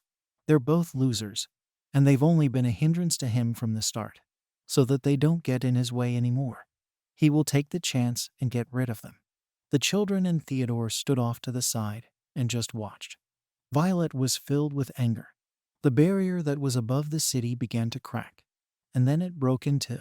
The worm looked up and asked, "What is it? Just do not say that its protective barrier is destroyed." "It is here, the moderator." Aiden hovered above the broken barrier. He watched the scene with an angry face. After the barrier is destroyed, the cameraman started cheering, shouting that Mr. Aiden was here. Players raised their hands to greet the moderator. Aiden was exuding a very strong energy, and he was very angry. It struck down like a red bolt of lightning and destroyed a huge part of the virus army with this blow. The viruses screamed, not understanding what was happening. They asked each other to do something. Aiden stood and watched as the viruses he'd hit and his attack burned out. At that moment, it was scary to look at him. He drew his sword and pointed it at a large group of viruses. System command, permanent deletion. The crowd of viruses in front of Aiden was instantly erased, and in the place where they were standing, a huge crater was formed. The viruses started to panic. They said that at this rate, everyone would die. This person can only be defeated by a named person. Violet rays shot at Aiden from somewhere. They shattered on his shield. Aiden didn't show any emotion at all. Viruses shouted that they continued to attack, even though he is a moderator. But there is a limit to everything. If they kill the moderator, the security screen will also be removed. They can beat him. Aiden just stood there. Suddenly, he picked up his sword and slashed out in front of him, causing a huge wave of fire. It was aimed directly at the viruses. The viruses shouted "watch out" and jumped away in different directions. Aiden's punch was so strong that it cut through this area for many kilometers ahead. Viruses were horrified to see how strong the moderator was. One of the viruses said that it was already too much just hit them once. But its power. They need to stretch out as much time as possible before the worm arrives. Aiden said you were the strongest virus among them. He was standing behind the terrified virus. Aiden went on to say that before fighting the worm, he'd better get rid of the rest of the named ones. He struck out in front of him with his energy. The named virus screamed that it was impossible, that this was the end of it. His body collapsed in a second. And together, where he was standing, there was a huge explosion, which took a couple of other viruses with it. Watching this, Viper couldn't believe what was happening. Aiden defeated all the named viruses in one go, and the moderator was much stronger than they thought. They must do something. Mia screamed at the Viper that he was also distracted during the fight and hit him in the stomach with a swing. She went on to say that this is the end and they don't stand a chance against the moderator. Aiden shouted for the worm to come out. He knows exactly what he's watching. He offered to end it at last. Aiden's scream was so loud that it made the player's ears pop. The worm finally came out and said it thought viruses could do anything. But even the named ones couldn't do anything, the losers. Without it, they are not capable of anything. Pathetic puppets. The worm told Aiden that it couldn't figure out why it was chosen as a moderator. He will never admit it. This world should belong to Troyan. Everything exists only for her. Aiden had told the worm to and he would make sure it never said such things. Worm, holding Aiden's swords in his hands, said that he didn't care if he didn't understand it. It would finally be over when he returned this world to her. The worm started swinging its sword, causing waves of fire. A deadly battle ensued, destroying the territory next to them. Numerous explosions caused mountains to collapse. Aiden held his hand out in front of him and entered a command, permanent delete. The worm laughed, asked what it was. He was already used to not her. System command, cancel. The worm said that these commands do not work on it. Aiden glared at him. They crossed swords. Each of them tried to injure the opponent faster. They dealt a huge number of blows per second. Finally, Aiden managed to graze the worm's cheek and then its arm. The worm gritted its teeth and swung its sword, shouting that Aiden was a but Aiden blocked the sword strike. He swung his free hand and hit the worm in the stomach so that its energy flew right through. By causing a shock wave, the worm coughed up blood. His body was seething with rage. He couldn't believe that Aiden was stronger when he had the Trojan sword. The worm thought that if it could just once get a good hit on Aiden, it would destroy it. He leaped from the spot at high speed and swung at him again. The worm screamed that this was something Aiden couldn't avoid. The worm hit Aiden from top to bottom, so hard that he smashed through the floor beneath him. Aiden defended himself with his sword, but it began to split. The worm used all of its strength in this strike, so Aiden's sword shattered into small pieces. The worm was badly battered, but he smiled as he watched Aiden's sword break. Aiden reacted calmly to such a broken sword. Theodore, the kids, and Virus F sat on the hill with Violet and watched Worm and Aiden fight. Violetta started asking how the virus was and if he was doing well. F was feeling unwell. His body was gradually collapsing, and he said that if he died, then Violetta would too. He held out his hand, filling it with energy. Ripping through space, a portal appeared. Virus F immersed himself in the portal while looking at Violetta. Helen and Henry shouted to Violet to wait. They stared at her in confusion. She turned around and smiled and said goodbye. Virusoff and Violetta entered the portal and disappeared from view. The fierce battle of viruses and humans near the city walls continued. Siri was breathing very fast and very hard, and her body was covered in numerous abrasions. It destroyed another small group of viruses. She wondered how many of them were still left, and there was no end to them. Well, it's not so bad, on the contrary, they pushed them back a bit. At this rate, they can win. One of the viruses saw Siri lose her guard and attacked her from behind. Little Sirius screamed, "How dare this puny virus!" He threw 2 projectiles at Siri and destroyed the virus. Siri was very scared, not understanding what was going on. She thanked Sirius for saving her. Sirius then asked her not to be distracted during the fight. When she was in danger, he would definitely protect her. Procyon was standing not far from Sirius. She single-handedly battled a huge flood of viruses. She swung her spear, and with great force, it hit a group of viruses, destroying about 100 at once. Among these viruses, there were 3 who did not die. They protected themselves with an energy shield. Procyon noticed that these are some unusual viruses. These viruses all had cores. She jumped with great speed, and she fought 3 of them at once. During the battle, she thought that she had never seen such strong viruses before. They are not as simple as she thought. They hide their power quite well. Well, more importantly, most of the named ones next to Alice. Whether everything will be fine. Alice was standing in a vicious circle that was surrounded by strong viruses. One of the named viruses said that Alice is fearless, whether she is going to fight them alone, while smiling maliciously. She went on to say that Alice didn't seem to fully understand that she was nothing without a moderator. One of the named viruses said that he would be the first to try to fight it. He turned to Alice, saying that it is called antivirus, so after all, he doesn't know her full strength, but she isn't worthy of that name. He swung, and a ball of dark energy appeared in his hand. He unleashed all of his power on Alice, and a big explosion occurred. The named viruses laughed at the fact that Alice couldn't even dodge. But when the dust cleared, Alice had the head of the virus that attacked her first in her hands. Named viruses were very scared. They did not understand how this could happen at all. Alice looked at them without showing any emotion, and then she said they've never encountered it before, so they don't know why Alice is called an antivirus. She went on to say that all the viruses that got in her way were removed. One of the named viruses shouted out why all her subordinates stood up, let them attack. Don't give her time to prepare. The viruses swarmed in, surrounding Alice. She swung her sword and made several slashes in the air. These slashes flew in all directions, destroying everything around them.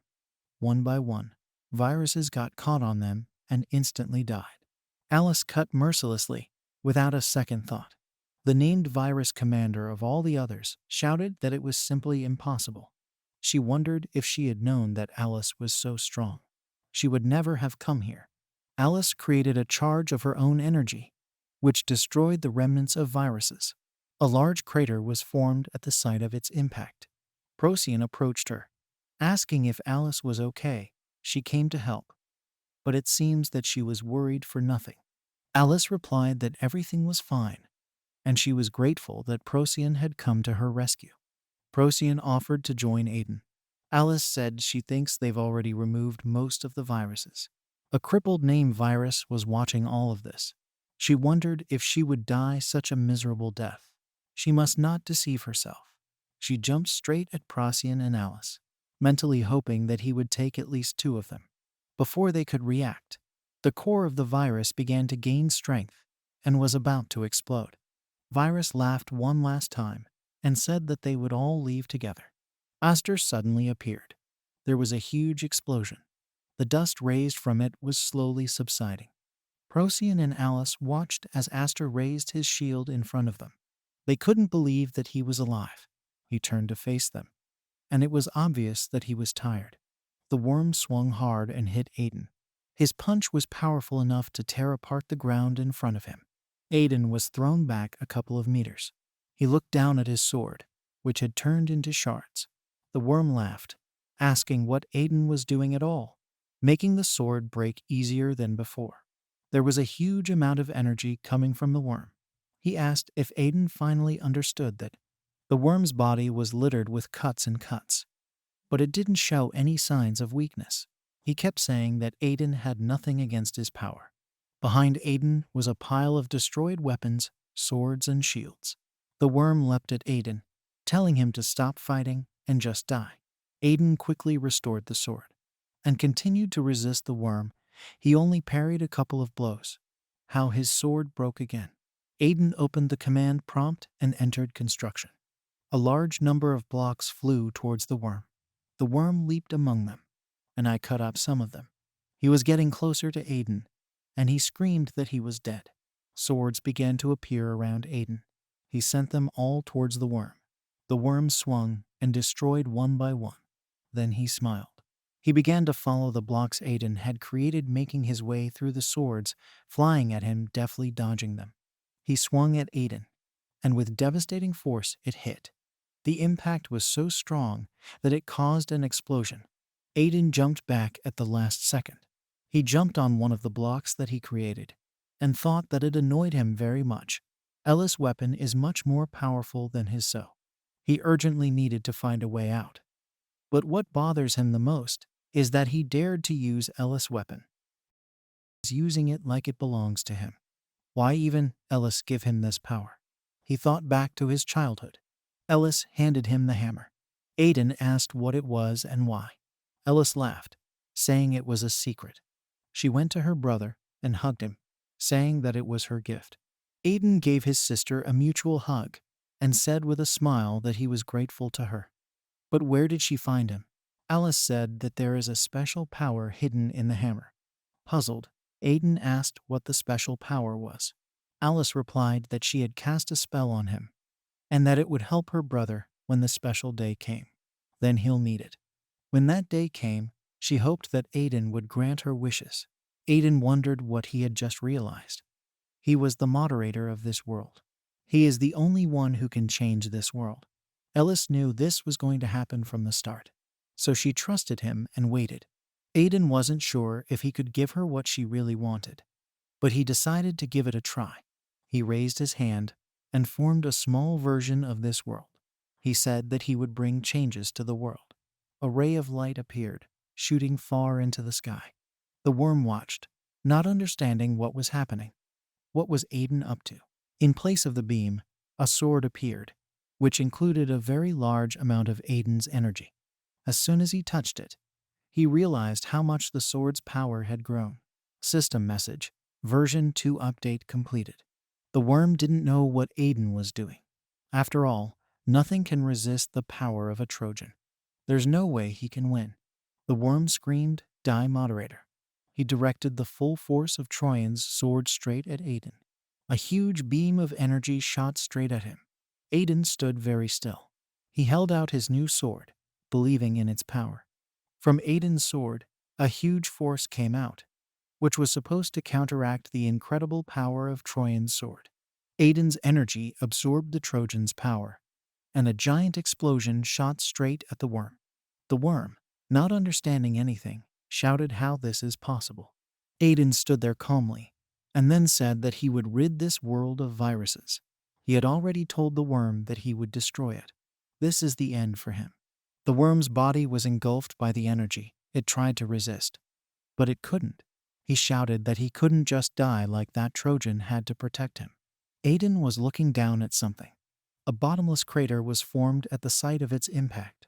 The remnants of the viruses lay on the floor, grunting and panting. Players approached them and finished them off. They were also pretty exhausted from the battle. The players raised their weapons and shouted that they had finally won. They shouted glory to the operator. Mia was standing nearby, her body littered with cuts and scrapes. She sighed heavily and said that she was very tired. She said Viper said some of us were going to disappear today, and the people won. She was sitting on the vanishing corpse of an asp. Mia looked up and went on to say that the long virus war was finally over. Aiden stood in the middle of the wasteland, the dust created by his impact wafting away from him. Aiden looked at the hammer and said it was completely destroyed. The Trojan's hammer was covered in cracks, and yellow particles kept falling off. He was looking at it, and I remember my sister Elise. Just like she said, it was the force that had helped him up to this point, but he doesn't need to rely on her anymore. The hammer completely disappeared from Aiden's hands, turning into yellow shards that flew upwind. Aiden asked Alice to wait a little longer before he finally found her. His attention was drawn to the collapsing body of the worm. He walked up to it and thought that the worm is the most violent virus that hurts this world. It shouldn't have been such an easy opponent. As soon as the worm's body disappeared, he saw that the core was left behind. He picked it up and was a little surprised. It was the first time he had ever seen such a thing. Aiden said that, come to think of it, the worm had created many clones because of its power, and even though they had defeated most of them for sure, there were still some left. If he studied this core, perhaps he could figure out their weaknesses. If he succeeds, then viruses will no longer be a threat to this world. Command, search. System message, starting to search for weaknesses, a deadly virus detected. Extracting weaknesses. System message, weakness extraction completed. Aiden was given all the information about the weaknesses of the viruses.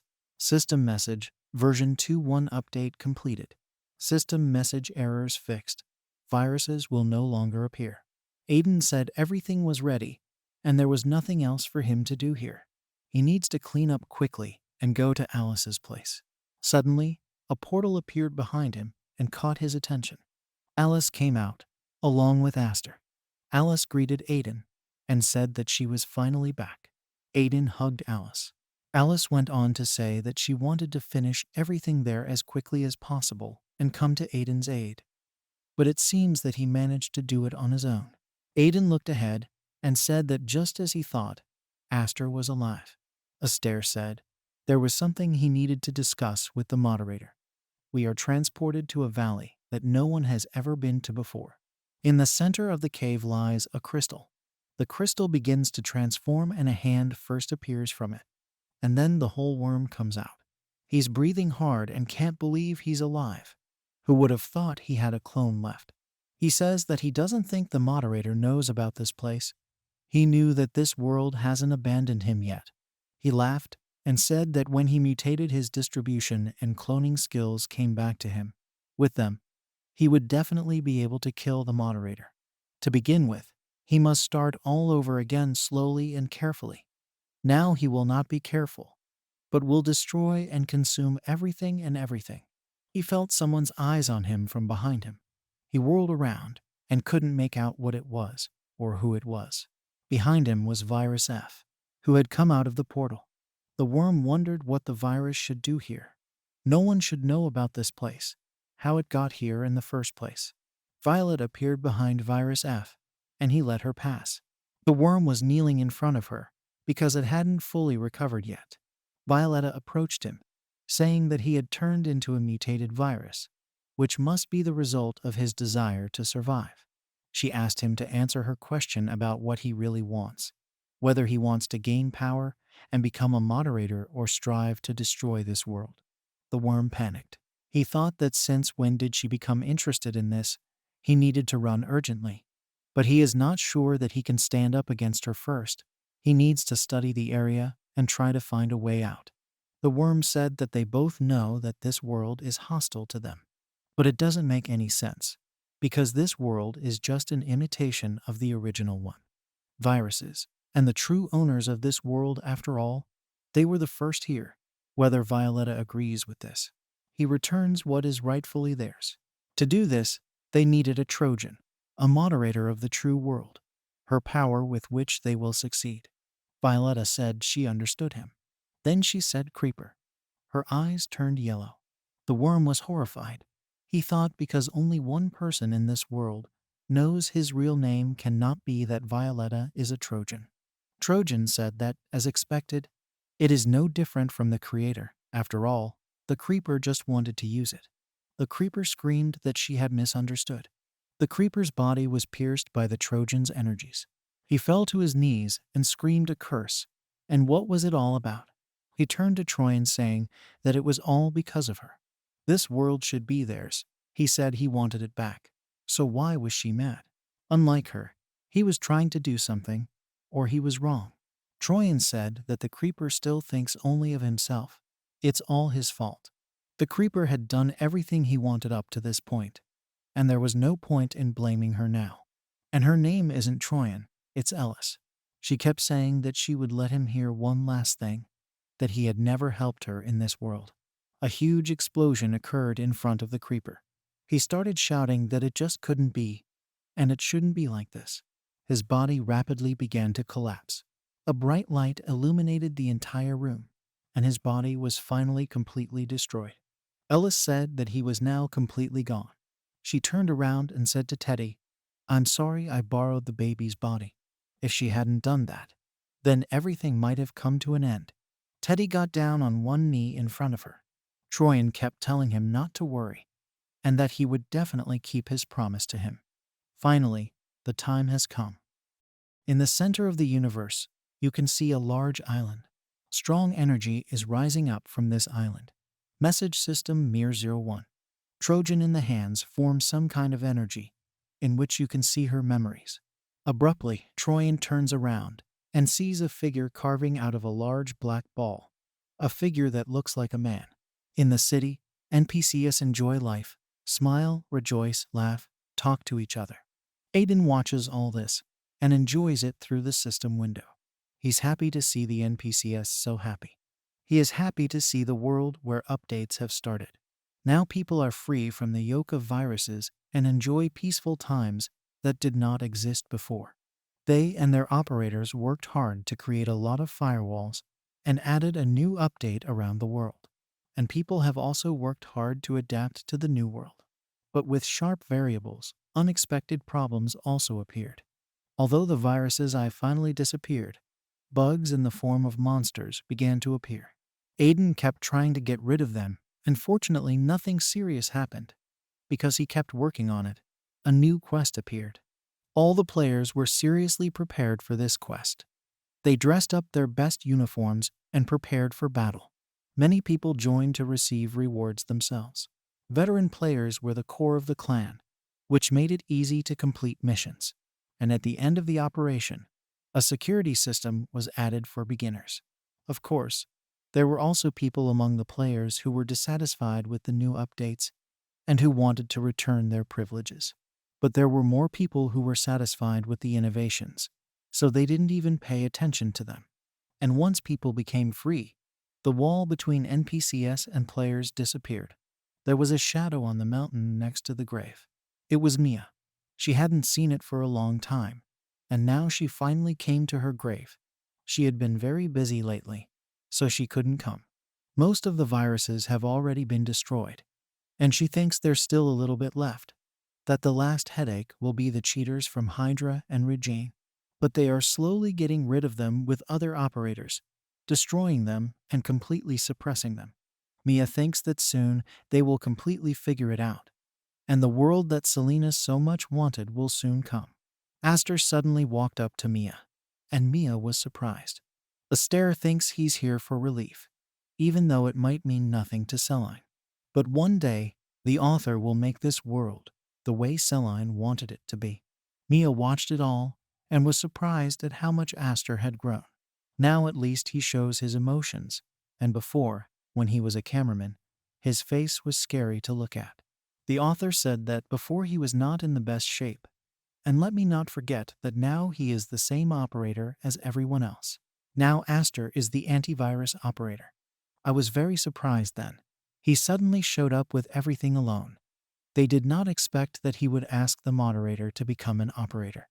Aster thinks that this is not surprising, because Aiden is a real moderator. He's pretty sure Aiden handled viruses a lot better than he did. Moreover, he was able to restore this world back to its original state.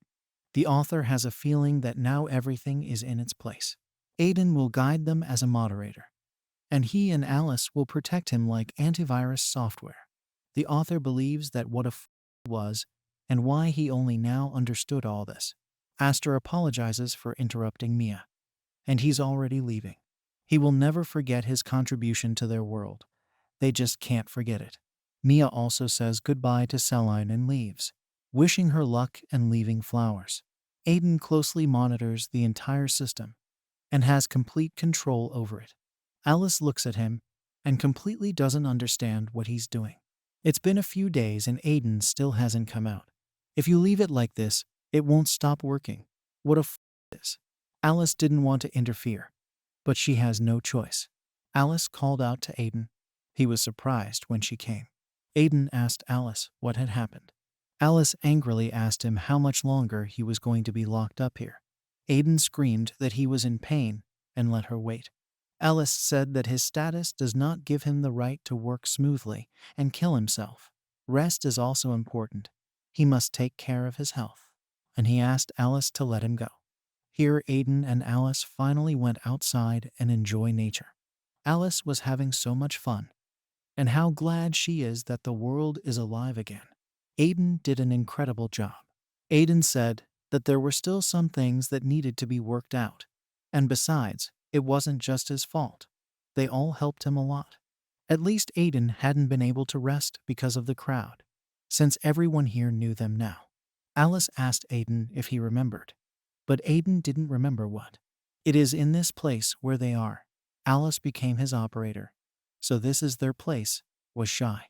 Suddenly, light pieces of energy appear. Aiden was very surprised by this. Troyan abruptly appeared and called out to Aiden. Troyan said that they hadn't seen each other for a long time and asked if she could talk to Aiden for a bit. Alice and Aiden were very surprised.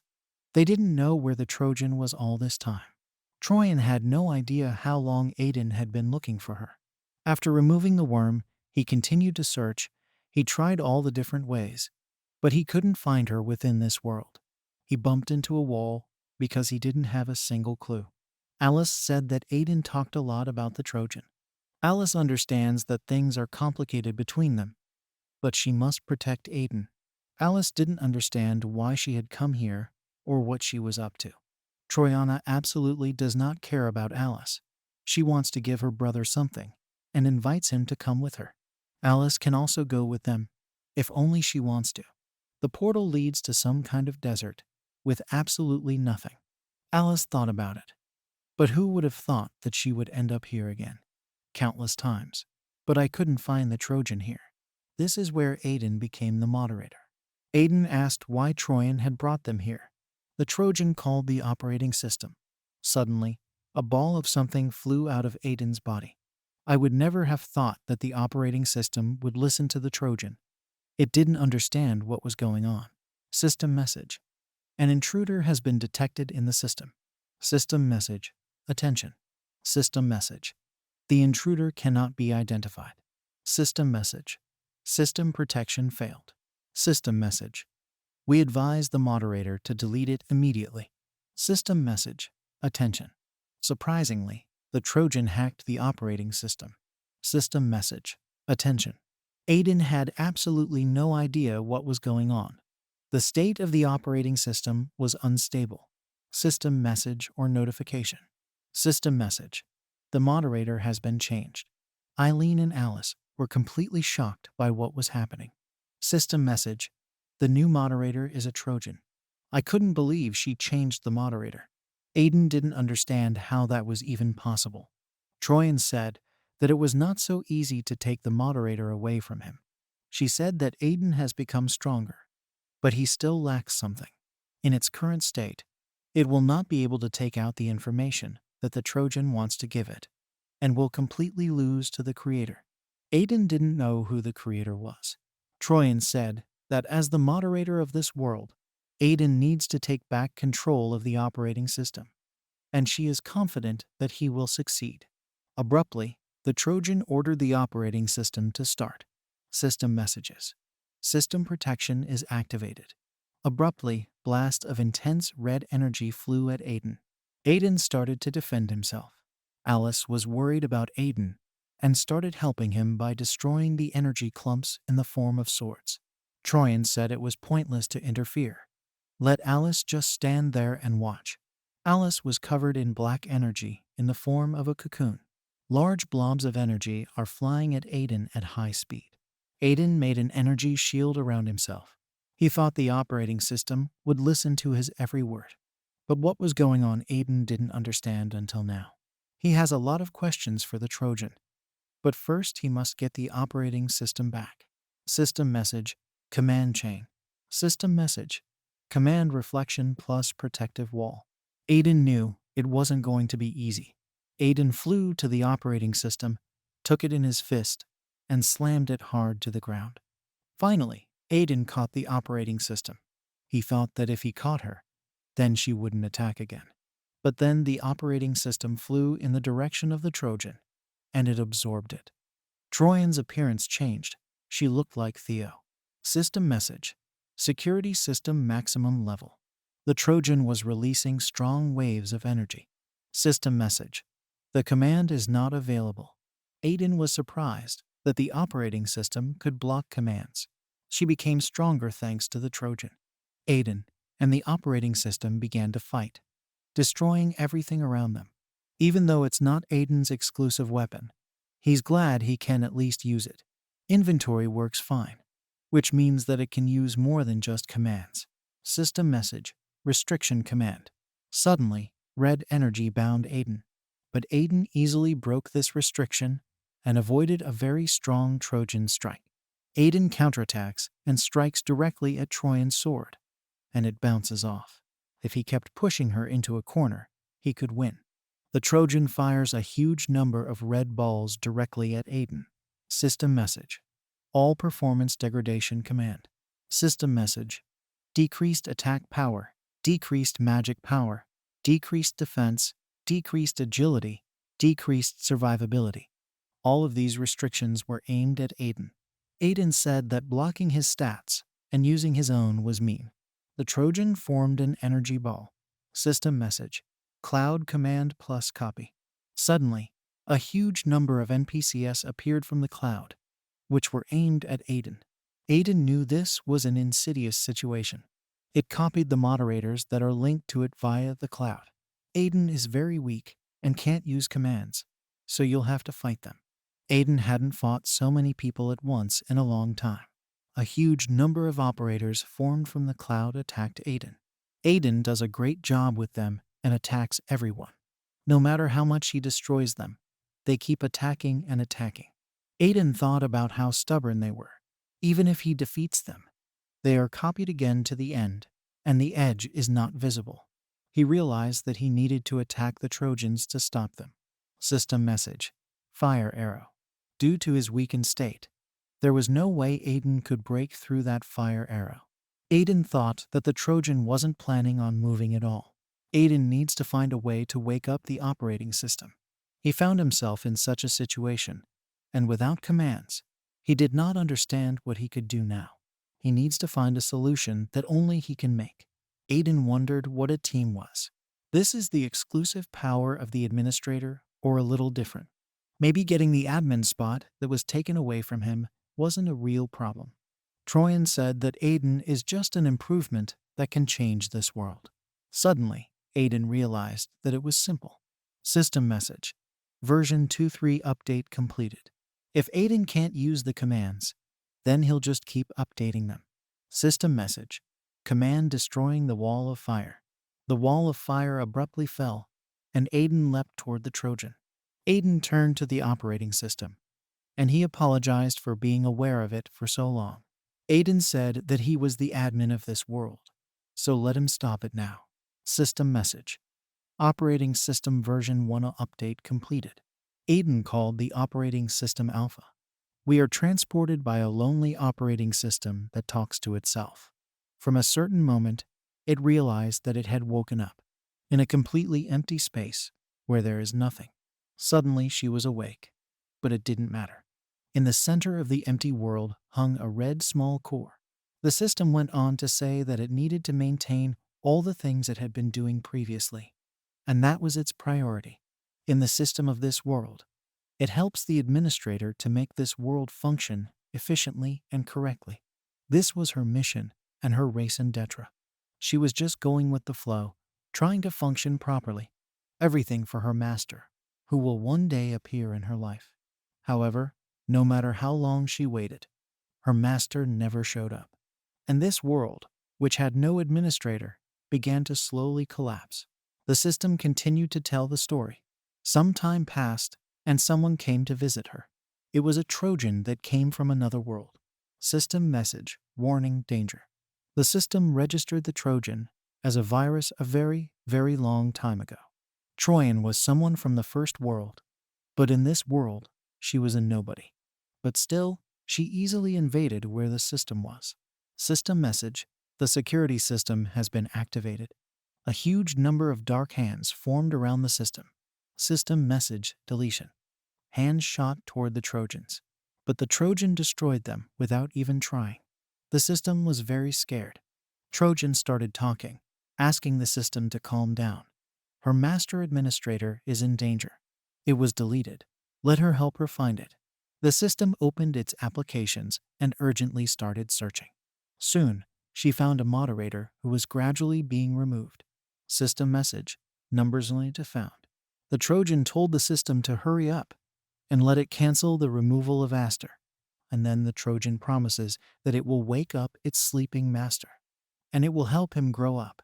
It may be hard to understand right now, but let them believe her. It's all for her sake. Trend asked us to work together with the system. The system knew that the Trojan didn't need to listen, but she had no choice. Her master's safety was the highest priority. The system has put an antivirus on the position of administrator, because so far it has not been able to find anyone for this position. Since the administrator has awakened, the world will gradually return to a stable state, and everything will finally return to normal. 4 dark figures stood at the edge of the horizon, hard to see. Alice asked what's going on here. If Aiden says that, it means that this girl is a system. Aiden said it was, and her name was Alpha. Alice was sure it was a woman's voice, but I didn't think that her voice would change so much. Alpha reached out to Aiden, calling him administrator. She screamed that he had finally woken her up. Before he could react, the Alpha had already jumped on his neck and was hugging him. She said she had been waiting for this moment all her life. Alice was shocked by what she saw. She did not expect such actions from the Alpha and was very jealous of Aiden. Alice stood next to him and watched the Alpha flirt with Aiden, thinking who the heck is she? The Alpha said that she was very much looking forward to the moment when she would wake up Aiden. But the system was updated along with it, and now Aiden had finally woken her up. She walked right up to him and thanked him for it. Alice, who was standing nearby, was clenching her fist in anger, and then she said she understood. I asked the two of them to let go of each other. The Alpha looked at Alice and beamed, and then she said that she is the most powerful antivirus that protects the administrator. The Alpha respects her too, and she thanked Alice for protecting Mr. Aiden all along. Alice calmly replied that it wasn't worth so much gratitude. Alpha has finally decided to introduce itself. It is the operating system that drives the world. Her name is Alpha, and she was born to protect her master. Now it is completely at their disposal. Trojan, looking at the three of them, said the operating system of this world is quite lively. Then she asked if they'd finished introducing themselves. If everyone agrees, she wants to talk about the main thing. The Alpha screamed that it was her. Used her all the time. Aiden looked at the Alpha, puzzled. Alpha said they couldn't just let it go. A Trojan is not a past visitor from another world. Moreover, how dare she control the viruses to get close to Aiden? They need to delete it now. Aiden screamed, Alpha, at which she got up in a stupor. Aiden said Troyan and his little sister. Don't let her call it a virus, please. And she's not a Trojan, she's Elise. Hearing this, Elise was embarrassed. Aiden kept saying that by using his power, he was renewing her. Let her be someone from this world. Now. System message, following orders from Mr. Aiden. The name of the object numbers Indian Trojan is created. System message. Identification is complete. Elise got her own role in this world. She turned to Aiden, saying thank you for still considering her his family. Aiden looked at his sister with a smile. Elise kept telling him not to forget what he'd learned today. One day, this experience will help him protect someone who is truly dear to him. Aiden glanced at Alice. Aiden said he understood that Elise had her own reasons, but he would have been glad if she had explained more. What was the first world, and why was Elise an intruder? And if she could tell him? She answered well, since he needed to know the truth. Elise used hers to be honest. There isn't just one world. Power, and everyone around them saw the cosmos around them. She went on to say that, to be honest, there isn't just one world. She raised her hand, and a miniature version of the world appeared in it. She said, there was another world that was created before that. This information startled Aiden. Elia said that after the creation of the second world was completed, the first world was destroyed, and now a third world is being created. When it doesn't come to an end, this world will also be destroyed. Alice and Aiden were shocked by what they heard. We are transported to the real world. A girl goes and communicates with her friend. This girl has red short hair and yellow eyes and is wearing a school uniform. She says goodbye to her friends. The girl had almost reached her house. She went to her home, passing by and greeted a young man who was in the house. When he saw her, he smiled and said something to her. The girl sat down at the computer and started playing her favorite game. She lost in it and slammed her fist down hard on the table in indignation. She jumped on her bed, which was full of toys, and hugged the rabbit. She took out her phone and started searching through it. Soon, she was very tired and fell asleep. As she fell asleep, she was transported to a strange world. She was very scared when she woke up in it. She looked around without understanding what was going on. Something began to sparkle behind her. She turned around and saw a huge beam of light from above, which spread throughout the room.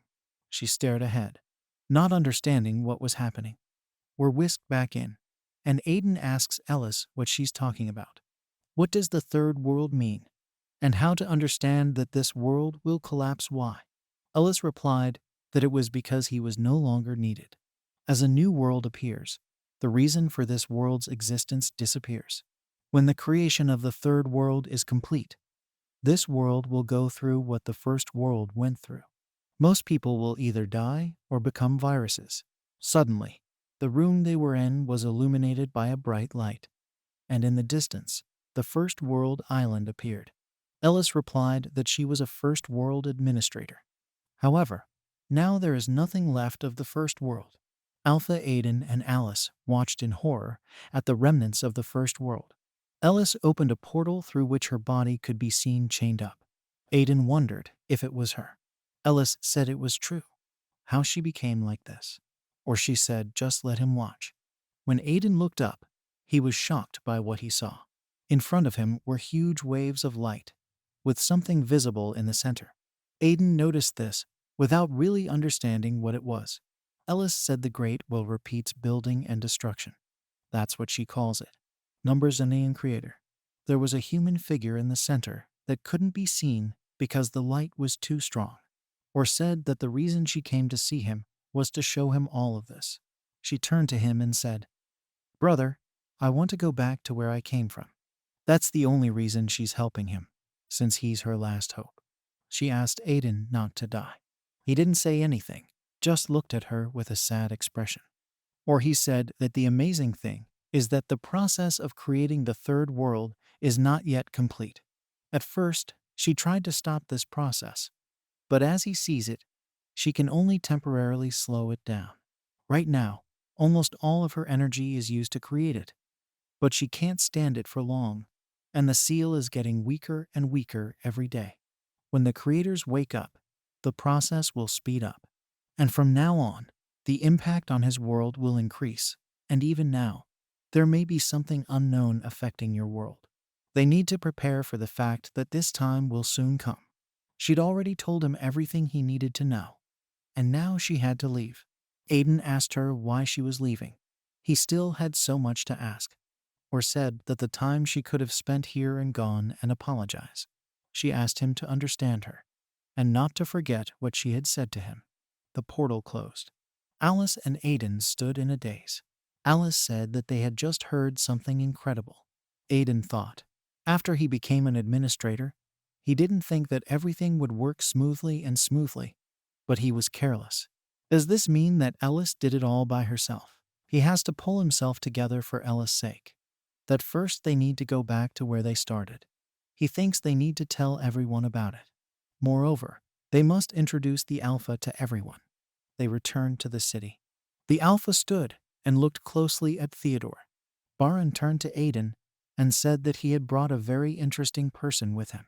He lifted his head and laughed. Mia was asking Alice who she was.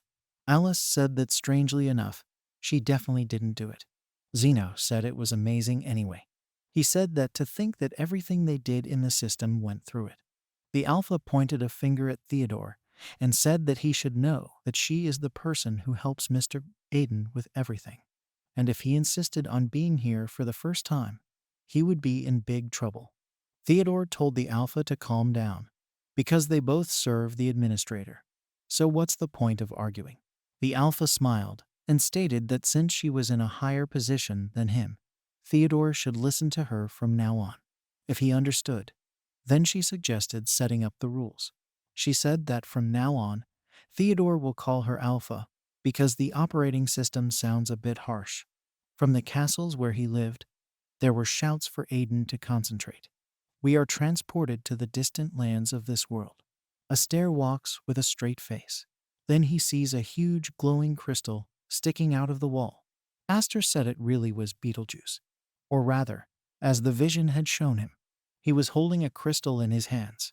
He remembered Aiden telling him that when he was restored by the administrator, he had heard that recovery was impossible due to severe injuries.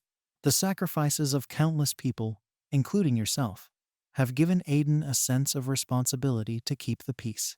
Looking at the crystal, I thought because it is just like Aiden dedicated to his work, protecting this world with the help of the ability. The future that he saw through the vision must have warned of the rift.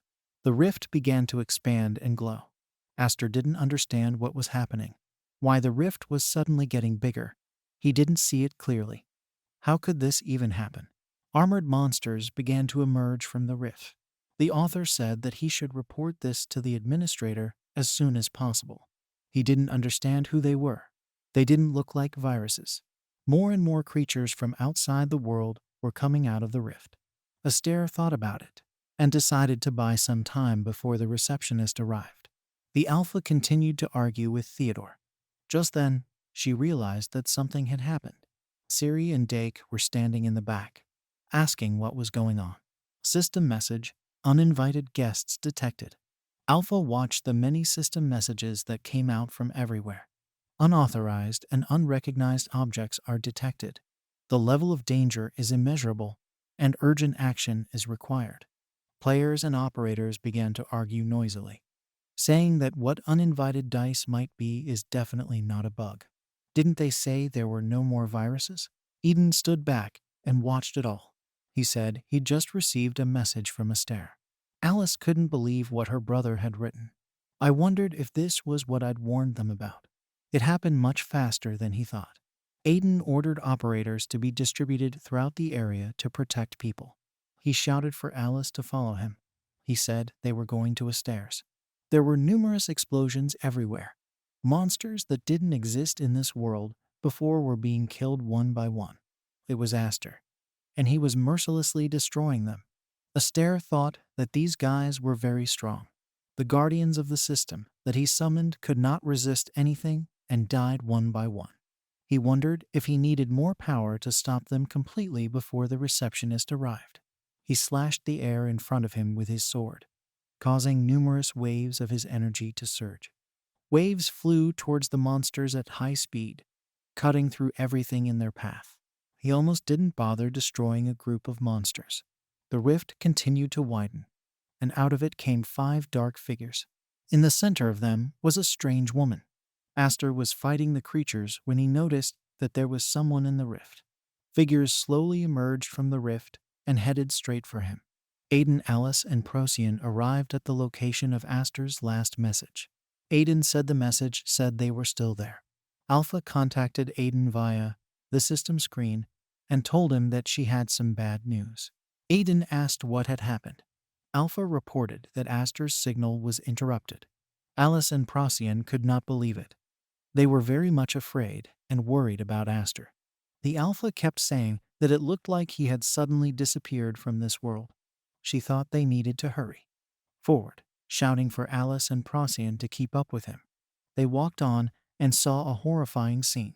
The huge area where the mountains lay was cratered everywhere, and the ground was cut in places. He didn't understand what had happened here, or where Aster was. Alice started calling out to Aster, asking him to answer her if he could hear her. I came closer to the battlefield. He saw the remnants of the keepers. But suddenly he was attracted to an unknown creature. He picked it up and wondered what it was that he had first seen something like this. He asked the Alpha to scan the creature. Alpha replied that it is an entity that does not exist in this world. That's what Alice was talking about. Aiden agreed with her and said he thought so too, that they are third world creatures. Aiden needed to sort out what had happened here. He took the creature's head and used his power on it. System message, connect command. He said they showed him what had happened here. Aster said, as expected, that after disconnecting from the local system, he managed to subdue it. But the firewall is still here. He was lying on the floor. His condition was not the best, but he was protected by a shield. The dark figures standing over him said that it seems the local administrator is much better than they thought. The woman ordered to treat him more carefully because he is an important person. They placed the Aster in a ball-shaped cage. The woman said that he would be their administrator. And finally, the building of their world will end. System message, Third World Operating System Elise. She had gray hair, a modest cape, and a belt around her waist that tied her sweatshirt together.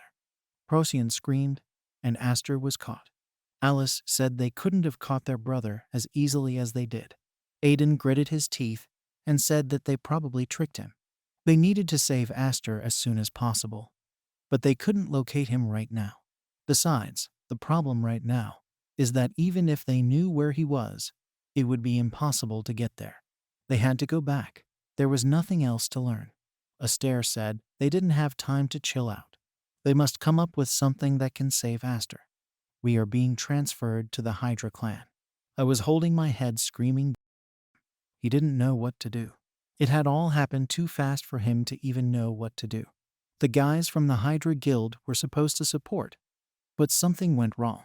The infection no longer works because the administrator updated the firewall.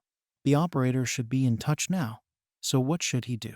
Douglas shouted to Regen how long he would stay like this. Cheats and hacked commands can no longer be used.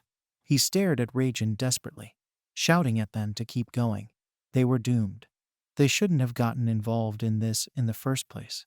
Regen, standing in front of him, was madly very angry at his words. He said that Douglas was talking nonsense. He clutched his head, shouting that everything was so complicated and annoying. He turned to Douglas and told him that if he wanted to die, he could keep talking and he would rip out his tongue. Suddenly, a portal appeared near them. They didn't understand what was going on. They turned around and Regen asked if he was still alive. And Teddy came out of the portal. Ventus and Isaac were standing in front of the Hydra clan stronghold, but they didn't report any movement yet. Ventus said they had only one hope, and that was to wait until he could get out and make contact himself. Viruses are now weak, so they have a chance now. They do not pose a threat to them. With management's permission, they can delete them at any time. Suddenly, Isaac and Ventus noticed explosions taking place in the Hydra castle. They didn't understand what was going on there. Isaac said that you should be careful and watch everything. The Hydra clan stronghold began to smoke. The Hydra clan players watched on helplessly. Regen said he couldn't take it anymore, and Teddy asked what it was. Regen asked why they were suddenly attacking them if Teddy was out of his mind. Suddenly he grabbed Regen by the head and hit the floor with great force. He swung his other hand, putting his energy into it and pinning Regen to the ground. I started coughing, and I don't know what's going on. Teddy ordered Regen, saying he was the remaining viruses are now just him and Regen. Even if they join forces, it won't be enough as he doesn't understand it. The Regen croaked. But why is it doing this at all? He shouted to the players not to stand still and quickly attacked Teddy, or he'll kill them all. The players stood to the side in fear, afraid to utter a single word. Their fear was so strong that they couldn't move. Teddy created a blast wave with his energy. She blinded all the players from the Hydra clan and destroyed Regen, and then the entire clan. Teddy used the portal to move into the wasteland. His body was badly battered due to the explosion he created. Elise said he was finally here. She sat on a rock, and then said that now it's just him and that guy. There is no place for a virus in this world. When the creator is released, the lower beings will disappear. They will be considered impure and useless, and they will eventually disappear. Therefore, in the future, he will die. Their time in glass, or rather, he did what he promised. Teddy reached into the portal he just created, and I took out 7 cores from there. Teddy said it was the only thing he could get out of the cores, including Regen. Elise said that was great. It must have been hard to keep the cores from disappearing. However, this is enough, fortunately, thanks to his hard work. All is not lost yet. They can make them exist in the second world as well. Teddy said that he had fulfilled all the conditions. The space around Elise lit up, and she rose into the air. She went on to say that it was just as he wanted. She keeps her word, and he will finally become a human. The ground collapses into pieces, and rays of light appear in the cracks. Viruses fall into the abyss. Bright light shrouds them all from above. The girl hugs the man all over, trembling, calling him daddy. She says that she is afraid and continues to tremble with her hand clenched into a fist. Her father tells her that everything is fine and he is with her, taking her by the head. The same woman picks her up in turn. She is covered in tears. She understands he tells her that nothing will happen and everything will be fine. He looks up, and she says that he will definitely protect her. Watching the viruses fall, and everything is shining. Virus F opens your eyes. He watches as it dissipates, talking about what he is, opening his eyes. He saw a view he didn't recognize. It was a beautiful green meadow. After a while, he realized that this was a different world that was completely different from the one he knew. Besides, he thinks he's always been like this, and he was confused, looking at his hands. Well, it didn't matter now. He says that he had a strong sense of loss, as if he had missed something valuable, but he couldn't figure out what it was. It is known that his memories were lost, and when she found herself in this world, we are shown a funnel that sucks in viruses. He says that even this did not prevent him from achieving his goal. He says it wasn't easy for him, but there were people in this world who called themselves antivirus software. Remembering Alice and Astra, he says that they destroyed the people who entered their world, who formed viruses. After all, viruses are the ones who destroyed the human world. Remembering how the worm had attacked them, then he says that a war has begun that could not end. He says he wasn't interested because he had a different goal. He said this while looking at the beautiful scenery. He says that he had no clues or memories, and he moved purely by instinct. And after all these wanderings, he finally found what he was looking for. He sees a girl who is being attacked by many viruses. The girl is all battered and trying to protect. He looks at it. After that, he deals with all the viruses and approaches her. He says he knew it when he first saw her. It was a child, the one he'd been looking for so long. He looked at her and thought about the memories that had been lost. They began to surface in his mind. And how could he forget such an important thing? Was it his daughter Violet? It was hard for her to be alone. He holds out his hand and tells her that he will definitely protect her this time, putting it on my shoulder and walking away. He says that the days flew by very quickly, and the operators and viruses were very calm for a while, but not without small fights that were triggered by viruses, remembering how they fought against the cameraman. After all, for him, Violet's safety had always been a top priority, and time passed. After that, we are shown how they passed through the portal. He says that over time, there were big problems, and that he was mortally wounded while fighting. Violet was very concerned about this at the moment. He knew that his life was coming to an end. Silent. He says he didn't care how, but looking at Violet, he couldn't just leave her. He had to find a way.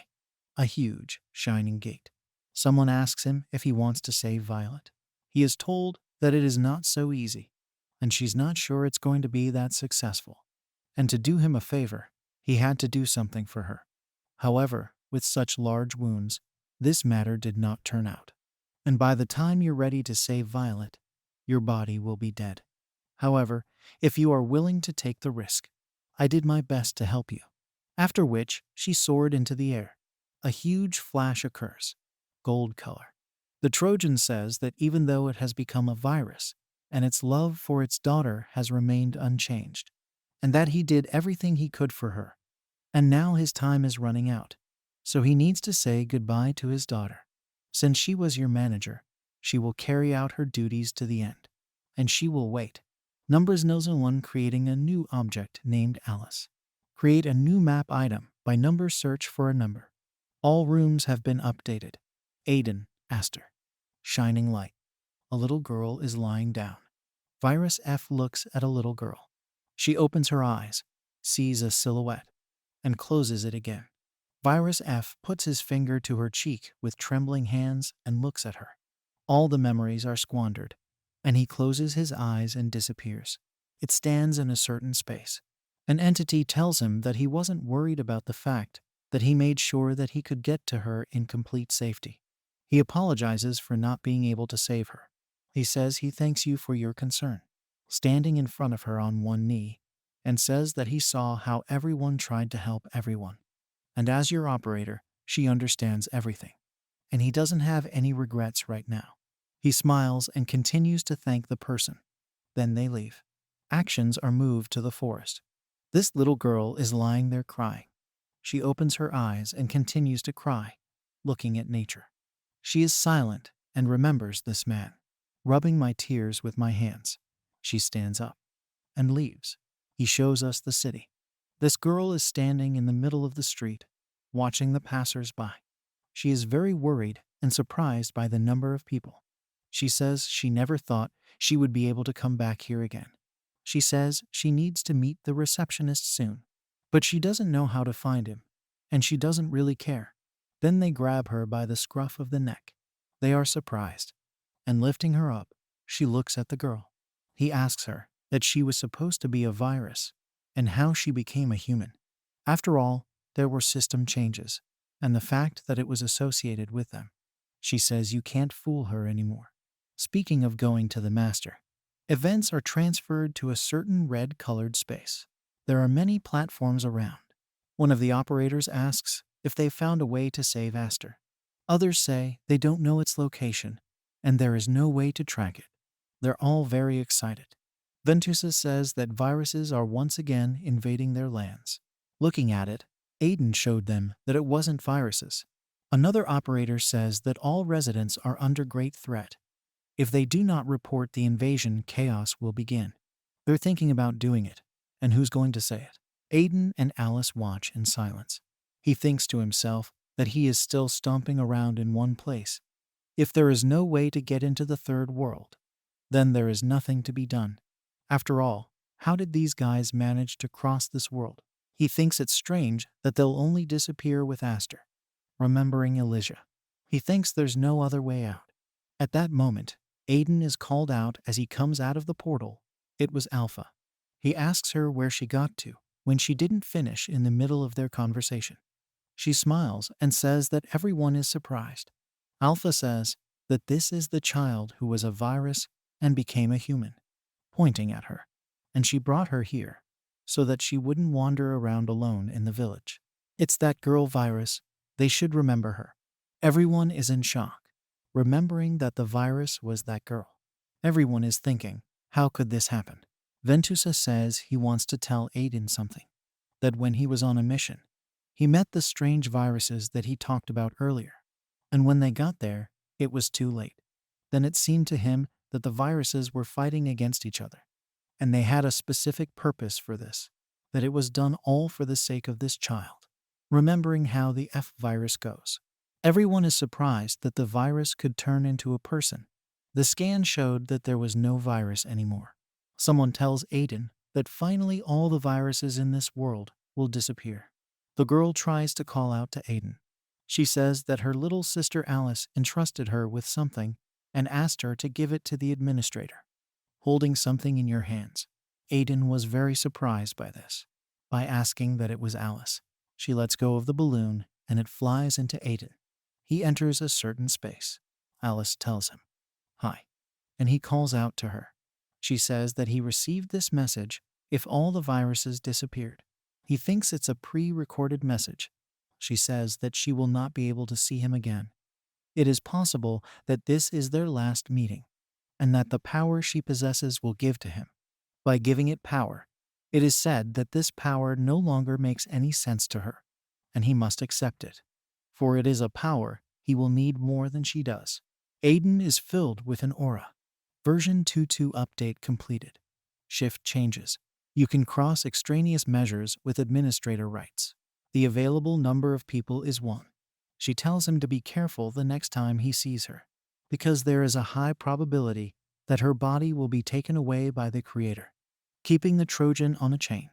And that's where her story ends. He pays attention to her at this point, and she tells him to, did they take care of Wild? She is a very good child. Even though she was a virus, she didn't destroy people. Is he apologizing to Aiden? And he says there's nothing else she can do for him, dissolving into small fragments. Aiden looks at it and reflects on all that has been said. At this point, the cameramen call out to him by shouting his name. Aiden, Aiden. Do they want him to wake up? After that, he finds himself in reality. Aiden doesn't say anything, and something surprises him. Alice asks if he's okay. He says he's fine. He thanks Wild for giving him this. Not to mention that he's already been told everything. Put your hand on her head. That she didn't hurt people. Saying that I congratulate you on your rebirth. And welcomes her to the new world. They'll help her get comfortable here. And she agrees, smiling as she looks at Aiden. Wild's identity update has been updated to become a free person. The Alpha will take responsibility and take care of her. She'd rather stay with her than with us. Alpha suggests that she go play. Wild leaves with the Alpha. Aiden says he'll tell you everything now. He has one way to find Aster. Everyone is very surprised. He says he'd rather show than talk. He reaches out and creates a portal. It is connected by huge red lines and appears in front of them. All operators are very surprised and look at it. They begin to understand what it is, and Aiden says that he has the power to cross any world, and with his power, he can find Aster. But he's the only one who can enter the other dimension. And everyone was very surprised by this. He says they know where he's going, and the fact that the guys should stay here, and he will go alone. He is told that it is dangerous trying to stop it. Even if you have all the skills, it's too dangerous to go alone. He doesn't know what's waiting for him there. He says what he knows. But you don't have to worry so much, because even in the other world, he doesn't have anyone who can beat him. Alice has lowered her head and is silent. He says that he will return safe and sound with Aster, talking of her having to take care of the others while he was gone, watching them go. Then he jumps into the portal. Aiden is flying in a certain space. He wonders how much longer he has to go. He is puzzled and thinks about how much time has passed. Everything became like this as soon as he left his world. Spilled between 4 cubes in a blue space. He says his body is numb, and whether it is even on the right track. Golden-colored lights appear. They mutate into his arms and attack him. He wonders, thinks, what is it? I don't understand what these things are. They are similar to the ones in their world, but slightly different. He thinks it's probably something to stop intruders by remembering how they consumed him. However, they won't be able to hold him like that right now. There was determination in his eyes. He tells them to dream about grabbing it, and there is an explosion that pushes them away. Space shudders, and he stares. There's a look of incomprehension and surprise in his eyes. In front of him is a huge circle, and in the center is a ball. It lands. He is very surprised and thinks to himself that everything seems to have worked out, complaining that it's hard to move to another world. Aiden thinks that this is the real world as he walks through it. He thinks that the phrase unfinished world fits perfectly here, looking at how the ground under his feet is not fully loaded and has holes. He says that the connection to Alpha is also lost and doesn't feel any connection to her. The main system is rejected. The system was not detected. The command is unavailable. A warning about the danger. A warning about the danger. Aiden says that if you leave it like this, then it will be hard to use your power later. So what should he do? A funnel appears behind it, from which several guards emerge. An unknown attacker has been detected, and the threat must be eliminated. Aiden spots them, surprised, and turns around. After looking at these guards, how they run at him and say that they will destroy him. They were wearing white armor. Aiden smiles, thinking to himself that he expected such things from the system of this world. And he has to admit, this is the best version of their world. The knights are going to attack him. He laughs as he hits one of the knights, knocking it away. The other 2 knights are surprised by this. Aiden says that even though he's lost all his strength, clenching his fist makes him think he should give it a try. One of the knights creates a magic blade from his hand and tries to attack Aiden with it, making several lunges. He grabs his arm and breaks it with his quick movements. He quickly tears it off, and at that moment, jumping with her, breaking the knight into several pieces. He sees someone attacking him, so he makes a quick dash and punches another knight. With his power, he kills this knight, but the earth is already splitting into fragments. He unclenches his fist and thinks that he's definitely weak here, and that this fight would get him into trouble in the future. Watching these knights die, he needs to stay here for a while while holding the sphere obtained from the night. Speaking of how he needs to adapt to this world, the sphere received from the night changes its color to red. Aiden closes his eyes, and it connects to the third world, which the system informs it about. Aiden is surprised. Version 2.3. Update completed. He thinks it's a good thing, and he'll be able to use just a little of his power. He registered himself as a guardian, so it wouldn't be immediately noticed from this world. The other guard turns out to be alive, and he stares at it in silence. It extends its sphere, and it increases. He pays attention to this, thinking that a sphere is happening. Everything is getting closer. He watches as a certain night appears. He wonders to himself what it is, and if they are really united as a higher entity. It was a huge knight, taller than Aiden by many times. He swings his fist and punches him, but Aiden dodges, jumping away from him. He says that in any case, we need to finish this quickly, and hits this knight with his fist. But Aiden goes into a stupor. After all, by punching, he is surprised by the strength of this knight. Looking at how he broke his fist, he wonders just how high his defense is, and if he can't break it. After all, now he can only use simple commands, but he has a way. Create item command. He creates a hammer, a power in his hands. It reminds him of the old days, and what he needs to check. Making a sharp towards the guardian, he swings this hammer. Blacksmith skills follow the rules. Sharpening was not successful. He's hitting those hammers. So, as the sharpening was not successful, his armor breaks. The item is destroyed. Aster. I can't help it. At this moment, he is looking somewhere. He asks her before it's too late. But Esther, he says no. He says there must be another way. Looking at the girl, which is absorbed by the virus, she doesn't say anything. She tells him that there is no other way out, and she should believe him. Rooms L5 Elijah. He apologizes for telling him that. Esther looks at her with tears in his eyes as he raises his hand to her, and she shivers. Permanent deletion command. A flash occurs. She says it's not his fault, so he shouldn't blame himself for it. She puts her hand on his cheek and says his name. Esther is crying at this point. She says they will meet again and see you again. At that moment, he stretches out his hand to her, and she disappears.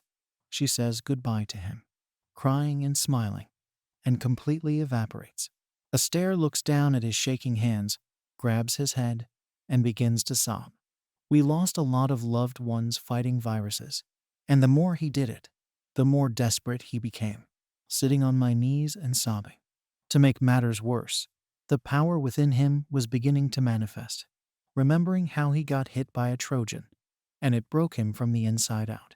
He puts on a mask and says that in the end, he closed all his feelings and decided to concentrate on violence, and he began to divide all things into 0 and 1, and everything that had anything to do with the virus was destroyed.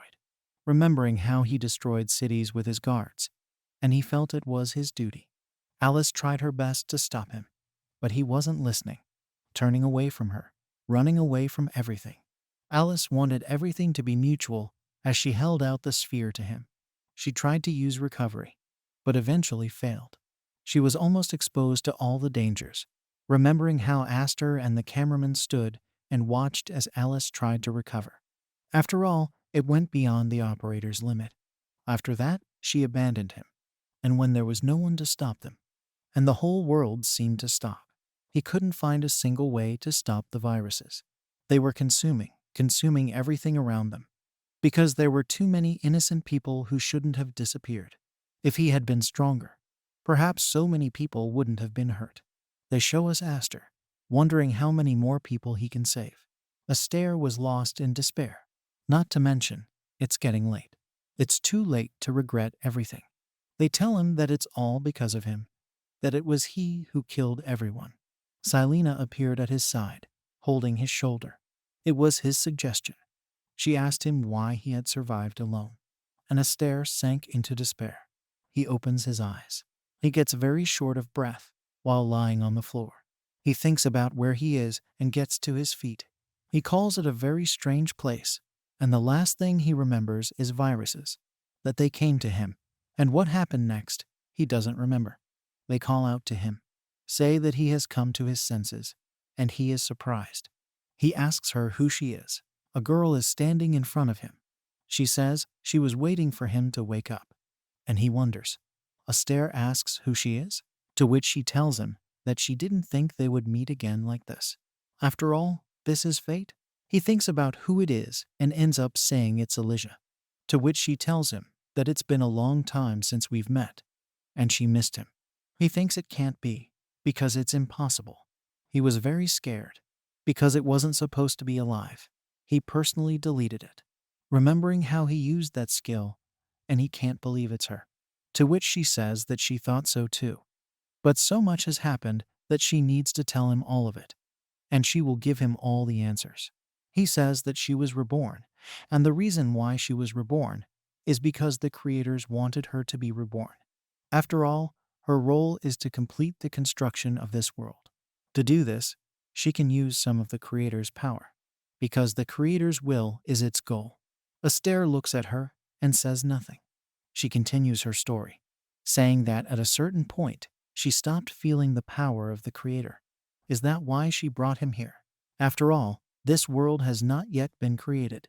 She takes his hand and says that he can become its new owner. She asks him, become the master of this world. She tells him to stay here, and they will definitely be happy. He lowered his head. He looks down. He says that he is at this moment as well. Everyone around them breaks down, and they're both surprised. She thinks that someone has managed to break through. And why hasn't she discovered it yet? Says it can't be. She starts looking for the reason and wonders if it was that person. And how did he get here? It was Aiden. She thinks the only one who can cross worlds is him and her. An explosion occurs. Everything is flying around. He says they hid really well. I thought he wouldn't find you. Aiden says he's here to pick up Aster. In the center of a certain space, similar to space, is an island. A huge yellow beam is spewing out of it, pointing upwards. A girl is sitting on the floor, and on the top is reflected in a huge circle, the silhouette of another person. It was a Trojan, and it was bound by glowing chains. After that, we are shown this silhouette up close. It begins to crack. Troyan is breathing heavily, sweating profusely. She looks up, and it says that it is not too cruel to leave it so the creator. After that, this ball begins to crack. It explodes, and a bright light appears everywhere. A bright yellow persona of enormous size appears. It moves forward, and a hole is cut in the center, creating huge flashes. The Trojan is watching, and she is watching him. The creator reaches out. A man in a white hoodie appeared in front of her, spreading his arms, looking at her, and behind him was a halo, shining with a bright light. We are shown him up close. His face is not visible. Numbers Zhaosan. Creator. The Trojan looks at the creator. She clenches her jaw hard and gets angry. She says that he can't just control her and will never be able to do what he wants. He's looking at her now. He tells her not to stop him, and it's all for her sake. She exclaims and tells him not to continue talking this nonsense. He says to believe him. And this measure that he created this time. It opens a portal. He says that he will create a perfect world, and it will be the way you imagined it, after all. You must remember, it all started with her desire. She listens to this in silence. He says, this is the world, and the chains start to crumble. Troyan says she didn't want that kind of peace. Sighing up, she looks at the portal, and cracks are created in it. The creator is very surprised. The Trojan says it won't let you leave this world. It creates a kind of magic circle around itself, in which two cubes in the center and the core are imprinted. She says he can't kill her anyway, and he just wants to use her, because she's going to hold him back until he does something wrong. It creates several blue cubes around it. Everything is torn apart, creating flashes and breaking everything in its path. The blue sphere attacks him, and a Trojan is flying after it. Her hands are in chains. She stares at the creator. The creator creates rays of yellow color, and shooting out the name. It appears above the creator's head, some kind of nebula. It starts to suck. All beams fired by the Trojan. She, in turn, is surprised by this. The creators look on in silence. Chains appear around this nebula. They attack the Trojan, try to capture it. It eludes them, and the creator appears behind her, and she knows it. She tries to take the blow by thrusting her arm forward, creating a shield. She blocks the creator's attacks, but it lands down under the force of the impact. A flash occurs. The creator rises above everything. His eyes are glowing yellow. He shoots, breaking the ground, and thereby breaks through the bottom of this island. It creates a huge hole. The creator says that he does not want to go against her will, and asks to accept it. It's just their common dream, and that's all. A world that is similar. On the one they wanted to create, they will build a new one here, and asks you to wait a little longer. At this point, the sphere envelops the Trojan. The creator says it's the only thing he couldn't create, and this is a new user. He's surprised. A red sphere is formed around the Trojan. Her hair also turns red. Alice users. Alice says that there is no point in resisting the world created in this way, not the world where she wants to live. Holding out your hand, and creates spells. Then a flash occurs.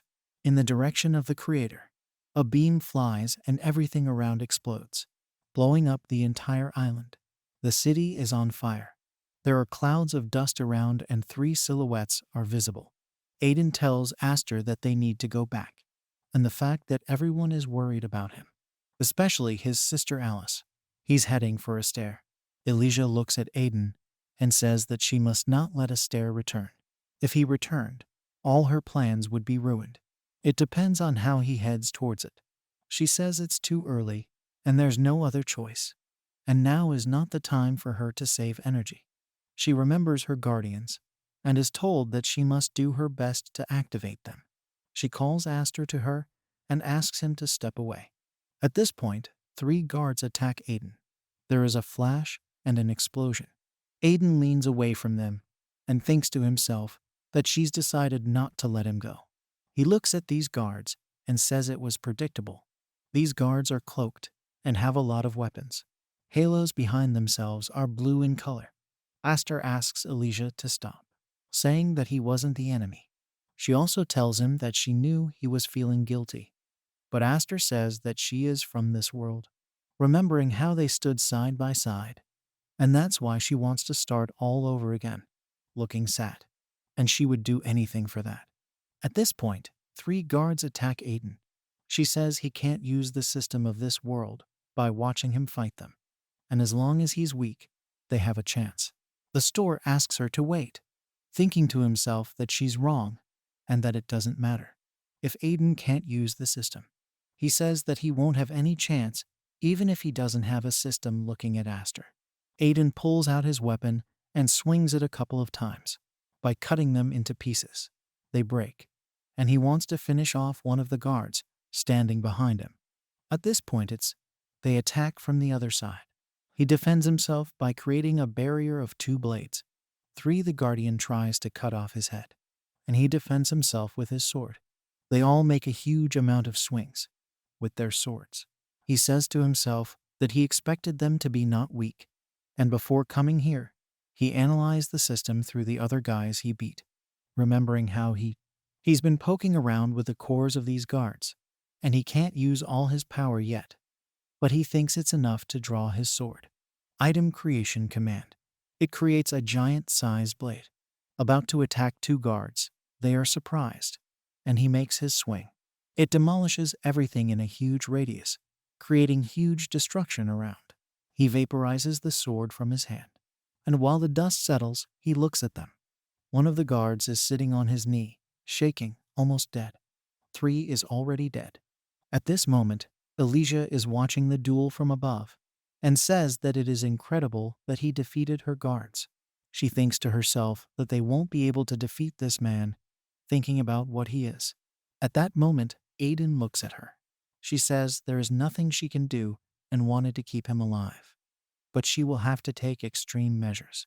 Remembering how it stood before the creator, drops fall into a certain space. She says she's sorry, and a new one appears, a flash near her body. Aiden is surprised by this, and a huge number of yellow blades appear behind Elise. Aiden thinks to himself that this power is similar to Alice's. However, this is different. She attacks him with all their blades. He's fighting them off at this point. Aiden keeps thinking to himself that this power seems sinister to him, and the fact that it is he who is already beginning to worry, creating blades around him. He looks at Elise as they exchange a huge amount of blows with their red and yellow colored blades. On Elysium, a few cuts appear on Aiden too. Aster appears in front of them and tells them both to stop, and the fact that there is no point in fighting, and before it is too late, they must listen to each other and make the right decision. Alicia was a member of their world, and she's not their enemy. Aiden is surprised by this, asking him if she is definitely from their world. There is a flash, and small golden lights appear everywhere. Events are transferred to the creator, which is currently running, looking at a huge number of dots. These points are the observation of players. He watches the players, and he sees them. Aiden, Aster, and Elysium. The creator's eyes radiated a golden color, and he stretches out his hand covered in his magic. It pierces a certain space, creating cracks there and breaking it completely. They show us the city. People standing in space begin to experience pain. Alice asks, "What's going on?" Because the Alpha suddenly grabs his head. They think, "Why is she acting like this?" To which the operators say that they do not know, and when Aiden is not around. Violet walks over to Alpha and takes her hand. Alpha says they're being hacked, and Alice is surprised by this. Alpha says it might be the creator. At this point, Alice is shocked to remember that she sealed it. And why was he able to return so quickly? Alpha says that he is trying to take control of this world and its powers beyond her imagination, showing how the creator looks at the Alpha, holding out his hand to her. Why did he suddenly decide to get out? Alpha is in so much pain that her fingers have eaten into the floor. She apologizes to everyone and says that she can't take it, remembering how she sets things up and everything with Aiden and Alice. She says she's been looking for so many times for this occasion, and she wouldn't listen to him. One of his eyes turns gold and two red. She says that only Aiden can give her orders. Alice shouts to Alpha, but she doesn't pay attention. Then Alice is told that they have big problems. She is surprised. They tell her that people have stopped outside. All operators together with her go to the exit. They watch what's going on, and they see the golden sky with a dot in the middle. They wonder how this could have happened, and remembering how many people were in the square, and all but them stopped. At this point, this balloon in the sky is starting to crack. Alice goes into a stupor. Fingers pop out of the sky, and it starts to crack. Alice watches in silence. Men begin to increase, and one of the huge cracks appears eye, which directs its gaze on it. Events go to Aiden. It stands between Aster and Alicia. He asks them what he wants to say, that she was his partner and suddenly resurrected here, to which he responds positively. He says that Alicia was a very reliable friend and better than anyone, and she wouldn't do anything to disrupt their peace. Aiden grabs his head. He thinks to himself, and Aster says, "Let's talk first." Aiden thinks to himself at this point that this is more serious than he thought. He somehow thought that by this place, he could take Aster with him, looking at Alicia, and now the situation is even more complicated. So how was he supposed to get Aster back? He says that everything is fine, just wants to listen to her goals. He asks her why she brought Aster here.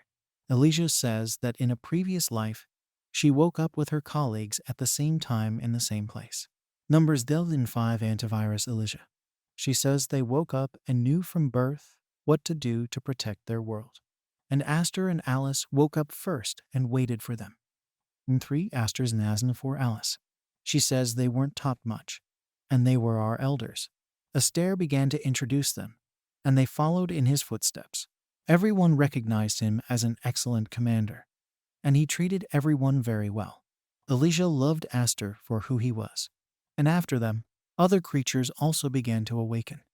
1012 Procyon, 1014 Beetlejuice, 1013 Siletzia. It was a time when they lived a quiet life. Aster also blessed the one born with a new life. These were the happiest times of their lives. But the happiness did not last long, because the invasion of viruses began. They stopped the invasion of viruses in accordance with the original mission. But now there are too many of them, from a huge number of faults. And in the end, except for Aster and Alice, all antivirus programs are dead. Remembering how she said goodbye to him, Aster, taking full responsibility for this, eventually closed himself off from everyone. And after the creator revived her, she began to follow Aster. Because of him, she was very sad that her heart was about to break. I thought I'd do everything I could to protect the world, but the result was brutal. She wanted to take away all his pain, so she decided that she would do just that. It will protect him from all these negative thoughts and suffering, and viruses that were the root. Their problems will be completely wiped out of this world. After all, being in that world would only make him suffer even more. So he won't go anywhere, because here he can start from scratch. Aiden listens to her story in silence, his face serious. He says that he sees that she is trying. But why did she think that it would ease his suffering? Elise asks him why he decided that. He tells her that she still lives in the past, that she's putting Aster in front of a choice again, remembering how he destroyed cities. And did he ever say that he wanted to get away from these problems that Aster had decided to put up with on his own? And you think this guy would like to be kidnapped like this and left here? Aiden says Elise just has her own way, to which she tells him that he is the admin himself. And then he can understand Aster's feeling, to which he says he doesn't understand. But he knows perfectly well that it won't help him. He thinks it's funny that she's counting. It's like help. The answer was right in front of her. Aster must decide for himself. He apologizes for making him choose again. And this is a question he can't interfere with. Aiden clearly asks him if he will stay here and help Elise, or if he will come home with him. Aster lowered his head and considered. He wants to give an answer. There is interference everywhere. Danger, danger, danger. Aiden is shocked. Golden rays also appear everywhere. Everyone is surprised and wonders what's going on. Elise says it's a force, and it can't be the creator. Aiden understands that this is the creator. It looks at the system windows, which warns it that interspatial movement is not possible. The destruction of two worlds begins. Cracks appear in the space. The earth begins to disintegrate. Everything starts to collapse. Aiden stands there with steel eyes, watching. Aster thinks to himself that this is a lot of pressure, and it wasn't like this last time. Elise says that it has finally started moving, and Aster is surprised by this. She says it's the creator and raises her hand to him. Speaking of which, she had been waiting for him for a very long time, because his power had returned and soon this world would manifest itself. Looking up at the sky and smiling, she invites the others to complete this world, which Aiden looks at and doesn't say anything. Aiden thinks to himself that the creator's seal has been lifted, which means that the main world is being destroyed. He remembers Alice and Alice who stayed there, and at that moment the space cracks. A huge eye appears from the sky, watching them. Everyone looks up and wonders. They think it's the creator. Through the rift made, the creator attacks them. His attack aimed at Elise. They wrap their arms around her. She wonders at this, asking why. The creators say that all systems followed his will. She remembers him, and at that moment she begins to be absorbed.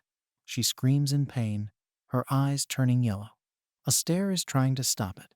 He wants it to move away from Elise, what the creator looks at from above, and already directs an attack on him. Aster is desperate. He doesn't move, and there's a huge amount of information that he can't decipher. So what should he do? At this point, the beam connects to all paths, and Aiden breaks the space. He tells Aster that he would wake up and what he was going to do, and needs to understand that everything is falling apart here. He should calmly analyze the whole situation. After all, it takes away the entire system, including Elise. And doesn't he understand what needs to be decided now? By watching how Elise is consumed by the creator. Aiden says that he will try to fix the system. The rest will be up to him. Aster agrees with him, and they set off. Aiden tries to make sense of all the information he sees. A formula, a letter that he'd never understood before, and he didn't have time to check it out. And to save Elise, you need to find the beginning of the creator's team and destroy it. It is located in a huge information space, completely filled. He is shocked at how much of it there is no end to it, and how such a large amount of information could be controlled at all. He says that he needs to calm down, because there is some way. He looks at the system screens and thinks. He is surprised that he has found a formula related to their world, and they execute forced commands such as destroy or delete.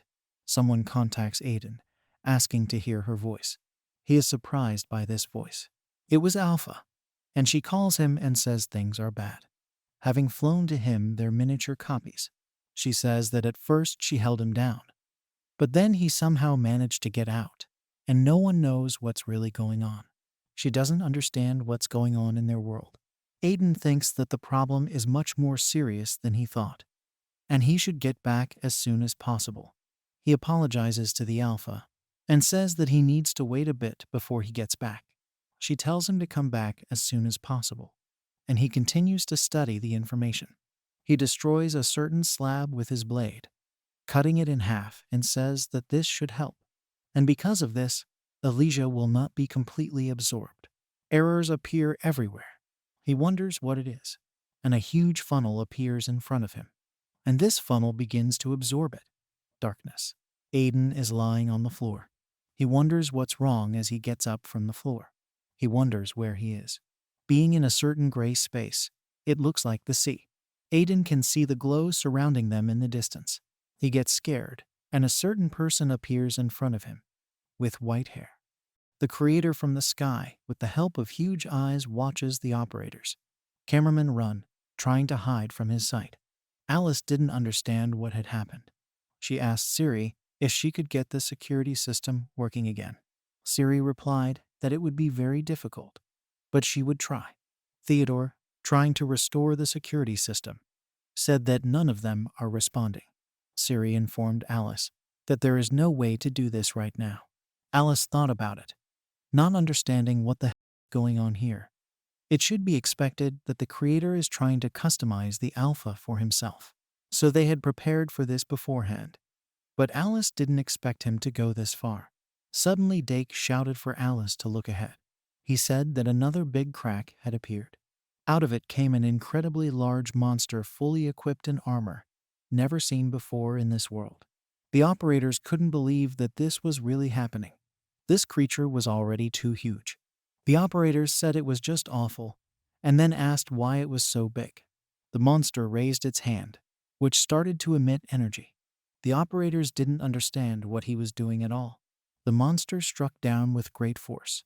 The impact was so powerful that the ground cracked for miles around him. Operators who were standing far enough away from him were almost blown away by the blast wave. Jake was horrified to say that this guy wasn't from their world. Was he trying to ruin everything here? At the place where the monster hit, a crater was formed, from which a yellow light emanated. The earth that had been destroyed began to lag. The cameramen who were looking at this monster couldn't move, but suddenly one of them jumped forward. It was Mia, who was flying straight at the monster, preparing to strike. She screamed, "How dare he do such a thing in their world?" She ordered him to get out of here, giving him a lot of punches that caused an explosion around his head. The creature was burning with Mia's flame. Loki ordered everyone to attack. Isabel asked if they thought it was strange that the monster didn't even try to defend itself. It doesn't attack them back. Mia watched in horror, not understanding what was happening. All the operators supported her surprise. Mia's flames dissipated, and one of the cameramen shouted that the monster wasn't even affected by the attacks. Can't this creature be destroyed? Moreover, it completely ignores them. The operators were filled with anger and a lack of understanding of why this was happening to them. This monster is an intruder, and they must destroy it at all costs. All the operators jumped towards the creature, hoping that they would be able to stop it. Time after time, each of the operators gave their best to deal him a lot of blows. Zeno thought, no matter how many people attack the monster, They didn't even scratch it. How strong a weapon should be to destroy this creature. The monster continued to move forward, despite all the numerous attempts to stop it in any way. Alice watching the unsuccessful battle with the monster. She gripped her sword. She was overwhelmed with emotions. She couldn't just give up. She leaped at a high speed like lightning.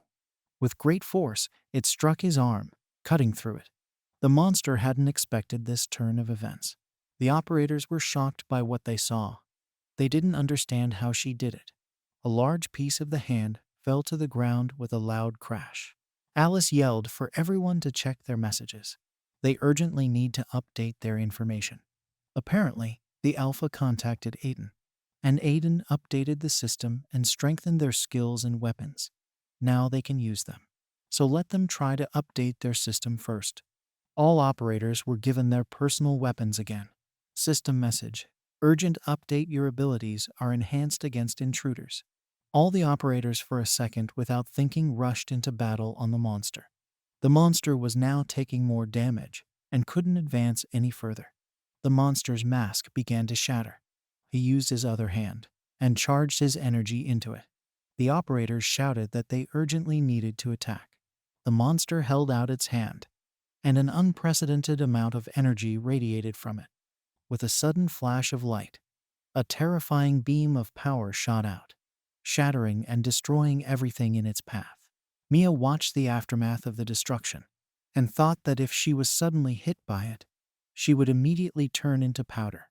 However, the movement of monsters is slow, and therefore they can easily be evaded. She hoped that the monster didn't have any devious skills left. However, it's already too late. Alice fell from the sky on top of the monster. Incredible energy emanating from her, lightning striking everywhere. She sliced the monster in half with a single blow. The impact was so strong that it went right through and even grazed the ground. Alice landed on the ground as the monster crashed down from behind her. She sighed heavily, saying that a rather irritable intruder was caught. She should have gotten rid of him right away. Mia ran over, thanking Alice for her efforts. Alice replied that they had all done a good job, but they cannot relax. Perhaps more violators will arrive. The operators agreed with her. This giant monster has destroyed everything here. Now that they've bought some time, they need to help Alpha get the system back to normal. But it was sudden, and more of the same monsters fell from the cracks. The cameraman looked at this picture in horror, realizing that there were even more of them. Alice thought about it. She could not even think that the power of the Creator is so great. She underestimated his abilities. She shouted at the operator that this time they should split up and destroy them. They need to work hard until Aiden gets back. We are transported back to Aiden, who stands motionless, watching the glowing figure in the center of the space he has entered. Looking at her, he turns to her and asks if it's really Elise. The figure notices him and asks how he got here. Aiden knows it's not Elise. He asks if the person standing in front of him is the Creator. The Creator says it all started here and he shouldn't be here. A portal forms behind Aiden. He doesn't understand if the Creator is driving him away. His body begins to gradually collapse, disappearing into the portal.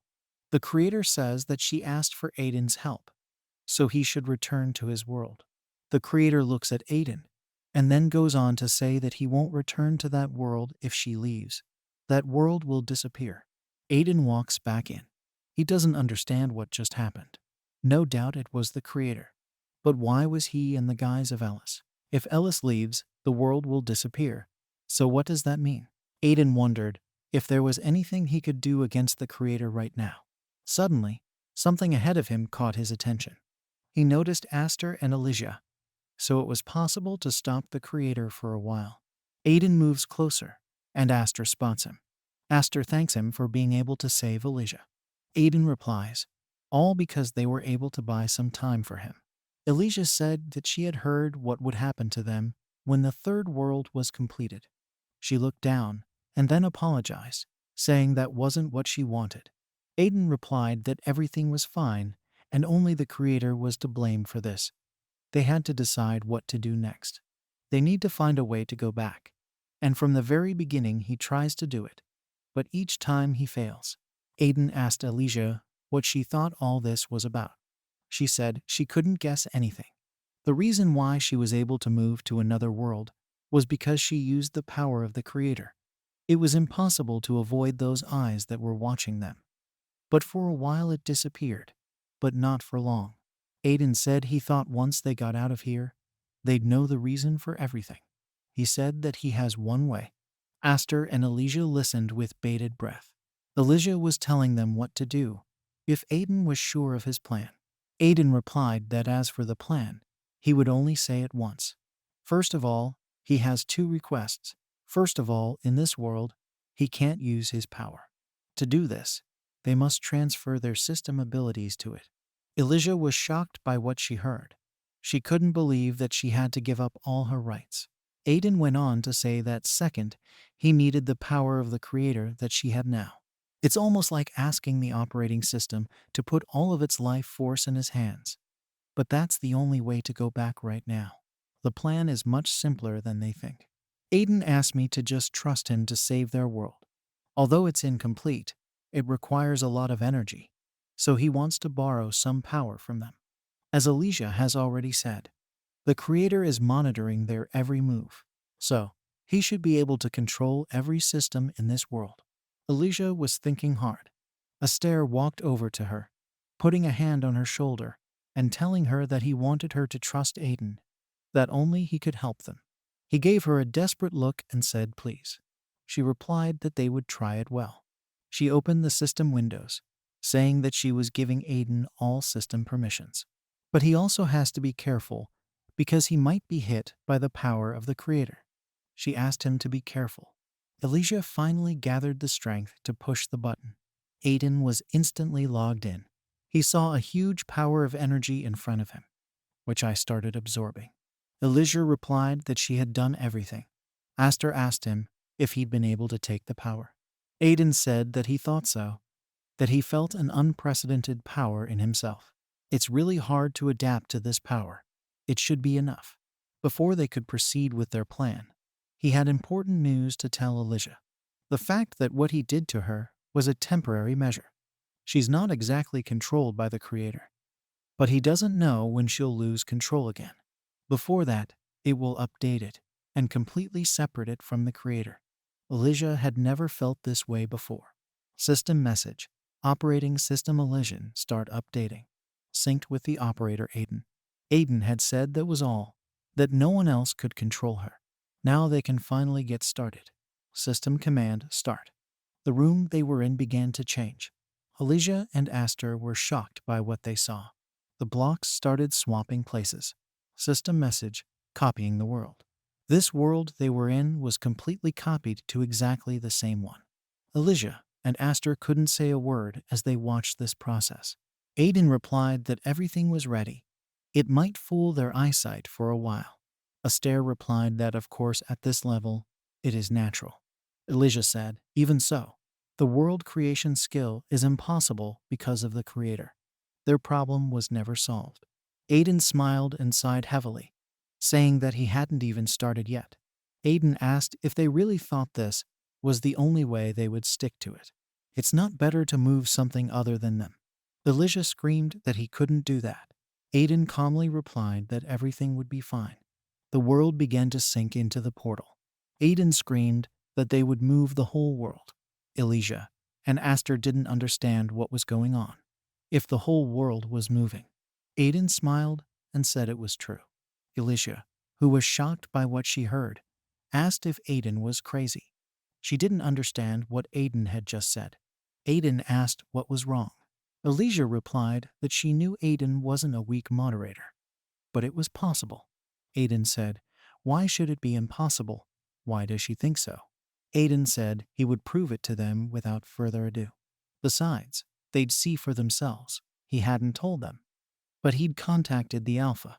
Aster and Alicia listened carefully. He said that fortunately, he was able to find a small gap connecting their world to this one, and they can safely pass through this gap in their world. Aiden raised his hand, and a glowing ball filled with strong energy appeared there. He shouted that he would move all the data of this world. A huge black portal that covered the entire sky appeared above their heads.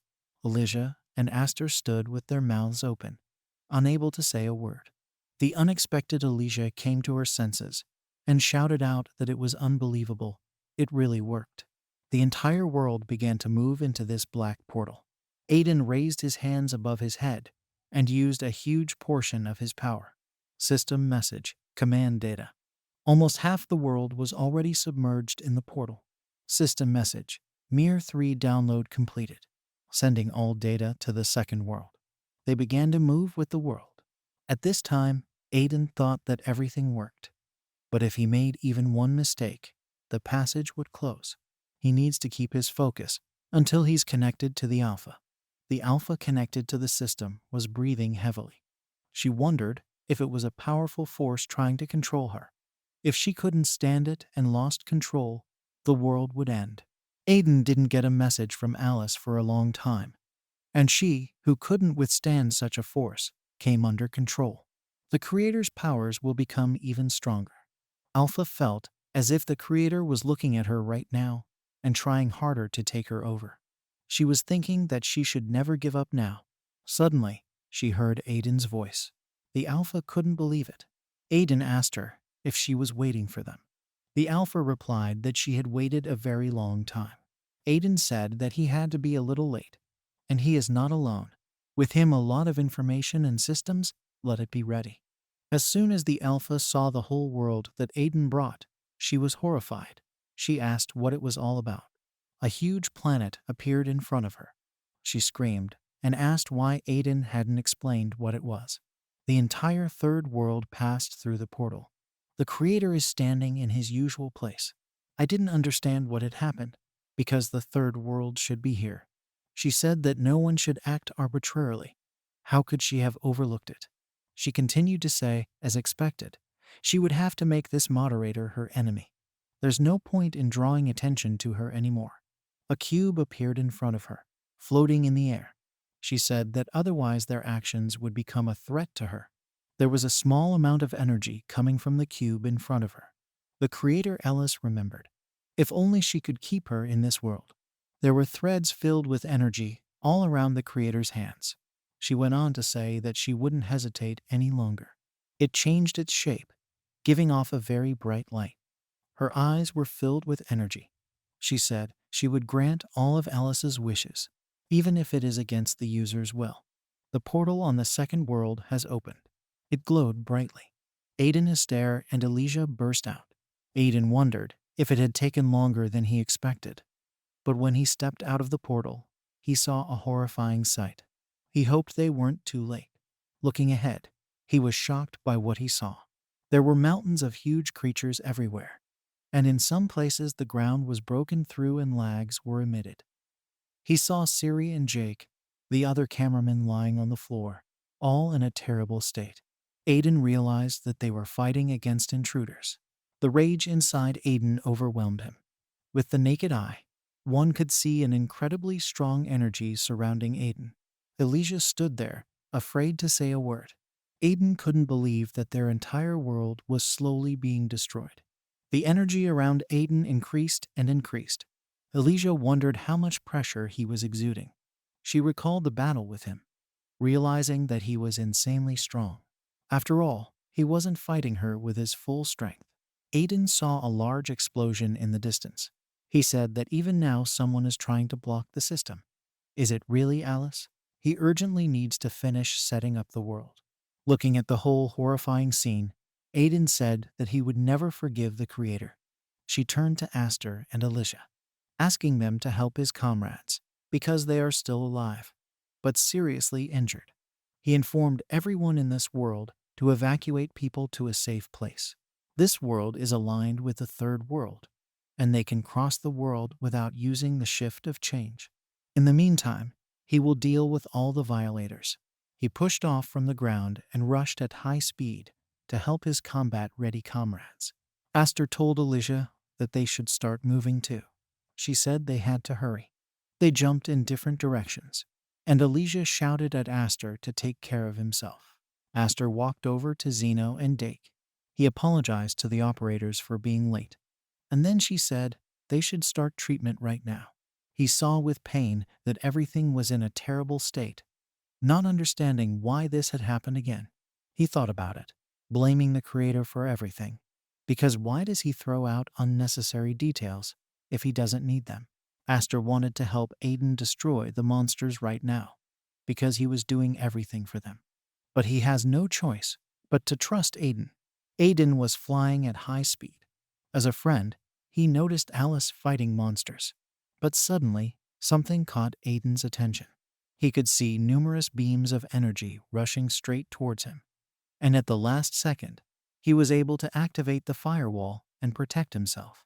There was a huge explosion that could be seen from everywhere. Aiden's firewall was destroyed, but he himself was unharmed. He wondered why he hadn't noticed the attack. He saw a pair of dark figures in front of him. He asked them if they were soldiers sent by the creator. These monsters had powerful armors and carried long spears in their hands. Aiden reflected that these guys were very strong, different from the ones he had analyzed. He could sense the suppression energy in these creatures. At worst, they have antivirus capabilities. Aiden wondered if, from the creator's point of view, they had gone viral. The monsters jumped on Aiden. I don't doubt it for a second. Aiden realized that this was probably true. Alice and Aiden were fighting close to each other. Alice fought back, but each time she was pushed further and further away. There were a lot of abrasions on her body, and she was breathing very hard. She was leaning on her sword, barely able to stand. She wondered if this was the first time she had seen such powerful creatures. They're just wasting their time. Her stats are much lower than theirs. So another problem is that the unknown invaded their world. In addition, they are resistant to attacks. They reflect their attacks. If it wasn't for this antivirus, the operators, and she would have been able to destroy them. The monster transformed its arm and attacked Alice with it. She struggled to defend herself with the last of her strength. She jumped out of the way and tried to fight them one at a time. But their actions were too coordinated. The monster extended its spear, sending a fiery blast straight at Alice. She didn't have time to jump away from him. She swung and cut it in two with her sword. But suddenly, she realized. Behind her, there were two other creatures that combined their energy to strike. Alice wondered in a panic what to do next. The monsters were accumulating enormous energy to deal a crushing blow. Alice looked at them, realizing that she was in a hopeless situation. A huge bolt of lightning sliced through the sky and earth, directly hitting Alice. Her firewall was destroyed. She lay there, breathing hard, realizing that her body was already at its limit, and the creatures were even bigger. Suddenly, a huge red flash appeared at a high speed. She instantly demolished all the creatures standing over Alice. The monsters were startled by the force and speed of the impact. Alice realized it was Aiden, and a hopeful look came into her eyes. Aiden held the monster's head in his hand. Alice screamed that he was finally back. Alice desperately shouted at Aiden. She asked him to be careful because they are very strong. Aiden tossed the remains of a fellow monster's corpse. Alice continued talking and said that they use a very strong firewall. Aiden turned and saw it. Alice's condition was extremely bad. There were many cuts and abrasions on her body, and she could hardly breathe. Aiden realized what was going on in his absence and became very angry. He shouted that they were trespassers in this world. His hand began to change. He swung it violently. The monsters, knowing his strength, did nothing. Aiden hit and destroyed them all at once. The monsters shattered into small particles. Aiden said he wouldn't leave anyone behind. He will destroy them all. His hands were covered in long energy gloves that reached all the way to his shoulders. While he was destroying this group of monsters, other creatures were standing nearby and analyzing it. System message: World 2 loaded changes. World changes. Manager Aiden temporarily becomes the head. The creatures were still there, still arriving. A voice in their head was telling them to get rid of the intruders. It was the creator who controlled them. Aiden leapt at the monsters. There were dozens of them, and they were very strong. But Aiden slammed them down, causing a giant blast wave that knocked the monsters off their feet. Aiden destroyed one by one. Don't feel sorry for yourself. He used his entire arsenal to fight them. One of the monsters was standing nearby, watching the battle of his allies. He analyzed it, and a system error was displayed in front of him. It said that the combat power of the controlled target does not match the data. The chance of destroying Aiden is 6%. The monster used the reconfigure program command for more effective protection. It activated its claws to strike. And then he destroyed the ally in front of him by taking his core. So he did with many. He received a huge number of cores and ascended above the ground. Aiden noticed this while destroying monsters. He turned around and saw a bright flash in the sky. He didn't understand what had happened. Meanwhile, the monster has finished downloading, and he received new information about the destruction of the target. System message: 85% achieved a high score for destroying intruders. Resuming the mission. The monster took on a new shape. Its armor became stronger. It became larger. And in its hands, it held a huge sword that radiated incredible energy. Looking at him, Aiden didn't know how much longer he would have to fight them. Aiden thought about it and decided that most likely nothing would change in the monster's power. The monster didn't waste a second and pounced on Aiden, swinging its sword. Aiden barely dodged the blow. It was so strong that the mountains nearby were shaken. The monster continued to attack. Aiden had great difficulty dodging his blows. He jumped to the side and wondered if the monster had gotten stronger. He couldn't have expected this. Aiden raised his hand up, and a sphere formed above it. He said he would fight in earnest now. The sword he had created appeared in his hand. The monster and Aiden ran at each other. An incredible battle ensued, with both sides expending enormous strength to strike. Aiden fought the monster with all his might, but it easily parried its blows. The monster began to push Aiden back, but as soon as Aiden realized it, he started hitting even harder. System message: Aiden target has a 55% chance of being destroyed. Aiden deflected the monster's attack, then punched it in the stomach, causing massive damage. The monster's chance of destroying Aiden dropped each time. Aiden dealt a colossal amount of damage to it. The creature's armor began to break, and it didn't understand what was happening. System message error, system threat. Aiden threw more and more punches. System message problem resolution is being corrected, error. Aiden created a space around the monster. The creature was desperate. From all around their battleground, the pillars that Aiden had created emerged. The monster towered over them, but its condition wasn't good.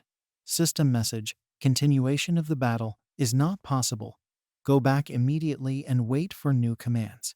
Aiden screamed at the monster that it was really going to leave. He flew at high speed from above the creature, swinging his sword. He asked him if he thought if he had a chance, let him get out of their world. Then he hit the monster, tearing it in two. We are transported back to the scene of the Battle of Operators. Astor says that everything will be fine now and everyone should recover soon. Procyon thanked Aster. Then she says she's better. Aster was still worried about her condition. Procyon said that she was very glad that he came to their rescue in time. If they were a little late, then all the players, operators, would never get back on their feet again. Aster said that, fortunately, everyone survived. Aster said that the creator's soldiers were very strong, even for operators. Facing three, he couldn't defeat them. If they had not gone to the center, the situation could have become much more serious. The veil covering the sky began to break. The cameraman looked up in surprise and saw a clear sky. Aster said it was all over now. Alpha tried to get in touch with the operators, but the static got in the way. But suddenly it stopped, and she asked if anyone could hear her and if they were okay. The Alpha let out a sigh of relief with a smile and said that the system was finally back to normal. Aiden came back and solved all their problems. She said that the attackers were no longer detected. The cameraman began to smile happily. The Alpha went on to say that they could breathe a sigh of relief. Aiden was supporting Alice as he walked towards their friends. Mia and Aster were very worried when they saw Alice injured. They ran up to her and asked if she was okay. Alice replied that she was fine, just a little washed up. Aiden said that there were no serious injuries. He had given first aid, so there was nothing to worry about. Anyway, it was very dangerous this time. If they didn't make it in time, the damage to the world would be critical. But this is not the end. The creator will definitely attack again. Aiden said firmly that before they did, they had to come up with a plan of attack. They had to hold their ground so that he wouldn't take over their world. Suddenly, the sky cracked, and a huge rift appeared there. From there, the creator's voice was heard. He said that this would not happen. Aiden stood there, scared, afraid to move. The creator said that their actions are meaningless. Aiden turned and looked up, shocked by what he saw. The creator was coming out of the rift. And then he said that he gave a fleeting moment of joy over the victory. However, they should not expect any more indulgences from him. They won't succeed. They will disappear with this world. Operators watched as the rift widened and the creator drew closer. Everyone was desperate, panting, afraid to say a word. Procyon wondered what kind of pressure it was that would crush her like a bug if she moved. How to stand up to the creator. Aiden stood closest to the creator, but the pressure from him didn't affect Aiden. Aiden remembered the creator saying that the creator said that everything was wrong and asked him if Aiden thought he could do anything. The creator said that, unfortunately, all this is good for themselves. He created a better world where there will be no wars. Right now, he can only use 30% of his power, but it's enough to reach the target. He went on to say that he would remove all that stood in his way. He held out his hand, then said that no one could stop him. A glass barrier formed around all the cameramen except Aiden. Aiden turned around in fright and shouted, "Siri, Jake." All his friends and cameramen were in the barriers. They shouted that it couldn't be destroyed. The glass barrier inside began to absorb energy until she filled them out completely and Aiden's friends were out of sight. The creator said he expected more from them. The high-level firewall is definitely different. Is it really because of an update? He would have to fight the rest of them. Aiden, Aster, Alice, Procyon, Sirius, and Elise were standing in front of the creator, looking scared. Aiden clenched his fist, then told the creator not to talk nonsense. He couldn't get rid of them. Aiden's patience was at its limit. He went on to say that they would get rid of him if he left them no other choice. The creator said that, simply put, they decided to die. However, he decided to tell them one thing: they make a big mistake, because to create a new world, you need to restore the old ones. Aiden screamed out why he was going so far as to create a new world, what he wanted to do. The creator thought about it, and then he said that Elise had created this world, and he just wants to get rid of it. Aiden didn't know what he meant. The creator replied that maybe Aiden had already noticed. He's sure that Elise has told him many times that she wants to come back. And after hearing Aiden's request, she made him a moderator. She is a unique creature that came from a higher level dimension. Thanks to her existence, they were able to appear in this world. If it disappears, they will also disappear, because the meaning of life is lost. It was as if nothing had ever happened. Nothing at all. The creator asked Aiden, now that he understands that they are not her family. Alice is just a shell that created them. They're just her tool. Aiden was shocked by what he was hearing. He couldn't believe it. The creator kept talking. He said that they should still be grateful to her. That's why it makes him angry. And he wants to create a new world, where no one will obey or obey anyone. Now he will not hesitate, because he wants to create a new world with new rules. That's the reason for it. So let them stop this senseless resistance. A huge blue circle appeared above the creator. He asked them to just accept their fate calmly. This circle started to get bigger and bigger each time. We are taken to the creator, who is looking at the cube. It contains Elise lying on the floor. She's asleep. But suddenly she opens her eyes. We're taken back to Elise's memories. Someone is talking to Elise. He asks her where she got this toy. She laughs and asks if the toy is ugly. Then she replies that a friend gave it to her. Her brother asks if this is really true. Elise says the toy is her best friend. Her brother takes her on his shoulders and then asks if she thanked her friend for the gift. Elise, smiling broadly, replies that of course. Her brother tells her that they will go home, and then he will buy her something delicious. She hugs him and quietly replies that they'll do just fine. Then Elise falls asleep. We are being brought back to this world. Elise says she just remembered those forgotten memories. She arrived in this world on that very first day. And then she thought it was a dream, because there was a deep, empty darkness that stretched on endlessly. It was an aimless road, where she was all alone. She walked for a long time, and then said it was dark and scary. She sat down huddled in a ball, then said that she wanted to go home to her brother. She started to cry when she suddenly noticed a glowing ball not far from her. She turned around and saw a light in the room. In front of her was a small white flying robot. She didn't know what it was. The two robots banked around her. And then we started analyzing it. She laughed, not understanding what they were doing. Elise was very tickled by their actions.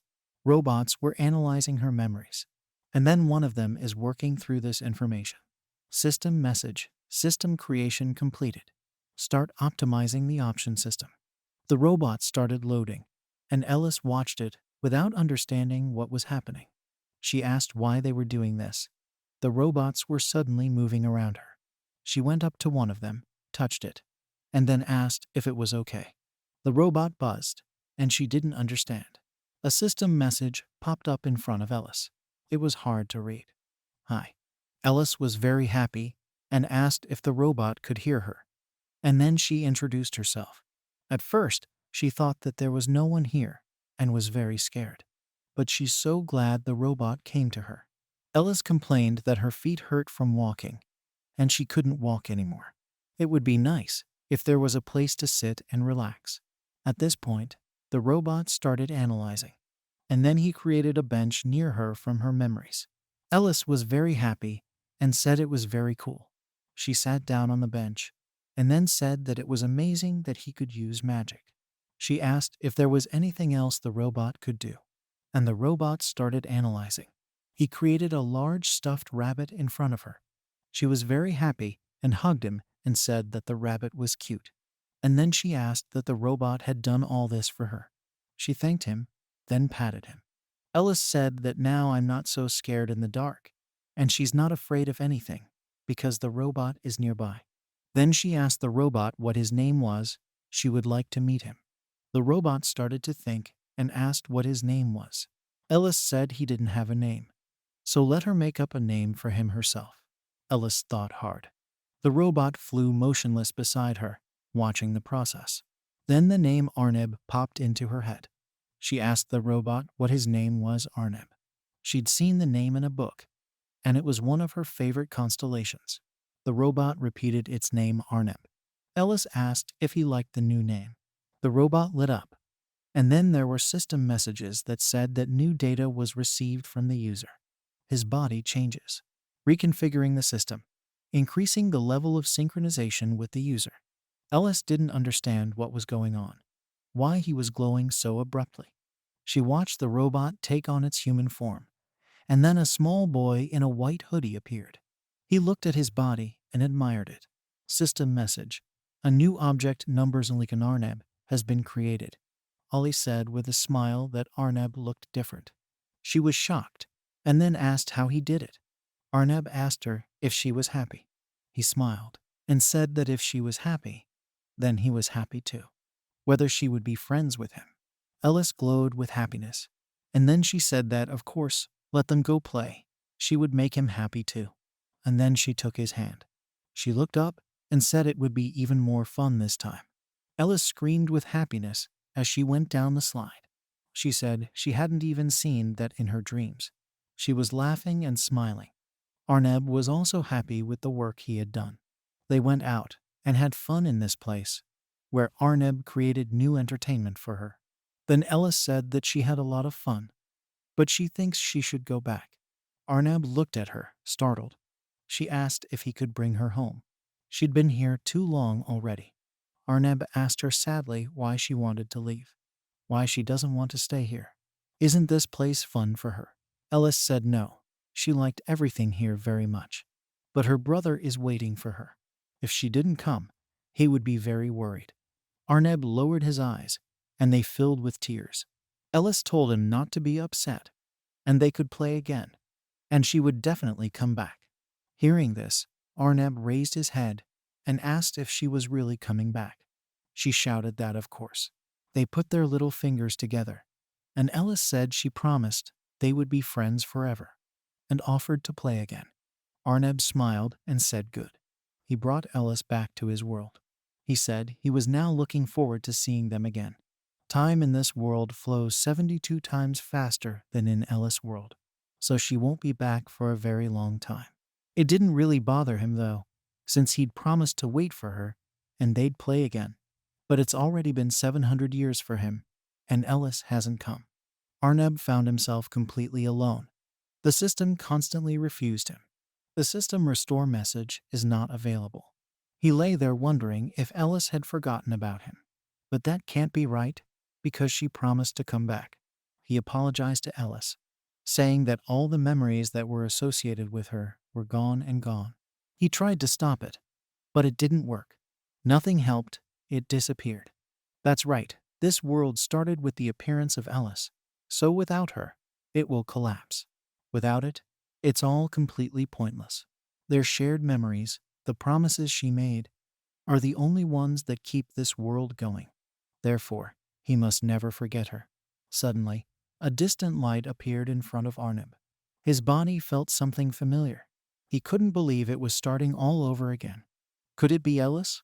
Could it be that she was back? A dark figure stood in the middle of this world. It was Ellis shouting if there was anyone alive. She asked for someone to answer her. She called her brother. Ellis has already grown up a lot. She is no longer the same child who came to Arneb many years ago. She stood in the dark and was very afraid. She didn't understand why no one was around. She was very scared and asked for someone to help her. Was this all a dream, too strange for her? Suddenly, she felt a light illuminate her back. She turned around. Then she saw the boy floating above her. Ellis asked who he was. Arneb began to cry, then said that he had been waiting for her very much. He believed and knew that she would return. He hugged her, and then told her that it had been so many years since she disappeared, and he was very happy that she was here. Ellis said her name was Ellis, but she didn't know who he was. Hearing this, he was very frightened. Arneb did not understand how this could have happened. Ellis asked him if he was here by accident too. He's not here alone, but with her, so don't let him be afraid. Arneb looked at her with puzzled eyes. Ellis said that if he knew anything about this place, he should share it with her. She has no idea how she got here. Arneb couldn't believe Ellis didn't remember him. He was terrified. He couldn't believe this was happening for real.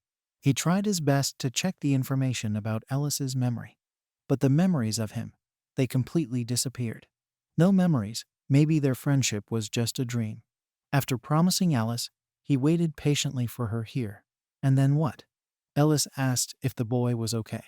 As long as he didn't worry, they would definitely get out of here. Together, they can definitely find a way out. Arneb's body was filled with anger, but he didn't show it, just smiled. And then he greeted user Ellis. Ellis didn't know what user he was talking about. Arneb apologized and said that there had been a slight misunderstanding, and he should have explained everything right away. They are located in a system space built on the island of information received from it. He is the creator of this world. He would help her, and with his help, she could do whatever she wanted. He went on to say that she shouldn't worry, because this world was made for her. In other words, Mrs. Anna Ellis was in a different world. Alice was very scared and asked if she really was in another world. Arneb laughed and said it was true. Alice said it was just like in the books she'd read, and it really does happen. Arneb said that he therefore advised her to enjoy the moment to the fullest. Moreover, the passage of time between her world and this one is very different. Alice asked, so he could do anything she asked. Arneb wondered what he had been waiting for Ellis. When he was alone, everything was gone. He was so helpless. He was very lonely, afraid that he would never see her again. So when she comes back, he hopes she stays forever. He was smiling maliciously at Ellis.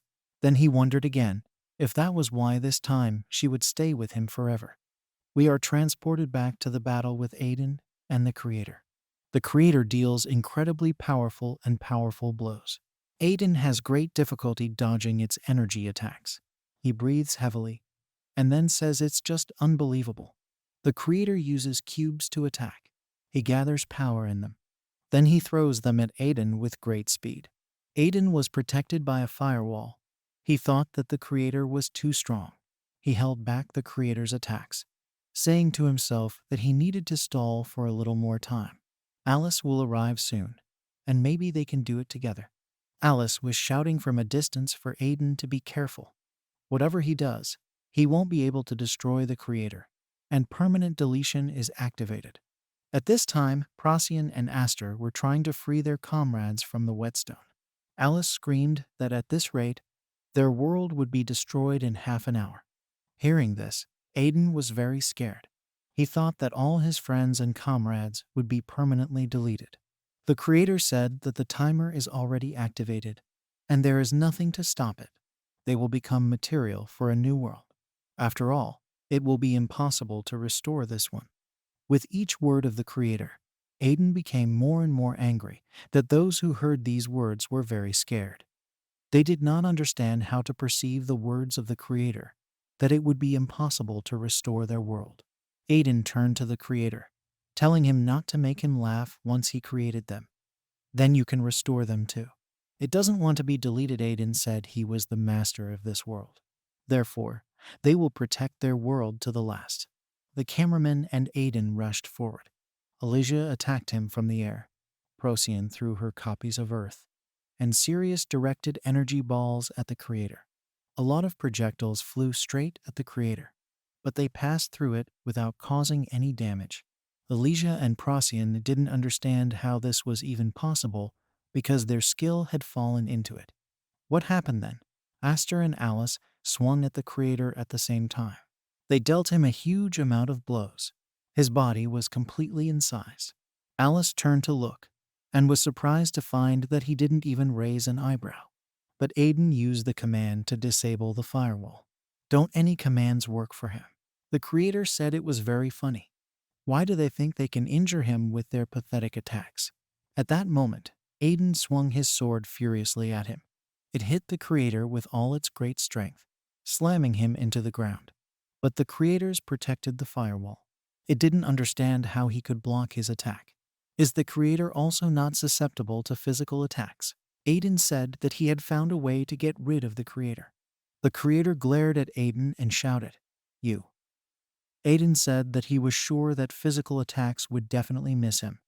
Then he shouted, "Guys, attack him head on. Don't pay attention to the commands. Attack with all your might. Show him what you can do." The operators took off and began to jointly attack with all their might. The Creator received many blows, and then he said it was just a hassle. The Creator created a huge explosion around him, which threw all the operators several meters away. Aiden closed his eyes against the dust, not understanding what was going on. The Creator spread his hands and then said that they should have been destroyed immediately. They won't come near him again. He raised his hand and opened up the space around Aiden, and then he said that he would send them to another dimension. Aiden was swallowed up by the portal. The cameraman ran to Aiden hoping to help, but it was too late.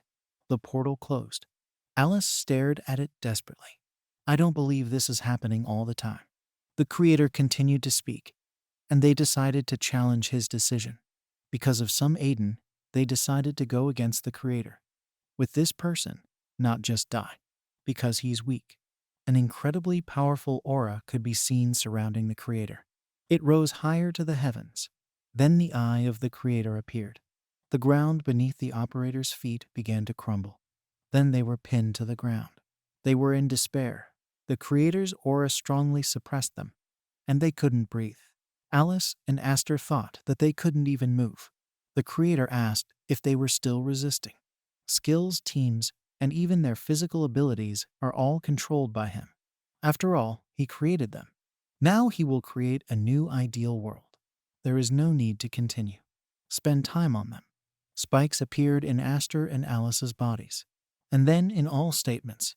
The creator said that henceforth they would obey only him. They leave him no other choice. Aiden screamed that it wouldn't open. Why no one answers him? Why won't he be able to use his abilities? It stood in the middle of the space and beat at the portal that had closed in front of it. The portal electrocuted Aiden's arm. Aiden wonders if he should go back, even if he doesn't want to think about what the creators will do to the cameraman in his absence. Suddenly, he heard someone's voice. He was startled and mentally asked what he had done. He shouted for the voice to answer. A huge portal formed above his head. A voice asked him to calm down and come to him. Aiden wondered why he was hearing Elise's voice. Although he's already trapped, why would the creators lock him up somewhere else? If he stayed here, he would definitely achieve nothing. He needs to get out of here soon. He jumped into the portal that was above him. He was transported to a strange room. He looked around, and then he saw Elise sitting on the bed, shackled. We are transported back to where the creator continues to destroy this world. Alice is in a terrible state. She can't even move. Cameramen watch as their world turns to ash. The creator said that he wouldn't even know why they persevered. Aster leapt at the creator, swinging his sword. They were in a desperate situation, but they continued to attack. The creator pushed Aster back. More thorns appeared in their bodies. They sat on the floor and moaned in pain. The creator ordered them to stop because they can't even move. They're wasting their energy. He told them not to worry, even if they died here, but to meet again in another world. Procyon was breathing heavily. She wondered if she could save anyone again. She doesn't want to lose anyone. This time, it is necessary that it does not become her. The creator said that they can't stop their fate, and it's all over. It is better that they just accept that they will be transported to another world. Procyon wondered what other world he was talking about. Procyon stared at her creator, telling herself that this shouldn't happen. The creator said that he would create a third world and start all over again. This world has already failed. It can no longer exist. They all have a perfect life ahead of them. So he collected them all. There they will meet even those whom they do not see next to them now. Procyon remembered how the players thanked her and shouted that they were alive because of her and that she was their guardian. She wondered if she was the guardian of this world. Alice said Procyon shouldn't blame herself and that it wasn't her fault that Sirius was trapped. Procyon covered her face with her hands and cried, saying that she should have protected them, but she couldn't. This time it should work out, just absolutely. Procyon slowly began to rise from her knees, and then she told Aster to listen to her. She needs all the star power. Let him give it to her. Sirius asked her what she was trying to do and why she needed such power. Aster said what she was going to do with it. Her body just wouldn't hold up, and she would die. She replied that she knew what she was doing. The creator is already going to destroy them all, so they have no choice. If they don't do anything, they will still die. They must buy time for Aiden. After all, this world, her life. She must complete the Guardian mission. She asked Aster to do it anyway. Aster shouted that no, she thought he would let her. He wouldn't let her die for such a reason. He asked Procyon to give him strength soon, and he would do his best. Procyon apologized to him. She took 2 crystals from Aster and Sirius. Aster shouted for her to stop. At this time, the creator was setting up a new world. He said to disable the firewall in such a short time. He had already sorted out the code, and there was nothing they could do. The creator turned around and saw something strange. There was a huge bright flash in front of him. Procyon combined 3 crystals. The creator remembered that a long time ago, he had gathered all the energy of the stars to create a dragon. He asked her if she was going to use that power against him, but she was weak. The creator said that it's very strange why he feels the power of Elise in her. Procyon's body was completely engulfed by the blue light. Elise asked how their abilities were unlocked. Alice screamed what's going on with Procyon. An incredibly powerful energy radiated from her.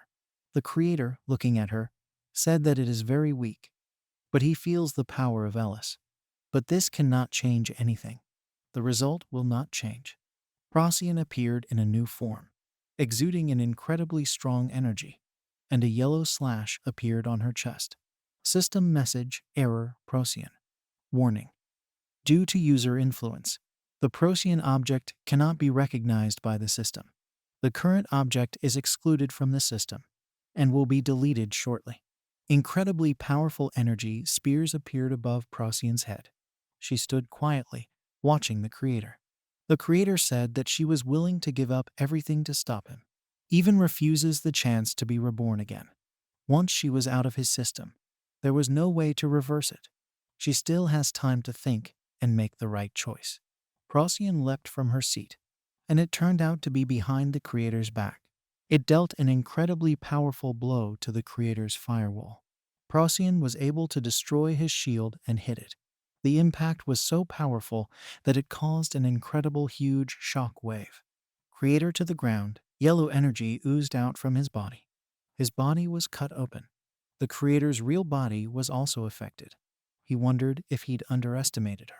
He didn't think it would turn out like this. He knew that the power of the stars was great, but it exceeded all his expectations. Many spears flew out at the wounded creator, slamming into his shield. The creator's firewall stopped protecting him, and his shield was being stitched against normal attacks. The creator said that she also uses Elise power beyond her abilities. She's too much trouble. Procyon attacked him again and again.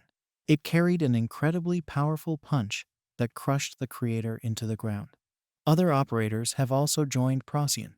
Aster shouted, "Even if their attacks fail, they must force these people to use the firewall. We need to buy time so that Procyon can get ready. They should give her a window to attack." Elise and the others looked very tired, but they continued to attack. Time after time, the creator parried their attacks. His life was in danger, so he raised his hand and used his energy to launch a very strong attack. They couldn't dodge, and it grazed them. Procyon used her powers. She pulled out the operators that had fallen under the creator's attack.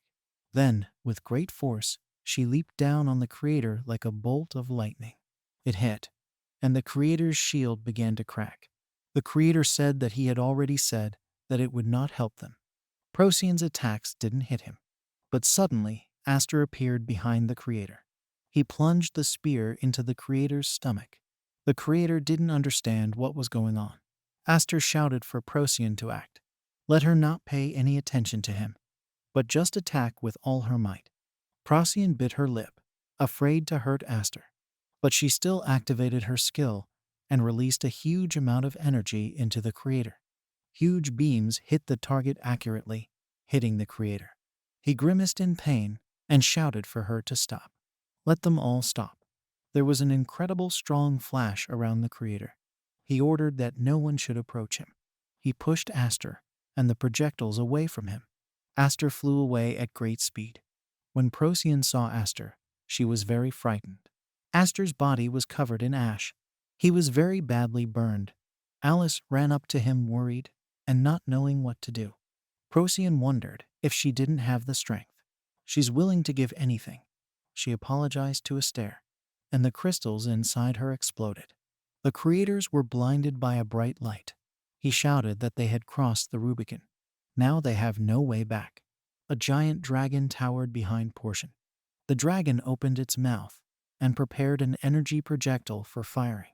It let out a roar and launched a huge energy at the creator. System messages, dragon's breath stardust. The creator was very scared. A huge laser appeared, cutting through everything in its path. The impact was so strong that it could be seen from space. The blast wave passed all over the world. The creator was struck by a bright light, and his firewall began to collapse. The creator was struck by a power that he had never seen before in this world. The creator thought he had to withstand the user's attack. The abilities of his doppelganger were not enough. The creator, Elise remembered, was definitely there when the stars were born. He remembered that moment and was very angry. Suddenly, the creator's world cracked. He was very scared, not understanding what was going on. The creator lifted the top of his head, and a bright light lit up his room. Elise was flying from there. The creator didn't understand how this could have happened. Elise plummeted to the bottom, and the creator screamed, "How did she get out?" Elise used her energy, and the creator was trapped in a cube, blocking his abilities. Elise grabbed the creator in a tight grip, not letting him move. The creator screamed. Does she really want to go all the way? If his process of destroying the world is interrupted, it will be difficult to control him. Trojan's blade was flying from somewhere. Aiden stuck it in the creator's stomach. The creator thought that it was necessary to isolate Elise in another space. He looked at Aiden, not sure why he was there. They're taking us back a few minutes. Aiden asks Elise why she is in this room. The creator is very worried about her. See if she's okay. Aiden asked what kind of room it was and why they were here. Elise interrupted him, saying that she didn't have time to answer his questions. She asked me to talk to her when it was finally over. After all, now he has something to protect. Aiden thought about it. Elise said he needed to stop the creator now. Things had gotten out of hand, and here she was alone, waiting for Aiden to come pick her up. She stretched out her hand and used her energy. And then Elise said that his strength and her dagger would be enough for him to deal with the creator. Aiden's body lit up with Ellis energy, and a blade appeared beside him. Aiden remembered that this was the power he possessed. Ellis gave Aiden a serious look, then said that the key connecting the creator to Aiden's power was now in his hands.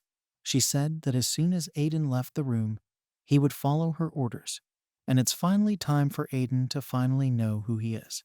We're being transported back. Aiden wondered if Alice was right as he struck, that the dagger would allow him to steal the power of the creator. Aiden plunged the dagger into the creator's stomach and began to absorb the power. The creator asked, startled, "What is it?" Aiden was draining power from the creator too quickly. The creator shouted that now was not the right time for him to be distracted. He needed to get out of Ellis's line of sight faster. The creator began to use his power to break the barrier created by Ellis. He used a huge portion of his strength, and the barrier started to crack. We are transported back to the battlefield, where Procyon fights the creator's doppelganger. Procyon thought about it. She can't give up the pace. She hasn't reached the goal yet. The enemy that threatens her world must be wiped out. The creator's doppelganger couldn't contain such a huge force. The threads that bound the doppelganger to the original began to break due to Aiden's interference. The doppelganger couldn't resist anymore.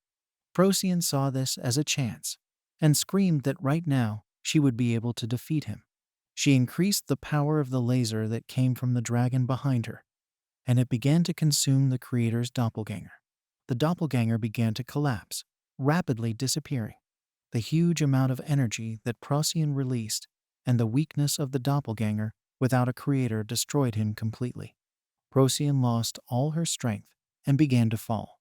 She hung in the air, exhausted. Her body began to collapse. After its devastating impact, an incredibly long canyon appeared. She started to fall and said it was over. A bright light appeared in front of her eyes.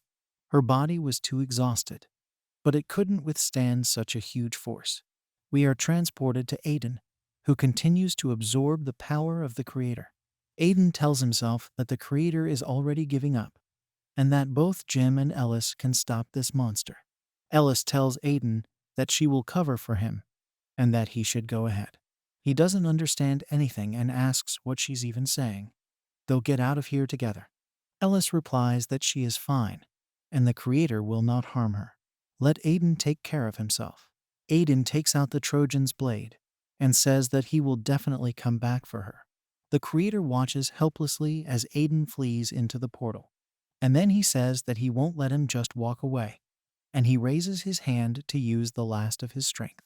Ellis asks Arneb to stop. As soon as Arneb heard his name, he stopped. He looked at Alice with a puzzled look and asked her what she had just said. Alice looked at Arneb and apologized for forgetting him. Arneb and Ellis were standing in the middle of this space. Arneb asked if Ellis's memory had returned. Ellis replied that it was, and apologized for not remembering it earlier. She'd forgotten about her promise to him. Arneb burst into tears and hugged Ellis, saying that he still remembers those days. He thanked her for that. Ellis looked at him with a smile. She suggested that Arneb take a walk.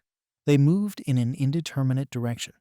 Arneb looked at her with a smile and asked her if she remembered that this was where they had first met. Arneb stamped his foot and asked Ellis to take a look. A scene from Ellis's childhood popped up in front of them. Arneb said that he recreated the place where they first realized what happiness is. He asked her if she was having fun too. Then he looked at Ellis's sad face and apologized for the fact that when he found out that her memory had returned, he completely forgot. Ellis smiled and said it was all right. Arneb said they were back together now. Ellis ignored him. Then Ellis called out to him. She said they'd been through a lot, but times had changed. It will never be the same again. They are only stronger than before each other. Time has changed them, and she doesn't belong here anymore. She must return to her world, because her family is waiting for her there. Arneb changed his expression and said he wouldn't. Ellis tried to talk him out of it, but Arneb turned to her with a scowl and asked her why she kept saying that. He said Ellis had no idea how long he'd been waiting. Time passes much faster in the outside world than it does here. He looked down at his trembling hands and then said what kind of family she was talking about. He was also waiting for her. Arneb was ready to grant her any desire to turn anything she wanted into an ego. So why is she rushing back? Arneb kept asking why this was happening. He didn't want to be alone, but he had to listen to Ellis. But why didn't she want to help him? Why did she want to leave him again? Ellis firmly replied that she had already told him, and her answer had not changed. She would come back. Arneb covered his face with his hands, and then he said, if she really wants to go back, then let her go back. She knows how to do it. He held out his hand, and then he told her that if she erased it, she'd get out of there right away. He went on to say that she could have done it at any time, because she was a user, and he was just a tool. But she didn't. Ellis looked down, unable to speak. Arneb said it was inherently weak. He genuinely wanted her back, but he's afraid that both he and the world will disappear. So he just doesn't have a choice. He turned to her and said that even now she couldn't get rid of him. What other evidence was needed? She still can't make up her mind, but it's okay for them. He can create a new world, but that guy Aiden is like him in strength. He'd already stripped Arneb of half her strength. Arneb said that now even he doesn't know what the future holds for them. After all, this is her desire, she just watches. No matter what changes happen, the end is inevitable. We're being transported to Alpha. She tells herself in her head that there is too much information coming in, and she doesn't have time to be distracted. Even now, the firewall is on the verge of being hacked. She must not allow this to happen, because people are in danger. The Creator Slayers are already close to their limit, and she must also protect them with the system. Well, it will buy her a little time. She wondered if the Creator's power was infinite, if they couldn't stop him. System message. Error detected. Normal energy boost. Reason Procyon. The Alpha screamed what Procyon was trying to do. If she used this power, there would be no turning back. But Procyon disobeyed the Alpha and used the Force. A huge beam of energy and hit the Creator's doppelganger, and it was destroyed. Players from another world watched as a giant explosion occurred in the world they previously existed in. They looked up dumbfounded and didn't understand what was going on. All players received a system message. Players shouted that a new notification had arrived. They urgently needed to check the new information. One of the players shouted that there was good news, and the enemy fell. Thanks to the hard work of the operators, they were able to survive. The players started celebrating and shouting that they had always believed in the operators and the moderator. They glorified Aiden and were grateful to their guardian. Procyon looked at the happy players, not believing that they still managed to defeat the Creator. Then she saw Procyon's disintegrating body on the system screen. She desperately stared at the screen, not believing that this was really happening. We are transported to Procyon, who, in the process of falling, has given herself up to memories. She remembered herself as a child, how she shouted that she would become the guardian of the world. She would become the divine guardian and protect everyone. She turned to little Beetlejuice and said that she would protect him too. He smiled and said he would. She will become a true divine guardian. Procyon remembered when she was born. She heard someone's voice.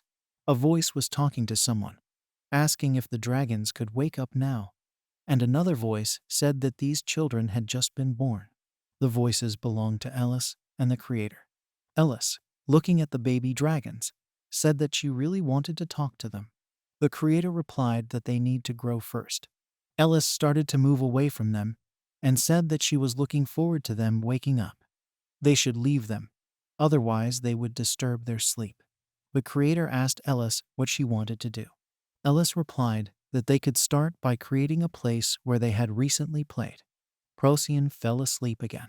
Procyon remembered hearing voices as a child. Someone asked his brother where he was going.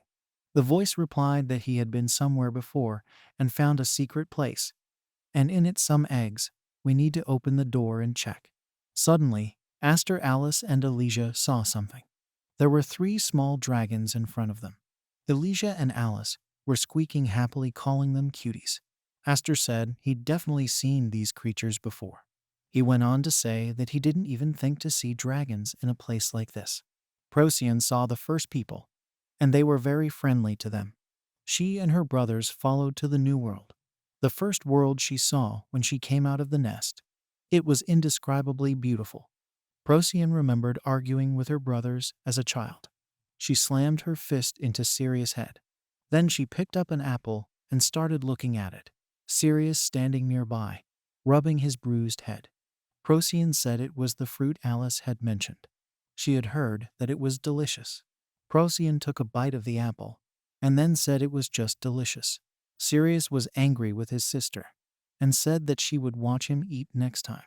Beetlejuice walked over to his brother and put a hand on his shoulder, then told him to calm down. Then he pointed in the direction of the apple tree and said that there was enough fruit here. Sirius smiled and then said that there really were a lot of them. He wouldn't have noticed. Someone was standing on the hill. Then he called out to the children. The guys turned around and shouted that people had finally come. Aster and his team were standing in front of them. Aster came up to them and hugged them and asked how they were. He really missed them. Whether they are comfortable, whether they like the food. The children said it was very beautiful. Aster turned to Procyon and asked if he could ask her something again. Procyon looked at Aster, who was bruised and bruised. I immediately realized everything. It's like she's fighting viruses again. After all, there is no time to relax with antivirus software. She told Aster to rely on her. Procyon raised her hands and used her power. The light illuminated Aster and his entire team standing nearby. System message: Protection. Procyon protects allies with bright starlight, blocks evil spirits, and restores physical strength. Aster, looking at the energy that was flowing through his body, thanked Procyon and said that he was safe now. And then he apologized for constantly bothering her. Aster said that today he would probably come late, because the viruses are only getting bigger. Procyon replied that everything was fine, and asked them to go with them because she also wanted to help. Aster replied that they were antiviruses, and that was their job, so they wouldn't take it with them. No matter how many enemies they meet, they will hold off. Aster patted Procyon's head, telling her not to worry. He knows they're very strong, but it's too dangerous. Let them trust his team. Procyon thought that this world is beautiful, and it shines so much because of its inhabitants, because they are part of this beautiful world, and she is too. She smiled and told her brothers that she wanted to help them.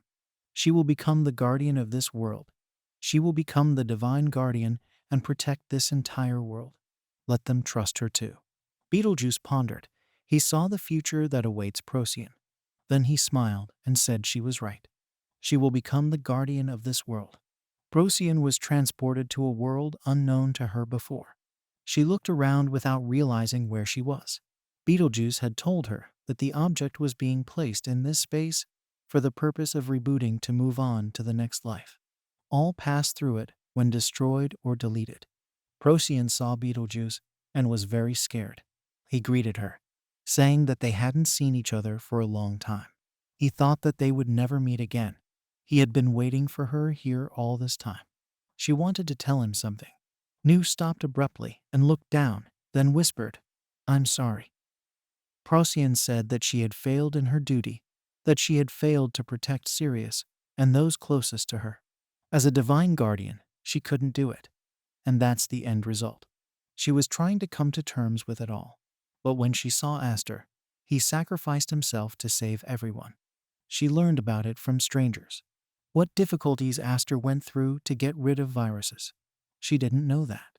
She once again apologized to Beetlejuice. Beetlejuice said that Procyon didn't seem to understand something. Whatever they did as they wished. It's not anyone's fault. Although then it is difficult to understand his motives. To prevent the worst, he did the most rational thing possible. He continued to say that maybe he was wrong then, but she shouldn't regret it. Beetlejuice said it was time to go. He had already been in this world for too long. Procyon ran to him and shouted for him to stop and wait, then told him not to go that far. The moderator has a recovery. If she can't do it, at least he will come back. Beetlejuice reached out to Procyon saying that it had not responded to recovery before, because I rejected myself. Procyon stared at him, not understanding what he was saying. Beetlejuice continued by saying that many people died because it left viruses behind, and it decided it didn't want to be saved, so it won't come back. Beetlejuice asked Procyon not to worry, because the reset is not so bad. Procyon had asked him not to. He said that the Creator had thrown more than one soul into the abyss, and that he would not be the first, didn't she think? This space was created for a specific purpose. The Creator wanted them to meet. Now it's time for him to leave. Procyon watched him go, hoping he'd come to his senses after all. As he entered the portal, he turned to his sister and said that he thought he had given Procyon too heavy a burden. Procyon ran to her brother and pulled him out, but he only asked her to save the world once more. She watched Beetlejuice absorb the rays. She was thrown back. She said that her body does not obey. Suddenly Procyon was seized by a hand. She turned around, not understanding what was happening. It was Aiden who had come to save her. He pulled Procyon out of that space. System message: recovery is being restarted. Procyon opened her eyes and saw Sirius and Mia were standing in front of her, shouting that she was finally awake. She sat motionless against the trunk of a tree, tears streaming from her eyes. The cameramen and players standing nearby were happy that she had finally come to her senses. Sirius screamed that Procyon had gone mad because she had almost died. If she ever did something like that again, he would never forgive her. Procyon replied that she was very sorry and apologized. Aiden said Sirius was right. He asked if Procyon understood how much risk she was taking. She was out of the system. Even he couldn't detect her, and he was afraid there was nothing he could do. If it weren't for Beetlejuice, it would have stayed in this space forever. Aster came up to her and said he was very glad she was okay. Procyon asked him about his condition. Aster replied that it was fine, everything was fine. If Aiden had stayed even a little longer, they would have been in trouble. But the power of recovery saved him. Just like all other operators, they managed to survive with such injuries. It's a real miracle. Procyon exhaled and said that it was finally over. But many people had to pay for their hard victory, and it will take at least a year to recover. The entire Earth was in ruins, and the sky was littered with cracks. They can't know when the Creator will attack again, but the situation is still critical. Aiden said they didn't have to worry, for he came here to meet the Creator. The operators did not understand what he was talking about and stood in a stupor. Aiden said that the Creator wouldn't be able to attack them for a while. With the help of Elise, he was able to buy some time. He managed to get some of the Creator's power. He can't fully control it, but things will change soon. He raised his hand, and a small model of the world glowed in it. It rose above the ground, and the ball it created shone even brighter. They can gain power similar to the Creator. The balloon acquired a complete model of their world. System message: recovery and reboot are underway. The sky and earth of this world began to glow brightly. The operators stood there, not understanding what was happening. Alice pondered, their shattered world returning to its former self. The rifts began to close. System message. Multi-world integration. World 02, World 03, bringing worlds together. The worlds collided with each other, causing a huge flash. The whole world is back to what it was before the creator came. One of the players asked what was going on, and their world started moving. Another player told him that she knew the place. The operators returned home. The players cheered and rejoiced at their victory. Zenon said it was amazing. How could it possibly be? Isabel said that the whole world was back to what it was before the destruction. Aiden came down to the ground, and Alice was running toward him. Alice started asking Aiden if he was okay, or if he had overworked himself. He said he was fine. He said that he used a huge amount of energy, but the power still overwhelms him. It was very amazing. Alpha and Theodore were running towards Aiden. The Alpha threw herself into his arms, shouting that he could do it. Alice replied angrily that she was going to strangle him. Then Violet came over and called out to Alpha. The whole village of Urge was assembled. They started hugging each other, greeting each other, and being happy that they weren't hurt. Aiden thought, looking at them, that the problem had fortunately been solved. But it's not over yet, Alice. She told him not to worry, but he left her there. Especially now he has no idea what happened to her. He had to find her. Ellis was standing nearby, watching him.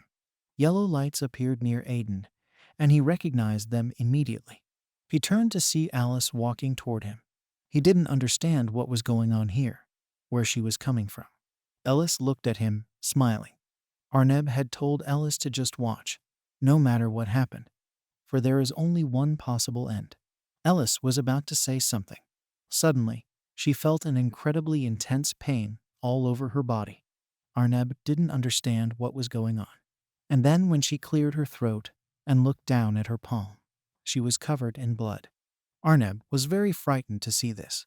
He ran up to her and asked what was wrong with her. She was bleeding. Her condition was extremely bad. Arneb said that something had to be done urgently and used his powers, but he couldn't do it because he was weak. He asked Ellis if she was ill. He remembered their first meeting, and she had been coughing since the first day. The moment he shared his power with her, he realized that time was not on his side, and Alice clearly doesn't belong here. He then went on to say that he had to protect her. He thought about it and realized that she was better off with Aiden right now. Arneb asked Ellis not to worry. He would protect her at all costs. He used his power to transport her to Aiden. Aiden ran toward Alice, not sure where she was coming from. Ellis greeted him, and she said she was finally here. He came up to her and congratulated her on her return, then hugged her. He said he was very happy to see her, and that she was all right. She hugged him back and apologized for being away for so long. Alice noticed them and asked what was going on here. How is Ellis here? Ellis wondered what Aiden had brought her, how it had all come to this. Aiden looked at Ellis and wondered where he should start. Astaire noticed Alice standing on the hill. He came up and was about to ask her what she was doing here. But Ellis caught his attention. All the other players flocked to them, not understanding where Ellis was coming from. They started whispering that she was the moderator's younger sister. How could this even happen? We noticed that they are as similar as two peas of water. One of them said it didn't matter and asked if Ellis was okay. Aiden turned to Ellis, saying that everyone, including himself, had a whole bunch of questions. She smiled and said she understood, and he will begin his story from the very beginning. After all, now she had enough time to talk. Arneb stood in the middle of his world, watching the soaring rays. He didn't understand why the power he shared with Ellis didn't help her, why his strength couldn't handle the disease. He asked if it was possible that the reason was something else. A yellow ball of light appeared in his hand, and he said that he had to do something. To begin with, he just needs to restore his strength. Arneb drew in the energy around him. He gathered it into one big glowing ball and inserted it in itself. A sudden pain shot through his entire body, and in front of him, the space was torn in two. He looked down in horror and said, "Is this an interdimensional rift?" He didn't do anything. The rift widened dramatically, and he began to be drawn there. He thought, I don't understand what happened. Why he is being dragged there by force. He shouted what's going on. And he was transported to another dimension. He brought Ellis into the world. He looked around, not sure where he was. Suddenly, something caught his attention. Arneb turned around and saw the little girl lying on the hospital bed. It was Ellis, and her condition was terrible. Arneb couldn't believe it was Ellis. He told me why she was in front of him and what had happened to her. Ellis was breathing hard, and then she opened her eyes. She turned her head to the left, and Arneb saw something strange. Ellis lay there looking at the rabbit he'd given her. Ellis asked if it was a dream, and then realized it wasn't. She smiled and laughed. Arneb said things were bad. He wondered if the current Alice was older. But now it was as if she was back in the years when he sent her home. If so, he hadn't finished speaking. Her brother burst into the room. He saw his sister and screamed desperately. He approached her and asked her if she was okay and what the doctor had told her. Ellis said she was fine. She's had it before, and today she's just a little dizzy, but she'll get better soon. Aiden smiled and said that the doctors would definitely help her. The main thing is not to worry. Aiden went out into the hallway and started talking to the doctor. He asked if Ellis was going to be okay. The doctor replied that it is difficult to say now. It will be difficult for them to predict how the hereditary disease will develop. Most likely, everything will quickly stabilize. But he can't know when the next attack will occur. They are unable to help her in any way. It remains only to observe. The doctor advised me to put her in a hospital right now. But since she refuses, Arneb listened intently to their conversation. The doctor went on to say that he strongly recommended that she be looked after very closely, and that he would prescribe medication for her. Aiden was very depressed when he heard the doctor's words. Arneb watched quietly from the sidelines, confused. He then watched as Ellis was released from the hospital. She was walking home with her brother. My brother asked her where she got the rabbit. She laughed and asked if he was really beautiful. And then she said that a friend had given it to her. Aiden smiled and said that's it. Ellis replied that yes, she had a best friend. Her brother asked her if she remembered to say thank you. Ellis replied with a smile that of course she did. Her brother said that it was good. They would quickly return home, and he would please her with something delicious. Arneb watched it all. He said that now he sees everything for himself. The world where Ellis lived, the illness she suffered from, and even her good brother. She had told him all this at the time. Arneb was still surprised. He found himself in the world where Ellis used to live. Ellis and her brother returned home, and her brother asked what the doctors had said. Ellis laughed and said that she really missed home in the hospital. It was very stuffy. Aiden said that everything was fine now, and they didn't have to worry anymore. But if she got sick again, he asked her to tell him right away. He had already called the school, so let her not worry and rest. He said good night to her and left the room. Arneb watched Alice fall asleep. Then he wondered if he should go back. He was very worried about Ellis, but he doesn't want to leave her here. He wondered if he left her here and watched over her, he would be able to suppress her illness. But to do this, he needs to establish direct contact, which is almost impossible in his current state. He wondered what he should do then. He looked carefully at the hair she was hugging. We are being transferred back to the hospital. The doctor says that Ella's condition has improved markedly. My brother was happy to hear such words. The doctor went on to say that it would be possible to cancel the treatment for a while. Now they can rest easy. My brother thanked me, and they went home. My brother asked if Ellis wanted to eat. She said she was very hungry. He suggested that she order something to celebrate her recovery. Their parents gave him some money, and today is their special day. Ellis was glowing with happiness. She said her brother was the best, and she wanted pizza. He replied that everything that only she is doing. Arneb said that's fine. His powers helped her, and the rabbit he gave her became the link that allowed him to establish direct contact with Ellis. Arneb said you were doing so slowly that Ellis's health returned to normal. We are being moved to the playground. Ella's brother apologizes to her and says that he forgot his phone and asks her to wait here for him. Or he sits on a swing and says it's okay. Arneb stood beside her and said with a grudge that it wasn't for him to talk about it. But her brother's memory was clearly in trouble. Her brother hadn't changed a bit. So that was when he'd left Ellis. Suddenly, Arneb will feel someone's strong energy behind him. He turned around, startled, and I saw in the crowd of children a boy who radiated a power that was very much like him. The boy looked directly at Arneb. Arneb didn't know who he was.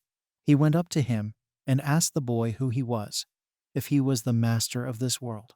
It is very similar to him. Arneb felt a powerful force. The boy replied that Arneb was not of this world. Then why is he here? What is his purpose? Arneb replied that he just wanted to protect Ellis. The boy stared at Ellis. He analyzed it. And then he said that this child was distorting the course of fate because of him. He went on to say what got here through the rift. If that crack doesn't close, then the merging of the two worlds will begin, which will create in one chaos. This should not happen. In this case, the whole world will disappear, and nothing will remain.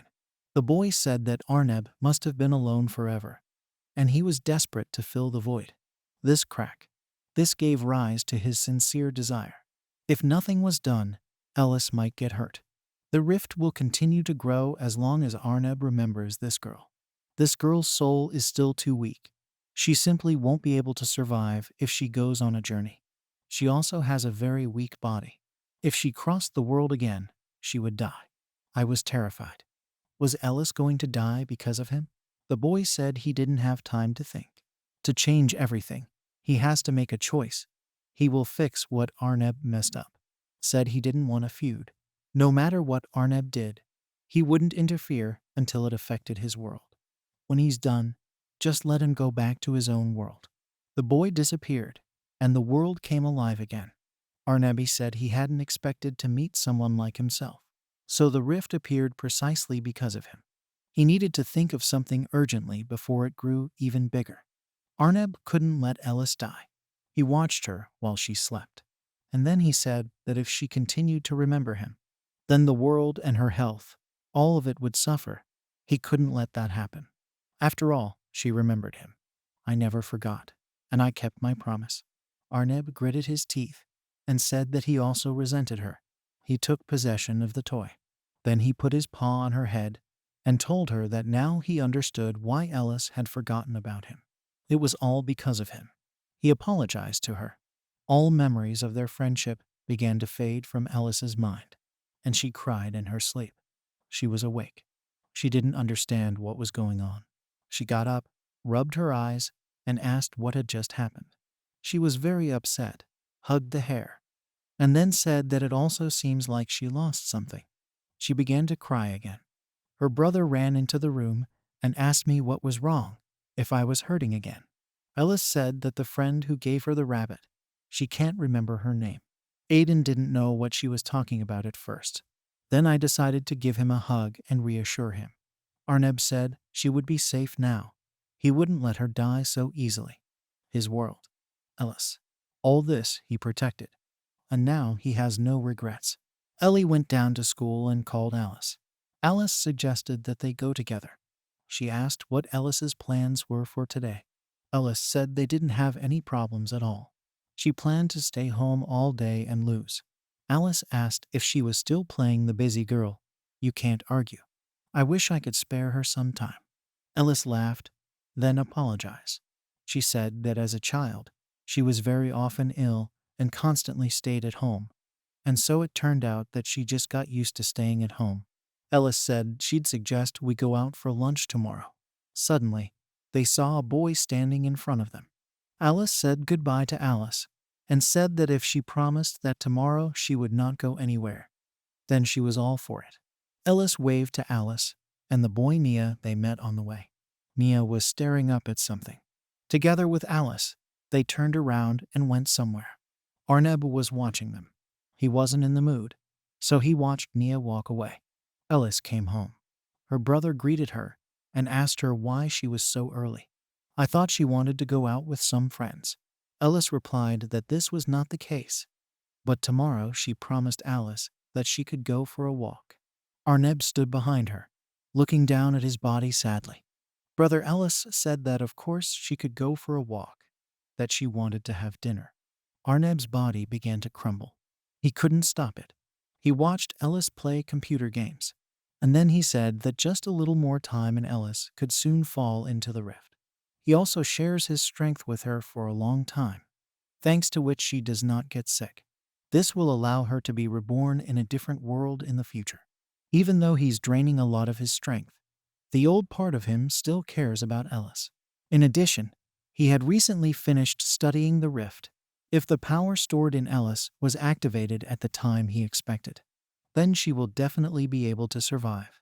Arnebi said that everything was finally ready.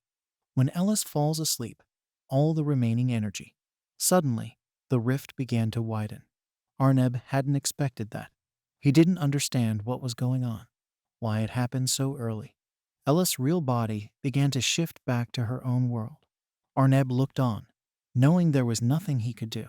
He screamed that Ellis's soul couldn't stand it. It started to crack. Arneb asked Ellis to stop. Suddenly, the entire world froze. Arneb didn't understand what was going on. Why did the world suddenly stop? He said that he was worried that this would happen. And in the end, it did. Mia said the inevitable had happened. He stopped time because he doesn't want it to end like this. All this time Arneb has been trying to block the rift, but his reserve of strength is completely depleted, and there is nothing he can do. Now Nia gives him the opportunity to say goodbye to Ellis one last time before he returns to his own world. Arneb took Ellis's soul in his arms and told her that she was dearer to him than anything else in the world. She's his only true friend. All of this was due to his greed, and he would never make such mistakes again. His last wish is to protect Ellis, to transform into a powerful force. This is his last conscious choice. A bright flash. Arneb's body is in the void. He asks why he is here. He had to die. Why is he still conscious? A bright flash appeared in front of Arneb. It blinded him, and he returned to his own world. He didn't understand how this could have happened when he was using all of his powers. What kind of place is this? Has he really returned? The rifts that connected his measures to Ellis's world began to close. He wondered what had really happened. Nia said that initially he had no desire to interfere, but it seemed to him that it would be wrong. He was saying this to a girl named Archie. Ellis might be a resident of this world, but she would still be his precious friend. He can't let her continue to be in the rift. But then Ellis would be in danger. Archie told him not to worry, because fate could be changed. He smiled and sighed calmly. She went on to say that there is an unwavering will under you at all. The two of them stood in front of the tightening rift. We are taken to Mia, who shouts for Dake to move his legs. She said she didn't have time to bother with it. Dake asked them to rest. Mia replied that he had rested yesterday, and that it would be enough for him.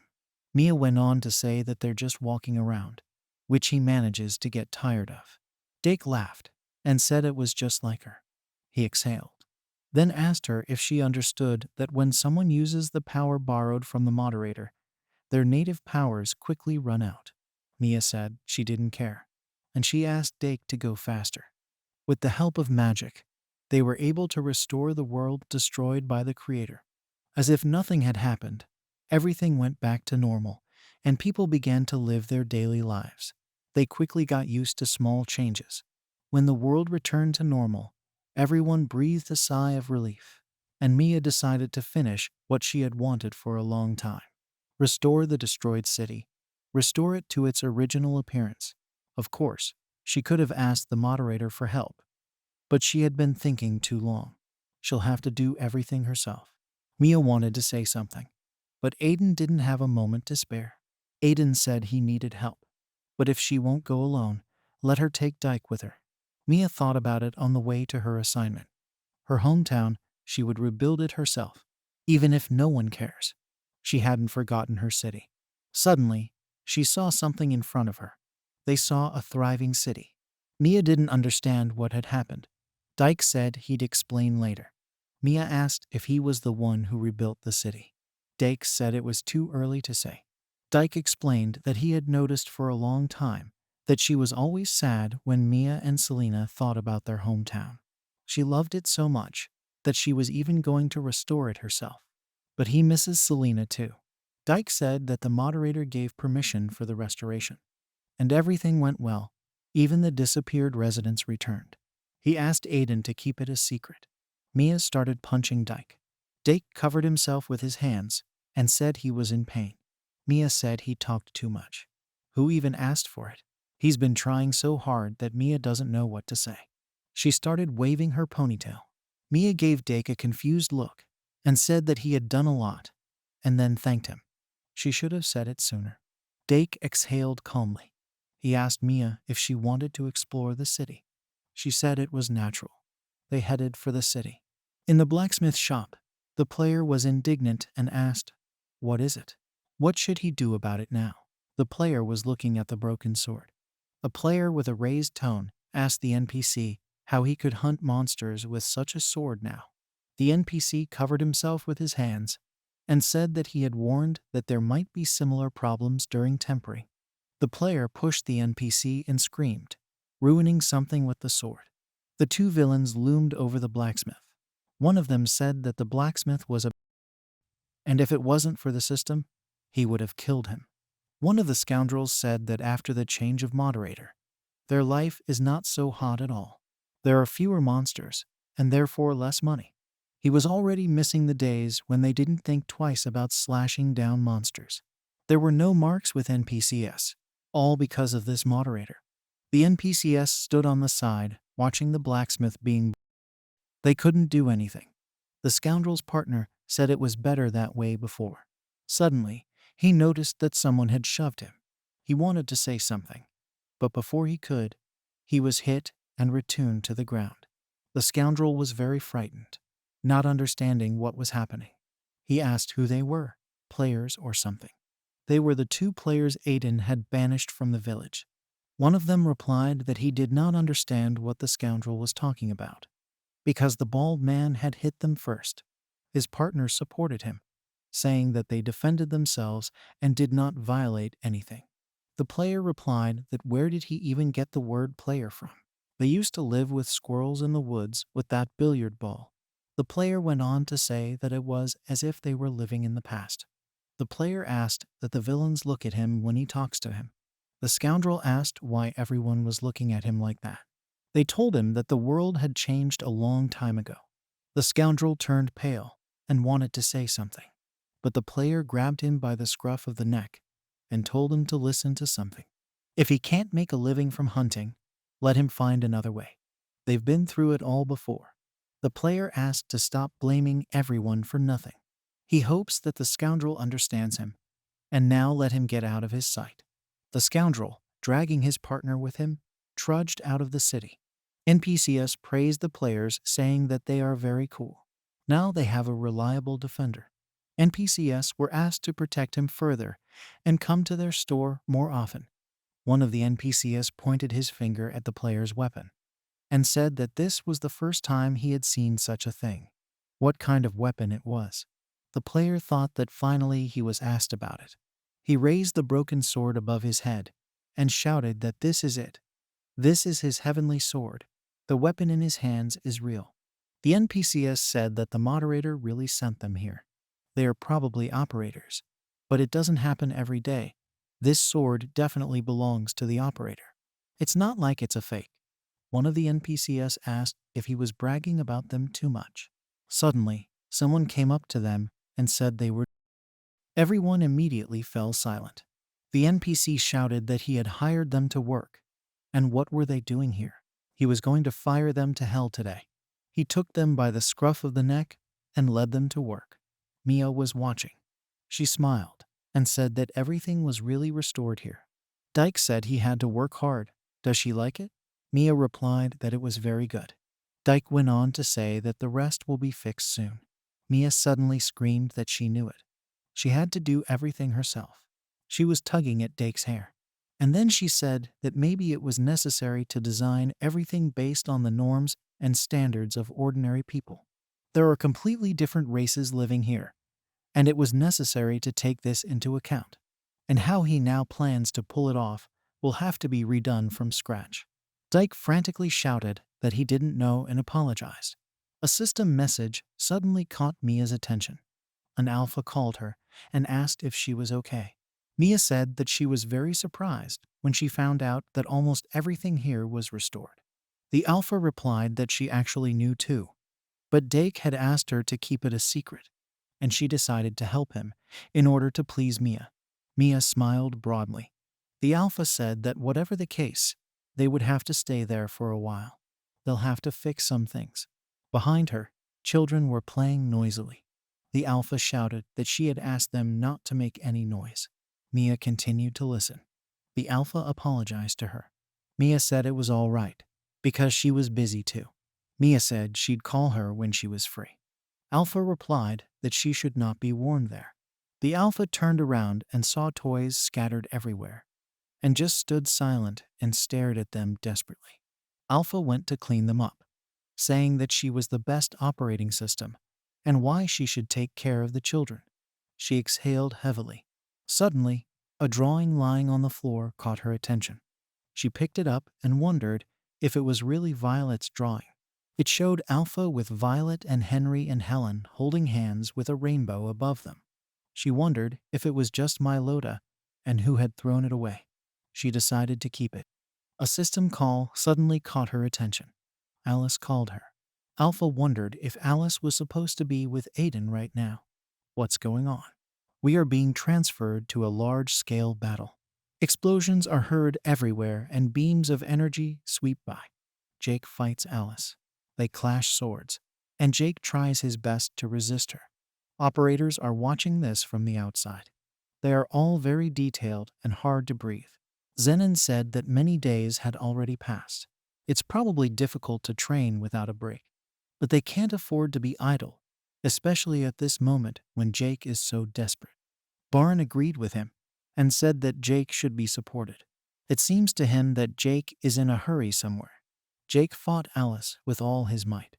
Boren said that in principle, it is worth remembering recent events, and everything becomes immediately clear.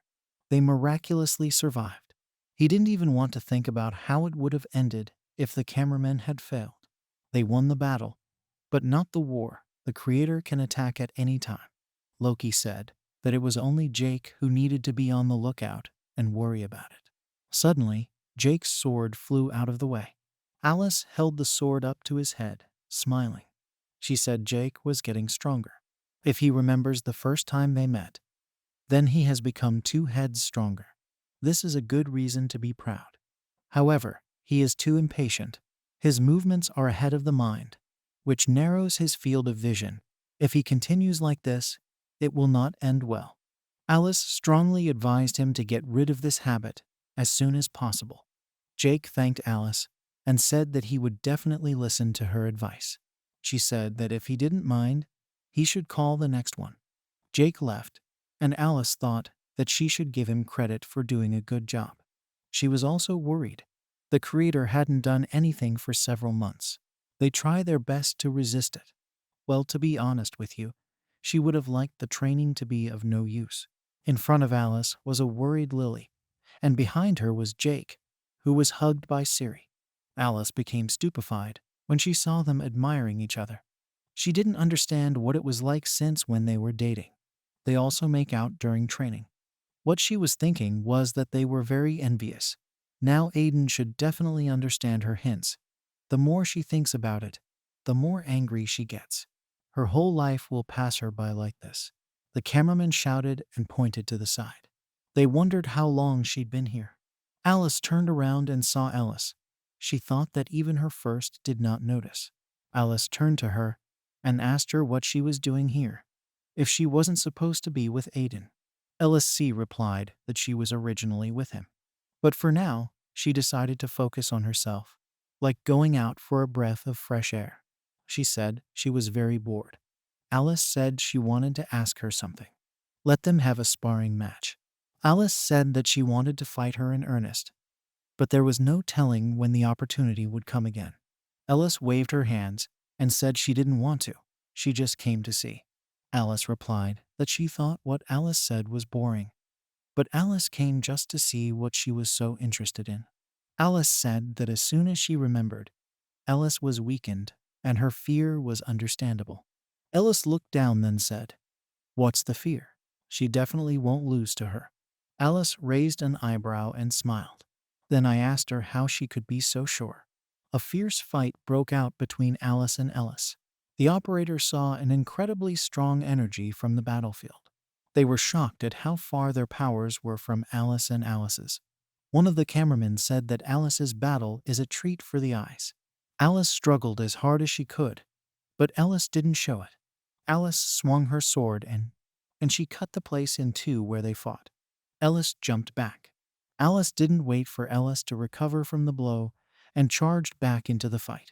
System message transformation. Alice's legs were stuck, and she couldn't move. Alice walked over to her and held up her hand. System message shockwave. Alice was thrown back with great force. She used her powers at the last second, and a huge amount of energy was sent to Alice. Alice gathered her energy and used the system command, system message, gravity, space distortion. An energy-absorbing ball appeared. He rose up and diverted Alice's energy. But suddenly Alice went, and in one deft movement was at Alice's back. She swung her sword. I almost hit Alice, but she used another system command, the system message of increasing resistance, shield. Alice's punch landed on the shield, and there was an incredibly strong flash. Alice's shield shattered, but she had a second layer of shield. Alice said that you definitely can't go against such a person. So much did she feel during their battle. Alice fell to the floor and said that she was giving up. Even her legs couldn't hold her up anymore. Alice went on to say that she had been told that Alice was weak. Alice said she still had the power of the Creator flowing through her. Let Alice not get upset. She is stronger than her without options. She knows exactly what Alice really is. They decided to go back to the others. Jake asked if Alice was all right. Apparently, she was in a lot of pain. Alice laughed and said it had been worse. Siri offered to help. But Alice said that everything was definitely fine with her, and these scratches would be healed in no time. All of a sudden, Alice said that wasn't really what she was here for. She's here to pick it up. As everyone already knows, the Creator has locked up her brother in his domain, and God knows what's going on there. She said she needed Alice's help. Astroprosian and Alpha were already there. Aiden, he's not awake yet. We are taken to Aster, who is standing in the middle of the room, watching the huge sphere above him. He looks at the system and does not understand what is happening at all. We watch as Aiden's strength grows any more, and he'll be blown to pieces. Aster said he didn't feel anything right now. Silence, the yawning emptiness of space, where you are far away beyond living matter. The Creator said that it all started because of his greed. He must not make that mistake again. His desire is to protect Ellis. It only got stronger. Aiden stood in the middle of space, and then he said that the Creator finally came. Aiden had been waiting for him for a very long time.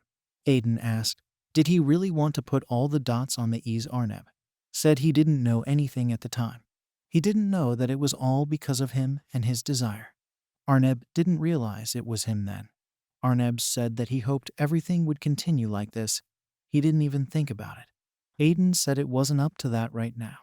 What he thinks to do next, if he still intends to reset the world, then he will give Arneb a chance to fix everything. Aiden transformed and appeared as the Creator. The energy around him shone with a bright light. Arneb said that somehow they were in the space inside Aiden. His avatar in front of him was just an illusion. And they don't need to fight. Let him answer one question. He's really going to send Ellis back. Aiden said nothing. Arneb said that Ellis initially had a very weak body, and after she went through the crack, and it got worse and worse every day. Her home dimension is higher than theirs, so bestowing her powers didn't help much. Right now, she needed to at least save her life. If she returns to the original world, she might die in this state. Desire or curl up. He understands now. The home world was and is very expensive. But what happens if Ellis disappears? If Aiden can take it? Aiden said that Arneb had told him it was just a fake. But Aiden's love for Ellis was nothing compared to anything else. Whatever happens, he will protect her to the last. If Ellis wants something, Aiden will do it. Arneb said that this is his decision, but he still doesn't want to let Ellis go. But he's happy. Arneb raised his hand, and a key formed in his hand. He presented it to Aiden and told him to take it. Now it no longer affects this world, and he leaves the world to him. He won't try to destroy it, because it doesn't make sense anymore. Arneb's body began to crumble, and he told Aiden to keep in mind that he still couldn't come to terms with how he felt about Ellis because her life was on the line. It's dangerous, but he'll trust it. If Aiden suddenly changes his mind, then let him come to him. He'll be waiting. Let Aiden choose. Aiden took the key. Then he closed his eyes. He could hear voices saying that when he woke up, another voice asked me to wait a little longer. Maybe he needs help. Voices were asking Aiden to wake up. Aiden opened his eyes. In front of him was Alice, who was glad that he had finally woken up. Ellis wondered if he was okay. Alice exhaled and said that Aiden had nothing to worry about anymore. While he was unconscious, everything collapsed, and she knew it was strange. Alice asked if Aiden was able to take control. Aiden said he could and apologized for making me worry. Aiden felt incredibly strong. He said it would be better if they saw it for themselves. He transformed and took the form of the creator. The operators were shocked.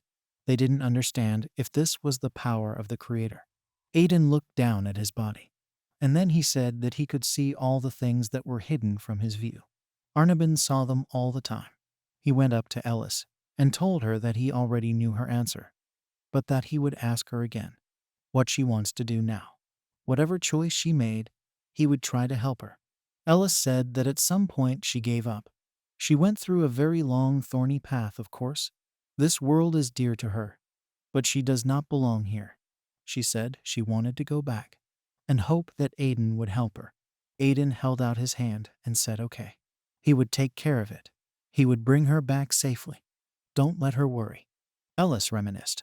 She remembered how something had come out of her during her conversation with Arneb. A huge red sphere. She didn't know what it was. Arneb also said he didn't know what it was. Arneb was surprised and said that just think of it. There are things that even he doesn't know about. Ellis asked if it was possible to touch the core that had been shot out of her. She raised her hand to him, and it shot up at high speed. Arneb and Ellis watched the ball fly off into the distance. They were wondering what it was. We are transported several years in advance. A huge ray of light falls from the sky. Ellis is standing in the middle of the room asking Arneb why not. Ellis says there's nothing she can't do right now. Will she ever be able to come back? And how long to wait? Arneb turns away in silence. Ellis says she can't be here forever. This world isn't real to her. Arneb's stomach was churning, and he couldn't stand her words to keep from snapping. Ellis said she understood, but that was the reality. She asked Arneb to bring her back to his world. Arneb said nothing. He was just thinking. Suddenly, it flew up to the system window and then started destroying one world. Alice screamed, "What's Arneb doing? Tell him to stop now." Ellis asked him what had gotten into him. Arneb replied that he would create a new world. After all, Ellis so stubbornly rejects this world that even the users themselves began to doubt their existence. He said he would start all over again, and she would want to stay in this place again. It will create the world she originally lived in. The world isn't over yet, but Arneb asked not to worry. He will recreate the world from her memories. This new world will please her more, much more than the old one. Ellis gritted her teeth and then screamed. Had he decided to destroy his own brainchild? She told him to stop immediately. There was a bright flash in this space. Ellis was lying on the floor, and all around her the wall was covered with cracks. Back then, she managed to seal the creator's power. But the first world collapsed, and in the end, she couldn't stop it. The world was completely destroyed, and it was all because of her quarrel with the creator. An odd number of people died. She wandered for a very long time in the crevices between the worlds, and the incomplete world of 02 remained so. The Creator did not intend to bring her back from the very beginning, and she only understands now. Ellis wondered what difference it made now. Someone approached the recumbent Ellis. They were viruses. They were injured. And from afar, the voice of operators could be heard saying that viruses were coming. Viruses, imperfect creatures, side effects of a broken world 01. They visited her regularly after they found out about her existence. They were very annoying and almost worshipped her. All she wanted was for no one to touch her. She's just tired of this life. In one day, the moderator together with the operators found a den of viruses. The worm stood looking at them without understanding what was going on. Astaire panted and said that they were definitely parting points over E today. The operators were serious. Astaire told everyone to be careful because their world was beginning to collapse because of that woman. Space is destroyed because of the very fact of its existence, and viruses worship it. The worm laughed and said the were watching him. They shouldn't have come here to win. The worm pointed to Ellis and told them to see that this was their true master. The operators are just bugs in front of Ellis' overwhelming power. Their lives will end here. Ellis said it was too noisy. And then there was a huge explosion from your incredibly strong shockwave. The worm was pulverized in a second. Alice, who was watching this, couldn't believe it and asked what was going on. Why she killed him. Wasn't she their queen? Even so, the worm will soon resurrect somewhere else. Aster drew his sword, then said that the viruses had ruined everything and only she was left. There were tears in his eyes, and he shouted that he would never forgive them. He would destroy Ellis with his own hands. The cameraman and moderator rushed at Ellis. They started attacking it, but it had a strong firewall. Ellis wondered if she could just go back to her old world. But the Guardians of World 02 simply didn't know how to give up. They were such people. Is this really how it's going to end? Suddenly, Aster saw that the firewall was gone. He realized that this was his chance and jumped with his sword straight at Ellis. Ellis reflected that she was tired of fighting. She only wanted peace, just let Aster take her power. Ellis closed her eyes, and Aster impaled her with his sword. Ellis was falling in space. She thought that everything was clear now. Most of the power was stored here. And what to do with it? Let the operators decide for themselves. After killing Ellis, Astaire found the shining core. Ellis hoped it would help solve their problems, and then she can stay and never come back. She was falling down into an endless abyss. Ellis did what he had to do. Suddenly, a red core appeared from somewhere. She beamed at Ellis. She stared at him, startled. And then I remembered that this is the core that flew out of it a long time ago. The core began to transform, and then about him the shape of a man. Ellis asked what it was. We are transported back, and Alice replies that she now understands everything. Alice said that, come to think of it, Aiden was the new creator. Unsurprisingly, it was surprisingly strong after the upgrade. Now it was clear how he could compete with the creator. Ellis replied that her brother never gave up. He was always there for her. Even when the others passed, he went all the way. It was the will that made him so strong, and now it has the power of the creator. Arneb has been sealed, but she still feels a little uneasy. Aiden wanted to hide his sister's existence completely. When he got to World 02, his plan got off the ground. He disguised himself as a normal NPC and began to evolve, even if he had to spend all his strength. Then he came up with a plan for the future, and they already know the rest. Aiden replied that he now had the power of the creator, and several times he tried to send Ellis back, but failed. But Aiden couldn't just give up. He would definitely bring her home. Arneb had tried to help Ellis too. As a result, he had to make a deal with him. Aiden used his powers, and a rift appeared in front of them. He said it was their last move. He held out his hand to Ellis and told her they could go. Ellis smiled, and then gave a hand back and replied that it was fine. Alice smiled and said that she knew Aiden would leave them here. So don't let him hurt Alice. Let him not worry about them and just go. Alice asked if Aiden might ever need their help. If anything, They are ready for anything. Aiden smiled. And then he said that he would probably need them, because they were his loyal companions, and he wants Alice to always be there for him. Alice was embarrassed, and then she asked me what that meant. Aiden said they should wait for him anyway. He smiled, then said he was off. A huge beam of light appeared, and they disappeared. We are transported to the creator's world. Arnab stands in the middle of his space. Then he opens his eyes. He says they've finally arrived. She was beginning to worry that Aiden had changed his mind, so he's ready to go that far, not even knowing how it might end. Aiden transformed into the creator's form, then told him to come back when he changed his mind. But Aiden doesn't think he can change Arnab's mind. Aiden went on to say that he was confident that if they worked together, they would be able to get Alice back safely, if he truly wanted her to be happy. Arnab said he had thought about it, but this is not possible. They do not have accurate information about the forces of measurement. The energy there is too unstable. Even if they work, there is no guarantee that Ellis will return home safely, so it's safer to leave Ellis here. Arnab abruptly raised his hand and used his power.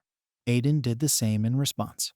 Their forces converged at one point, and a big explosion occurred.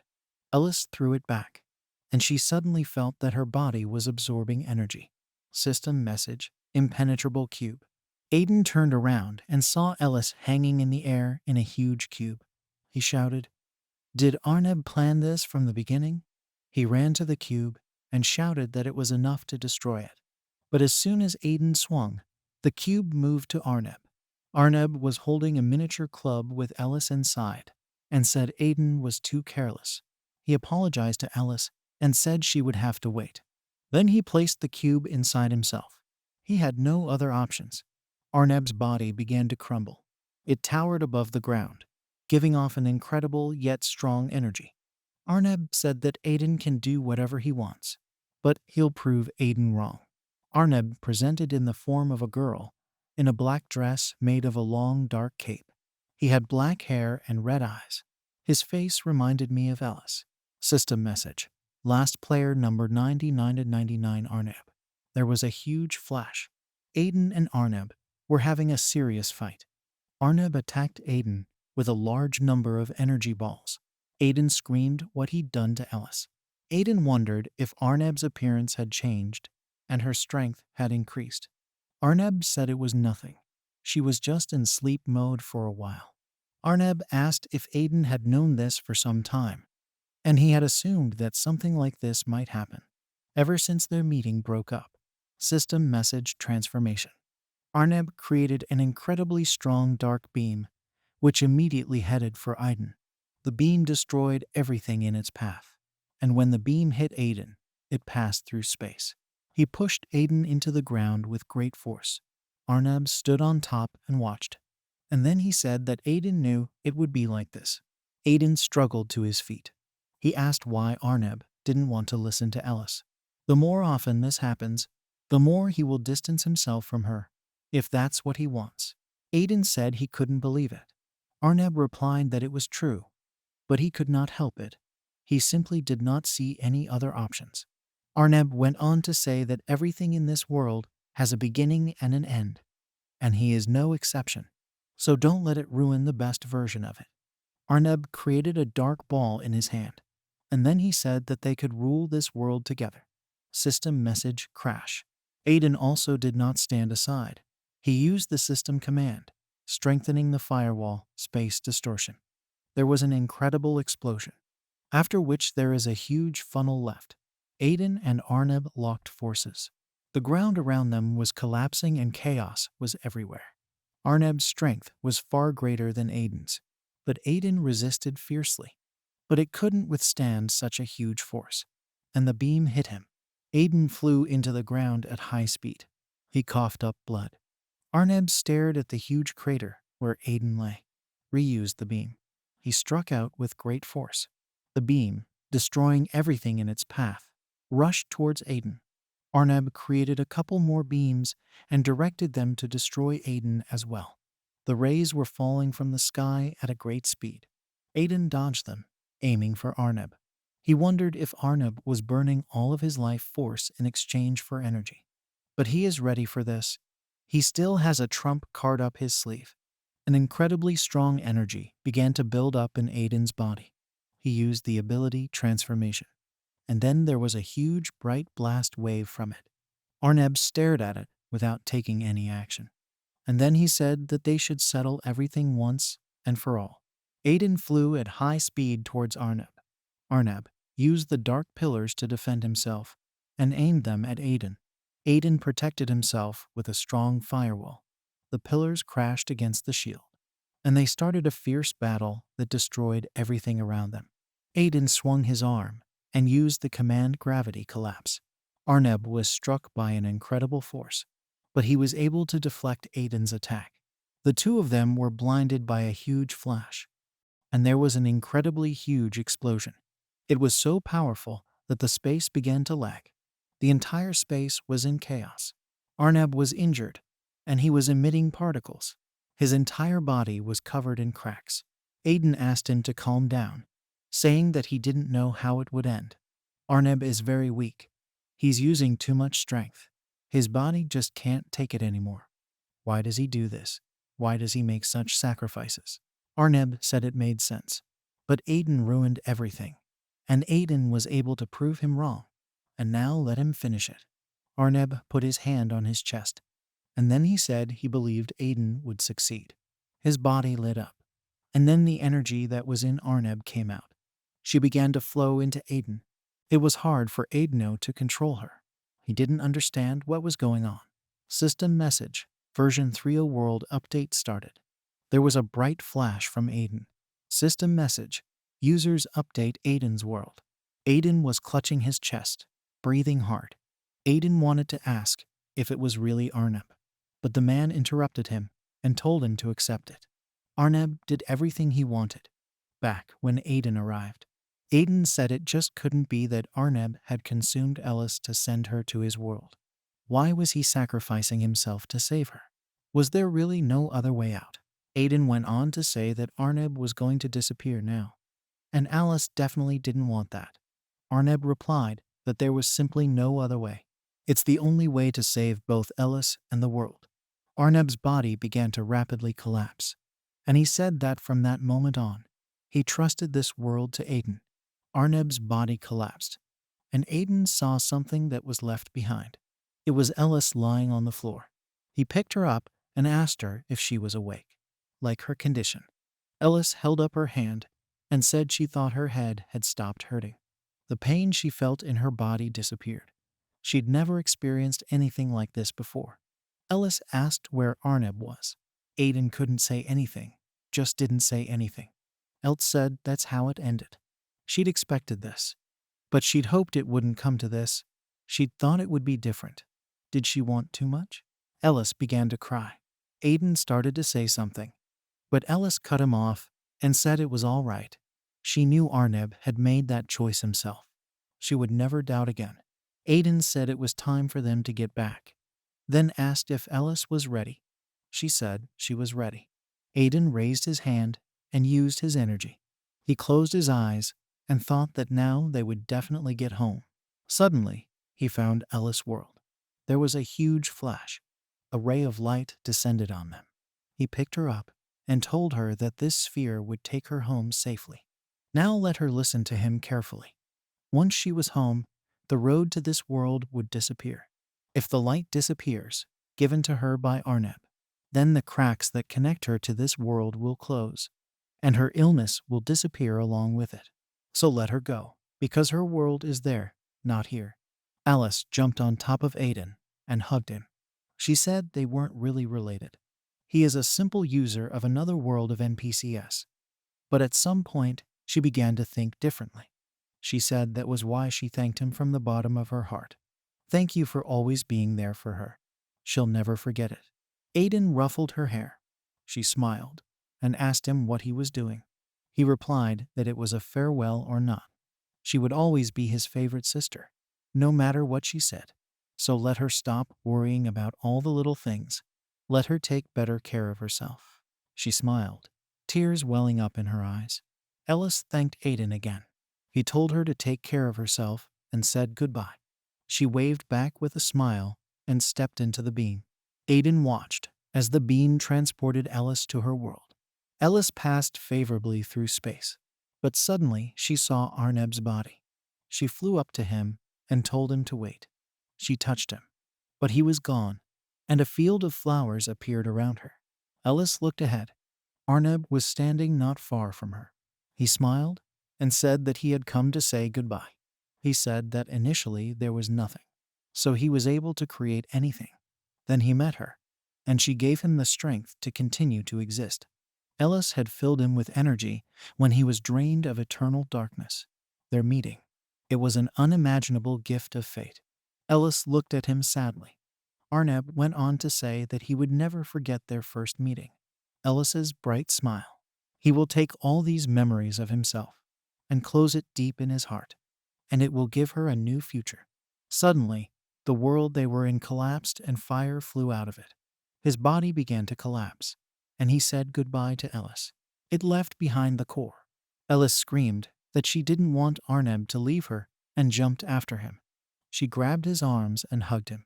She said she didn't want to forget about him. She went on to say that forgetting everything about him was a terrible thing to do. She knows he's doing this for her. She began to cry. Arneb's last words were that he wished with all his heart that he could always be with her. There was a huge flash.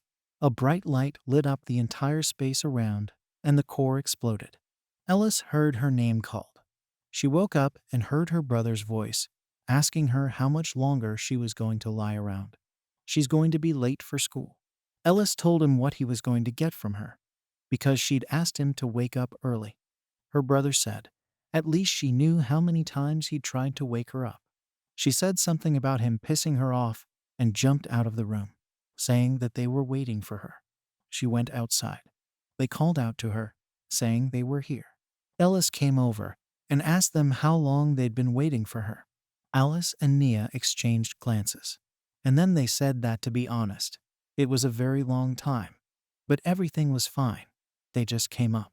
Ellis apologized to them and said that as an apology, she would buy them something delicious. Alice told her not to pay attention to it. Ellis said she couldn't do that. Alice asked if she had heard any new news. Ellis asked her what she was talking about.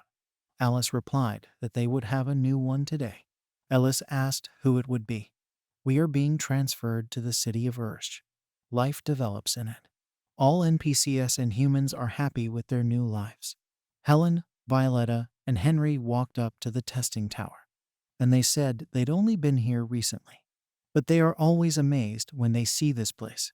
They've grown up a lot, no longer being the kids they used to be. The creators disappeared, and everyone forgot about it. Aiden came back safe and sound, and everyone greeted him like a hero. After Ellis left, the users were gone. Without users, this world can't exist either, so it started to gradually collapse. But Aiden took steps to prevent this from happening and temporarily managed to prevent the destruction. Moreover, he had prepared a large-scale update that was supposed to eliminate the instability of this world, and so a new world emerged. The goal of the update is to allow users from all over the world to freely visit the site. They have been preparing for this for a long time, and the time has come for them to launch the update. Violet called out to Alpha. The Alpha said with a smile that they were finally here. The cameraman turned to them and smiled.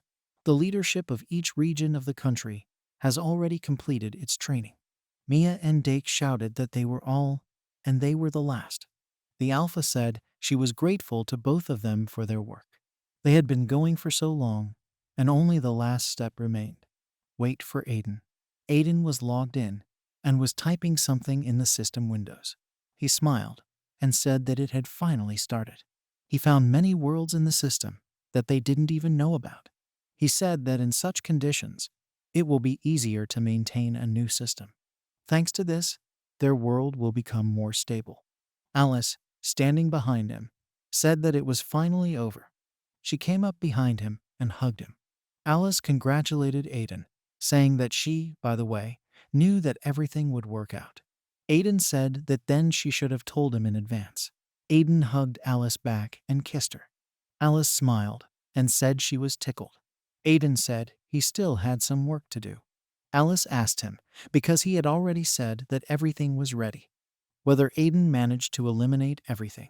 Aiden replied that, of course, after all these difficulties, he'd managed to get Alice back, and this shouldn't happen again. If the system is successfully updated, users will be able to freely pass in and out without any restrictions, and after returning, everything that happened will seem like a dream to them. Thanks to this, their world will stop collapsing, and everything will return to normal. All preparations are complete. Aiden said that anyone who doesn't take risks doesn't drink champagne. He thought that everything would be fine. It seems that he made all the necessary preparations, and the update will be impossible to cancel. But if an unspecified situation occurs, will he be able to stop the disaster? Alice took my hand, and I told them to worry, because he wasn't alone right now. He's been acting alone so far, and they can do anything together. Aiden exhaled calmly, told her she was right. He went on to say that they will do so and embrace their new refreshed future. It's time for them to renew their world. After all, they will not give up so easily. Together with Alice, they clicked on the start button. System message, notifications open a new world. The list of players began to grow rapidly. Alice and Aiden stared at the beam of light coming down from other worlds. System notifications, your world logged in users. Aiden hugged Alice and said welcome to the new world.